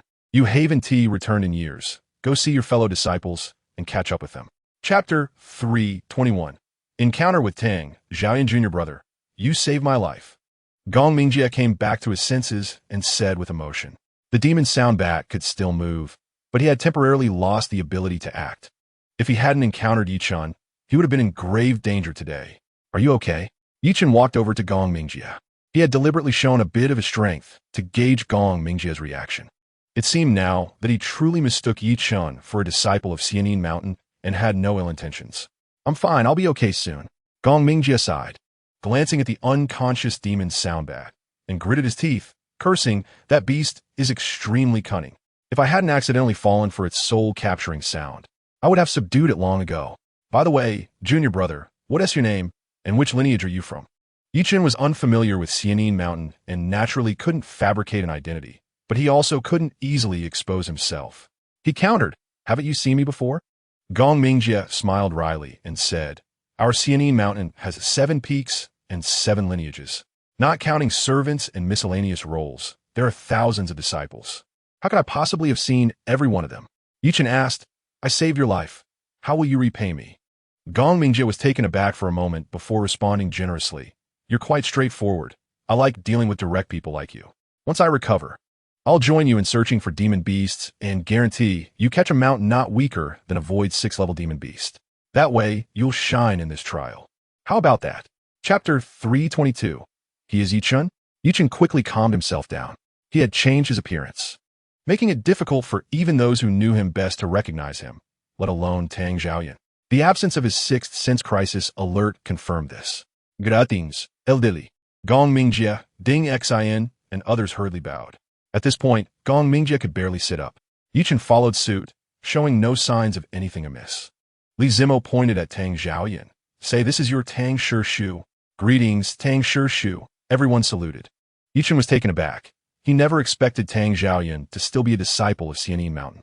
This was somewhat beyond Yi Chun's expectations. This person was not only a descendant of the Fire King, but also a disciple of Xianin Mountain. The background was terrifyingly vast. "Elderly, Ding Xin is taking advantage of others to snatch my achievements. Please decide for your disciple." Gong Mingjie hurriedly said. Ding Xion's expression changed, and he explained. Reporting to Elderly, we had already locked onto that demon soundbat, but Gong Mingjie was the first to arrive and stole the opportunity. Li Zimo didn't want to listen to their argument any longer and waved his hand, saying, "All right, since Gong Mingjie defeated the demon soundbat, it is his achievement. You all must quickly return to the designated area. Otherwise, you will be penalized for breaking the rules and your results will be cancelled." Chapter 3:23. The fate is too hard. Previously, Tang Xiaoyan assumed that the young man was a disciple of Xianin Mountain. So even when Li Zimo pointed out that he was wearing a human skin mask, Tang Xiaoyan didn't associate it with Yi Chun. Now that Li Zimo suddenly told her that the young man was not a disciple of Xianin Mountain, she immediately thought of Yi Chun. Firstly, Yi Chun was suspected of wearing a human skin mask. Secondly, it made sense for Yi Chun to appear at that ancient relic since Zhou Rusheng rose to prominence thanks to that ancient relic. Tang Xiaoyan had secretly investigated once. The more she thought about it, the more she felt that the young man was Yi Chun, and she became both angry and annoyed. Damn it, that little thief actually slipped away from under my nose. Tang Xiaoyan clenched her fists, her teeth itching from anger. Dang si mai. Do you suspect that little guy is the one you're looking for? Li Zimo asked. Tang Xiaoyan nodded and explained her suspicions to Li Zimo, who found her reasoning sound. Coming to our Xianin mountain territory, can he still escape? Oomph. Tang shimmy. Wait for me to deduce his whereabouts. Li Zimo was also holding back his anger and quickly sat cross-legged, using the heavenly machine divination. Li Shixiang, that little thief's fate is too hard. Using the heavenly machine divination to deduce may harm yourself. Tang Xiaoyan hurriedly reminded him, as she had suffered great losses before. Chapter 324. Against the heavens, Yi Chun left the Wuling mountain range and headed northwest towards the imperial capital. For the past few days, he hadn't encountered any disturbances until the 5th day, right at noon, when his sixth sense crisis alert suddenly appeared without warning. However, it was fleeting. Yi Chun had encountered this situation before. Last year, when he left Dongwang City, he experienced something similar outside the city. Yi Chun thought it was a strong person passing nearby and didn't pay much attention, continuing on his way. Not long after, the sixth sense crisis alert appeared again. It was equally fleeting. What's going on? Yi Chun frowned, feeling an uneasy premonition. Such occurrences were coincidences once or twice, but considering the one from a year ago, it had already happened 3 times. He activated his sky, eye, and sensing spirit abilities to their maximum, carefully scanning the surroundings but found nothing suspicious. Am I too sensitive? Just as Yi Chun was about to lower his guard, the sixth sense crisis alert appeared for the 3rd time. This time, it was stronger and more persistent than the previous 2 and even the one from a year ago. Yi Chun distinctly felt that the crisis was coming from the sky. He quickly looked up, but the sky was empty with nothing at all. Chapter 325. The Imperial Capital. Holy Martial City, looking at the disarrayed training ground and hearing the panicked complaints from everyone, Tang Xiaoyun's soul trembled 3 times. She never imagined it would turn out like this. She suddenly jolted awake, hurriedly got up from the ground, and rushed over to help Tian Jizi up, asking in panic, "Master, are you all right?" Tian Jizi shook off Tang Xiaoyun's support, looking expressionlessly at his beloved disciple, coldly stating, "From now on, our master-disciple relationship is over. You may leave." After saying this, Tian Jizi scanned the surroundings, his face showing a mix of sorrow and regret. Thud! Tang Xiaoyun knelt on the ground, repeatedly apologizing. "Master, it's the disciples' unfilial behavior that caused the sect to suffer such a calamity. No matter how you punish the disciple, I bear no resentment, but please, Master, for the sake of our years of master-disciple bond, do not drive me away." Tang Xiaoyun was tearful. Xianin Mountain was an indispensable support for her, and she could not afford to lose it. Go! Tian Jizi turned his back to Tang Xiaoyun, looking up at the sky, slowly closing his eyes, his mind made up. Tang Xiaoyun left Xianin Mountain in a disheveled state, finally unable to suppress her inner rage once she was outside the mountain. "Yi Chen, you caused me to be expelled from Xianin Mountain. If I don't avenge this, I, Tang Xiaoyun, am not worthy to be a person." Chapter 326. The talented ones of the Shun family. Yi Chun was led into the side hall of the Shun family to wait, and a servant immediately brought tea, fruits, and pastries. Yi Chun had just taken a sip of tea when suddenly, the sixth sense crisis alert appeared again. At the same time, a cold light shot in like an arrow from outside the door. Yi Chun squinted slightly. It was a woman dressed in a light green long dress, beautiful beyond compare, holding a sword, merging with it as she struck directly at Yi Chun. Her speed was extremely fast. Even an average Void 5-level person would probably not react in time. Yi Chun quickly raised his right hand, pinching the sword tip between his index and middle fingers. Screech! The blade produced a sharp sound as it rubbed against Yi Chun's fingers. Yi Chun was slightly startled by the strength. However, just 3 inches before the sword tip reached Yi Chun's brow, it stopped. The woman was also taken aback. She didn't expect that the opponent could actually pinch her sword with just 2 fingers. Let go. The sword flipped, forcing Yi Chun to release his grip. The sword tip swung toward Yi Chun's eyes, and Yi Chun leaned back, the sword slicing above him. He quickly kicked out, landing directly on the woman's wrist, causing her to stumble backward. Yi Chun straightened up and angrily said, "You are very rude. Why do you want to be so ruthless against me?" Chapter 327. An uncommon gift. Yi Chun picked up the ice-condensing sword and handed it back to Shun Lingru. Shun Lingru accepted the sword and apologetically said, "Yuxuan is a little spoiled by us, but she doesn't have a bad heart." Yi-Chen, please don't take it to heart. Yi-Chen felt guilty, saying, "It's all the student's fault, causing Dean Shun to be dismissed. Miss Shun was only venting for Dean Shun to treat me like this." Shun Lingru waved her hand and said, "That matter has nothing to do with you. I have never blamed you." She glanced at the messy side hall and smiled wryly. "Let's change the place to talk." Shun Lingru led Yi-Chen to her study, and the two chatted casually as they walked. "When did you arrive in Xingwu City?" "Just today. You came to visit me right after arriving in Xingwu City. I'm very happy. However, you shouldn't come so openly. With your intelligence, you should know that the War King's mansion would have people watching our Shun family, right? I know there are spies nearby. I did it on purpose." Shun Lingru paused, looking at Yi-Chen in surprise. Yi-Chen explained, "The news of my arrival in Xingwu City will eventually be known by the War King's mansion. It doesn't make much difference whether it's exposed sooner or later." Chapter 328. All looking for Yi-Chen. Yi-Chen was taken aback and finally understood why Shun Lingru asked him about his impression of Shen Yuxuan. He sincerely replied, "Thanks to teacher Shen's kindness, I haven't considered matters of romance yet." Yi-Chen felt it inappropriate to refuse directly, so he chose a more tactful way. Shen Lingru looked at Yi-Chen with anticipation and said gently, "This is a gift that I promised to give you. Are you going to refuse?" Shen Lingru paused and continued, "Or do you think Yuxuan is not worthy of you?" Yi-Chen hurriedly shook his head. Given Shen Yuxuan's family background, looks, and talent, Shen Lingru wanting to marry her to Yi-Chen was indeed a great favor to him. This was not Yi-Chen belittling himself, but he deeply understood his current identity and status. One should know oneself. Shen Lingru slapped her thigh and said, "That settles it then. Yi-Chen, I know what you've been through. Since you are willing to call me teacher, that means you regard me as an elder. I will take charge of this matter for you. From now on, you, Yi-Chen, are a member of our Shun family. If the War King's mansion wants to touch you, they need to ask me whether I agree and whether our Shun family agrees." Shen Lingru exuded an aura of dominance. Graceful and heroic, truly a legendary woman. Yi-Chen opened his mouth, but ultimately said nothing. Chapter 329.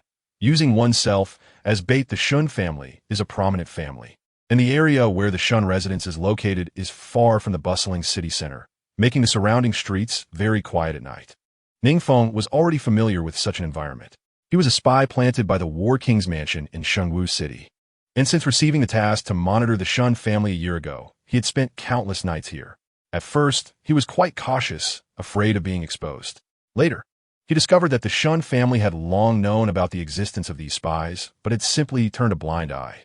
So he stopped hiding and openly monitored the Shun family.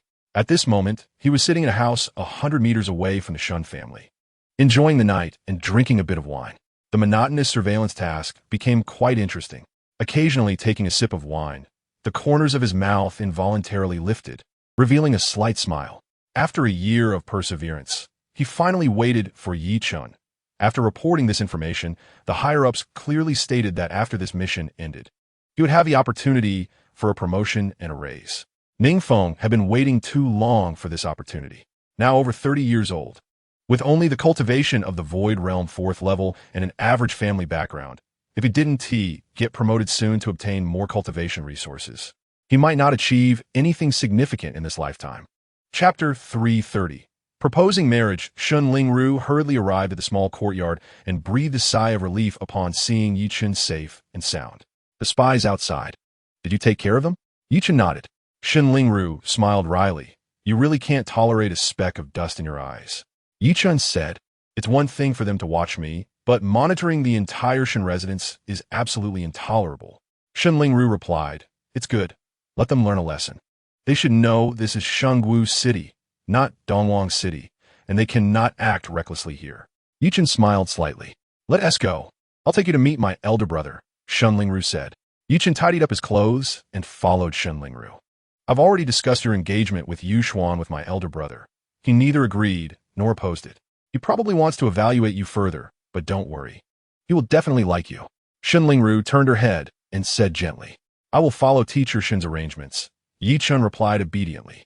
Shun Lingru smiled warmly, her eyes full of kindness. Just as they entered the main courtyard, a young boy was sneaking a look from a distance. "Shun Lian, you have no manners at all," Shun Lingru scolded. The boy instantly made a sad face and walked over awkwardly, bowing deeply to Shun Lingru. Chapter 331. More arrogant Shen Yuanxiu was not surprised. He had already heard some rumors and couldn't help but cast a glance at Shen Lingru. Shen Lingru glared at her elder brother, finally understanding why Shen Yuanxiu had kept Yi Chen around. She said in a low voice, "You two have come at the wrong time. Yu Xuan is already betrothed to Yi Chen." Yi Chen? The father and son of the Chui family frowned. They had never heard of this name and knew he was not from any prominent family in Shengwu City. "Yi Chen, you should greet General Chui." Shen Lingru turned to Yi Chen and said. Yi Chen stood up and was about to bow to Chui Guang, saying, "Junior Yi Chen, greetings to General Chui." "You are Yi Chen?" Chui Hao suddenly stood up, his expression becoming sharp. Where did this toad come from, thinking he can eat swan meat? Chui Hao's face was full of sarcasm and disdain. He then bowed and cupped his hands towards Shen Yuanxiu, saying, "Uncle Shen, I may not be talented, but I am far superior to this nameless brat. Please think carefully, Uncle Shen." Shen Yuanxiu remained silent. Shen Lingru angrily said, "Young Master Chui, your words are too arrogant. Are you mocking our Shen family for having no discerning eyes?" Hu Yao replied, "I wouldn't dare."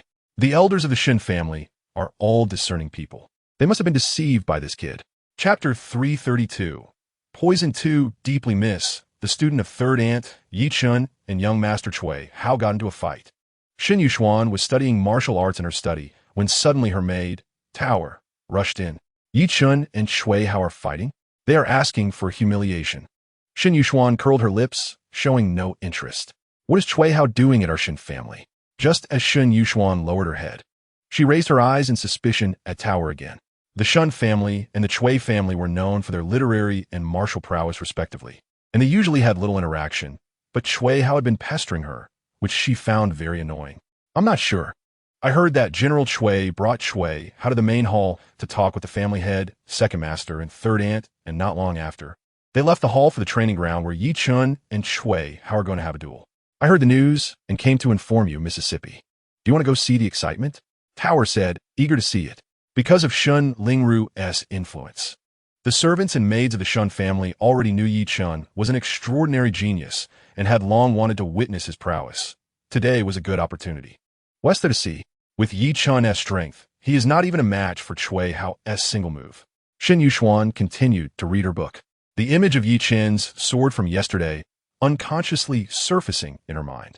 Chapter 333. One move. Get lost. Sudendi. Yi Chen shou to lude. His voice thundered like rolling thunder. And Chui Hao felt as if he were facing an army of thousands, being shaken back. Boom!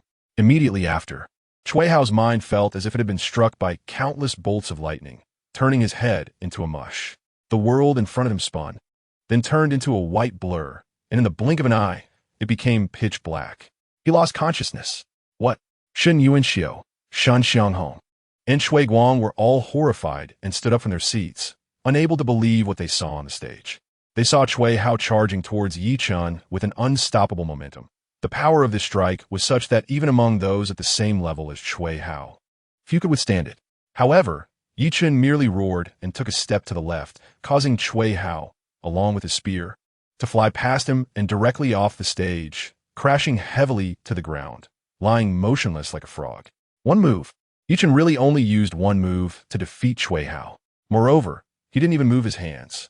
Shen Lingru, who was familiar with Yi Chen, was so shocked that she couldn't speak for a moment. After a while, she sighed with excitement.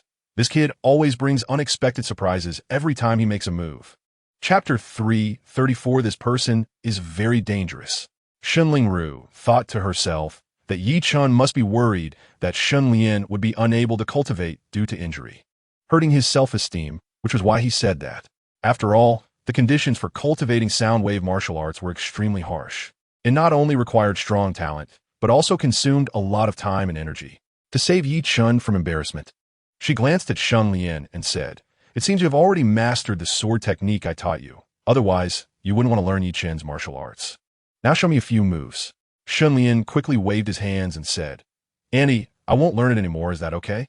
Shen Lingru smiled and said, "Can't I control you, you little brat?" Shen Lingru left with Yi Chen. "Annie." Shen Lian chased after them. "Can I have breakfast with you?" Shen Lingru nodded. She also hoped that the young people of the Shen family could get closer to Yi Chen. Shen Lian was overjoyed and hurriedly followed, coming to Yi Chen's side, admiringly saying, "Brother Yi, today's battle has made you famous. Chui Hao is somewhat well known in our holy martial city, usually very arrogant, relying on his father being a general. Showing off and being invincible, few dare to provoke him, and many have been bullied by him. Today, you have quelled his arrogance. Many people will thank you for that." Chapter 335 The Proud Pearl of the Shun Family. After introducing the horse servant, Shun Lian hurriedly boarded the carriage, not daring to look at the horse servant. Resembling a mouse encountering a cat, Yi Chen stopped in front of the horse servant, clasped his fists politely, and said, "Thank you, senior." The horse servant glanced at Yi Chen and then looked away, too lazy to say a word. Yi Chen could only awkwardly get onto the carriage. The horse servant casually sat on the driver's seat, preparing to drive off. "Wait, huh, senior horse servant, is that you? Good, good, I'll get on the carriage now." The curtain was lifted, and a young girl dressed in blue, with clear brows and a graceful figure, walked in. "Sister Yuxuan, what are you doing here? Didn't you say you weren't interested in attending such meaningless gatherings?" Shun Lian exclaimed in surprise. The newcomer was none other than Shun Yuxuan, the pearl of the Shun family. "What does it have to do with you?" Shun Yuxuan shot a glance at Shun Lian, sat down opposite Yi Chen, and huffed. "Yi Chen, don't think that just because you defeated Chui Hao today, you're something extraordinary. I've already seen through your methods." Yi Chen shrugged and innocently said, "I don't think I'm anything special." Shun Yuxuan continued, "Your sound wave martial arts only have the effect of soul control, able to influence a person's consciousness, but lack powerful lethality. You could only succeed this time because Chui Hao underestimated you. Next time we meet, you will definitely not succeed." Chapter 336 Targeting the towering Tianqi mountain resembled a graceful young girl, with Tianqi Villa located at the foot of the mountain, built against it. Who else but the Prince Jing, who is above all others, could turn the second highest peak in Holy Martial City into a private garden and possess such a vast estate in this precious area? As Yi Chen and his group entered the gates of Tianqi Villa, the fragrant scent of various exotic flowers and herbs greeted them, and the greenery inside the villa was made up of precious medicinal herbs. Yi Chen looked around and praised, "Truly extravagant." "Sister Yuxuan." On the roadside, a young boy lingered, and upon seeing Shun Yuxuan in her blue attire, a smile immediately spread across his face as he approached. Shun Lian quietly introduced to Yi Chen, "This person is named Du Yang, at the 9th level of the Void Realm, from the second-rate family Du family, a student of Yunming Academy, and one of my sister Yuxuan's countless admirers. He has a good opinion of himself." Shen Yuxuan cast a faint glance at Du Yang, but did not pay him any attention. However, Du Yang was quite familiar and directly integrated into their small group, greeting Shun Lian warmly. When he saw Yi Chen, he was taken aback and asked, "Brother Shun Lian, this person looks unfamiliar. He isn't from Holy Martial City. Is he?" Chapter 337 Not over yet now. Even Shun Lian and Shen Yuxuan felt embarrassed and had no way to refute it, because they also thought Yi Chen was a bit funny. The two outstanding figures who had mocked Yi Chen outside were now looking at him with sinister expressions, evidently having informed Duan Peng about this matter. "Miss Shun, you are the famous pearl of the Shun family, one of the 10 beauties of the dynasty. How can you associate with such a short-sighted person? How will others view you?" Duan Peng said with sarcasm. Shen Yuxuan's face turned red with shame. Yet she couldn't refute Duan Peng's words. She glared at Yi Chen and whispered in complaint, "You've embarrassed us all." Shun Lian also covered his face with his left hand. He now felt no confidence in defending Yi Chen. "TSK, TSK, TSK.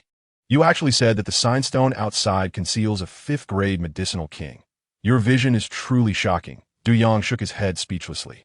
He knew that Yi Chen had come to see the world, but didn't he expect him to be so inexperienced? "Not over yet?" Yi Chen coldly looked at Duan Peng. Although Duan Peng was a flea, this jumping flea was indeed annoying if you didn't squash it. Yi Chen stood up and walked towards Duan Peng, loudly saying, "Yes, I said that the sign stone outside is a rare stone. Are you not convinced?" Chapter 338 Yi Chen lost. "Master Yuan, please calm down." Shen Yuxuan stood up and said apologetically, "My friend was just being impulsive. He certainly did not mean to question Master Yuan's intentions. So please do not hold it against him." "Oomph." Yuan Simiao coldly snorted, glaring at Yi Chen, then turned to the Prince Jing's son and respectfully clasped his fists, saying, "Your Highness, there is no 5th-grade medicinal king within that sign stone." "Ha ha, kid. What else do you have to say now? If there is nothing to say, then let it be a gamble and cut off an arm. Duan Peng was very pleased with himself. Shen Yushuan said sternly, "Young Master Duan, you first humiliated and angered Yi Chun, causing him to act out of shame and anger, which led to this gamble. The outcome of this bet is already apparent. Your win is not glorious, so why be unreasonable?" Yi Chun raised an eyebrow, surprised that Shen Yushuan, who had shown little interest in him, would stand up for him. While her relationship with Shen Lingru played a role, it was clear that she had a kind heart, could differentiate right from wrong, and was not as unreasonable as she appeared. Duan Peng snorted, "Miss Shen, it's easy for you to say that. If I lose, will this kid let me off?" Chapter 339. Kneel down before long. The several-foot-high scenic stone was cut down to human height by Yuan Ximiao, and the originally rough stone was now crystal clear, faintly emitting a weak golden light. Could this scenic stone really have hidden depths? Everyone was surprised, and their gaze involuntarily shifted to Yi Chun, who remained as steady as a mountain, confident and composed. Duan Peng's heart skipped a beat, but remembering that Yuan Ximiao had explicitly stated that there was no fifth-grade medicinal king within this signature stone, he instantly felt relieved. Yuan Ximiao showed no signs of stopping, cutting the stone fluidly. His skill revealed just how experienced he was in this field. He stopped when he had reduced the stone to the size of a watermelon, revealing a piece of dark golden glaze before everyone's eyes. Yuan Ximiao held it up and slowly displayed it to everyone. The golden silkworm glaze. Who would have thought this signature stone actually concealed such a large piece of golden silkworm glaze? Given its size, its market price would be at least 10 million gold coins.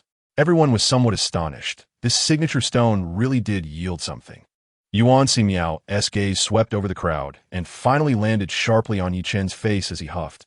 "Kid, there's indeed something in this signature stone, but it's not a fifth-grade medicinal king. It's golden silkworm glaze." Chapter 340. Olive branch sound wave-type martial skills. Everyone present was not ordinary and immediately recognized Yi Chen's technique. Duan Peng's knees ached, snapping him awake, and he was filled with rage and shame. "You scoundrel, I will kill you." Losing in front of so many young talents had already brought him shame, and now to kneel publicly? How could he continue to survive in Shengwu City? Duan Peng suddenly jumped up and slapped out towards Yi Chun. However, Yi Chun was faster, transforming into a streak of light that elegantly avoided Duan Peng's attack and punched him in the abdomen. Duan Peng screamed in agony, spewing various liquids from his mouth, his body arcing backward and crashing down several dozen feet away, creating a massive, deep pit in the ground. Hiss! Gasps of surprise erupted all around. How could his combat strength be so formidable? He overwhelmed his opponent by 3 levels. Everyone was astonished. If it was said that Yi Chen's sound wave martial skills had attacked Duan Peng, making him kneel in a way that seemed like a sneak attack, now it was an open confrontation. Duan Peng still was not a match for Yi Chun. When everyone learned that Yi Chun was merely a distant relative of the Shan family, no one took him seriously. Who would have thought that this kid, who had come along just to see the world, was so deeply concealed? Chapter 341. All collected, Yi Chun arrived at the Xiwan, which was very spacious, primarily consisting of meadows and swamps. Numerous shelves were placed throughout the garden, stacked with various treasures. Guests could take painted boats and pass by the shelves in order. If they could identify the materials and estimate the value of the treasures on the shelves, with an error margin not exceeding 10% of the actual value, they could claim the treasures for themselves. Over 100 people were attending the banquet, with 30 to 40 arriving first at the Xiwan. Compared to others, everyone trusted their own eyes more. Many painted boats were prepared within the Xiwan, each accommodating about 10 people. Most guests traveled in pairs or small groups, rarely clustering together. Du Yang ran over to join Yi Chun and the others, and the 4 of them boarded a painted boat. There were designated rowers for the boat, with fine wine and delicacies prepared on board. They enjoyed the delicious food while appreciating the scenery, chatting, and identifying treasures, having a great time. Shortly after leaving the dock, a commotion arose ahead. An exceptionally beautiful woman identified the material and value of a jade flute, claiming it for herself, which drew cheers and envy from the crowd. Chapter 342. Just lucky this Yi Chun is something. He actually identified all the treasures on the first shelf. If I remember correctly, he is the first person to clear a shelf, setting a new record for the Six Senses Garden. Indeed, since the establishment of the Six Senses Garden, No one had ever accomplished the feat of clearing a shelf. Yi Chen is the first. The people on the painted boats stirred with excitement. Previously, when Yi Chen recognized the true value of the signature stone, many thought it was just a lucky guess. Now they had to acknowledge Yi Chen's insight and knowledge. Why don't we overtake them? If we stay behind, we might not even get a taste. A worried youth said from a boat behind. PSH. Yi Chen clearing one shelf was just luck. He happened to know the treasures on that shelf. Can he clear all the shelves? His companion scoffed, unconvinced. While his words dripped with jealousy, there was some truth in it. Yi Chen did have good luck. Identifying treasures in the Shuan required not only recognizing value, but also discerning the main materials, effectively eliminating the possibility of guessing. Even with Yi Chen's sky, eye, and sixth sense guiding him, without extensive knowledge to back it up, he could only estimate value, but could not articulate the materials of the treasures themselves. Chapter 343. Know when to stop. Yi Chen arrived at Shengwu City and even attended today's Tianxi Forum. Nangong Kongsang was quite surprised. His people, Nangong Yoyue's people, and those from the War King's mansion had searched for Yi Chen all over the world, yet he had seemed to evaporate from existence for an entire year. Now he reappeared in the most inappropriate place, Shengwu City. Nangong Kongsang couldn't help but admire Yi Chen's methods and courage. Peng Lu, take your people quietly, and do not alert Nangong Yue. If we can't capture Yi Chen this time, we must kill him. This boy cannot be allowed to linger. If he escapes again, I will never forgive. The surprise on Nangong Kongsang's face faded, his expression turning sinister and ruthless. Yes, Peng Lu's expression tightened, and he hurriedly took his leave. Last time in Jingyang City, allowing Yi Chen to escape was a significant responsibility for him, and he felt ashamed, harboring a strong desire to make up for it. As for Tianxi Manor, Yi Chen, amid the adulation of the stars, arrived at the listening garden, a pitch-black room where one could not see their hand in front of their face. Entering the listening garden required blindfolding and covering one's nose. With personnel from Tianxi Manor knocking on treasures to identify their materials and values through the sounds they emitted. Hearing is not Yi Chen's strong suit, but as a royal bloodline possessing numerous bloodline talents, even without a direct hearing talent, his hearing surpasses that of ordinary people. Chapter 344. Harvesting treasure. Shen Yuxuan was well prepared and quickly wrote down her answer. Let me take a look, Shun Lian said curiously. Shen Yuxuan clenched her jade fist and provocatively looked at Yi Chen. Yi Chen generously opened his palm. Sword technique, thunder attribute, martial skill, low-level 5th tier. Shun Lian read with his head tilted. Uffed. Du Yong burst out laughing and shook his head at Yi Chen, saying, Little brother Yi, do you know what a low-level 5th tier martial skill is? That's the ancestral treasure of various families. Even the Jingwang mansion, being wealthy, wouldn't possibly offer such a treasure as a reward. Use your brain, okay? Yours is so far off, you can't even guess it right. Yi Chen remained indifferent and looked at Shen Yuxuan. Shen Yuxuan's eyes showed a hint of surprise as she slowly opened her jade hand. Sword technique, thunder attribute, martial skill. Low-level 4th tier. Du Yong hurriedly read with his head tilted, and after finishing, he immediately concluded, the level difference is so significant. Little brother Yi, you are definitely going to lose this time. He was unaware of what surprised Shen Yuxuan. She was astonished that Yi Chen could identify it as a thunder attribute martial skill on his first viewing of the segment. This knowledge was truly terrifying. To note, when Shen Yuxuan first saw this segment, she couldn't tell what attribute it was and had to consult numerous classics and many elders before confirming it was a thunder attribute. Chapter 345. Fierce momentum. As the time reached the hour of the dog, the discussions at the heavenly pool reached their conclusion, and everyone returned to their seats. Countless delicious dishes and fine wines were prepared, along with wonderful melodies and beautiful young women dancing gracefully, creating a lively atmosphere. Yi Chen and his companions were no longer lonely, as many people took the initiative to toast and chat with them. Yi Chen, who had dominated the viewing garden, received much admiration and respect from others. Of course, some people looked at him with disdain, as he had overshadowed too many people today. The Jingwang's son approached Yi Chen with a cup in hand, smiling with admiration. Congratulations, brother Yi, for obtaining a legendary skill. The legendary skill mentioned by the Jingwang son referred to the incomplete sword technique in the viewing garden. Yi Chen homebe responded. I must thank the Jingwang mansion and the sun for their support. The two clinked glasses and drank it all. The Jingwang sun toasting alone made many envious and jealous, as not everyone, even among the first-class area guests, could receive a toast from the Jingwang sun. This made many feel a sense of disparity. What qualifications does a distant relative of the Shun family have to be here? After finishing their drinks, the Jingwang's son spoke again. Brother Yi, have you thought about developing in the holy martial city in the future? Chapter 346. Fighting across 4 levels, everyone's gaze instantly turned to Yi Chen. Cui Hao's words had been so clear, whether to fight or not depended solely on Yi Chen's decision. If Yi Chen fought, it was highly probable he would not be Cui Hao's opponent.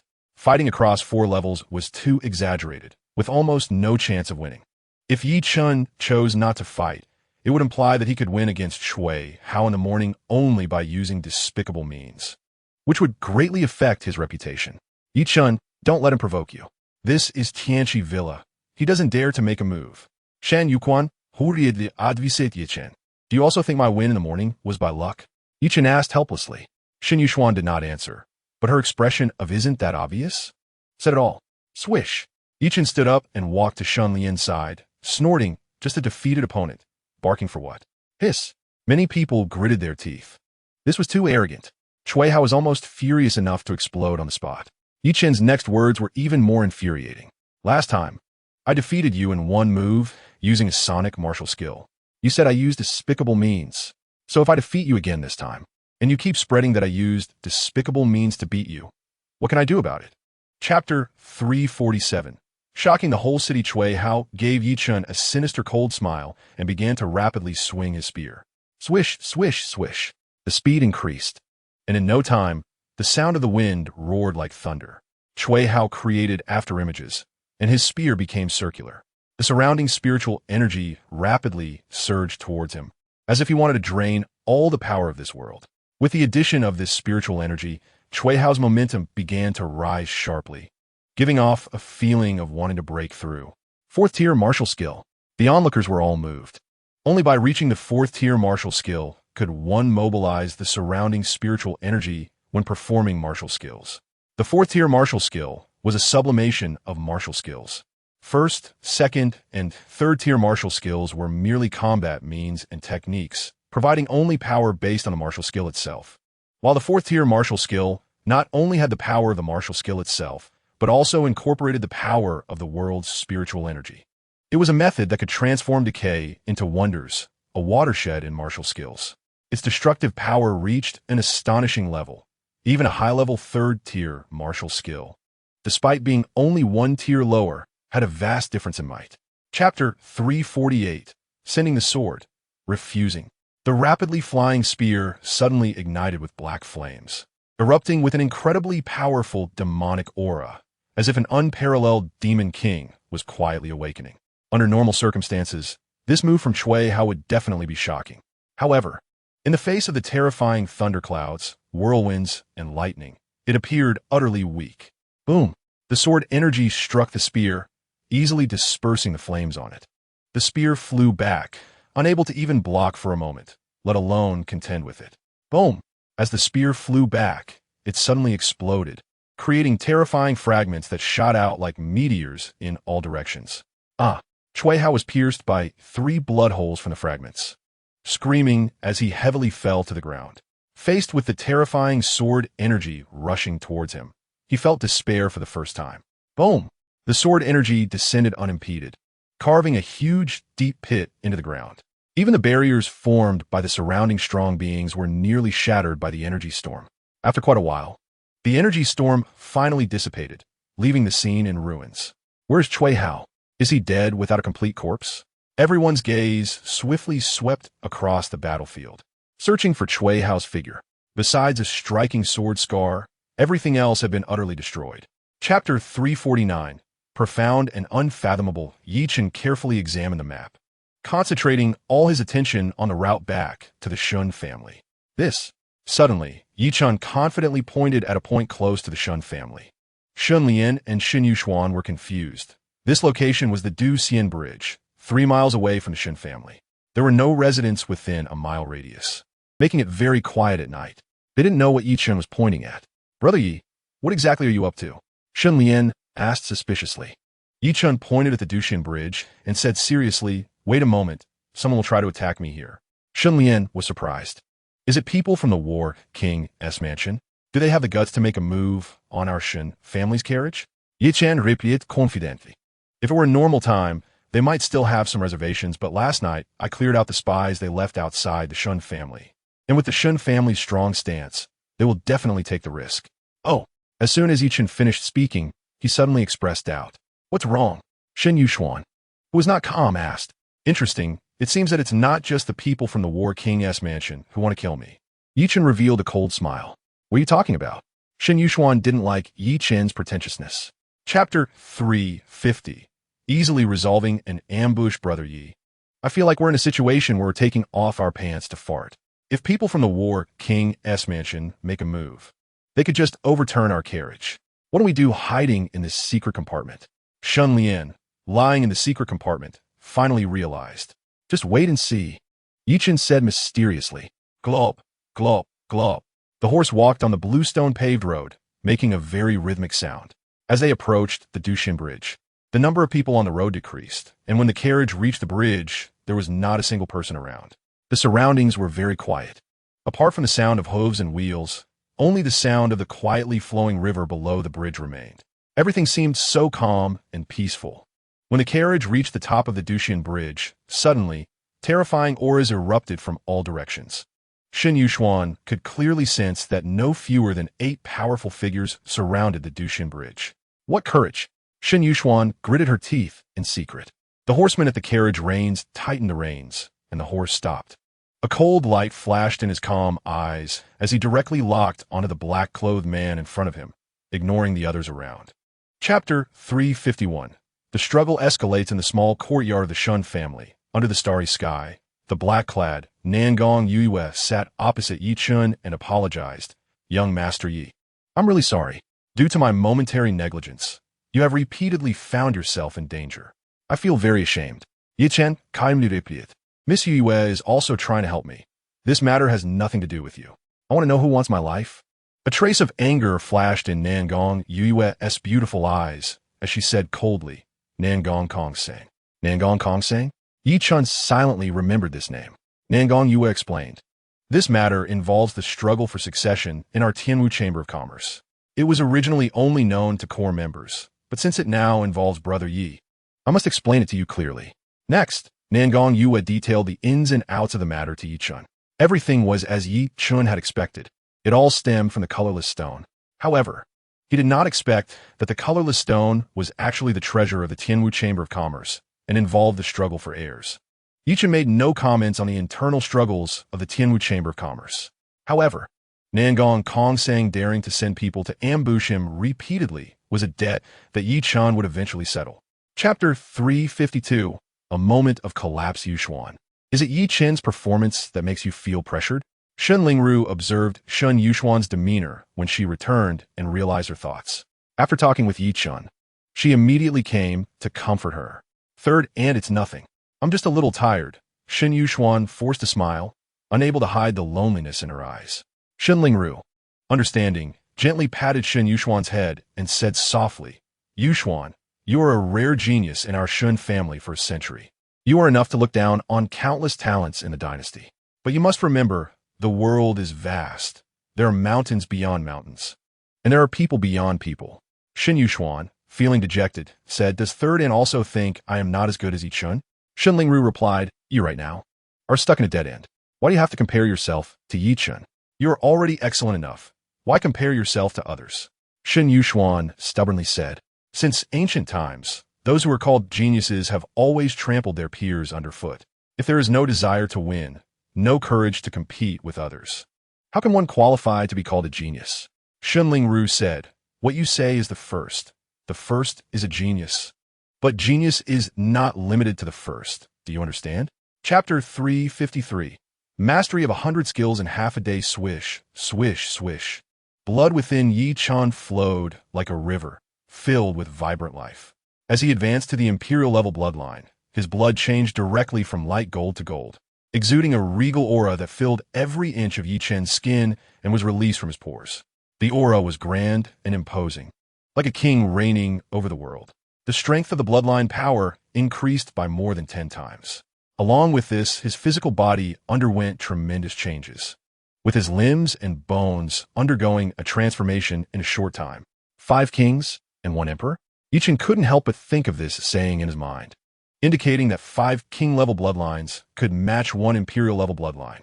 This was simply the greatest humiliation to the imperial-level bloodline. Without reaching the imperial-level bloodline, one would not know its terror. In front of the imperial-level bloodline, king-level bloodlines were all subjects. The most direct manifestation of advancing to the imperial-level bloodline was the explosive increase in bloodline power and physical strength, while the changes in qualifications and potential were less direct. The benefits brought were simply too many. All of this came naturally, and Chen's heart was as calm as water. The only thing that excited him was that, just as he expected, with the advancement to the imperial-level bloodline, a new bloodline talent, mastery of 100 skills in half a day, was evolved. Chapter 354. Sibling Dispute. Chen Yuanxiu said, unhappily, "Third sister, I think you are obsessed. Chen's qualifications are indeed good. But to say that Xin Yuan is not worthy of him, I'm the first to disagree." After a pause, Chen Yuanxiu spoke in a slightly calmer tone. "Third sister, let me speak honestly. Chen's qualifications are excellent, and his potential is limitless. He is indeed a good candidate for a son-in-law. However, his karma is too heavy, and I must be cautious. Our Shen family cannot afford to gamble." Shen Lingru was surprised and asked, "Eldest brother, what do you mean by that?" Shen Yuanxiu said, "I will not consider this marriage until the grievances between Yi Chen and the War King's mansion are resolved." Shen Lingru said angrily, "Are you afraid of the War King's mansion?" Shen Yuanxiu replied, "This is not a matter of fear. It is a matter of principle." Shen Lingru huffed, "I have already promised Yi Chen. Do you want me to break my word?" Shen Yuanxiu shook his head, feeling speechless. "Xuan Yuan's marriage can only be decided by me. What use is your promise?" Shen Lingru said angrily, "I can't decide Xuan Yuan's marriage, right? But I can decide Yi Chen's marriage. I now represent Yi Chen and formally propose to you. Give me an answer. Will you marry or not?" Chapter 355. The Cruel Horseman. At this time, it was not yet dawn, and it was relatively quiet. The Shun family's carriage was driving alone on the street, heading towards the outskirts of the city. Yunming Academy is located on Yunming Mountain, 80 miles east of Shengwu City. It takes some time to get there. And Shen Lian took the opportunity to introduce Yunming Academy to Yi Chen.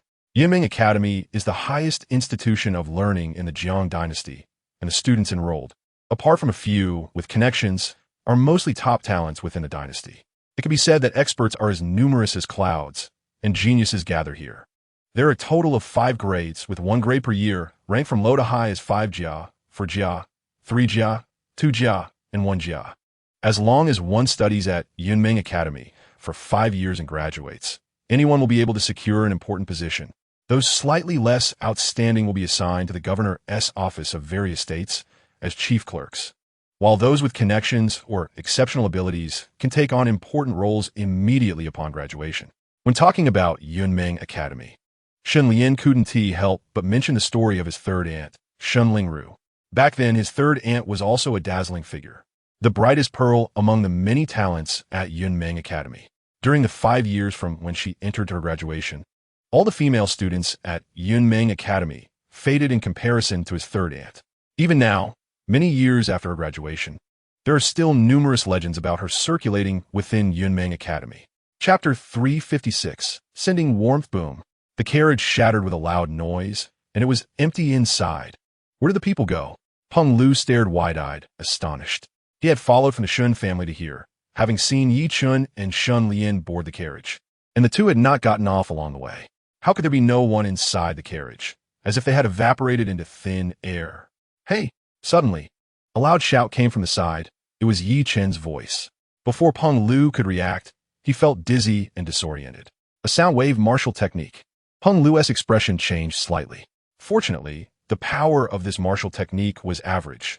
After a moment of dizziness, Peng Lu quickly regained his senses and hurriedly turned his head. He saw Yi Chun leaping high into the air, holding a blue measuring stick in both hands. Under his full force, the measuring stick erupted with a strong aura, making Peng Lu feel a sense of admiration. "Oomph." Peng Lu let out a cold snort and swept out with his knife. A mere sound wave martial technique and a low-grade spiritual weapon thought to harm him. However, immediately afterward, Peng Lu's movements became sluggish, and he felt an intense heat coursing through his body, as if he would explode. Only then did Peng Lu realize that he was surrounded by a strange gas, filled with a strong, pungent smell. Chapter 357. Special treatment. The three of them arrived at the main gate and were stopped by the guards.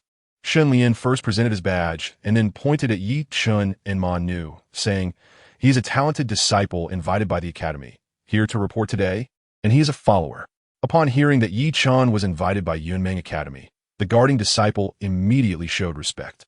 After checking Yi Chen's invitation letter, he became even more courteous. Talents invited by Yunmeng Academy are expected to achieve great things in the future. They dared not be negligent. Successfully entering Yunmeng Academy, Shen Lian led Yi Chun and Ma Nu to the affairs hall to handle enrollment procedures. Yi Chen's first impression of Yunmeng Academy was that it was grand and magnificent, with a rich historical background. Walking through the beautifully scenic academy, one could not help but be influenced by its unique atmosphere, genuinely feeling a sense of admiration and pride. Truly, it is a sacred place for cultivation that all young people in the dynasty yearn for. Yi Chen couldn't help but sigh. The affairs hall is the place where Yunmeng Academy manages various administrative tasks, such as admissions for new students, arrangements, monthly cultivation subsidies, etc. At this time, dawn had just broken, and the affairs hall began to get busy. Chapter 358. Yunmeng Academy. After leaving the cafeteria, Yi Chen decided to stroll around Yunmeng Academy to familiarize himself with the environment and let Ma Nu return to Courtyard 81 first. Yunmeng Academy is safer than anywhere else, so there is no need for Ma Nu to follow him all the time. Once Ma Nu left, Yi Chen could no longer suppress his curiosity and asked, "Brother Shun, does Ma Senior usually eat like this?" Ma Nu had eaten over 3,000 plates of food and only stopped when he was still not satisfied, which shocked Yi Chen. "Every meal like this?" Shen Lian showed an exaggerated expression. "How can it be like this?" Yi Chen frowned, feeling something was off. Ma Nu is a powerful being at the harmonization realm, and such a level of expert has very little need for food. Going without eating or drinking for a month or two would not be a problem. Ma Nu's eating habits were unreasonable. My father once said that the way he eats might be related to his cultivation method, but he couldn't specify the reason. Shen Lian explained. Yi Chen was astonished. Truly, there is no end to the wonders of the world. Yunmeng Academy is enormous, occupying half the mountains and rivers on the southern slope of Yunmeng Mountain. And the entire Yunmeng Mountain belongs to Yunmeng Academy, with the remaining areas being the Academy's backyard. The teaching at Yunmeng Academy is very free. There are no fixed classes, no fixed classrooms, and learning and cultivation rely on self-discipline. Chapter 359.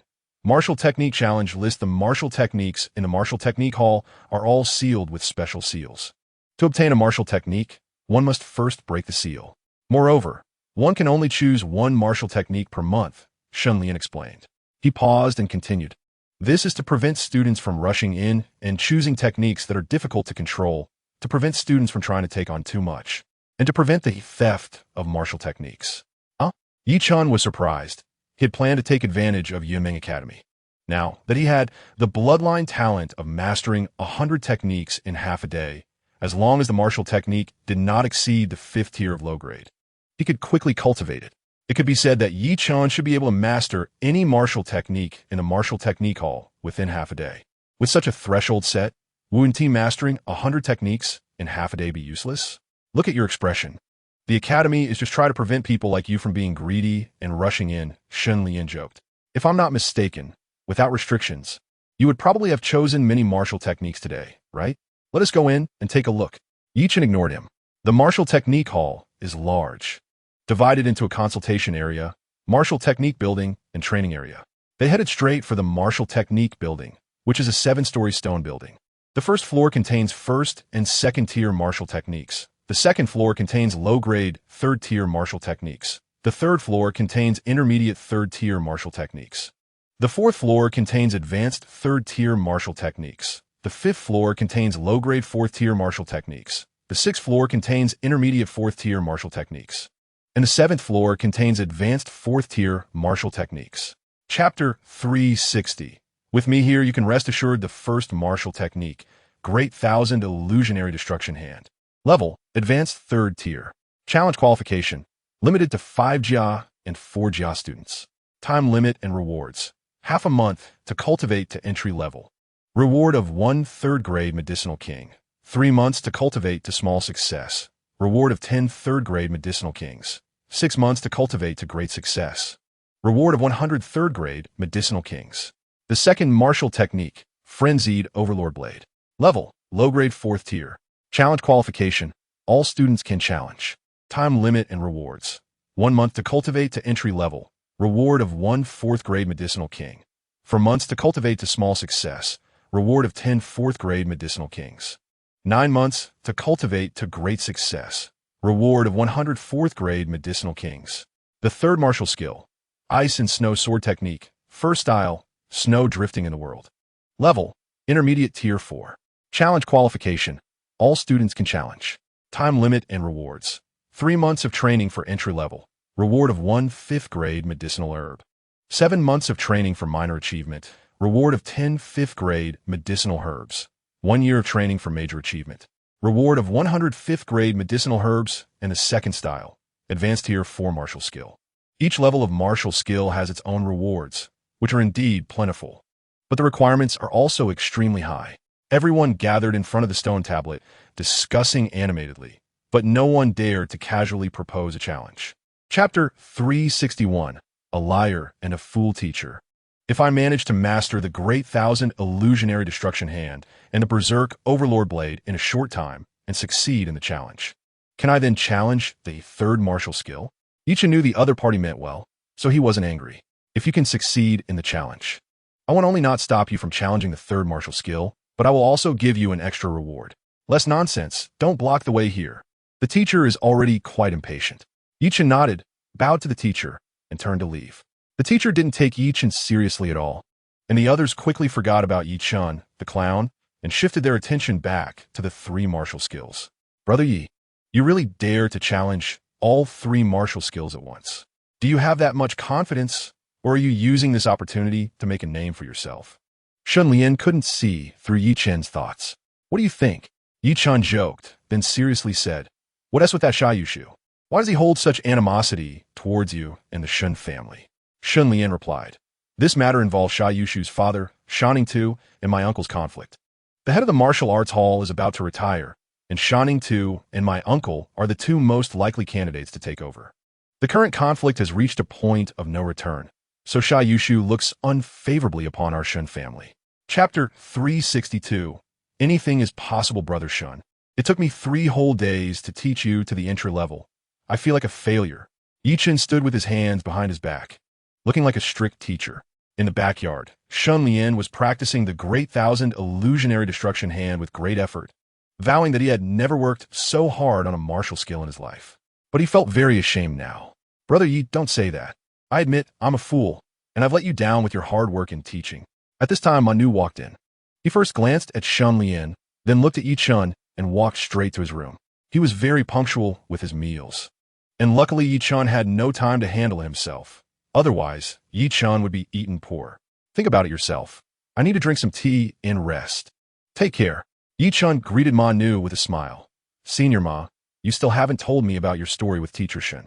Manu shot Yi-Chen a sideways glance, as if to say, When did I agree to tell you? Senior Ma, didn't we agree? If I master the Great Thousand Illusionary Destruction Hand in half a day, you would tell me. Yi-Chen was persistent, very curious about Shun Lingru's past. Manu paused and asked, Miss sent someone to ask if you'll be going back this time for the break? Chapter 363, Shun Lian's Hidden Talent. When Yi-Chen and the others arrived at the Martial Skill Hall, there were actually hundreds or thousands of people gathered in the garden, all discussing the bet between Shun Lian and Sha Yushu. Shen Yuxuan immediately realized that this was Sha Yushu's scheme. Shun Lian and Sha Yushu were not famous figures. Their bet was insignificant at Yunmeng Academy. If it weren't for Sha Yushu's deliberate promotion, it wouldn't have attracted so much attention. Today, let's see how you wrap this up. Shen Yuxuan shot a glance at Shun Lian and Yi-Chen. Oh, Shun Lian, you're here. I thought you wouldn't dare to show up. It's rare that you have such courage. Sha Yushu mocked as soon as he saw Shun Lian. What he didn't expect was that Shen Yuxuan also came. One of the top 10 beauties of the Jiang family dynasty, even Sha Yushu, as an opponent, was quite taken with her. When my father becomes the head of the martial arts hall, I want you to kneel before me and call me brother. A sinister look flashed across Sha Yushu's eyes. Greed momentarily visible. Less nonsense. Let us get started. Shen Lian suddenly transformed from his previous humility and fear, bursting with confidence. Humph. Sha Yushu coldly snorted. Saluted the teacher in charge of the martial skill challenge, saying, "Please, Teacher Chiu, bear witness for us." Chapter 364. 10 Days to Mastery. Shen Lian stared wide-eyed, grinning so hard he could barely contain his laughter. Sha Yushu, however, didn't notice him, fixated on Yi Chen. With only one thought in mind, "I lost face because of you. You won't have easy either." Yi Chen glanced at Sha Yushu and said lightly, "Are you sure you want to add a wager?" Sha Yushu replied, "Of course, still the same wager as before." Yi Chen shook his head, saying, "You really are asking for it. I don't need you to slap yourself 10 times. If I win, I just need to slap you once." Sha Yushu said nonchalantly, "Then come out and show me your moves." In his view, if Shen Lian could win, it must be because he received guidance from Master. And Yi Chen, as Shen Lian's follower, had no qualifications to win against him. Yi Chen stepped into the arena, instantly drawing the attention of countless eyes. Yi Chen politely cupped his fists in salute to Chiu Chen. Chiu Chen snorted lightly. He had a very poor impression of Yi Chen, whom he saw as greedy and eager for quick success. Yi Chen began to attack, and immediately fierce winds howled. Sand and stones flew. He struck out palm after palm, seemingly gentle like a breeze, but unleashing the power of thunder. More terrifyingly, he even created 2 phantom images, as if 3 Yi Chens were simultaneously attacking, producing hundreds or thousands of palm imprints, resembling 1,000 troops charging into battle. Chapter 365. Generous Teacher Chiu. Teacher Chiu. There is no need for that. Please, get up. Yi Chen quickly reached out to help Chiu Chen up, who grabbed Yi Chen's arm in excitement, his face filled with wild enthusiasm. Good lad, good lad. Quickly, bring out Yi Chen's reward. 111 4th grade, medicinal herbs. Boom. The scene shook once more. Although Chiu Chen did not comment on Yi Chen's martial skills, the reward already spoke volumes. Yi Chen not only succeeded in the challenge, but had also reached mastery. In just 10 days to master the Tier 4 low-level martial skill, the Berserk Overlord Blade. My God, am I dreaming? It was within 10 days that he simultaneously mastered the Tier 3 advanced martial skill, the Great Thousand Illusionary Destruction Hand, and the Tier 4 low-level martial skill, the Berserk Overlord Blade. He even taught Shen Lian the Great Thousand Illusionary Destruction Hand, helping him attain minor achievement. How can such a person exist in this world? I consider myself to have exceptional talent, but compared to him, I feel so ordinary. Everyone went crazy. Even the students in the martial skill building and many teachers from the martial skill hall were stirred by the news. Upon learning of Yi Chen's brilliant achievements, everyone was shocked. This was simply something that should not happen. How could his talent be so extraordinary? Shen Yushuan looked as if struck by lightning, her face pale and her spirit lost. Chapter 366. 8 Demoness Yi Chen. After leaving the martial arts hall, Shen Yushuan suddenly stopped. Yi Chen and Shen Lian, who were walking ahead, turned their heads. "I'm sorry." Shen Yushuan struggled to say 3 words. "What?" Yi Chen asked. "Forget it if you didn't hear." Shen Yushuan stomped her foot in anger and hurried away.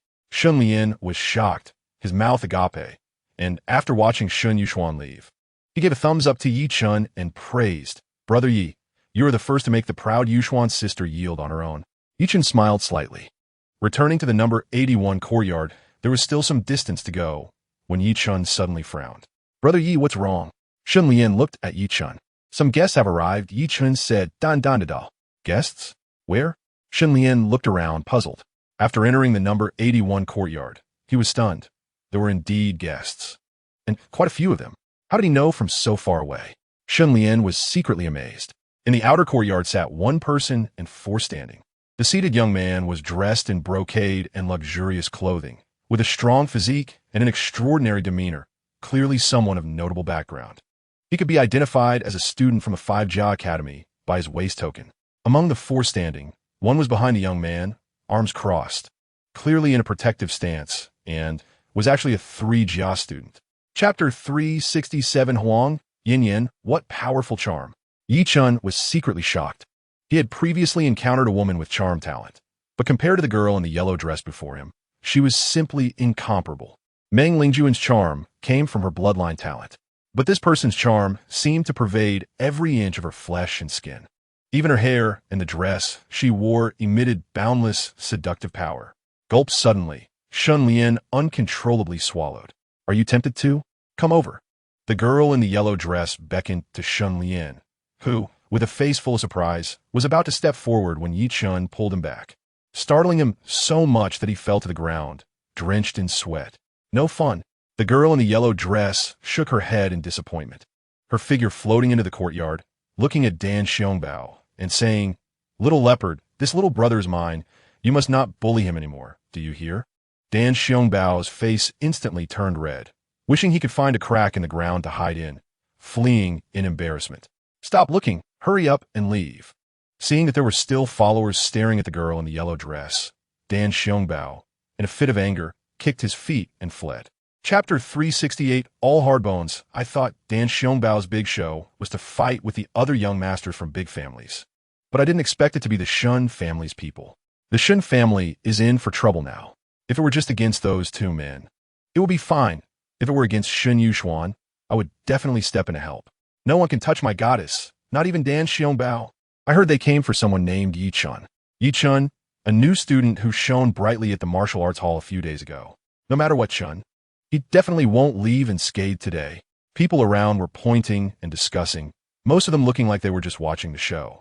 Ma Nu calmly scanned the Dan family members and said lightly, "Are you planning to interfere in student matters?"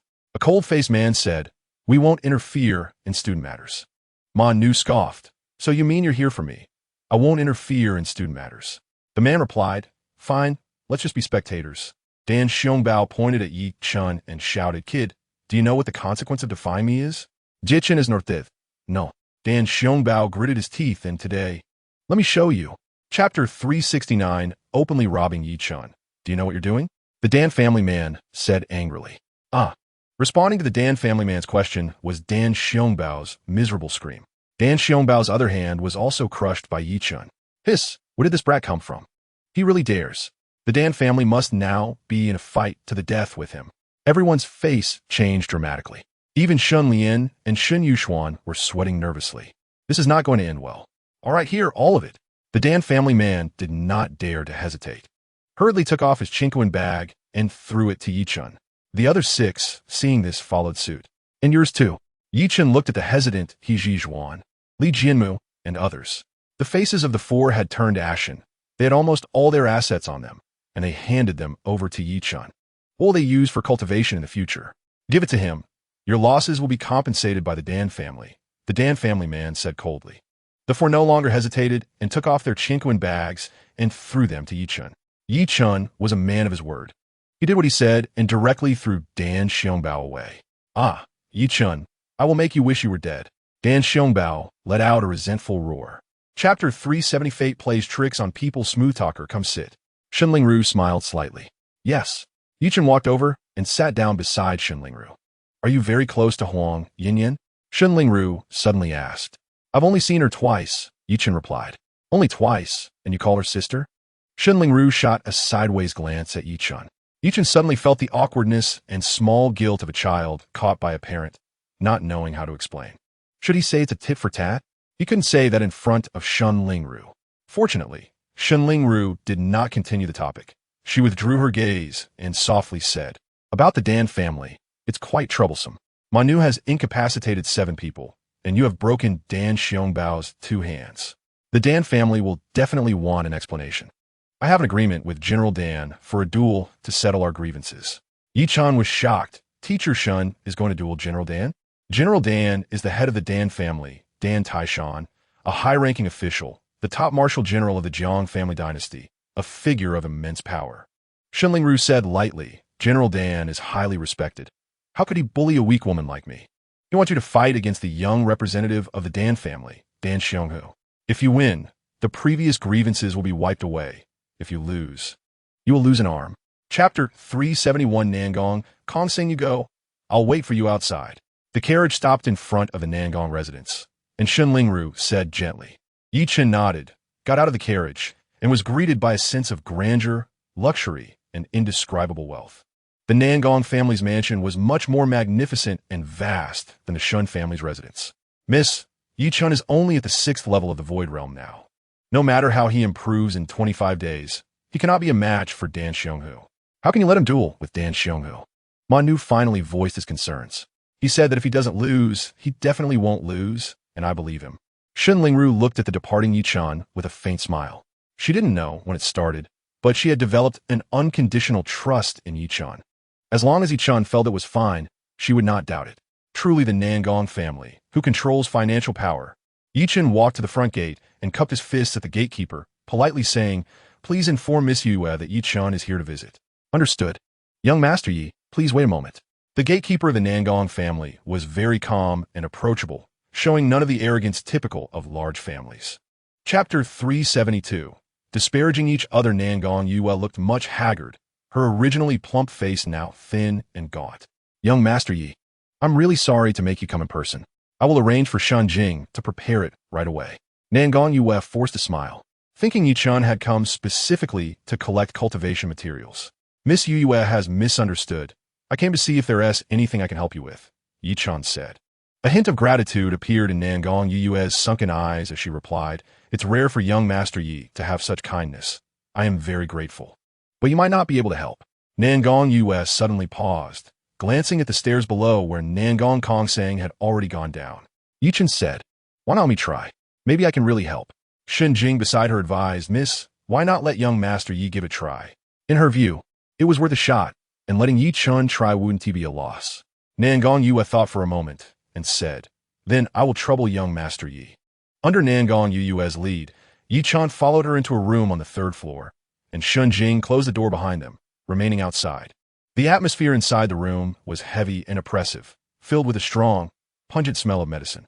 Chapter 373. In deep trouble. Yue, young Master Juming is right.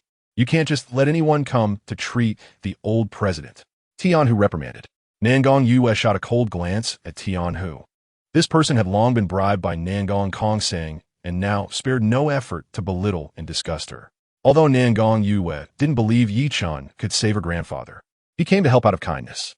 If she didn't even let him take a look, it would hurt his pride too much. Nangong Yue looked at Qin Juming and said, "Young Master Juming, I know you mean well, but as an outsider, I hope you will not interfere in the matters of our Nangong family and the Tianwu Chamber of Commerce." Although Nangong Yue's image was somewhat diminished now, her inherent nobility and dominance had not weakened. Qin Juming immediately became displeased and huffed. "Since Miss Yue doesn't want us to interfere, why did you invite us?" "I remind you because I don't want you to waste your efforts and have your good intentions treated as a donkey's liver and lungs." "Fine. Since we are not welcome, we will leave. However, I must remind you that even if you obtain the Tianshan detox pill, without our Yuanfu's secret method to resolve it, the old president will not benefit from taking it." Chapter 374. The deadly young Master Qin Juming. Don't go too far. Nangong Yue trembled with anger. Yet her voice was soon drowned out by angry shouts. "Kid, kneel. If you delay the old president's treatment, I will make you and your family disappear from this world." "Nangong Qi, what are you still dawdling for? Make him kneel." Nangong Qi looked confused. He had no idea what was happening and turned to Nangong Yue for her opinion. Nangong Yue gritted her teeth and said, "Uncle Qi, if anyone dares to touch a hair on young Master Yi, they will be killed without mercy." Her icy, bone-chilling voice instantly plunged the 3rd floor into silence. Everyone stared at Nangong Yue in shock, not expecting her to protect Yi Chun to the extent of disregarding her grandfather and her own future. Nangong Kongsang almost laughed out loud. At this rate, even if Nangong Yue didn't obediently hand over the colorless stone, the position of heir would surely belong to him. Of course, he understood why Nangong Yue was so out of control, but he wouldn't say anything. Who would know about Nangong Yue's unspoken struggles? Nangong Qi had absolute loyalty to Nangong Yue, his sharp gaze sweeping around, filled with a warning. Chapter 375. Leaving after dealing with matters, this has nothing to do with me. The Tianshan detox pill can detoxify 100 poisons. It shouldn't be wrong. Qin Juming was scared and collapsed to the ground, hurriedly distancing himself from the matter. "Grandpa too." Nangong Yue rushed in, blocking Nangong Tuesday Yue. "Grandpa is about to run out of time." Nangong Kongsang whispered in Nangong Yue's ear, his tone sinister. Nangong Yue immediately rushed to the sickbed, crying out in pain. Yi Chun stood on tiptoe, trying to see the sick Nangong Lu from the crowd. Nangong Lu was so thin that he looked like skin and bones. His skin as white as if coated with a layer of frost. At this moment, his blood was rapidly flowing back towards his heart. If the heart couldn't withstand it, it would burst, and then even divine intervention wouldn't save him.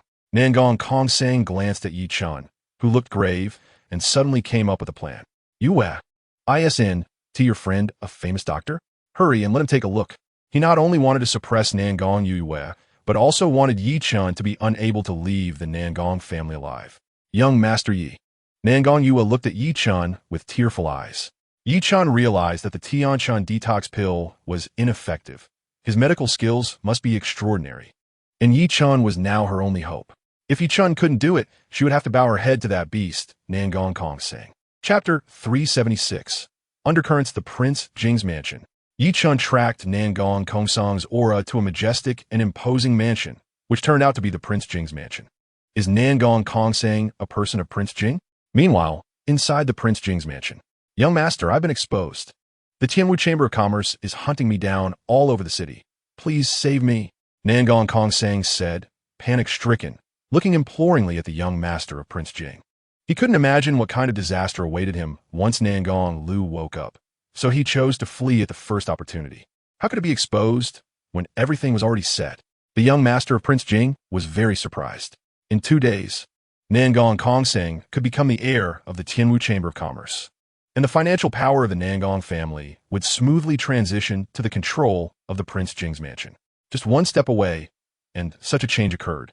It's Yi Chun who ruined the young master's good fortune. He detoxified the poison in Nangong Lu's body, Nangong Kongsang said, filled with regret. If he had known, he would have done everything possible to prevent Yi Chun from treating Nangong Lu, instead of letting things go smoothly. This was truly shooting himself in the foot.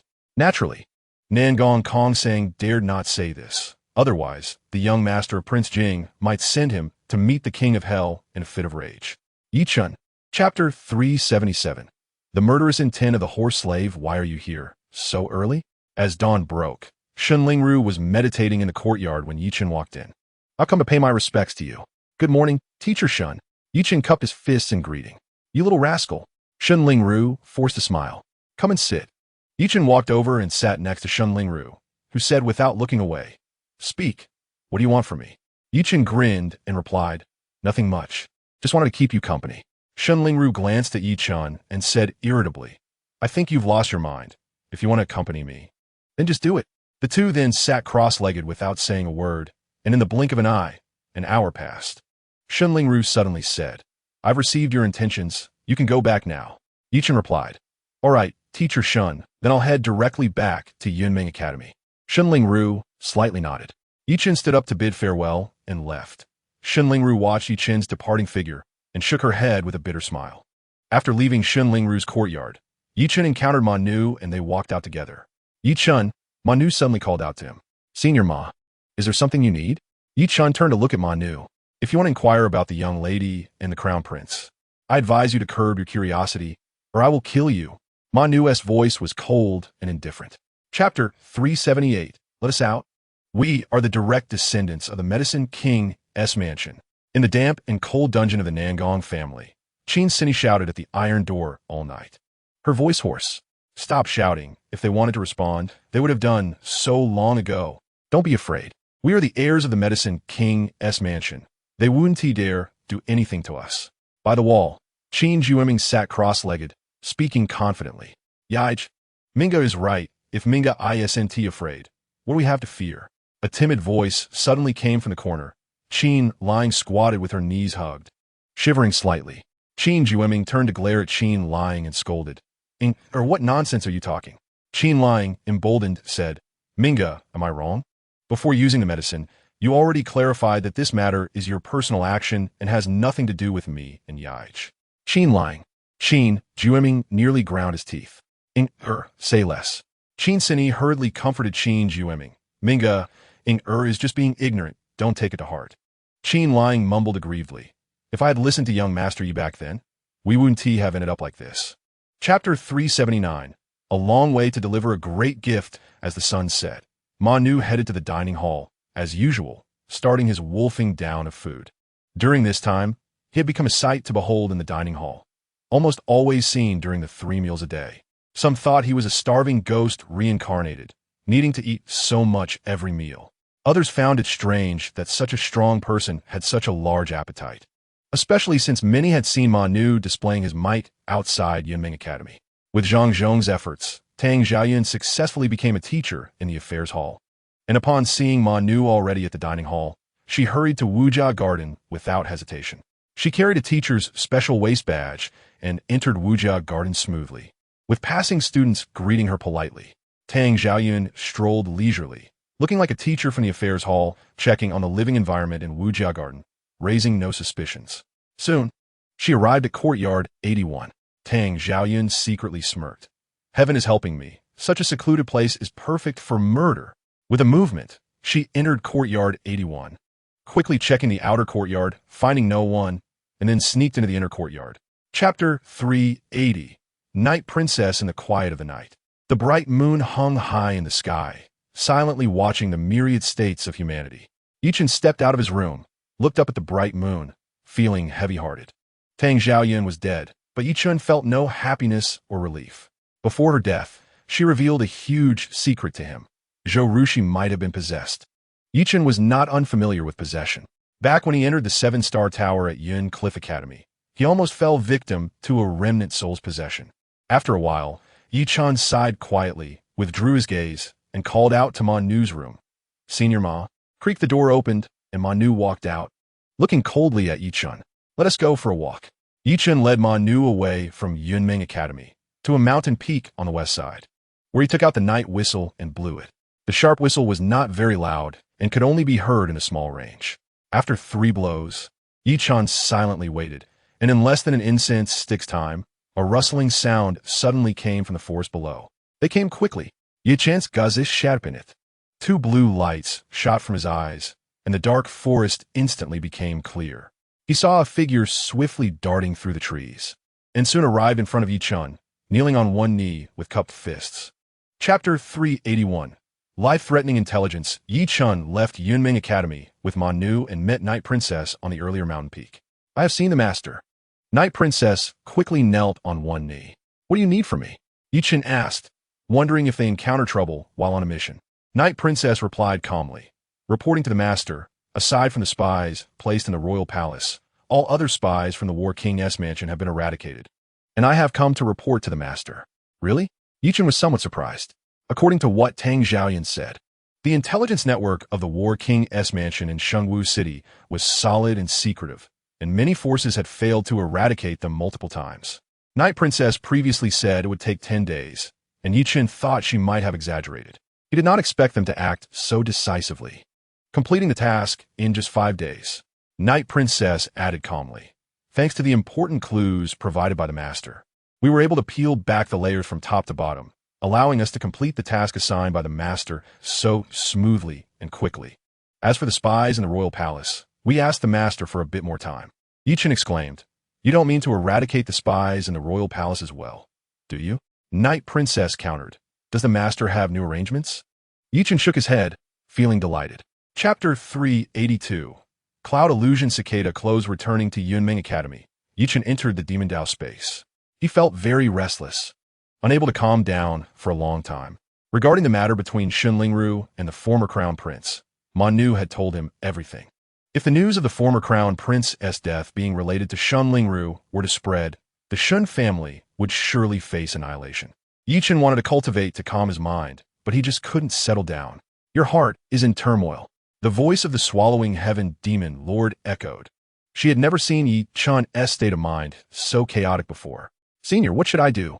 Even if my cultivation speed is fast, it can't keep up with this unpredictable situation, Chen said helplessly. He had thought about having Shun Lingru hide away, but that was unrealistic. The Shun family was large and prosperous. Even if Shun Lingru was willing, others wouldn't be. If others didn't leave, Shun Lingru definitely wouldn't leave either. Look at that bronze ancient box. The swallowing heaven demon lord said lightly. Chen's gaze shifted to the bronze ancient box not far away, which he had obtained from the 7-star tower. Rusty and worn, It couldn't even be opened by the great desolate sword. Back then, the heaven-swallowing demon lord told Yi Chen that he needed to reach the harmonization realm to unlock it. Now, although Yi Chen was only at the 9th level of the void, his combat power had already reached the harmonization realm. Chapter 383. All eyes on the city. The news that the Wang family secretly took away the 3 royal bloodlines, Zhou Qian, Zhou Yi, and Zhou Mu, didn't spread long in Shunwu City before an even more explosive piece of news almost turned the city upside down. The former prince's tomb was dug up and the bones vanished.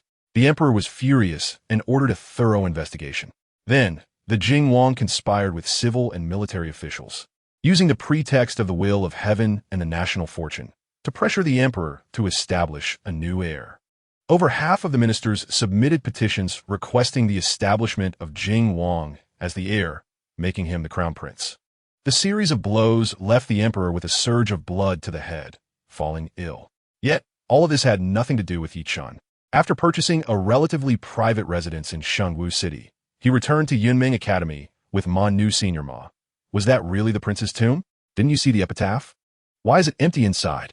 Yi Chen had dug up the prince's tomb, but found no remains.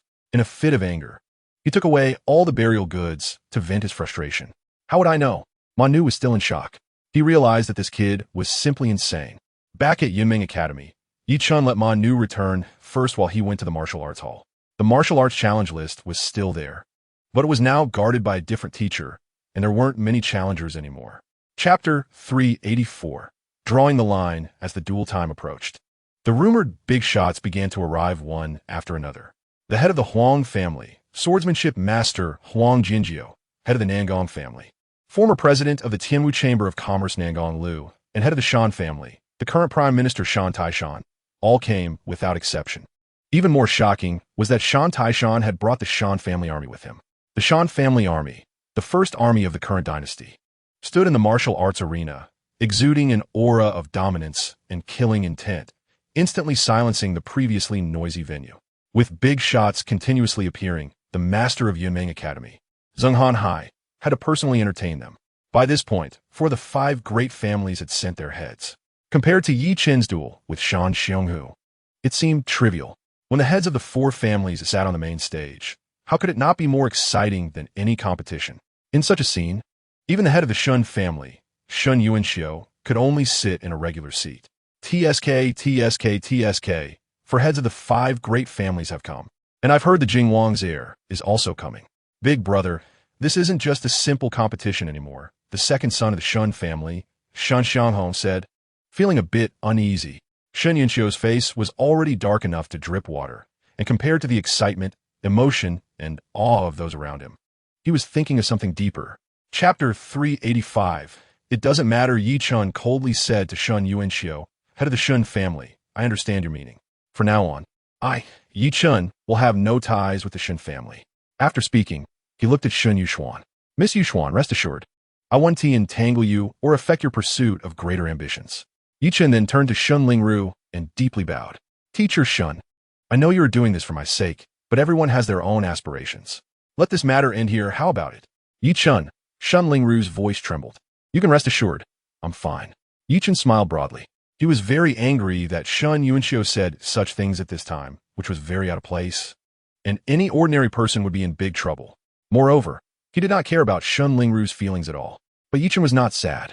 His close relationship with the Shun family stemmed from Shun Lingru. He didn't care about the others. Yi Chen, you are exceptionally talented and understand righteousness. You will definitely have a bright future. We won't disturb you during your duel today. Shen Yuanxiu dared not look at Shun Lingru and turned to leave quietly. Huh! Shen Lingru looked at her dignified elder brother and sneered repeatedly. Shen Yuxuan hesitated for a moment before following her father out. Chapter 386. Barehanded against spiritual artifacts of. Standing behind Shan Taishan, Shan Xionghu let out a cold hum. Huang Jinjiu and Nangong Lu ignored him. The 2 beautiful women, Huang Yinyin and Nangong Yue, didn't even glance at him. At this moment, they both showed great enthusiasm towards Yi Chen, which made him feel quite jealous. Yi Chen saluted Zheng Hanhai. Greetings, Academy Master. Zheng Hanhai slightly nodded and formally said, Yi Chen, perform well. Yi Chen then cupped his fist to Shan Taishan and the Jing Wang's heir. Shan Taishan ignored Yi Chen, while the Jing Wang's heir merely cast him a cold glance. Yi Chen. Finally, Shan Xiongba, standing behind Shan Taishan, couldn't hold back any longer and angrily said, I've been waiting for this day. You will pay for your actions. Yi Chen glanced at Shan Xiongba sarcastically. What's wrong? Is your hand better? Shan Xiongba gritted his teeth. Yi Chen, stop wasting time. Get on the stage. The tall and robust Shan Xionghu walked over to Shan Xiongba and gently patted his shoulder, signaling him to go back. His sharp tiger-like gaze was locked onto Yi Chen. Someone like you doesn't even have the qualification to fight me on a usual day. Yet today you have gained such widespread attention. You truly do not deserve it. Chapter 387. What realm is it? The martial arts arena fell silent, as if a needle could be heard dropping.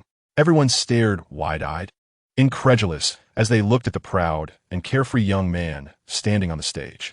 Shenling Ru, Nangong Yue, and others who absolutely trusted him were all dumbfounded, let alone the others, who found it hard to accept the outcome. It should have been Shan Xionghu defeating Yi Chen in one strike. Why had it turned into Yi Chen defeating Shan Xionghu in one strike? Ah, impossible, I can't lose. Shan Xionghu's scream pulled everyone back to reality. He staggered to his feet, but due to his broken arms, he lost his balance and sat back down on the ground halfway. He had already lost the strength to fight. Shan Xionghu has lost. Boom. The martial arts arena erupted in an uproar, with cheers ringing out. What happened? How did Shan Xionghu lose? I can't be dreaming, right? Yi Chen, at the 6th level of the void, defeated Shan Xionghu at the 1st level of harmonization? This is too exaggerated. This result was simply too crazy and overturned everyone's expectations. This kid, after a brief shock, Shenling Ru smiled bitterly and shook her head. You really manage to astonish everyone every time you make a move. Nangong Yoyue's beautiful eyes sparkled with a smile. Chapter 388. A word is worth 1,000 gold. General Shan, you are highly regarded. Why make things difficult for a junior? Nangong Lu said with a smile. This duel had no rule against concealing cultivation, so Yi Chen did not violate the rules, Huang Jinzhou added. 2 old foxes. Shan Taishan cursed inwardly. On the surface, he spoke lightly. I do not wish to make things difficult for him. He hasn't exactly broken the rules. However, in my lifetime, I have the deepest hatred for those who are insidious and treacherous, full of lies. Such a person with a crooked heart is a disaster to keep alive. Shan Taishan directly positioned himself on the moral high ground, labeling Yi Chen as a disaster. As the Grand Commandant of the dynasty, he had the authority to eliminate any disaster. What a grandiose reason. However, Nangong Lu and Huang Jinzhou were not so easily deceived. Nangong Lu said, Grand Commandant Shan, your words are too harsh. From my understanding of Yi Chen, he is certainly not a person with a crooked heart. Shan Taishan replied, if that is the case, then I must ask the old president.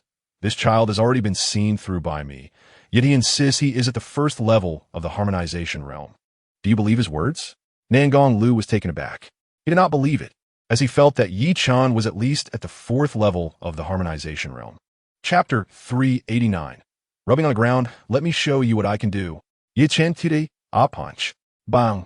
The 2 fists collided heavily, producing a loud sound like hammers striking metal. Yi Chen remained unmoved, but Shan Yun was sent flying backward, gritting his teeth in pain. Looking at his hand, he found cracks appearing on his fist. You still say you haven't hidden your cultivation level? Shan Yun ground his teeth. Who says that someone at the 1st level of the harmonization realm cannot have such a powerful body? Yi Chen snorted coldly. After advancing to the royal bloodline, the strength of his body had undergone a tremendous change. Its strength was beyond what an ordinary person could imagine. Lies upon lies. Shan Yun took out his innate magical weapon, the 6-wheel spear, and charged at Yi Chen again. The mid-grade spirit weapon, level 6-wheel spear, under Shan Yun's manipulation, unleashed a terrifying aura, with the 6 gears spinning wildly, creating a whirring sound. Every time the 6 gears completed a rotation, their power would increase by 1 level. Now, even if you're not at the 1st level of the harmonization realm, you can only unleash the power of the 1st level. Prepare to die. The 6-wheel spear pierced through the void, stabbing directly at Yi Chen. The speed was as fast as lightning, far beyond what an ordinary 1st-level harmonization realm cultivator could handle. Chapter 390. No mercy. Shan Yun's heart sank, and he roared angrily, his hand spinning the six-wheel spear rapidly. The six gears and the spear shaft spun quickly, unleashing terrifying power like a giant beast awakening from slumber. Whoosh, whoosh, whoosh. The six gears suddenly flew off the six-wheel spear, spinning rapidly around Shan Yun and forming a solid shield that protected him. Snowflakes continuously struck against the shield, exploding with a loud bang. Bang! Shan Yun slammed the long spear heavily on the ground, shaking the arena as a terrifying shockwave surged in all directions, shattering the snowflakes outside the shield and neutralizing the deadly move of snow falling from the sky. Thud! However, Shan Yun's legs went weak and he knelt on one knee, trembling while leaning on the long spear, blood flowing rapidly down the spear shaft from his hand. The six spinning gears suddenly lost control, falling to the ground with a clatter, some even rolling far away.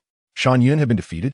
Yi Chen's combat power, having severely injured his opponent by 3 levels, was truly terrifying. Hiss! Gasps of shock arose, as everyone was deeply shaken by Yi Chen's might. It seemed he didn't even need to use that move.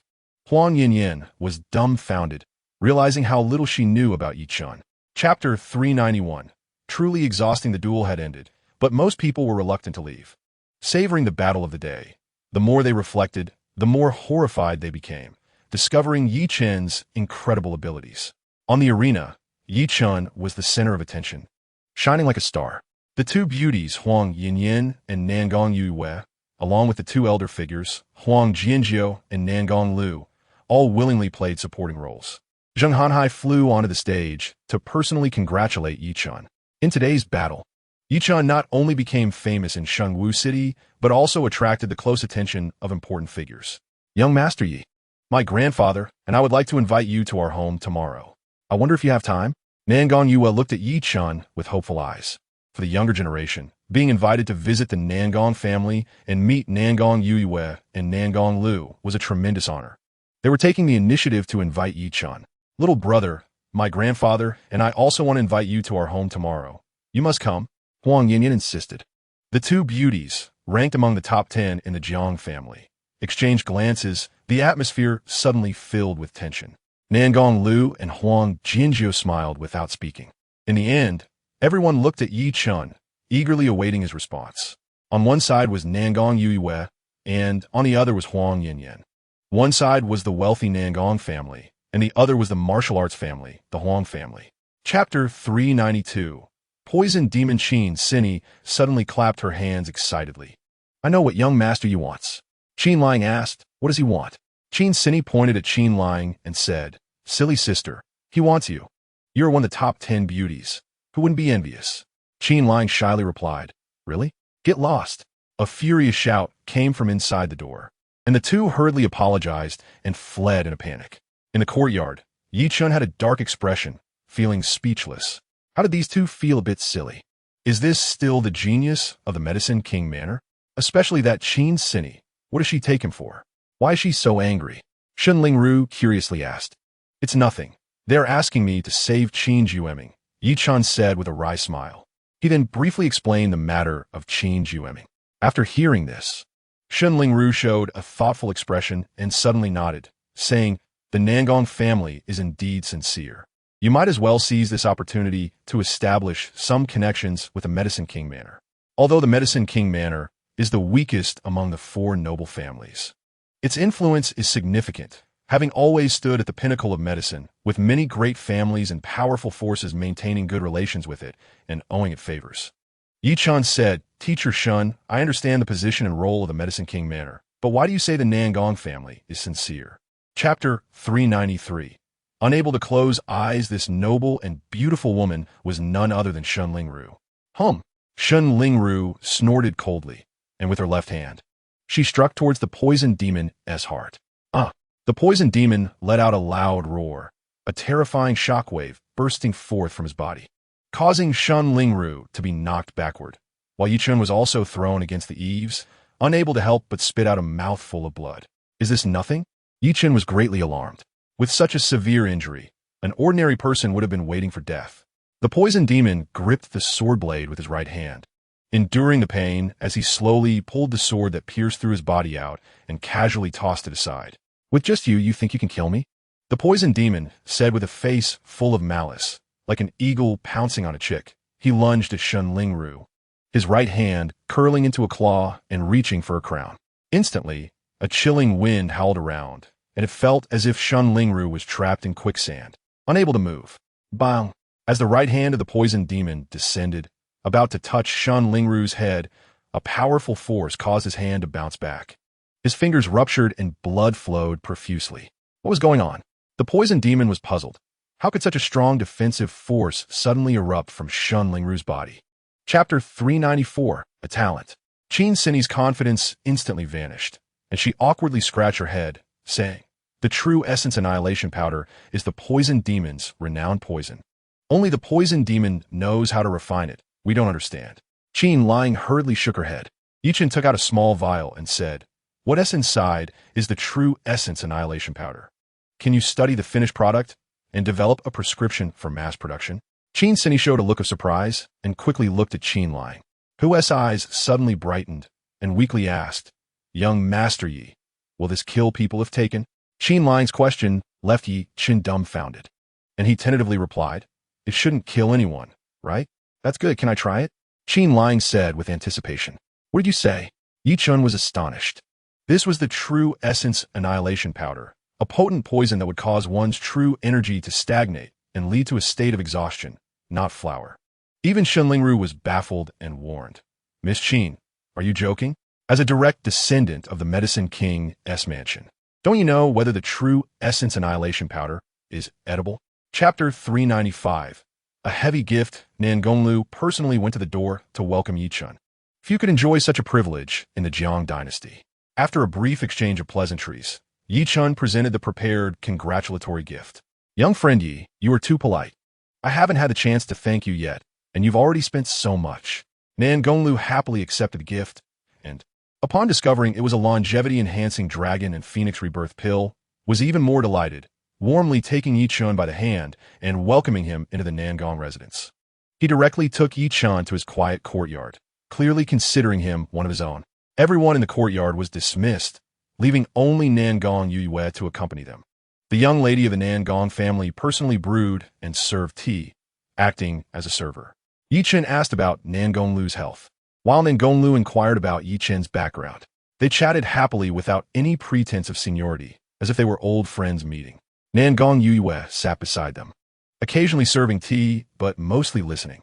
As martial artists, discussions about martial arts were inevitable. Nangonglu, a top expert of the Jiang dynasty, had profound insights into martial arts, greatly benefiting Yi Chen.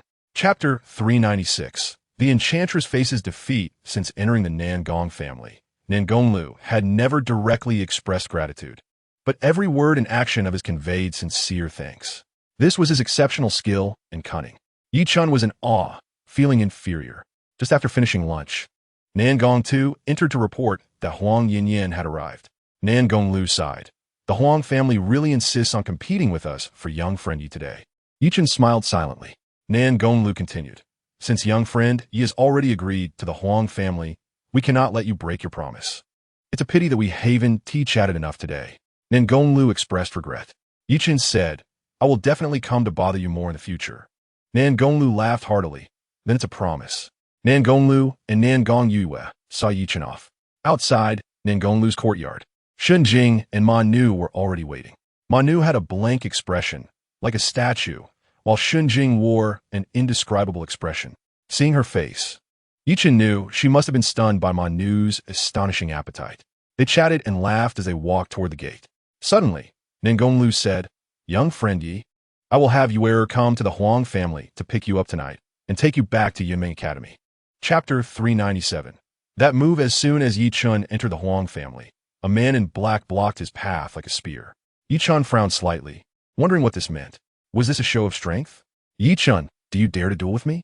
The black-clad man, Huang Yu, stared intensely at Yi Chen, as if he had set his sights on a long-awaited prey. Yi Chen glanced at Huang Yinyan, who crossed her arms and appeared to be watching a show. "He is a sword fanatic. Even my grandfather wouldn't be effective against him. You either fight him or concede directly. Otherwise, he won't let it go." Well, it seemed this fight was unavoidable. Yi Chen said, "This isn't a place for a competition. Let us change locations." Huang Yu's eyes sparkled even brighter, cold as iron. Only the sword techniques will be compared. All right. Before Yi Chen's words faded, a gust of wind rushed toward him, blowing his hair wildly. Huang Yu formed his fingers into a sword and shot toward him like an arrow. What seemed like a simple thrust locked on 7 of Yi Chen's vital points, and the positions kept changing. No matter how Yi Chen dodged, he could not evade this strike. This was far more dangerous than his previous encounter with Shen Yuxuan. Moreover, Huang Yu's sword techniques couldn't be resolved by brute force. As they were unpredictable, relying solely on strength would likely result in a miss. Chapter 398. A bit unsteady, another group of young people from the Huang family took the stage for a competition, and everyone's attention shifted away from Yi Chen. Young friend Yi, why did you choose the sword as your weapon? Huang Jianjiu suddenly asked. Yi Chen replied, the sword is an ancient sacred item, supreme and precious, revered by both gods and men. It is the ancestor of close combat weapons, the king of all weapons, and a tool for intimate combat.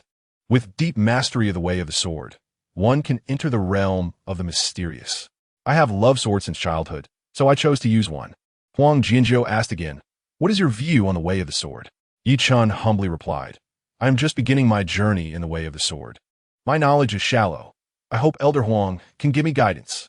Huang Jianjiu smiled. Your understanding of the way of the sword is not shallow. The sword is for offense. Those who practice the way of the sword must possess an unbeatable heart, firmly believing that there is nothing in the world that cannot be severed by a single sword. One person with one sword can push aside all enemies in the world. This is the true essence of the way of the sword. Huang Jianjiu spoke these domineering words casually, instantly changing his demeanor, like a sword unsheathed, radiating sharpness. One person with one sword can push aside all enemies in the world. Yi Chen carefully pondered this statement, greatly benefiting from it. How well do you understand the realms of the way of the sword? Huang Jianjiu asked again. Chapter 399. Refining the Great Wilderness Sword. Young friend Yi, thanks to your guidance today, I have had a breakthrough in understanding and greatly benefited. It's a pity time is limited. Otherwise, how about staying at our Huang family for a few more days? At the entrance of the Huang family, Huang Jianjiu held Yi Chen's hand, reluctant to let go. The farewell gesture making it hard for Yi Chen to be harsh. However, in the way of the sword, there is little that can be conveyed in words. The main thing still depends on comprehension. He said everything that needed to be said, and staying at the Huang family wouldn't help much. Huang Lao was too polite. We are exchanging ideas, and the younger generation has gained a lot today. It's really getting late. We should head back. I'll bother you again another day. Yi Chen glanced at the sky. The moon was already setting in the west, and dawn was not far off. Huang Yinyin advised, Grandpa, there's plenty of time in the future for more exchanges. Huang Jianjiu reluctantly let go of Yi Chen, suddenly becoming serious as he cupped his fists and bowed to Yi Chen. Yi Chen was startled and hurriedly reached out to support him. Huang Lao, you are being too humble. Huang Jianjiu, however, said, you are my swordsmanship teacher. You deserve this bow. Yi Chen smiled wryly. Huang Jianjiu truly was an unpretentious and straightforward old senior. Huang Yu. Chapter 400. Promotion to low-grade spiritual weapon. Clang, clang, clang. The crisp and clear sound of sword ringing resonated through the demonic realm. A dark golden sword floated before Yi Chen. It was a wide sword over 4 feet long and 3 inches wide, entirely dark golden in color. The dark golden light flickered, exuding an imposing dragon might and a solemn and dignified aura of the great Tao. This was the Great Wilderness Sword. However, it had already been promoted to a low-grade spiritual weapon, undergoing a tremendous transformation compared to before. The original Great Wilderness Sword was a dull black, merely a sword embryo. Now, the Great Wilderness Sword was resplendent and noble in dark golden color, a heavy sword without a sharp edge, showcasing great craftsmanship. It was truly a sword in the real sense. Besides its appearance, the most significant change was its aura. The previous Great Wilderness Sword, though forged from divine iron, had its aura concealed by the sky devouring demon lord, making it appear no different from scrap metal. And besides being hard, it had no other strengths. Now, the Great Wilderness Sword emanated a magnificent and majestic aura. It seemed not just a sword but a sentient life form. This was also the crucial difference between spiritual weapons and ordinary weapons. Moreover, the Great Wilderness Sword was Yi Chen's life treasure, like an extension of his arm, controllable by thought without using true energy. Chapter 401. one sword to break it in a farmhouse about 4 or 5 miles away. Nangong Kongsang flew up from a dry well, glancing at the direction of the nameless villa, sneering. Even cunning rabbits have 3 burrows. Yi Chun, do you think you can catch me? Before he finished speaking, a mocking voice rang out. In the dark sky, a young man in white stepped through the air. Even if the cunning rabbit has 3 burrows, it is still prey before the eagle. Yi Chun, Nangong Kongsang's expression changed dramatically, shocked. How did you know about this secret passage? This secret passage was unknown even to the servants and those 2 bodyguards of the nameless villa. Yi Chun should not have known about it. You know nothing of my means. Yi Chun sarcastically shook his head. Nangong Kongsang's face darkened, gritting his teeth. Yi Chun, I ended up in this situation today, all thanks to you. I truly regret not using any means necessary to send you to your grave back then. Yi Chun snorted. Those who commit many injustices will perish. The situation you found yourself in today is solely because you've done too many unjust things. You have no one to blame but yourself. Nangong Kongsang suddenly laughed savagely, mocking, you actually came alone to chase me. This is your biggest mistake, and there's no remedy for it. Chapter 402. Today's protagonist in Shengwu City, at the headquarters of the Tianmu Merchant Association. This was the largest trade center within the territory of the Jiang dynasty, with daily foot traffic numbering in the tens of thousands. Truly a place where gold flows like water, known as the Golden Pond. Today, however, the Tianmu Merchant Association was not engaging in external trade.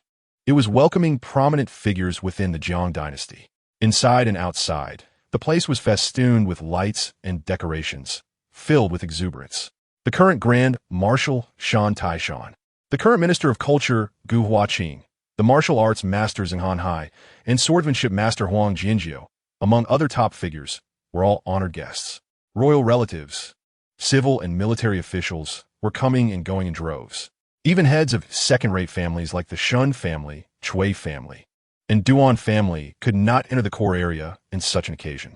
Because today was a significant day for the Tianmu Merchant Association. It was the auspicious day for the old president to step back and the new president to take power. Today, Nangong Yue wore a deep black brocade robe, adorned with a phoenix crown, resembling a noble black phoenix, both priceless and extraordinarily beautiful. Today, anyone standing before her seemed to pale in comparison. She engaged in pleasant conversation with peak figures like Shan Taishan, Gu Huaqing, Zheng Hanhai, and Huang Jianjiu, maintaining an air of neither arrogance nor servility. Among her peers, she was equally neither proud nor haughty. Chapter 403. Extremely malicious, Yi Chun quietly withdrew his hand. This enchantress wanted to take advantage of him in front of a large crowd. No way. Young friend Yi, please come to the main seat. Let's chat in detail. Yes. Young friend Yi, come, sit with us. Nangong Lu and Huang Jianjiu insisted on pulling Yi Chun to sit with those big shots. Nangong Yu understandingly said, Grandpa Huang Lao, young Master Yi is a valuable guest and friend of Yue. Of course, he should sit with Yue. Huang Yinyan also said, 2 old seniors. You are really putting young brother Yi in a difficult position. It's not appropriate for him to sit with you. Nangong Lu and Huang Jianjiu exchanged glances. Feeling this made sense and had to give up. Watching the 2 old seniors leave somewhat disappointed, Yi Chun could only smile wryly. Little brother, come. Sister will introduce you to a few friends. Huang Yinyan once again took Yi Chun's hand, but this time she did not overstep. She just held onto the sleeve of Yi Chun's clothing, showing that their relationship was unusual. Coincidentally, I want to introduce young Master Yi to a few friends. Miss Huang, please do not compete with my sister, all right? Nangong Yue did not back down this time, looking firmly at Huang Yinyan. Chapter 404. Scold again, the whole place fell silent, and everyone looked at Shun Lingru in disbelief. What did she mean by that? Was she scolding the crown prince of the Jing Wang as an animal? Shin Yuanxiu trembled, his wine glass falling to the ground and shattering, cold sweat breaking out on his forehead. How dare you? The bodyguard of the crown prince of Jing Wang pointed at Shun Lingru, scolding loudly, his voice trembling yet filled with rage. Clang! He could not say those words, directly drawing his waist knife, slashing towards Shun Lingru. This was the bodyguard of the crown prince of Jing Wang, reckless and unrestrained. Even though this was the Tianmu Merchant Association, and today was the ceremony for the new president's ascension, Yi Chen's gaze turned cold. The great wilderness sword quietly appearing in his hand, radiating sharp brilliance. He held the sword at an angle to block the opponent's knife. However, Shen Lingru's speed was even faster than Yi Chen's. Her delicate hand, appearing weak and boneless, traced a beautiful arc, avoiding the opponent's blade and reaching for his wrist. Seeing this, the bodyguard twisted his wrist, transforming the offensive move into a defensive one. Bang! The hand and knife collided. Shen Lingru quickly withdrew her delicate hand, while the bodyguard was knocked back 2 steps. Stop. Chapter 405. The good show has just begun. Yi Chen admired Shen Lingru, and after the previous turmoil, his state of mind had already calmed down. He stepped forward at the right moment and looked at Nangong Yue, saying, "President Nangong, I have a gift for you." Privately, Yi Chen still called her Yue, but now in front of the public, he felt it would be better to address her as President Nangong. "I've been looking forward to it." Nangong Yue's eyes sparkled. "Senior Ma, Brother Huang," Yi Chen called out to the entrance. And Ma Nu and Huang Yu came in carrying a large iron cage. Many people shook their heads. It was already too late for Yi Chen to shift the focus at this moment. Shen Lingru had thoroughly offended the crown prince of the Jing kingdom. And even if nothing happened today, the thunderous wrath of the Jing prince's residence awaited Shen Lingru and the Shen family, as well as Yi Chen. Clang! Ma Nu and Huang Yu casually placed the iron cage in front of Yi Chen. Although many thought Yi Chen's actions were quite childish, they were still curious about the gift he was giving to Nangong Yue, leading many to gather around.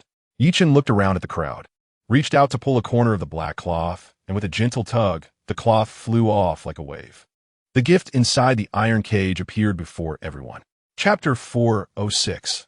The princess of the kingdom Nangong Lu was not angry. Instead, he chuckled and said, "This explanation from the crown prince is acceptable. The crown prince is thoughtful." The face of the crown prince of the Jing kingdom twitched uncontrollably, and he could only grit his teeth and reply, "It's just a small effort, nothing to mention." Nangong Lu ignored the crown prince again and turned to Yi Chen with a smile, saying, "Young friend Yi, you not only saved my life, but also caught that ungrateful son of Nangong Kong Sang for me. I don't know how to thank you." Yi Chen humbly replied, "Senior is overpraising me. This was just a small effort on my part, nothing to mention." The same 8 words spoken by different people gave everyone a completely different feeling. The crown prince of the Jing kingdom stared deadly at Yi Chen. If looks could kill, he would probably have cut Yi Chen into 1,000 pieces by now. He never imagined that this ant, whom he could crush at any time, would defeat him so thoroughly in their first confrontation that he couldn't even lift his head. How detestable, how hateful. Ha ha, young friend, Yi is magnanimous. Nangong Lu laughed heartily, very pleased, and gave Nangong Yue a knowing glance.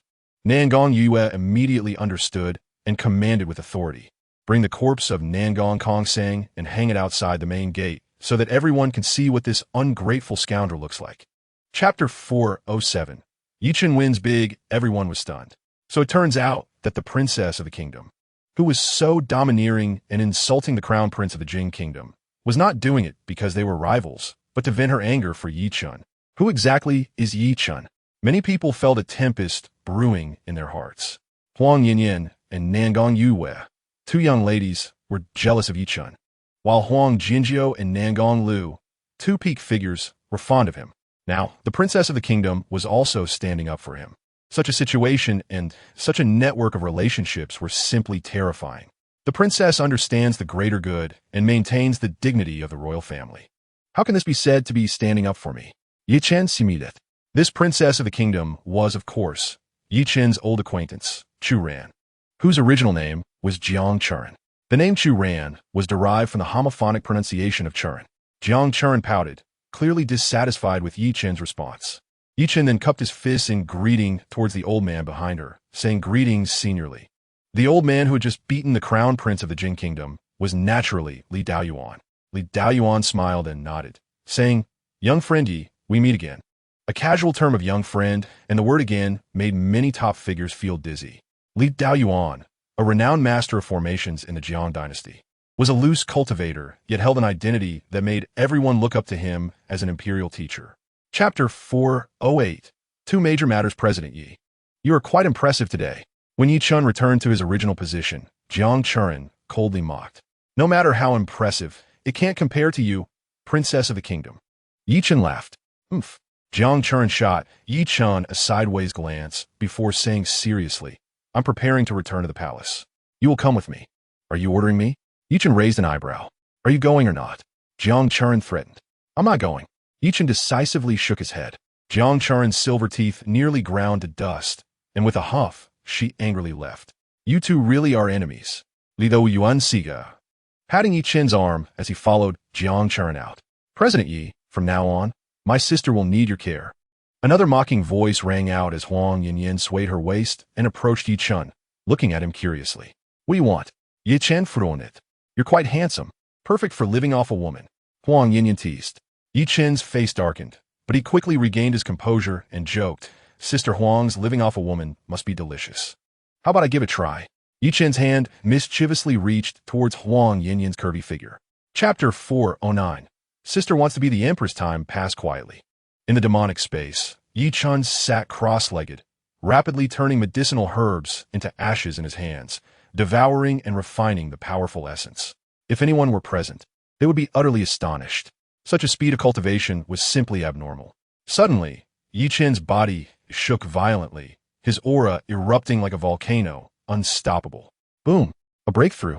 Reaching the second level of the Unity Realm. In an instant, Yichen's ability to perceive the laws of heaven and earth greatly increased.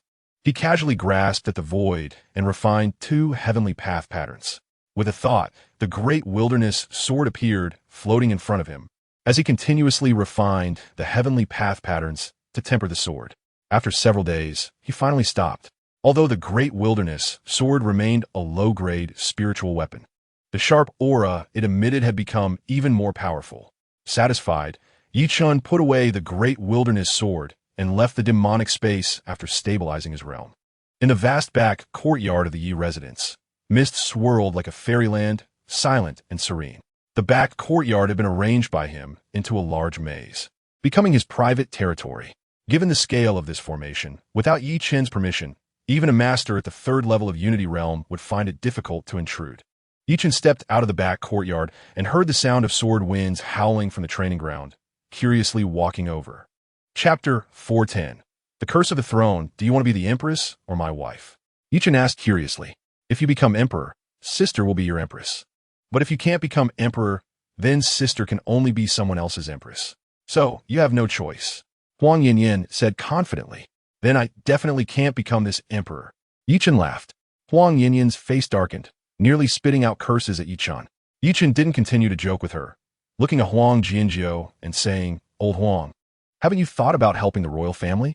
With the Huang family's assistance, it wouldn't be easy for the Jiang dynasty to fall.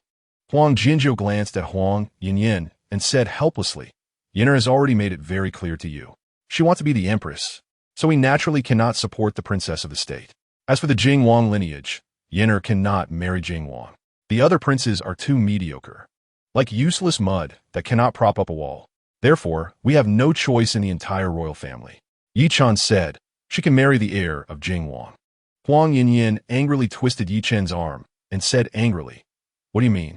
You've already pressed the heir of Jing Wang down on the ground. Do you want my sister to marry that waste? Can you bear it? Chapter 411. Martial arts communication. The space on the 7th floor is much smaller than that on the 6 floors below. Inside, a few bookshelves are sparsely placed, with only a few books on them. The total number of books does not exceed 30, but the seals on each book are very powerful. 4th-tier advanced martial arts are top treasures throughout the Jiang dynasty, and even the highest institution, Yunming Academy, has very few of them. Gao Tianhe smiled and asked, Do you know why I brought you up here? Yichen excitedly said, Are you planning to give me a special lesson and let me choose the martial arts here? Gao Tianhe said, I do want to give you a special lesson, but it's not to let you choose the martial arts here. Yichen looked at Gao Tianhe in surprise. If he brought him to the 7th floor, then what was it for? Gao Tianhe did not explain, but instead asked, Yichen, do you know what the strongest martial arts of our Jiang dynasty is called? Yichen shook his head. Gao Tianhe said slowly, Heavenly Dragon Step. Heavenly Dragon Step? Yichen murmured. Gao Tianhe said, That's right, it's the Heavenly Dragon Step. The Heavenly Dragon Step is both a movement-type martial art and an attacking-type martial art. It is one of the few martial arts in this world that combines movement and attack. Chapter 412. What comes will eventually come, Yichen. Now that you have obtained the Heavenly Dragon Step, I want to make a request of you. Gao Tianhe suddenly said seriously. Please speak. Master Gao, Yichen replied. The heavenly dragon step is a treasure left by the martial emperor, so you can be considered to have obtained the inheritance of the martial emperor. Therefore, I hope that in the future, if the royal family needs it, you can lend a helping hand. Gao Tianhe looked at Yi Chen with expectation. Yi Chen nodded and said, "Of course. Rest assured, Master Gao, if the royal family truly needs my help one day, I will not refuse." Gao Tianhe smiled and said, "Good. A gentleman's word is hard to chase. As for the fact that you obtained the heavenly dragon step, do not mention it to others to avoid unnecessary trouble." Yi Chen cupped his hands and bowed. "I understand. Thank you for the treasure, Master Gao." Gao Tianhe helped Yi Chen up and said with a smile, "I only played a role in introducing you. You were able to obtain the heavenly dragon step because of your own efforts. Let us go, we'll head down." On the 6th floor, many students were peeking at the staircase. When they saw Yi Chen and Gao Tianhe coming down from the 7th floor, many people were envious. The 7th floor is all 4th-tier advanced martial arts. Obtaining even one would benefit them for a lifetime. Chapter 413. You know my temper. Nangong Yu sighed and said. At the same time that the first incident occurred, a rumor spread in Shengwu City, saying that the death of the crown prince was related to Sister Lingru. That day, the emperor ordered the entire Shen family to be imprisoned. However, Sister Lingru suddenly went missing, but strangely, the next day, Sister Lingru appeared voluntarily to surrender, and now she is being held in the sky prison. Yi Chen glared at Yi Ji and scolded. "I told you to keep an eye on the Shen family. How could you let the entire Shen family be imprisoned?" Thud. "Please punish me, master." Yi Ji knelt on one knee, not defending herself. Nangong Yu said, "This cannot be blamed on Yi Ji." The emperor was furious and directly mobilized the Imperial Guard. If the Dark Knight Guard were to clash with the Imperial Guard, it would be like hitting a stone with an egg. "Get up." Yi Chen sighed and asked, "Yue, how is Teacher Shin's current situation?" Nangong Yu said, "Not good. All the civil and military officials have petitioned the emperor to execute Sister Lingru. But the princess of the state has managed to stabilize the emperor for now, and the final execution order has not yet been issued, but the outcome can be foreseen. Has Master Ma also been captured?" Yi Chen tried to calm himself down. "No. He wants to keep an eye on the sky prison. He wants to break into the prison, but he has not had the opportunity," Yi Ji replied. Chapter 414. Shen Lingru's secret. Yi Chen's unprecedented dominance left Jiang Chen stunned. After a moment, a sense of grievance surged in her heart, and she hurriedly turned around, facing away from Yi Chen, coldly saying, "Do you know the truth behind the crown prince's death?" After Shen Lingru voluntarily surrendered, she only said that the crown prince's death was indeed related to her and begged the court not to make things difficult for the Shen family. But she did not mention why the crown prince died or why she would harm him. Thus, Jiang Chen also did not know the cause and effect of it. "I certainly know, but there is someone who knows better than I do. He witnessed everything with his own eyes," Yi Chen said solemnly. "Who?" "Manu. He is right outside the hall." "Lit Manu Komin," Jiang Chen ordered. After a while, Manu walked in, kneeling on one knee before the high and mighty Jiang Chen. Golden Dragon Guard Death Servant, code name A13, pays respects to the princess of the state. Jiang Chen suddenly turned around and stared at Manu in disbelief. "You were the death servant beside the crown prince?" "Yes. After the crown prince passed away, all of the Golden Dragon Guards were buried with him." "How did you survive?" Jiang Chen was very surprised. If this person in front of me is indeed a member of the Golden Dragon Guard, how dare he show off in Shengwu City? And why has no one recognized his identity? Chapter 415. The Pain of Love. The Sky Prison is located on the west side of the palace and is a place for imprisoning serious criminals. In the history of the Jiang dynasty, no one who has been imprisoned in the Sky Prison has ever walked out alive. Yi Chen and Ma Nu left the palace and headed to the Sky Prison with Huang Yinyan, Nangong Qi, and Nangong Yue, who were waiting outside. When they arrived at the entrance of the Sky Prison, everyone was captivated by an invisible aura of death. The gate of the Sky Prison resembled a huge mouth with sharp tiger teeth, making people fearful to approach. "This is a forbidden place. Outsiders retreat." As soon as their vehicles stopped in front of the Sky Prison gate, the guards shouted angrily, not caring who the visitors were. Each of them stared with wide eyes, looking as terrifying as evil spirits. Yi Chen told everyone to wait outside. "I will go in with you," Manu said anxiously. "I can only go in alone." Yi Chen took out the Imperial Edict. Manu could only wait helplessly outside. Yi Chen took out the Imperial Edict and handed it to the leader of the Sky Prison Guards. After confirming it was correct, the guards allowed Yi Chen to enter. Inside the Sky Prison, It was eerie and terrifying, with dampness, auras of death, and the smell of blood intertwining, making even Yi-chun, who had seen too much life and death, feel uneasy. Inside, the sounds of wailing, roaring, and screaming intertwined. Chapter 416. Raising doubts, the devourer said to him, "Her curse is innate. As for who cast it, this lord does not know." Yi-chun then asked, "Is there a way to resolve it?" The devourer said, "There's indeed a way. She needs to find her one true love and engage in intimate relations to resolve it. But there is a prerequisite. The other party's cultivation must exceed that of the person who cast the curse in order to withstand the backlash of the curse." "Yi-chun, what are you daydreaming about?" Shen Lingru asked shyly. After hearing her secret, Yi-chun seemed to be in a daze. "Thank you, senior." Yi-chun silently expressed his gratitude. Returning to reality and awkwardly said, "Teacher Shun, I was just surprised." He decided not to tell Shen Lingru about the curse of love for now, fearing she might find it hard to accept. Shen Lingru said bitterly, "When I was young, my parents were shocked to learn about this." Yi-chun thought for a while, but couldn't find any comforting words, ultimately saying, "Teacher Shun, it will surely get better in the future." Shen Lingru smiled freely and said, "Don't give me that look. I actually don't care. That power is not a bad thing for me. At least it has helped me before." Chapter 417. A sword from afar. How Cohen was so aggressive, showing no mercy or leeway.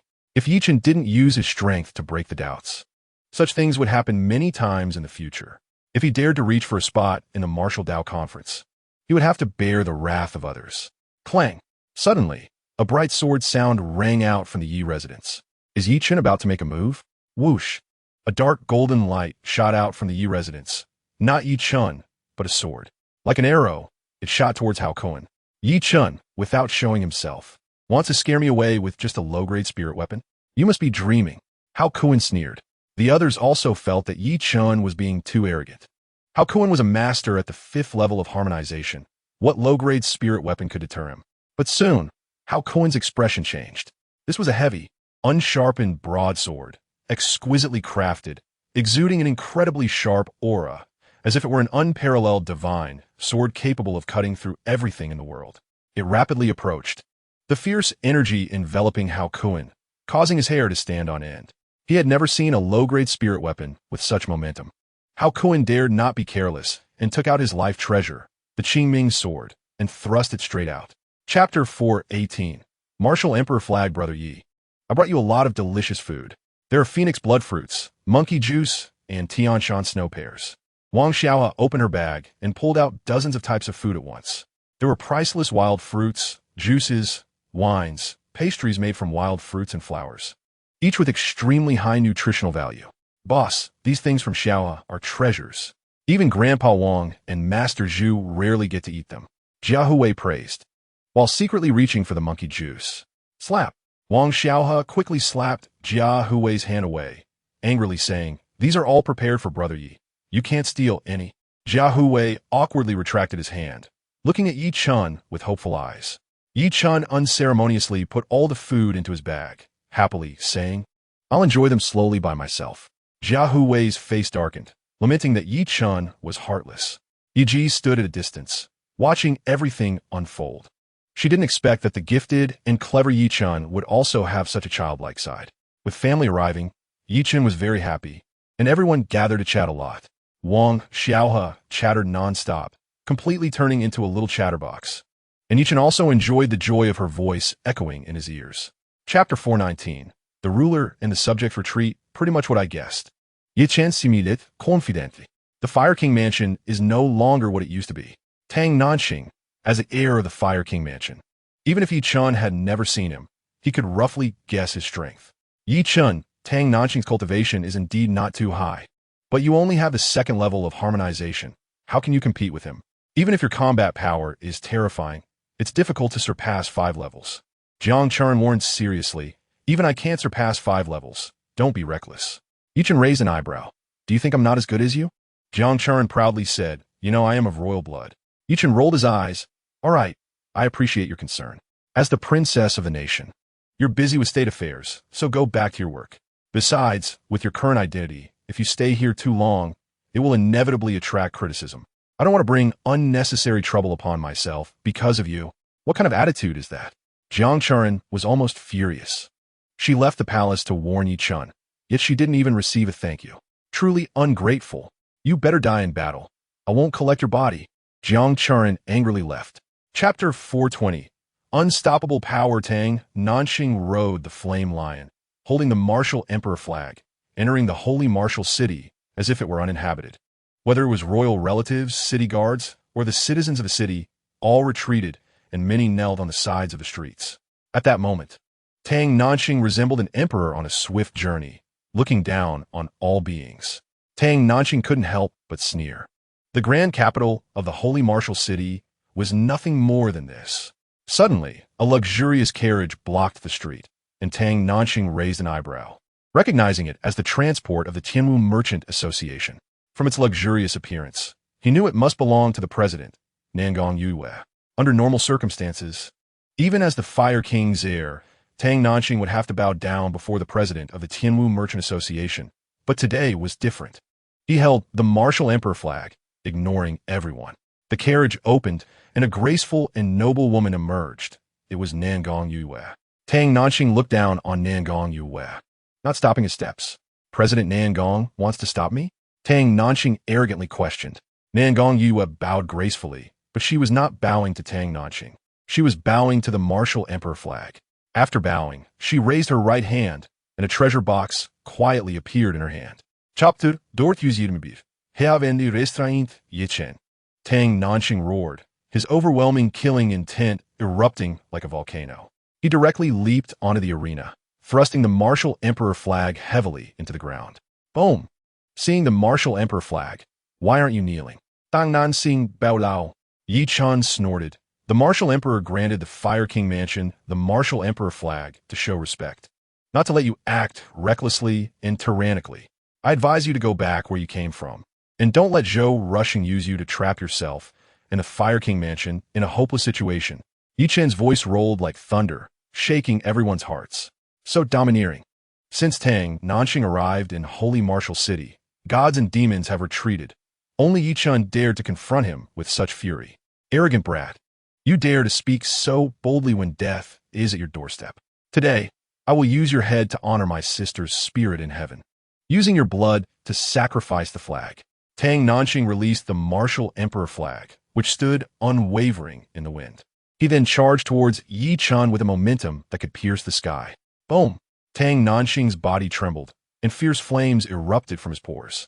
In an instant, he transformed into a fiery figure, with terrifying heat drying up the surrounding moisture, filling the scene with a hot and violent atmosphere.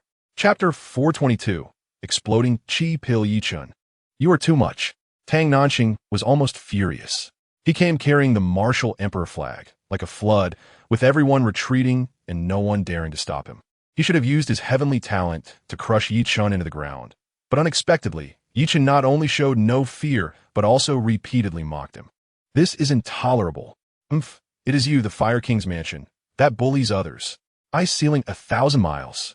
Yi Chun swung the great wilderness sword, and a surge of cold air erupted from it, like a great river breaking its dam. Wherever it went, everything in the void was frozen. The flames of the heavenly fire divine dragon were extinguished in an instant, followed closely by being sealed in ice. The cold air surging towards Tang Nanxing like a tidal wave. Still, I can overcome you. Yi Chun sneered. Ice overcomes fire, an unchanging law since ancient times. What? A startled cry came from the spectator stands, as Gao Tian and others were left dumbfounded. The fourth-tier advanced martial skill, ice ceiling 1,000 miles, was actually displayed by Yi Chun with power comparable to a fifth-tier low-level martial skill. Fifth-tier low-level martial skill? The entire venue erupted. Peak figures like Shan Taishan, Gu Huaqing, and Huang Jinjiu all changed their expressions. This level of martial skill, even for them, must be taken seriously. It seems we have been overly worried. Chapter 423. Instant Annihilation Boom. Harmonizing down 9th layer. Tang Nanxing's aura had already surged to the harmonizing down 9th layer. Quickly stop him. Jiang Chuan, Huang Yinyan, and Nangong Yue all turned pale. Ma Nu, Huang Yu, and Nangong Qi were already on edge, swords drawn. Yi Chun on the arena was forced into a position where he had no power to fight back. He used snow drifting down, but Tang Nanxing shattered it with a single strike. He used ice sealing 1,000 miles, yet it was still broken with a single blow by Tang Nanxing. At the harmonizing down 9th layer, even without martial skills, Tang Nanxing's attack power was explosive. This is the power gap caused by a vast difference in cultivation. Hiss! Suddenly, Yi Chen's left arm ignited. His sleeve instantly turned to ash, revealing severe burns on his left arm. The intense heat erupting from Tang Nanxing had reached an unstoppable level. Ma Nu, without hesitation, flew towards the arena. No one is allowed to approach. Yi Chen shouted angrily, and Ma Nu stopped outside the arena, anxiously watching him. Huang Yu, Nangong Qi, and others had to suppress their restless emotions. Yi Chen, you are quite a character. I will make your death quick. Tang Nanxing's sword techniques were like a storm, forcing Yi Chen into an extremely small space. Even if he used his carefree technique to the utmost, he was still like a trapped beast. Chapter 424. The Might of the Grand Marshal Shan. What are you trying to do? Jiang Chen was furious. Your Highness, Yi Chen killing the Fire King's heir, who bears the Martial Emperor flag, is disrespectful to the Martial Emperor, equivalent to treason, and should be executed on the spot. Shan Taishan spoke with imposing authority. Do you dare? Where are the Imperial Guards? Jiang Chen shouted angrily. Clatter, clatter, clatter. Another batch of soldiers rushed into the martial arts arena. Capture the Shan family soldiers. Jiang Chen commanded authoritatively. However, to Jiang Chen's shock, the Imperial Guards did not move. Their leader, He Tianlei, surprisingly looked to Shan Taishan, seeking his opinion. Shan Taishan calmly ordered, Imperial Guards, obey orders and protect Her Highness. Yes. He Tianlei waved his hand, and the Imperial Guards quickly surrounded the area where Jiang Chen was, seemingly protecting her, but actually restricting her freedom. Jiang Chen stared wide-eyed, incredulous. The Imperial Guards actually did not follow her commands, but obeyed Shan Taishan's orders, sending a chill down her spine. Are you trying to rebel? Shan Taishan. Jiang Chen bit her teeth, enunciating each word. Shan Taishan spoke with righteous authority. Your Highness, you are now in charge of the Regency and should uphold the dignity of the royal family and the laws of the court. Yi Chen's open treason. If you continue to protect him, how will the common people view you? I am doing this to protect you, Your Highness, and have no choice but to act. Chapter 425. Warriors of the Dynasty Sword Formation. After a prolonged attack with no success, Huang Yinyan was somewhat anxious. With a delicate shout, the Huang family members immediately retreated around her, forming a specific formation. Battle formation. With a command from Nangong Yue, the experts of the Nangong family and the Tianwu Chamber of Commerce formed their own formations. In a short while, the Huang family members formed a sword chi. The Nangong family members formed an energy sphere, and the Tianwu Chamber of Commerce members formed a blade chi, simultaneously crashing into the Shan family army's formation. Boom, boom, boom. 3 loud explosions shook the heavens and earth. The outer forces of the Shan family army were finally broken, with dozens of them seriously injured. However, the remaining Shan family soldiers moved in an orderly manner, repositioning themselves to form a battle formation once again. Old Manly, Jiang Chen glared at Li Daoyuan, feeling utterly powerless at this moment. As the esteemed princess of the kingdom, seated in the court wielding regent authority, everyone in the court obeyed her. Yet she never imagined she would receive such a harsh lesson today. Without real power in her hands, even if she sat on the supreme throne, it would be in vain. Here they come. Li Daoyuan looked towards the palace direction and suddenly chuckled, as if he had anticipated something. A man in golden armor flew from the direction of the palace, hovering in the northern part of the martial arts arena, his tiger-like eyes wide open. Exudino Imposignoha. Chapter 426. Jiang Chen's Fury, truly the first healing treasure pill of the Jiang dynasty. Yeise residence, Iner Karthyart. Yi Chen sat cross-legged, his face radiant and full of energy. After more than half a month of healing, he not only restored to his peak, but also successfully broke through to the harmonizing Dao 4th layer. These achievements stemmed from a small pill, the Dragon Origin Golden Pill. Not only that, but within the Dragon Origin Golden Pill, there was the essence blood of a powerful demon beast. After Yi Chen completely refined it, he gained its bloodline talent for self-healing. Yi Chen raised his left hand, with his right hand forming a sword finger gently slicing across his left palm. Hiss! A wound appeared, blood gushing out. Yi Chen activated his bloodline talent for self-healing. Swish, swish, swish. The wound glimmered with blood light, and in no time, it healed at a speed visible to the naked eye. It was simply miraculous. With this self-healing ability, in the future, minor external injuries would no longer require pill treatment. Chen exclaimed joyfully. Although the self-healing ability still cannot reach the level of bringing the dead back to life, it is indeed an incredible talent. With the breakthrough to the harmonizing Tao fourth layer, his natal treasure, the Great Wilderness Sword, can be upgraded to a mid-grade spiritual weapon. Chen took out the Great Wilderness Sword, comprehended the laws of heaven and earth, refined the heavenly patterns, and tempered the Great Wilderness Sword. Chapter 427. Big Trouble under Chen's persuasion. Ma Nu finally agreed to serve Jiang Churen and followed her to take office in the Imperial Forest Army. Senior, I've worried so much about your soul clone. How are you going to reward me? Chen joked with the Devourer Demon Lord. Well done. The Devourer Demon Lord replied indifferently. Chen felt delighted. He thought the Devourer Demon Lord wouldn't respond to him. Senior, what about the reward? Chen eagerly asked. In the future, if you encounter danger, I will help you once. The Devourer Demon Lord said. Chen's eyes widened in shock. What started as a casual joke unexpectedly yielded such a great benefit. This was simply a pleasant surprise. Senior, you're not joking, are you? Chen asked cautiously. The surprise was so great that it felt somewhat unreal. When have I ever joked? The Devourer Demon Lord said discontentedly. You are a person of your word. You never joke. Chen hurriedly flattered. A chance for the Devourer Demon Lord to intervene was far more precious than any reward, and Chen must cherish it. However, he was also puzzled. The Devourer Demon Lord had two soul clones, Jiang Churen and Nangong Yue, and despite Chen having helped them many times before, the Devourer Demon Lord never mentioned a reward. Chapter 428. Amazing Secret. Chen let out a soft hum, and the Great Wilderness Sword silently appeared in his hand. He activated his bloodline talent, the power of heavenly thunder, while simultaneously performing the flashing destruction sword technique. At the moment the terrifying lightning power made contact with the Great Wilderness Sword, Chen controlled the sword to swing upwards towards the sky. Boom! The torrent-like lightning was flung into the sky by Chen, exploding and causing the heavens and earth to tremble, attracting the attention of countless people in Shengwu City, all of whom were utterly shocked. What kind of powerful being could unleash such an earth-shattering move? Above the Huang family, could it be Huang Jinzhou? Has his strength improved again? Many prominent figures were alarmed. At the Huang family, Chen retracted the Great Wilderness Sword and hurriedly helped Huang Jinzhou up. Cough, cough, cough. Young friendy, I'm fine. I can manage on my own. Huang Jinzhou's old face turned purple, but he still tried to put on a brave front. Seeing that Huang Jinzhou was indeed unharmed, the people of the Huang family finally felt relieved, looking at Chen with respect and gratitude.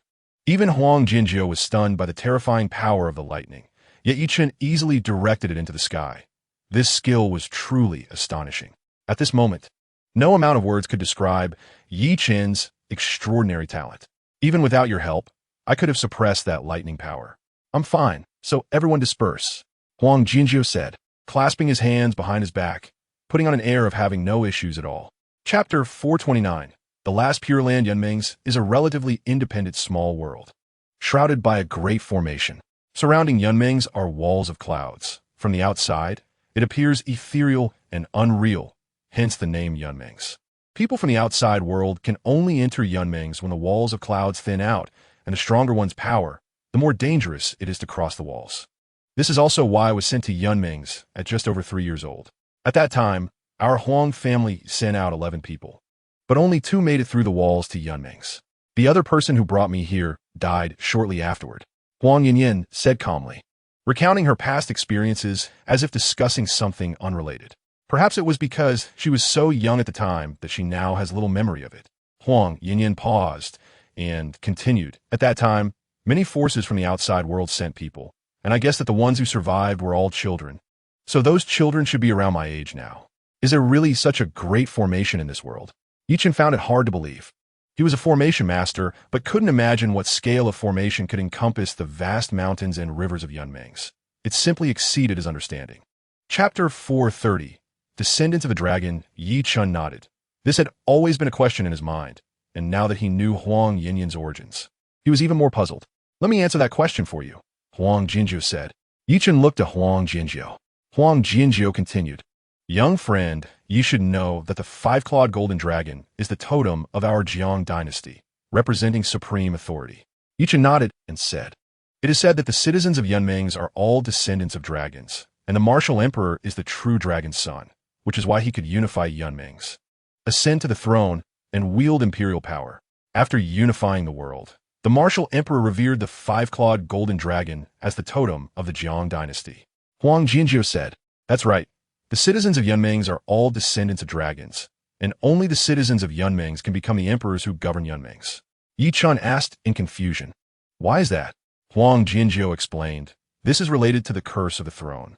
Since ancient times, only the citizens of Yunmings could ascend to the throne and wield imperial power to a certain extent to counteract the curse. If outsiders ascend to the throne and govern, they cannot withstand the curse and will inevitably die within a short time. Yichen exclaimed, Such a thing exists. Huang Yinyan added otherwise. Do you think my sister would want to rebel? Why only focus on the queen's throne and not directly ascend to the throne as emperor? My sister is not a citizen of Yunmings, and if she were to ascend, it would end very badly. She is still young and doesn't want to die. Chapter 431. The Devourer Demon Lord leaves Senior. Why are you leaving? And where are you going? Yichen was surprised. Ever since he obtained the demon path space, the Devourer Demon Lord hadn't left. There are some things I need to confirm. The world situation has changed somewhat while I have been sleeping these years. The Devourer Demon Lord said indifferently. Are you referring to Yunmings? Yes. What was Yunmings like before? Before, Yunmings was known as the homeland of dragons. But it was not shrouded by great formation, the Devourer Demon Lord said. As for when the formation was set up to hide it from the world, I do not know. That was during my time of slumber. Senior, you must be careful, Yichen said with concern. The Devourer Demon Lord chuckled lightly and left. She rarely smiled. It was unclear whether the smile was due to Yichen's unwarranted worry or his concern for her. However, Yichen felt quite gloomy. Although he had little interaction with the Devourer Demon Lord, she had become an indispensable part of his life, and her sudden departure left him feeling empty inside. Huang Yinyan rode the Qilin beast to catch up, and upon seeing Yichen walking listlessly down the street, she smiled and had the Qilin beast run alongside him, matching his pace. Chapter 432. Wei Yichen Shan Xiongshi, who are you trying to impress here? If it weren't for your family's deceit towards the princess of the state, do you think you could sit here barking like a dog? Are you not clear about what kind of person you are? Stop trying to seek attention here. It will only humiliate yourself. Huang Yinyan ruthlessly retorted. Huang Yinyan, you filthy-mouthed girl. Shan Xiongshi leaped to his feet, trembling all over as he pointed at Huang Yinyan. Huang Yinyan's sarcasm was simply unbearable. Don't be so agitated. If you're not convinced, you can challenge Yi Chun to a duel. Do you dare? Huang Yinyan said disdainfully. Shan Xiongshi was so angry he nearly spat blood. But he really didn't dare to fight Yi Chun. Although Yi Chun was crippled, his current combat power was still formidable. If he fought Yi Chun, it would be nothing but self-humiliation. As for challenging Huang Yinyan, he had even less confidence. Despite her usual unruly demeanor among the younger generation of Shengwu City, no one dared to provoke her lightly. Several elders had given Huang Yinyan very high evaluations. A dangerous person. Yichen gave Huang Yinyan a thumbs up, and with just a few words, he left Shan Xiongshi speechless. Impressive. Huang Yinyan raised an eyebrow at Yichen, clearly pleased with his words. Chapter 433. The queen summons hand them over to the imperial physician's courtyard. They must be healed before the martial arts tournament. Jiang Churen instructed Hua Qiulin. Yes. Hua Qiulin called for people to take the three away. Everyone was at a loss for words. You ordered them to be beaten like this. And now you want them healed? However, Jiang Churen's series of actions showcased the might of the national princess. Many arrogant people, who had previously looked down on the national princess, began to feel a sense of awe. A palace maid came in and quickly wiped away the blood on the ground. And Jiang Churen invited everyone to take their seats. After she sat in the main position, she suddenly pointed to the left and said, "Place the seat for you warrior next to me." The palace maid immediately sprang into action. Such favor made many people feel jealous.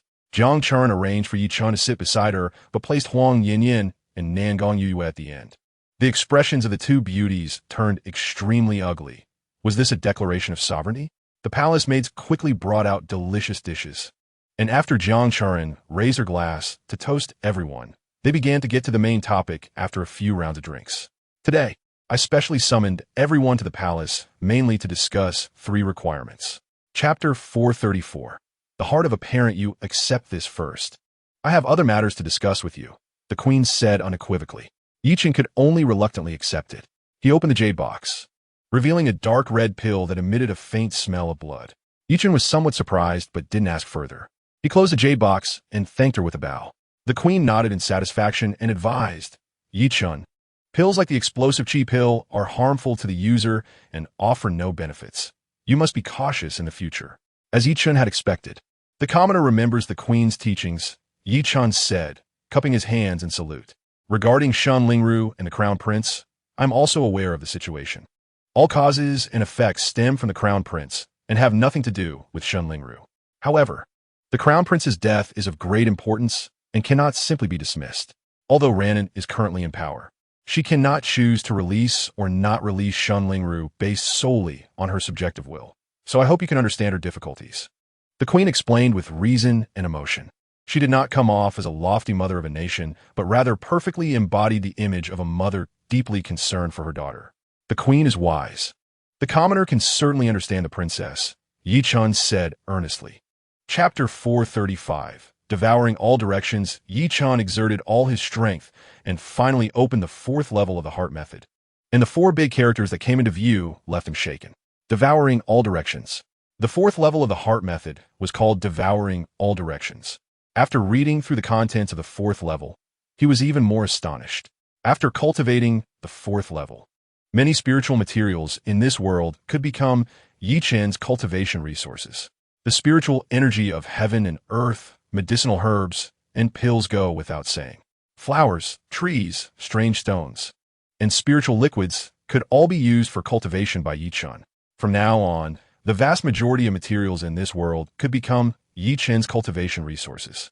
This was simply outrageous. After carefully studying it, Chen began to cultivate according to the 4th level's instructions. In an instant, his body transformed into an endless black hole, frantically absorbing spiritual energy from all directions. In less than the time it takes to drink a cup of tea, all the plants and trees in the backyard withered. Stones shattered, and some spiritual ornaments turned to ashes. Even the spiritual energy of the formation was forcibly stripped away by Chen.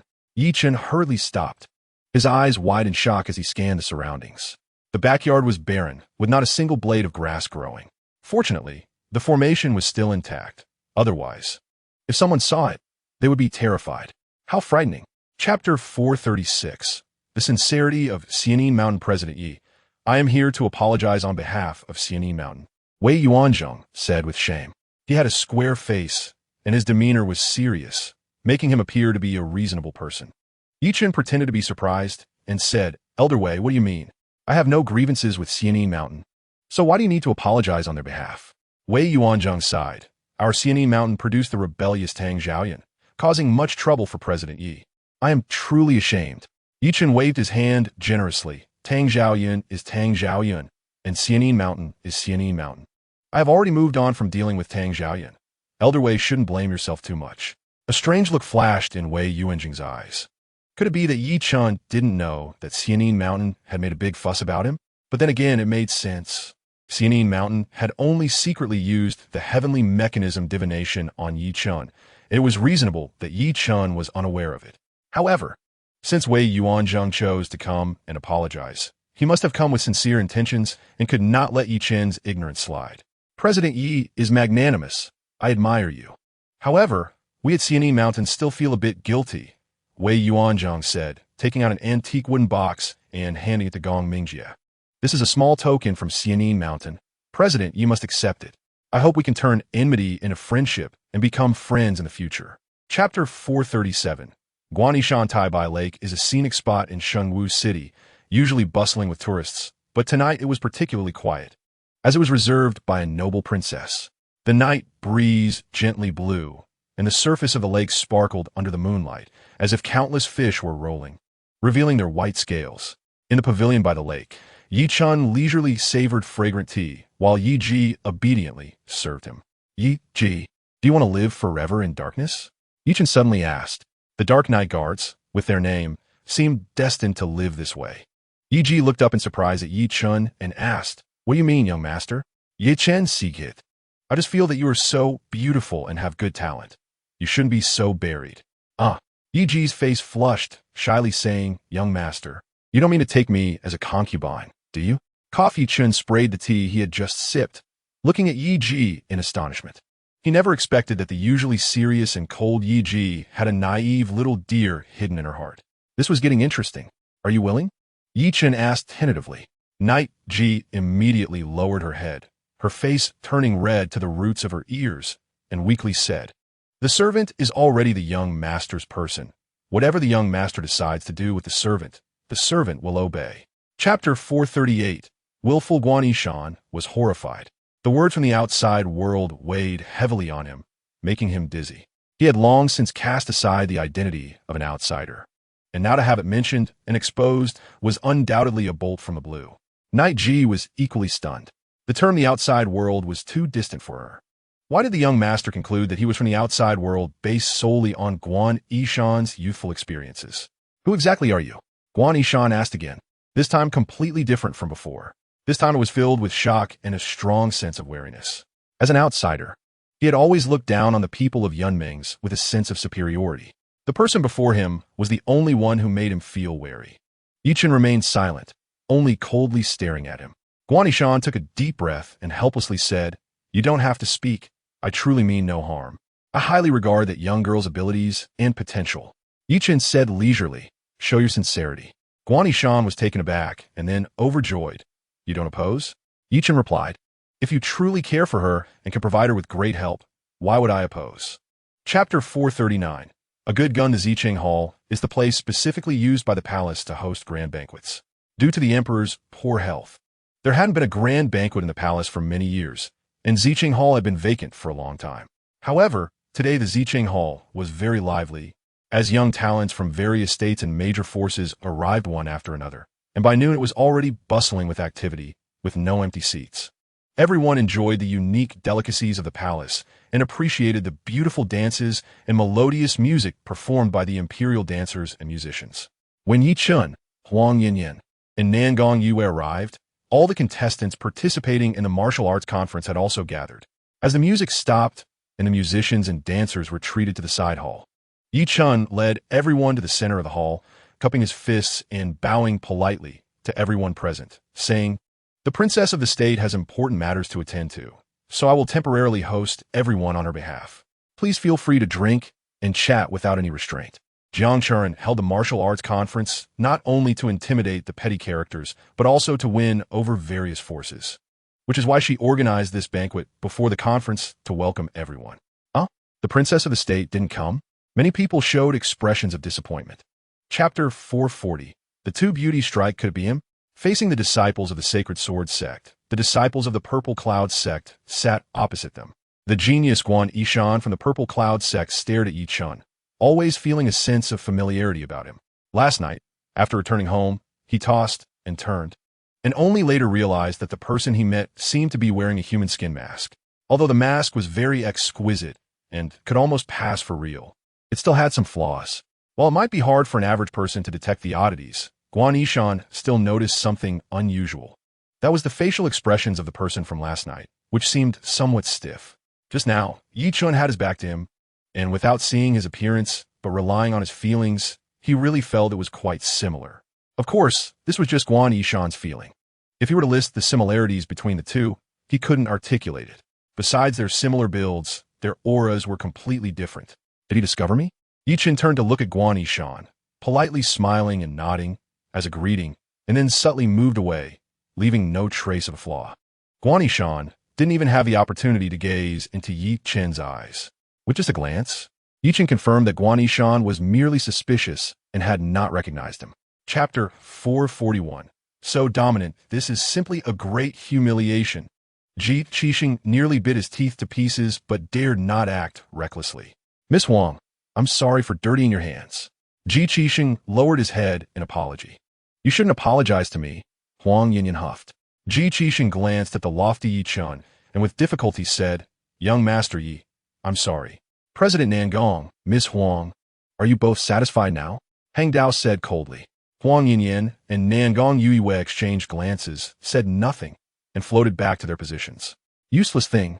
Hang Dao quietly scolded Ji Qixing, his gaze shifting to Yi Chun, gradually becoming cold and sharp. In his heart, he was shocked. What charm does this person have? Not only is he the confidant of the princess of the state, but Huang Yinyan and Nangong Yuiwei even disregarded their identities to fight for him. All the eyes in the room were once again focused on Yi Chun, and everyone was equally shocked. Just a waste who can only hide behind women. I hope I don't encounter him at the martial arts conference, otherwise I will definitely make him lose face. Yi Chun had no idea that in just a fleeting moment, he had gained countless potential opponents. Chapter 442. Martial Arts Conference. The Great River Sword Technique emphasizes a grand momentum and is divided into two forms. The first form, the Great River Flows East, is a high-level fourth-tier martial technique. The second form, the Milky Way Falls from the Nine Heavens, is a low-level fifth-tier martial technique. In terms of power, it cannot be compared to the Nine Heavens Thunder Sword technique, but it is still one of the top martial techniques within the Zhang dynasty. Even the top figures in the Zhang dynasty would take 3 to 5 years to master both forms of the Great River Sword technique. Yi Chen activated his bloodline talent, half a day to master 100 techniques, and completed both forms in just 8 hours. His bloodline strength and true qi were completely exhausted. However, this was not a big deal for Yi Chen at this moment. Not only did he begin to cultivate the fourth level, devouring all directions, with his cultivation speed rapidly increasing, but he also had plenty of cultivation materials available. Restoring to peak condition before the second round of the martial arts conference would not be a problem. In the blink of an eye, the first round of the martial arts conference, lasting 3 days, came to an end, and among the hundreds of young talents from various states and forces, 27 emerged victorious. The citizens of Shengwu City and people from all directions witnessed thrilling battles. Originally, compared to the Imperial Army, everyone looked down on the young talents from various states and forces. The first round of competition did not involve the Imperial Army, which left many feeling disappointed. Chapter 443. Another slap. Yi Chen said solemnly, I certainly know her value and talent. I can let you interact with her, but whether she practices with you still depends on her own will. Although Wang Xiaohe only had a human-level bloodline, her bloodline talent in summoning exotic beasts was truly exceptional. With her talent, she could easily form a great army of monsters, and all major forces would treat her as a guest of honor, which is why even the War King's mansion sought to recruit her. Guan Yishan laughed heartily. I'm confident I can persuade her. Just leave her to me. You can rest assured. Yi Chen stood up and returned the Demon Emperor Sacred Heart technique to Guan Yishan, saying, You can give it to her yourself. I'll take you to see her. Yi Chen led Guan Yishan away from the Yi residence to a small courtyard. She doesn't live with you? After Guan Yishan asked. He quickly realized the reason. Are you worried about her safety? From now on, I will protect her, and with my army of 10,000 demons by her side, no one can harm her a single hair. Guan Yishan patted his chest in assurance. Yi Chen said nothing as they arrived at the small courtyard and called Wang Xiaohe inside for a detailed discussion. Xiaohe, this person is Guan Yishan, a talented disciple of the Ziyun sect who loves dealing with demon beasts. He values your talent, and I see that he can help you a lot. So I want you to follow him in your training. Chapter 444. Poor performance. Yi Chen is a prominent figure in the Jiang dynasty, and the attention on him is immense, immediately causing an uproar in the arena. Yi Chen actually knocked out the Sacred Blade Sect's Ji Qixing with a single slap. That's too fierce. This is Ji Qixing, a super genius who shone brightly in the first round, and yet he is no match for Yi Chen. Didn't they say Yi Chen was useless? How can he still be so terrifying? Many who were waiting to see Yi Chen make a fool of himself were greatly disappointed. The surrounding noise was too loud, affecting the normal proceedings of the competition. Many on the platforms involuntarily turned their gazes toward platform number 7, their faces twitching uncontrollably. Trash. Simply a piece of trash. The not yet on stage young master of the Sacred Blade sect, Hang Dao, was furious and glared coldly at the proud figure standing on platform number 7. His face dark enough to drip water. After the referee announced Yi Chen's victory, he exited the platform. Huang Yinyan and Nangong Yuiwei smiled as they approached. Although they were not surprised by such performance, they were still happy for Yi Chen. Yi Chen then began to pay attention to the competitions on other platforms. Among the remaining 5 from the court's army, only Gu Yuhan, the first of the younger generation from the Gu family, and Siepeng Shan appeared relatively relaxed. The others seemed to be struggling. Chapter 445. Heroes yield. Where are the 8th prince and the Liang Wang's heir? Jiang Chen asked. Only 11 from the court's army came. Jiang Yong and Jiang Fei did not come. Your Highness, I've already sent someone to invite them. Hua Qiulin respectfully replied. No need. Convey my command. The 2 of them are to reflect in the residence and not come out to embarrass themselves. Without my order, they are not to leave the residence. Jiang Chen ordered angrily. All right, Yi Chun, Huang Yinyin, and Nangong Yue stay. The rest may withdraw. Jiang Chen endured her immense anger and ultimately managed not to explode. After everyone left, she looked at the 3 seriously and asked, do you have confidence in securing a top 3 finish? Previously, she had been very confident, but now, seeing the performance of the geniuses from the 4 major sects, her confidence had evaporated. Yi Chen said nothing, as he was determined to win first place in the martial arts tournament. Huang Yinyin pursed her lips and said, Your Highness, the top 3 can't just be taken easily. Jiang Chen sighed, suddenly took a step back, cupped her fists, and deeply bowed to the 3, sincerely saying, I ask for your help in the upcoming competition. Huang Yinyin curled her lip, wanting to say something but hesitating. Chapter 446. The real battle begins. 8-fold harmonization. Li Qingfeng was the only expert at the 8-fold harmonization level. Doesn't that mean he is already the first among the younger generation? Truly the young master of Xianin Mountain, the top of the 4 major sects. What rival can stand against him? He has essentially reserved the first place in the martial arts tournament in advance. Everyone was taken aback. I didn't expect Brother Li to have already reached the 8-fold harmonization level. In that case, I can only admit defeat, Wu Hao said with a bitter smile. If they were of the same realm, he could still compete with Li Qingfeng, but Li Qingfeng's cultivation had surpassed him by 1 level, making it unnecessary to continue fighting. Wu Hao directly admitted defeat. Thank you. Li Qingfeng calmly cupped his hands, easily securing a victory. So what if he asks at the 8-fold harmonization? Hasn't this young master already beheaded many opponents of a higher level? Hang Dao, after a moment of surprise, scoffed disdainfully. President Nangong, prepare to end this. Watch the blade. Hang Dao's sword technique suddenly turned into a storm, overwhelming Nangong Yue with an unending torrent of blade shadows. The graceful Nangong Yue was immediately forced into a desperate situation. Sizzle. Suddenly, her right arm was cut by the blade's energy, blood pouring out. Nangong Yue let out a proud snort and hurriedly checked her injury. Chapter 447. The natural adversary of Yin, Xiaoyuan. You all thought I was useless. That really leaves me speechless. Yi Chen shook his head helplessly, wondering why some people are so self-righteous. Boom! His body shook, and his aura quickly soared, instantly reaching the 5-fold harmonization. The color of Yin Xiaoyuan's face darkened instantly. This was beyond his expectations. Wasn't he supposed to be useless? On the judge's platform, Shan Taishan looked at Yi Chen in shock, incredulous. That day when Yi Chen fought against Tang Nanxing here, he witnessed Yi Chen's sudden surge in cultivation. It was clear he had taken an explosive pill. The side effects of taking an explosive pill are irreversible. Even with the healing pills, Qingli pill, 9 Shuningan, and Dragon Origin Golden pill, it would be impossible to return to peak condition. In short, Yi Chen's talent was no longer what it once was. Maintaining his current level was already a miracle, and breaking through would become increasingly difficult. Yi Chen not only broke through, but also advanced 2 levels in just a month or 2. Is this called being useless? This is still extraordinary talent. Ha, Deputy Commander Shan. I'm afraid this time I'm going to win. Jiang Chen was very happy. Seeing Shan Taishan's astonished expression brought her satisfaction.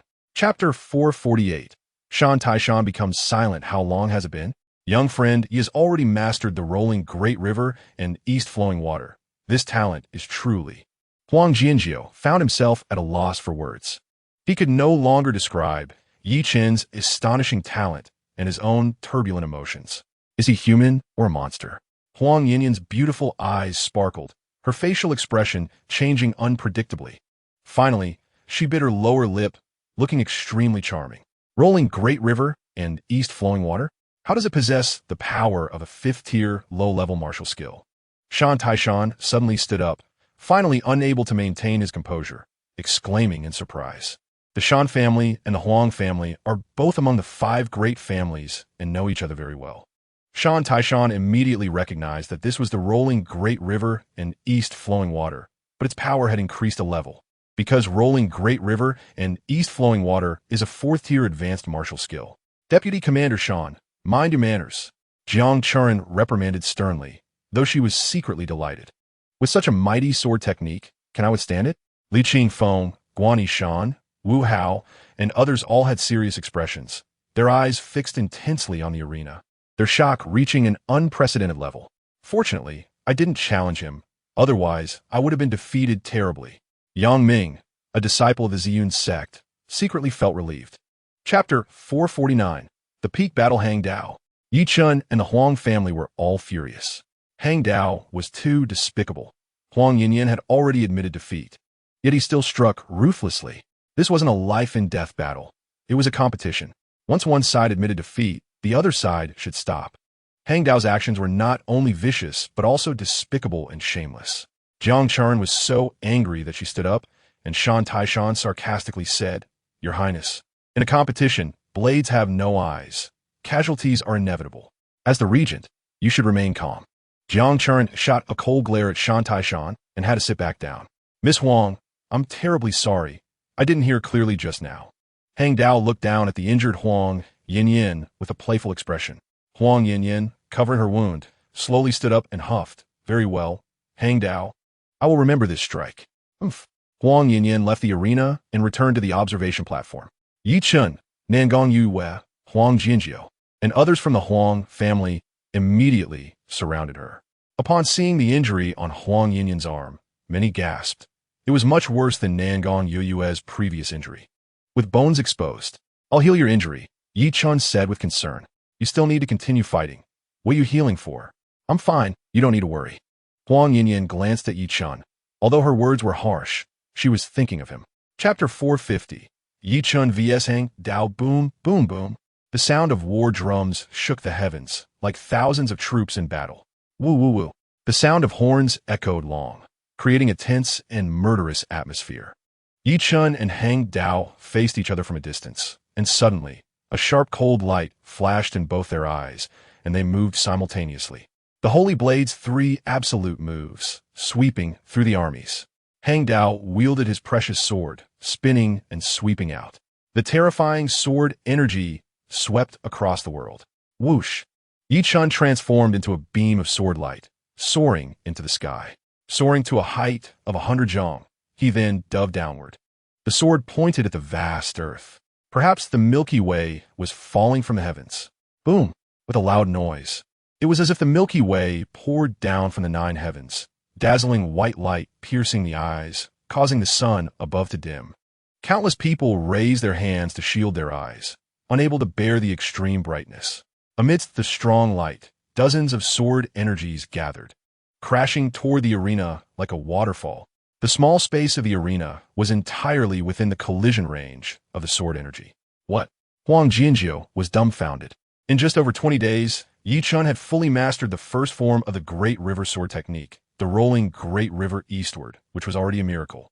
Unexpectedly, he had also fully mastered the second form, perhaps the Milky Way falling from the heavens. Chapter 451. Blades cannot penetrate. Clang, clang, clang. The swords clashed, sparks flying. The sound of their collision echoing through the world. On the arena, the two figures became almost indistinguishable, unleashing a terrifying battle with extreme speed and fierce moves. Soon, the two had exchanged dozens of blows. Yi Chun kicked Hang Dao in the abdomen, and Hang Dao also kicked Yi Chun in the abdomen, both quickly separating and flying backward. After landing, Hang Dao looked at the precious sword in his hand, his eyes twitching. His sword blade had numerous nicks and cracks, while Yi Chun's sword remained unscathed. A mid-grade spirit weapon actually had the upper hand against a top-grade spirit weapon. What material was Yi Chun's sword made from? Countless people were shocked. Hang Dao's precious sword was a top-grade spirit weapon and should have a crushing advantage over a mid-grade spirit weapon. Yet the opposite was true. It was evident that the refining materials used for Yi Chun's sword far surpassed those used for Hang Dao's precious sword. Otherwise, it would be impossible to achieve such a feat. Hang Dao's gaze locked onto the great wilderness sword, a glint of greed flashing in his eyes, and he coldly snorted before lunging at Yi Chun again. Swish! His sword swept toward Yi Chun's neck. Yi Chun shifted to avoid it, and the great wilderness sword slashed diagonally toward Hang Dao's armpit. Chapter 452. Striving for first place, Yi Chen's injuries were healing rapidly. Had he taken healing pills? I didn't see that. No healing pill could have such miraculous effects, right? Could it be his bloodline talent? Clang! The sound of a fierce collision echoed, and the uproar faded away. Yi Chen swung the great wilderness sword with both hands, unleashing the fourth-tier, low-level martial skill, the true martial sword technique, with sword shadows overlapping. The offense like a sudden storm. This level of martial skill couldn't harm Hang Dao at his peak, but at this moment, it was just right. The two fought fiercely. At first, Hang Dao could still trade injuries blow for blow, but gradually, he dared not exchange injuries with Yi Chen anymore, because Yi Chen's offense became increasingly ferocious. The great wilderness sword slashed at his body, even managing to cut through the black substance on his surface, even if it couldn't cause him damage. The pain was indeed unbearable. Clang, clang, clang. After over 200 exchanges, crack. Hang Dao's precious sword was sliced in two by Yi Chen, the tip flying away. Hang Dao broke out in a cold sweat. Yi Chen's sword was too sharp, and his offense was too strong. Why do I feel like Yi Chen is getting stronger the more he fights? Chapter 453. The visit of Prince Jing. Swish, swish, swish. Inside Yi Chen, a sound like flowing water resonated. He operated the sky, swallowing transformation technique, frantically refining the energy of the dragon origin golden pill. In less than 3 hours, he completely refined and absorbed the energy of the dragon origin golden pill. The fourth level of devouring the 8 directions was indeed terrifying. His injuries had healed, but the consumed bloodline power and true qi had not yet recovered to their peak. Yi Chen took out a large number of pills, preparing to continue his cultivation when suddenly, a voice from outside rang out. "Young Master Yi, Prince Jing has come to visit." Prince Jing? Yi Chen was taken aback.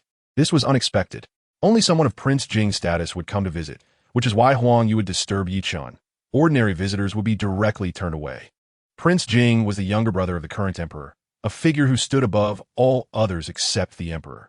Before the emperor had conferred Jiang Churen as the princess of the state, he was the strongest contender for the heir. He had a high reputation both inside and outside the court, and people spoke of him. Prince Jing is wise and martial, possessing the demeanor of the current emperor.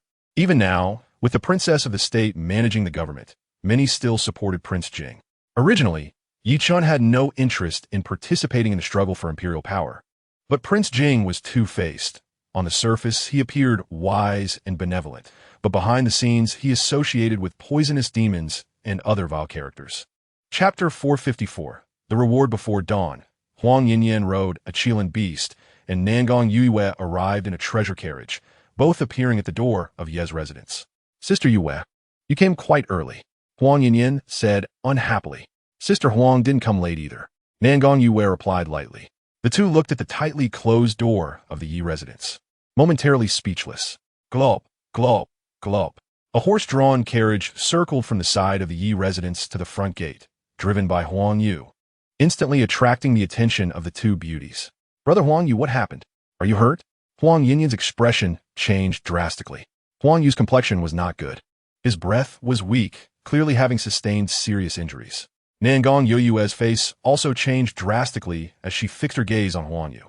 Huang Yu glanced at the two beauties and coldly said, "Young Master Yi is fine." Upon hearing this, both beauties secretly breathed a sigh of relief. "How did you get hurt?" Huang Yinyan asked. Huang Yu did not answer. Huang Yinyan rolled her eyes, truly a blockhead. "Since you are injured, you should go back and recuperate. Little brother Yi Chen can accompany me." Huang Yu said nothing and turned the horse-drawn carriage back. Huang Yinyan smirked. This blockhead still understands human feelings. "Sister Yue, what do you think the emperor summoned us to the palace for this morning?" Huang Yinyan looked at Nangong Yue. Chapter 455. The Crown Prince, Your Majesty, absolutely not. Chui Guang, a sycophant of Shan Taishan, was the first to jump out and vehemently oppose. Since the martial emperor opened up the world and unified Yunmings, the Jiang dynasty has never had a female crown prince. A woman in power leads to chaos. It is the path of disorder. Your Majesty, please think twice. Please think twice. Most of the military officials, led by Shan Taishan, knelt down, their expressions sincere, as if they were genuinely considering the court's interests. Ridiculous. The achievements of the princess of the state since taking office are evident to all. To deny all of Her Highness's accomplishments simply because she is a woman is too outdated. Zhang Zhen, the Marquis of Wu Wei, stood up and angrily rebuked the kneeling officials, then bowed to the emperor. Your Majesty's decision to appoint the princess of the state as the crown prince is a wise move. Your Majesty is wise. The princess's supporters immediately knelt in a large number, but in comparison, both in quantity and rank, they were much weaker than those of the Jingwang faction. Minister 1. What is your opinion? The emperor looked at Gu Huaqing. Most of the civil servants led by Gu Huaqing had not expressed their opinions. It seems they have already distanced themselves from the Jingwang faction. Appointing a crown prince is both a national affair and a matter of Your Majesty's family.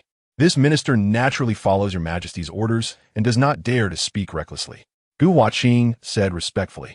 Chapter 456. The first genius of Yunmeng's, Yi Chen walked out of the Taiji Hall, where Huang Yinyin and Nangong Yue were still waiting outside. We will go to the dungeon with you, the two said in unison. Yi Chen shook his head and said, Thank you, but you don't have to. I can go alone. Huang Yinyin and Nangong Yue sighed and did not insist. The three of them walked out of the palace together, where a large number of soldiers and carriages were gathered outside the palace gate. Suddenly, a man in armor, with a serious and stern expression, walked up to Yi Chen and knelt on one knee, gratefully saying, Young Master Yi, thank you.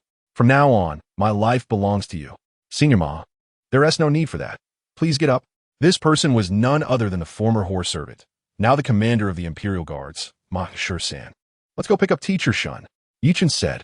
Ma Shisan nodded, waving his hand. A soldier led a mount to Yi Chen's side, and Yi Chen mounted the horse, with Ma Shisan leading the soldiers alongside. They did not wait long outside the dungeon before the Shun family was released. Seeing the light of day again, the members of the Shun family felt as if they had been reborn. Many were overjoyed to the point of tears, but only Shun Lingru maintained a faint smile. Calm and unperturbed.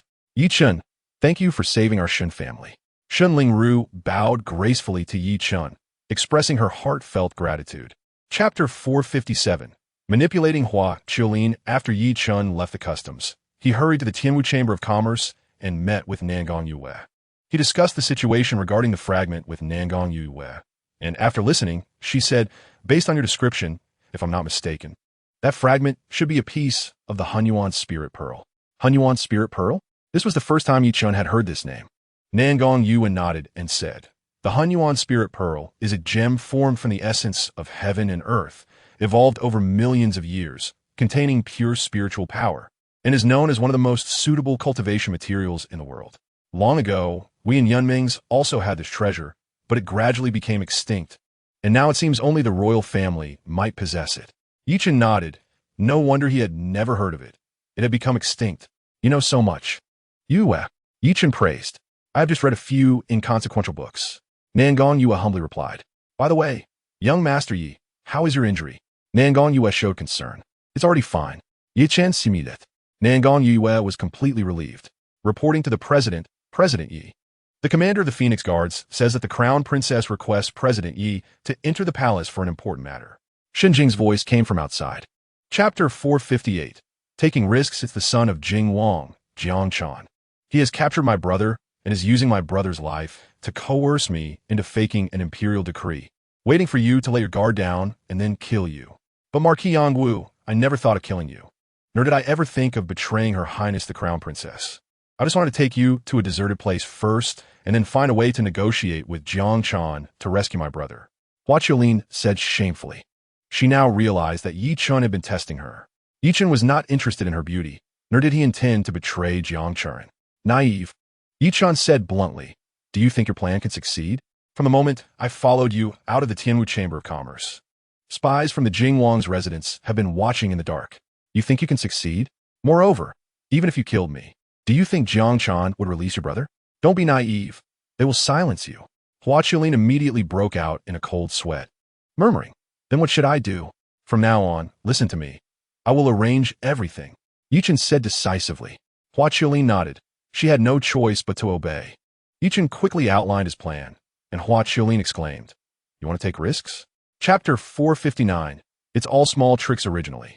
There is no morality to discuss with someone as ruthless, insidious, and despicable as you. But you actually said I picked up a bargain that I cannot tolerate. Brother Huang Yu, step aside. Yi Chen's gaze suddenly became sharp, and Huang Yu quietly stepped aside, while Huang Jianjiu did not express any further opinions. Among the younger generation, they had absolute confidence in Yi Chen. Jiang Chan's mouth curled up slightly, revealing a meaningful smile. Boom! His body suddenly shook, and a terrifying aura erupted like a volcanic eruption, shaking the heavens. Heavenly integration, 9th level? Hua Qiulin exclaimed, while Huang Yu and Huang Jinjiu's expressions changed. Li Qingfeng, at the 8th level of heavenly integration, was regarded as a unique figure among the younger generation. Unexpectedly, Jiang Chan has actually reached the 9th level of the harmony path. Seeing everyone's surprised expressions, Jiang Chan disdainfully curled his lips. His body shook violently again, and a kingly aura belonging to the royal bloodline swept in all directions. Huang Yu, Hua Qiulin, and Huang Jianjiu instantly felt a pressure coming from their bloodlines. Royal bloodline? Huang Jianjiu became unsettled. They fell for it.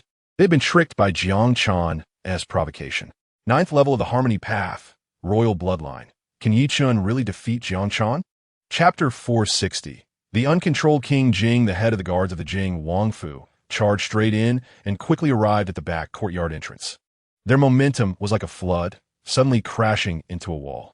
Huang Jianjiu, when did you become the gatekeeper of the Yi residence? The Jing Wang frowned fiercely, gritting his teeth.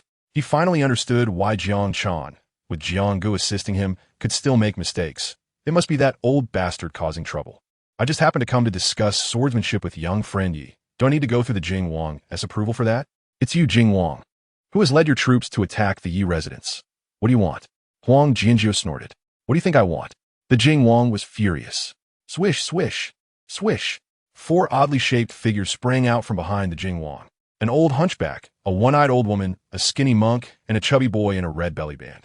Each of their gazes was as sinister and terrifying as a venomous snake, exuding a chilling aura. For ghosts of Mao Shan, just those 4 useless ones? Huang Jianjiu looked down on them. Kill! At the Jing Wang's command, the 4 monsters simultaneously lunged at Huang Jianjiu. Do they really think our Tianwu Merchant Association is easy to bully? A cold female voice rang out. Nangong Yue descended. Following her were Nangong Lu, Nangong Tu, and many powerful members of the Tianwu Merchant Association, surrounding the Jing Wang's guards. Chapter 461. Chaos is about to erupt. Yi Chen remained silent. Not going to say. You think not saying means I don't know? Hua Qiulin has already told me everything. Jiang Chen said angrily. You didn't make things difficult for her, did you? Yi Chen asked, as he had not seen Hua Qiulin when Jiang Chen brought the Phoenix Guard earlier. What is your relationship with her? Why are you so concerned about her? She committed such a serious crime, and you still protect her? Jiang Chen became increasingly furious. Yi Chen sighed and said, she has been quite loyal to you, and now you are in need of people. There is no need to hold on to this small matter. Jiang Chen's eyes brightened. So it was for her sake, and all the anger in her heart dissipated instantly. She couldn't help but smile, but quickly composed herself, adopting a cold demeanor, and questioned, Jiang Chan treats you this way. Why don't you hand him over to me for punishment? Yi Chen countered, Jiang Chan is of royal bloodline. Can you kill him? Jiang Chen fell silent. She really couldn't. The royal family's talents had dwindled for a long time, and it was hard to come by a royal bloodline. The royal family would definitely not allow her to kill him. Yi Chen continued, if Jiang Chan insists that plotting against me was solely his doing and has nothing to do with the Jing Wang, can you touch the Jing Wang? Chapter 462. Internal and external troubles. The War King's mansion and the Fire King's mansion presented 10 charges to the court. The first charge, women in power, mismanaging the country and the people, causing chaos in yin and yang, and muddling the universe. The second charge, traitorous officials controlling the court and shielding the criminal Yi Chen. The third charge, the emperor lacks talent and virtue and cannot bear the curse of the throne, should abdicate in favor of the worthy. The first 2 charges were heavily exploited by Jiang Chen's political enemies. Officials led by Shan Taishan jointly petitioned the emperor to depose Jiang Chen from her position as Tanru and hand over Yi Chen to the War King's mansion and Fire King's mansion for punishment, in order to quell the anger of both sides and avoid disaster for the people. For several consecutive days, these officials knelt outside the emperor's south resting place in the Yangxin Palace, risking their lives to advise, directly pressuring the palace. The emperor did not see them. Tanya Zhang responded swiftly, appointing Marquis Zhang Zhun of Wuwei as the general of the Eastern Expedition, leading an army of 100,000 to meet the enemy. Zhang Zhun split his forces into two. He personally led 70,000 troops east to intercept the Eastern Zhou army, while the deputy general of the Eastern Expedition, Zhang Qian, led 30,000 troops south to intercept the Southern Tang army. Zhang Qian first engaged in battle with the Southern Tang army, achieving victory in the first encounter, curbing the overwhelming momentum of the Southern Tang army. Not long after, Zhang Zhen's 70,000 troops confronted the Eastern Zhou army on the Yunchuan Plain in Zizhou, and after more than 10 skirmishes, the Court's army was defeated and forced to retreat repeatedly by the Eastern Zhou army. Chapter 463. The Invincible Eastern Zhou Army? The Yi resident's carriage stopped outside the palace. Yi Chen said to Huang Jianjiu, Nangong Lu, and Shen Lingru, who were sitting with him, "You three wait for me here. I'll take Huang Yu into the palace." The three insisted on personally escorting Yi Chen, so he could only give in. The three nodded. The palace was relatively safe. Yi Chen got off the carriage and walked towards the palace gate with Huang Yu. The number of Imperial Forest Army personnel had doubled, making it feel as if the palace was on high alert. Even though Yi Chen, the renowned Marquis of brave Martial City, could come and go freely in the palace, he still underwent strict scrutiny before entering the palace gates. Upon arriving at the East Palace, Yi Chen frowned at the defensive forces present. Throughout the East Palace, aside from palace maids and eunuchs, there was not a single Phoenix Guard soldier in sight. Jiang Chen had received notice in advance and came out of the discussion hall to greet Yi Chen. This once dazzling and unparalleled lady now appeared much haggard. But in front of Yi Chen, Jiang Chen would not show weakness. With her hands behind her back, she snorted, "What? Are you here to say goodbye to me? Otherwise?" Yi Chen did not give her a good face. The two entered the discussion hall, and Jiang Chen dismissed the attendants. Yi Chen asked, "Have you sent all the Phoenix Guards to Human Pass?" Chapter 464. Almost died of anger, Yi Chen could see through Jiang Chen's little thoughts and snorted, "Don't think too much. I'm not doing this to help you.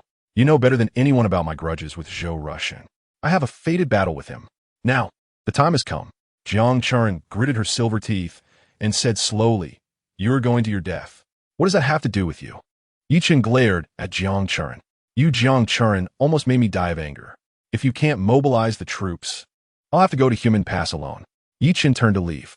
Watching Yi Chen's resolute back as he headed towards death, Jiang Chen felt a pang of guilt and said, "The remaining troops in each state are few. And now there are only the two major garrisons in the imperial capital available, but they are all in Shan Taishan's hands." Yi Chen smiled slightly and turned back, saying, "I don't want the two major garrisons. I only want the southern garrison. Just give me a decree." Jiang Chen shook her head. "It's useless. If my decree could have any effect, would we still be waiting until now? Regardless of whether it works or not, just give me one. Whether I can take down the southern garrison is my business." Jiang Chen thought for a moment, personally wrote a decree, sealed it with the Tonner seal, and handed it to Yi Chen. Chapter 465. Bravely charging into the Longwei army after returning to the Yi residence. Shen Lingru disregarded the strange look from others and pulled Yi Chen into her room, taking off the Yunhuan Chan and handing it to Yi Chen. "If you want tea, let me go with you to Human Pass. Then you must take this with you." Shen Lingru said undoubtedly that it had been a long time since she had put on the airs of a vice president in front of Yi Chen. Yi Chen smiled wryly and said, "Teacher Shen, this is just a piece of clothing, and it's for girls. Can we not keep exchanging it back and forth?" Shen Lingru glared at him and snorted, "What? Do you dislike that your teacher has worn it?" Yi Chen replied, "I know you are worried about my safety, but Shunwu City is even more dangerous than Human Pass. You need a more. Moreover, I am confident that I will win this battle. Don't you believe in me?" "I naturally believe in you, but..." Yi Chen interrupted Shen Lingru and said, "Teacher Shen, time waits for no one. I must rush to the southern garrison to gather the troops immediately. We cannot give Dan Taishan and King Jing a chance to react. Xingwu City has two major garrison armies, the Southern Garrison Army and the Northern Garrison Army, defending Xingwu City and deterring the world. The Southern Garrison Army is called the Longwei Army, while the Northern Garrison Army is known as the Xingwu Army. Since the Northern Garrison Army has always been under the control of the Dan family, people are now more accustomed to referring to it as the Dan family army. Chapter 466. Vassals under the skirt. Yi Xiaoyu, He is using provocation. You have the edict of the princess. Who would dare to defy it? Nangong Lu reminded. Whoever dares to defy it, I will not spare them. Huang Jinjiu snorted, his gaze sharp as a sword sweeping over the generals, no one daring to meet his eyes. Shui Guanyu cupped his hands to the two old seniors and said, both of you are highly respected seniors, admired by thousands. I also respect you greatly. But this is a military camp, so I ask both seniors to show restraint. Yi Chan said, all right, then I will have a fair and just competition with General Chui. This battle was unavoidable for Yi Chan. Even if Shui Guanyu obediently handed over his military authority, it would still be difficult for Yi Chan, who had no prestige in the army, to control this ferocious army. Establishing authority was inevitable. Shui Guanyu had come to him voluntarily, so he would not be polite. Yi Xiaoyu, do you know what his cultivation level is? Nangong Lu's expression changed slightly as he leaned closer to Yi Chun and whispered, his voice as soft as a mosquito's buzz, even though everyone was not far away. Only Yi Chun could hear him. First level of Tongming. Yi Chun whispered back, since you already know his cultivation level, why fight him? Ye Xiaoyu. Although there are only 3 small realms between the 7th level of He Dao and the 1st level of Tongming, there's a large realm gap in between. Even someone as talented as you would find it very difficult to fight across such a large realm. Nangong Lu sighed helplessly. Chapter 467. Battle with Shui Guanyu. Shui Guanyu saw that everyone's emotions were stirred up, and he put on a generous demeanor, saying to Yi Chun, Yang Wu Ho, the arena is ready. Please take the stage. Let this general learn from you, the champion of a martial arts conference. Yi Chun pretended not to hear the sarcasm in Shui Guanyu's words and said, General Shui, may I say a few words? Shui Guanyu casually replied, say whatever you want. Yang Wu Ho. He did not believe that Yi Chun could say anything impressive enough to conquer the crowd and gain their support. Yi Chun stepped forward. Get down, shouted a voice from the crowd. You haven't even grown hair yet. I've eaten more salt than you've eaten rice. What qualifications do you have to command me? The position I have today was earned through countless battles, not something that a subordinate like you is qualified to command. The various vulgar insults were unbearable to hear. Some were arranged by Shui Guanyu in advance, while others felt that Yi Chun was unworthy. Yi Chun was not angry. Amidst the noisy curses, he calmly said, it is clear that General Chui is irreplaceable in the hearts of the soldiers. Shui Guanyu puffed out his chest proudly, thinking that this kid wouldn't be scared off by this atmosphere and would back down. Chapter 468. Submission or not, why do I feel that Yi Chen's swordsmanship is even more impressive? How is this possible? The entire Longwei army was stunned. He has reached the 9th level of He Dao. Yi Xiaoyu has actually broken through to the 9th level of He Dao. Nangong Lu was dumbfounded, as Yi Chen's aura was fully unleashed, revealing his cultivation level. I knew it. Huang Jinjiu smiled bitterly. Boom! Shui Guanyu's momentum suddenly receded like a tide, being struck by the sword energy and heavily crashing down onto the arena, causing a loud noise. It was as if the Milky Way had fallen from the sky, and there was still power left. At least 30 or 40 strands of sword energy condensed into a torrent, rushing towards Shui Guanyu. Why? How can you defeat me? Shui Guanyu roared in unwillingness. He could not imagine that the moment he had been waiting for to make a name for himself and achieve great deeds would turn into a nightmare. Boom, boom, boom. 30 or 40 strands of sword energy exploded around Shui Guanyu. Even if it did not directly impact him, the energy storm from the explosions left him battered and bruised. This was naturally Yi Chun showing mercy. No matter what, Shui Guanyu was still the commander of the Longwei army. And if Yi Chun killed him in front of the thousands of soldiers, it would be difficult to subdue this army. Chapter 469. A good combination of grace and power. Yi Chun pressed his hands down, and the soldiers gradually quieted down. He said loudly, I have a few questions I want to ask you all. Are you the army of the Chui family, or the army of the court? Yi Chen's voice boomed like thunder, invigorating everyone. Naturally, we are the army of the court. A scattered response arose from the crowd. Yi Chen raised his voice and asked again, are you the army of the Dan family, or the army of the court? The army of the court. This time, the responses were much more uniform, and the number of people participating in the response increased significantly. Yi Chen raised his voice once more to ask, are you the army of King Jing, or the army of the court? The army of the court. The response was thunderous, with only a few people remaining silent. Yi Chen raised his voice again for the 4th time and asked, do you obey Shui Guanyu, Dan Taishan, and King Jing, or do you obey the princess? After a brief silence, the crowd erupted into a deafening roar. We obey the princess. Very good. Chen took out the edict and raised it high. By the edict of the princess, I, as the commander of the Longwei army, am to lead the Longwei army to Human Pass to support the Marquis of Wuwei. Are you all willing to join me in battle against the enemy? Willing. Willing. Chapter 470. The army marches out just as dawn broke.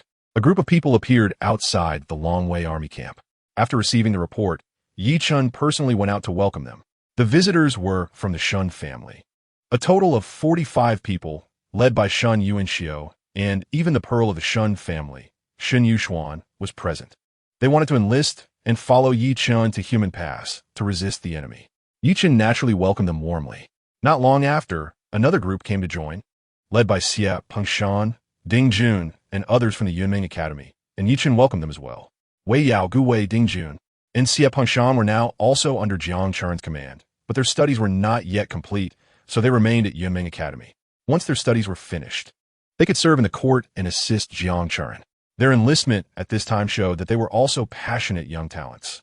In the afternoon, the court's appointment decree was officially issued.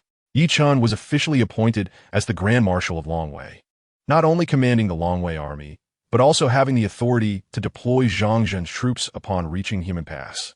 He became the true commander against the Eastern Zhou army and the Southern Tang army. Su Li was awarded the title of General of the Left Guard, while Hu Yi was named General of the Right Guard. Nangong Lu, due to his need to accompany Chen in battle, was also given the honorary title of Military Advisor by Jiang Churen. Chapter 471. Crisis at Human Pass. Human Pass is located within Wuzhou, surrounded by mountains on both the north and south sides, resembling a giant beast lying among the hills, guarding the crucial point. It has been famous since ancient times for its impregnable defense. It is also the last barrier of the Jiang dynasty, because once Human Pass is breached, it is a flat road all the way to Shengwu City. However, despite its strategic importance to the Jiang dynasty, after over 800 years of peace, people gradually overlooked its significance, leading to the pass's dilapidation over time, particularly the defensive formations, which had significantly weakened due to the passage of time. In the past month, the Eastern Zhou army and the Southern Tang army had attacked and harassed the pass daily, causing this ancient stronghold to become precarious. Even the renowned formation master Li Daoyuan could not repair the formations quickly enough to match the enemy's destruction. By noon, a great battle had just concluded. Outside Human Pass, blood flowed like rivers, and corpses were strewn everywhere, with smoke rising in the air. Although they had withstood another assault, Li Daoyuan and Zhang Zhen, standing atop Human Pass, did not appear relaxed at all. Chapter 472. The Divine Hand Report. The rebel army has mobilized 50,000 Black Cloud troops, led by Deputy Commander Zheng Tenghua, flanking Human Pass to attack our forces. Report. The rebels have launched a night raid on Human Pass. Report. After a night of fierce battle, the rebels suffered heavy losses and retreated temporarily. General Zhang Zhen requests that our army hasten its march to reinforce Human Pass. Report. The rebels have regrouped and are attacking Human Pass again. Human Pass requests assistance. Report. Zheng Tenghua's forces have suddenly flanked Renwu Mountain, suspected of trying to cut off our retreat. Urgent reports came one after another to Chen, and the current situation was extremely severe. Young friendy, the rebels are intensifying their attacks on Human Pass and sending troops around to our rear, aiming to leave us with no way forward or backward. I suggest we reinforce Human Pass at the fastest speed and must not let the rebels breach it, Nangong Lu said seriously. Although he had never led an army or fought in battles, his long-term control over the Tianwu Chamber of Commerce had endowed him with strategies and vision beyond that of ordinary people. The army's speed is too slow. I can lead our Huang family's people to rush to Human Pass first. We can arrive within a day, Huang Yinyin said. Chapter 473. The might of the battle array. How could two armies of demonic beasts appear so suddenly? Zhou Yi, commander of the Golden Spear Army and one of the 5 kings of the War King's Mansion, frowned, suddenly feeling a bad premonition. A mere army of demonic beasts is nothing to worry about. I will intercept that group of flying beasts, Zhou Yin'er said dismissively, preparing to lead the Tianyin army into battle. However, the demonic beasts of the Tianyin army suddenly became panicked and uncontrollable. Not only the Tianyin army, but the demonic beasts mounted by the rebel army, also became restless. Demonic beast mounts are tamed for human use and have lost much of their wildness, and their strength is not very strong. Moreover, among demonic beasts, the influence of bloodline authority is enormous. Faced with two armies of untamed, powerful, and strong-blooded demonic beasts, they were filled with awe from deep within their bloodlines. Damn it! Shoyinner was both angry and shocked. Even her mount, the Firebird, became agitated. Retreat.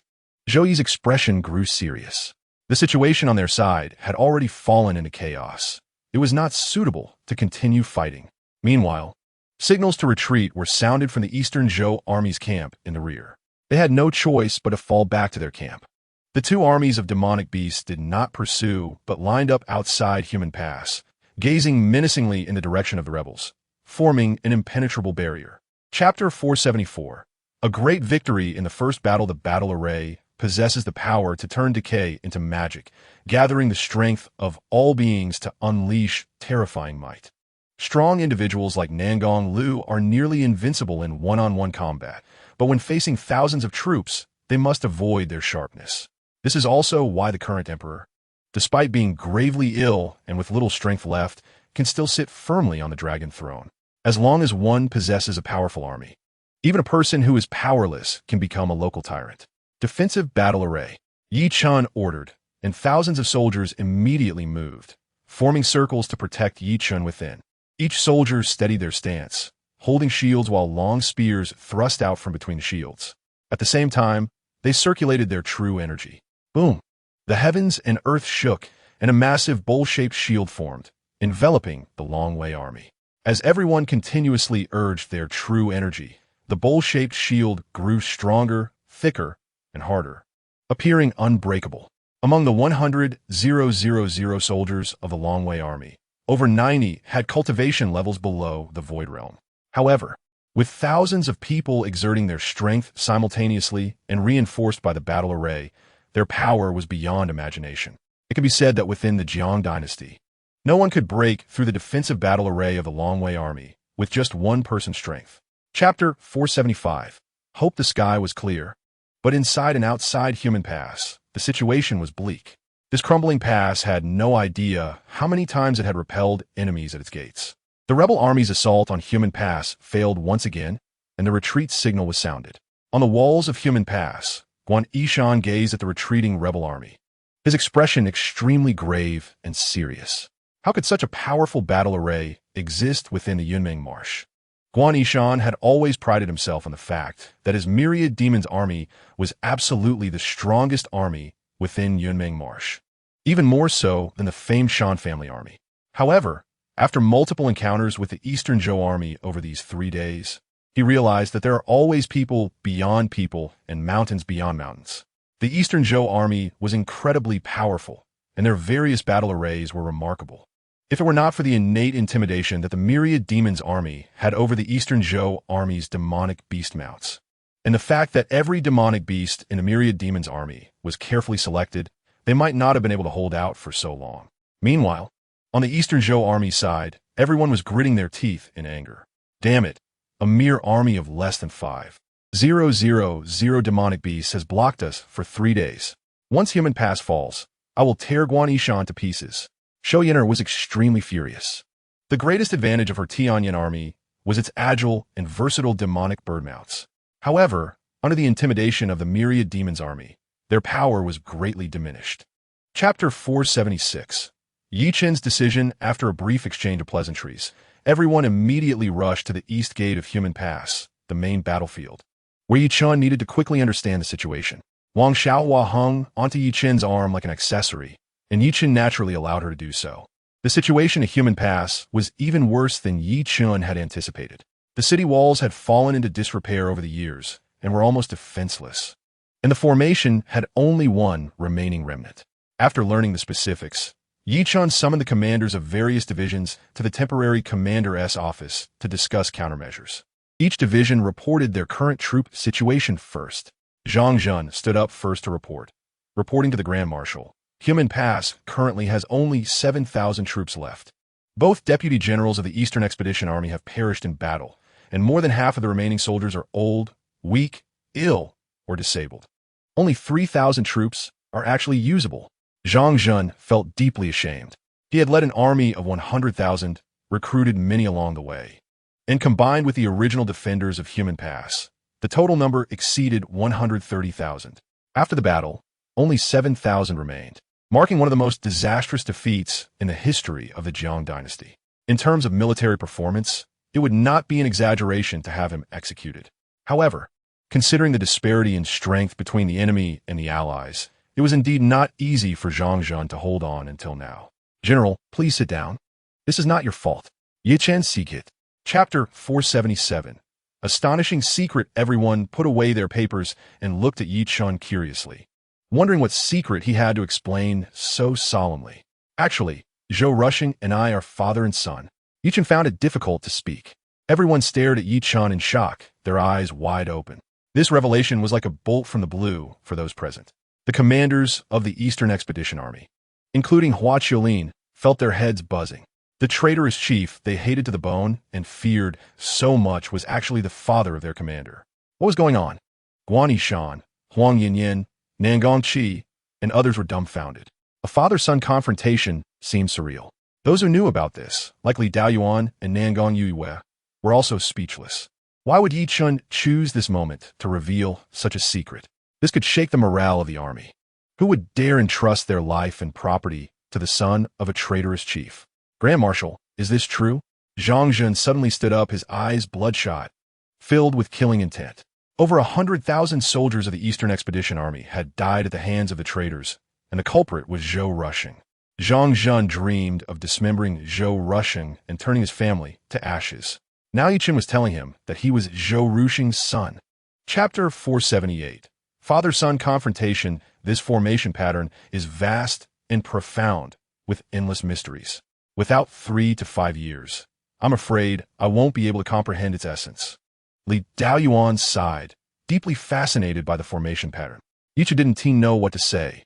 He had come up with it casually back then. However, it was understandable.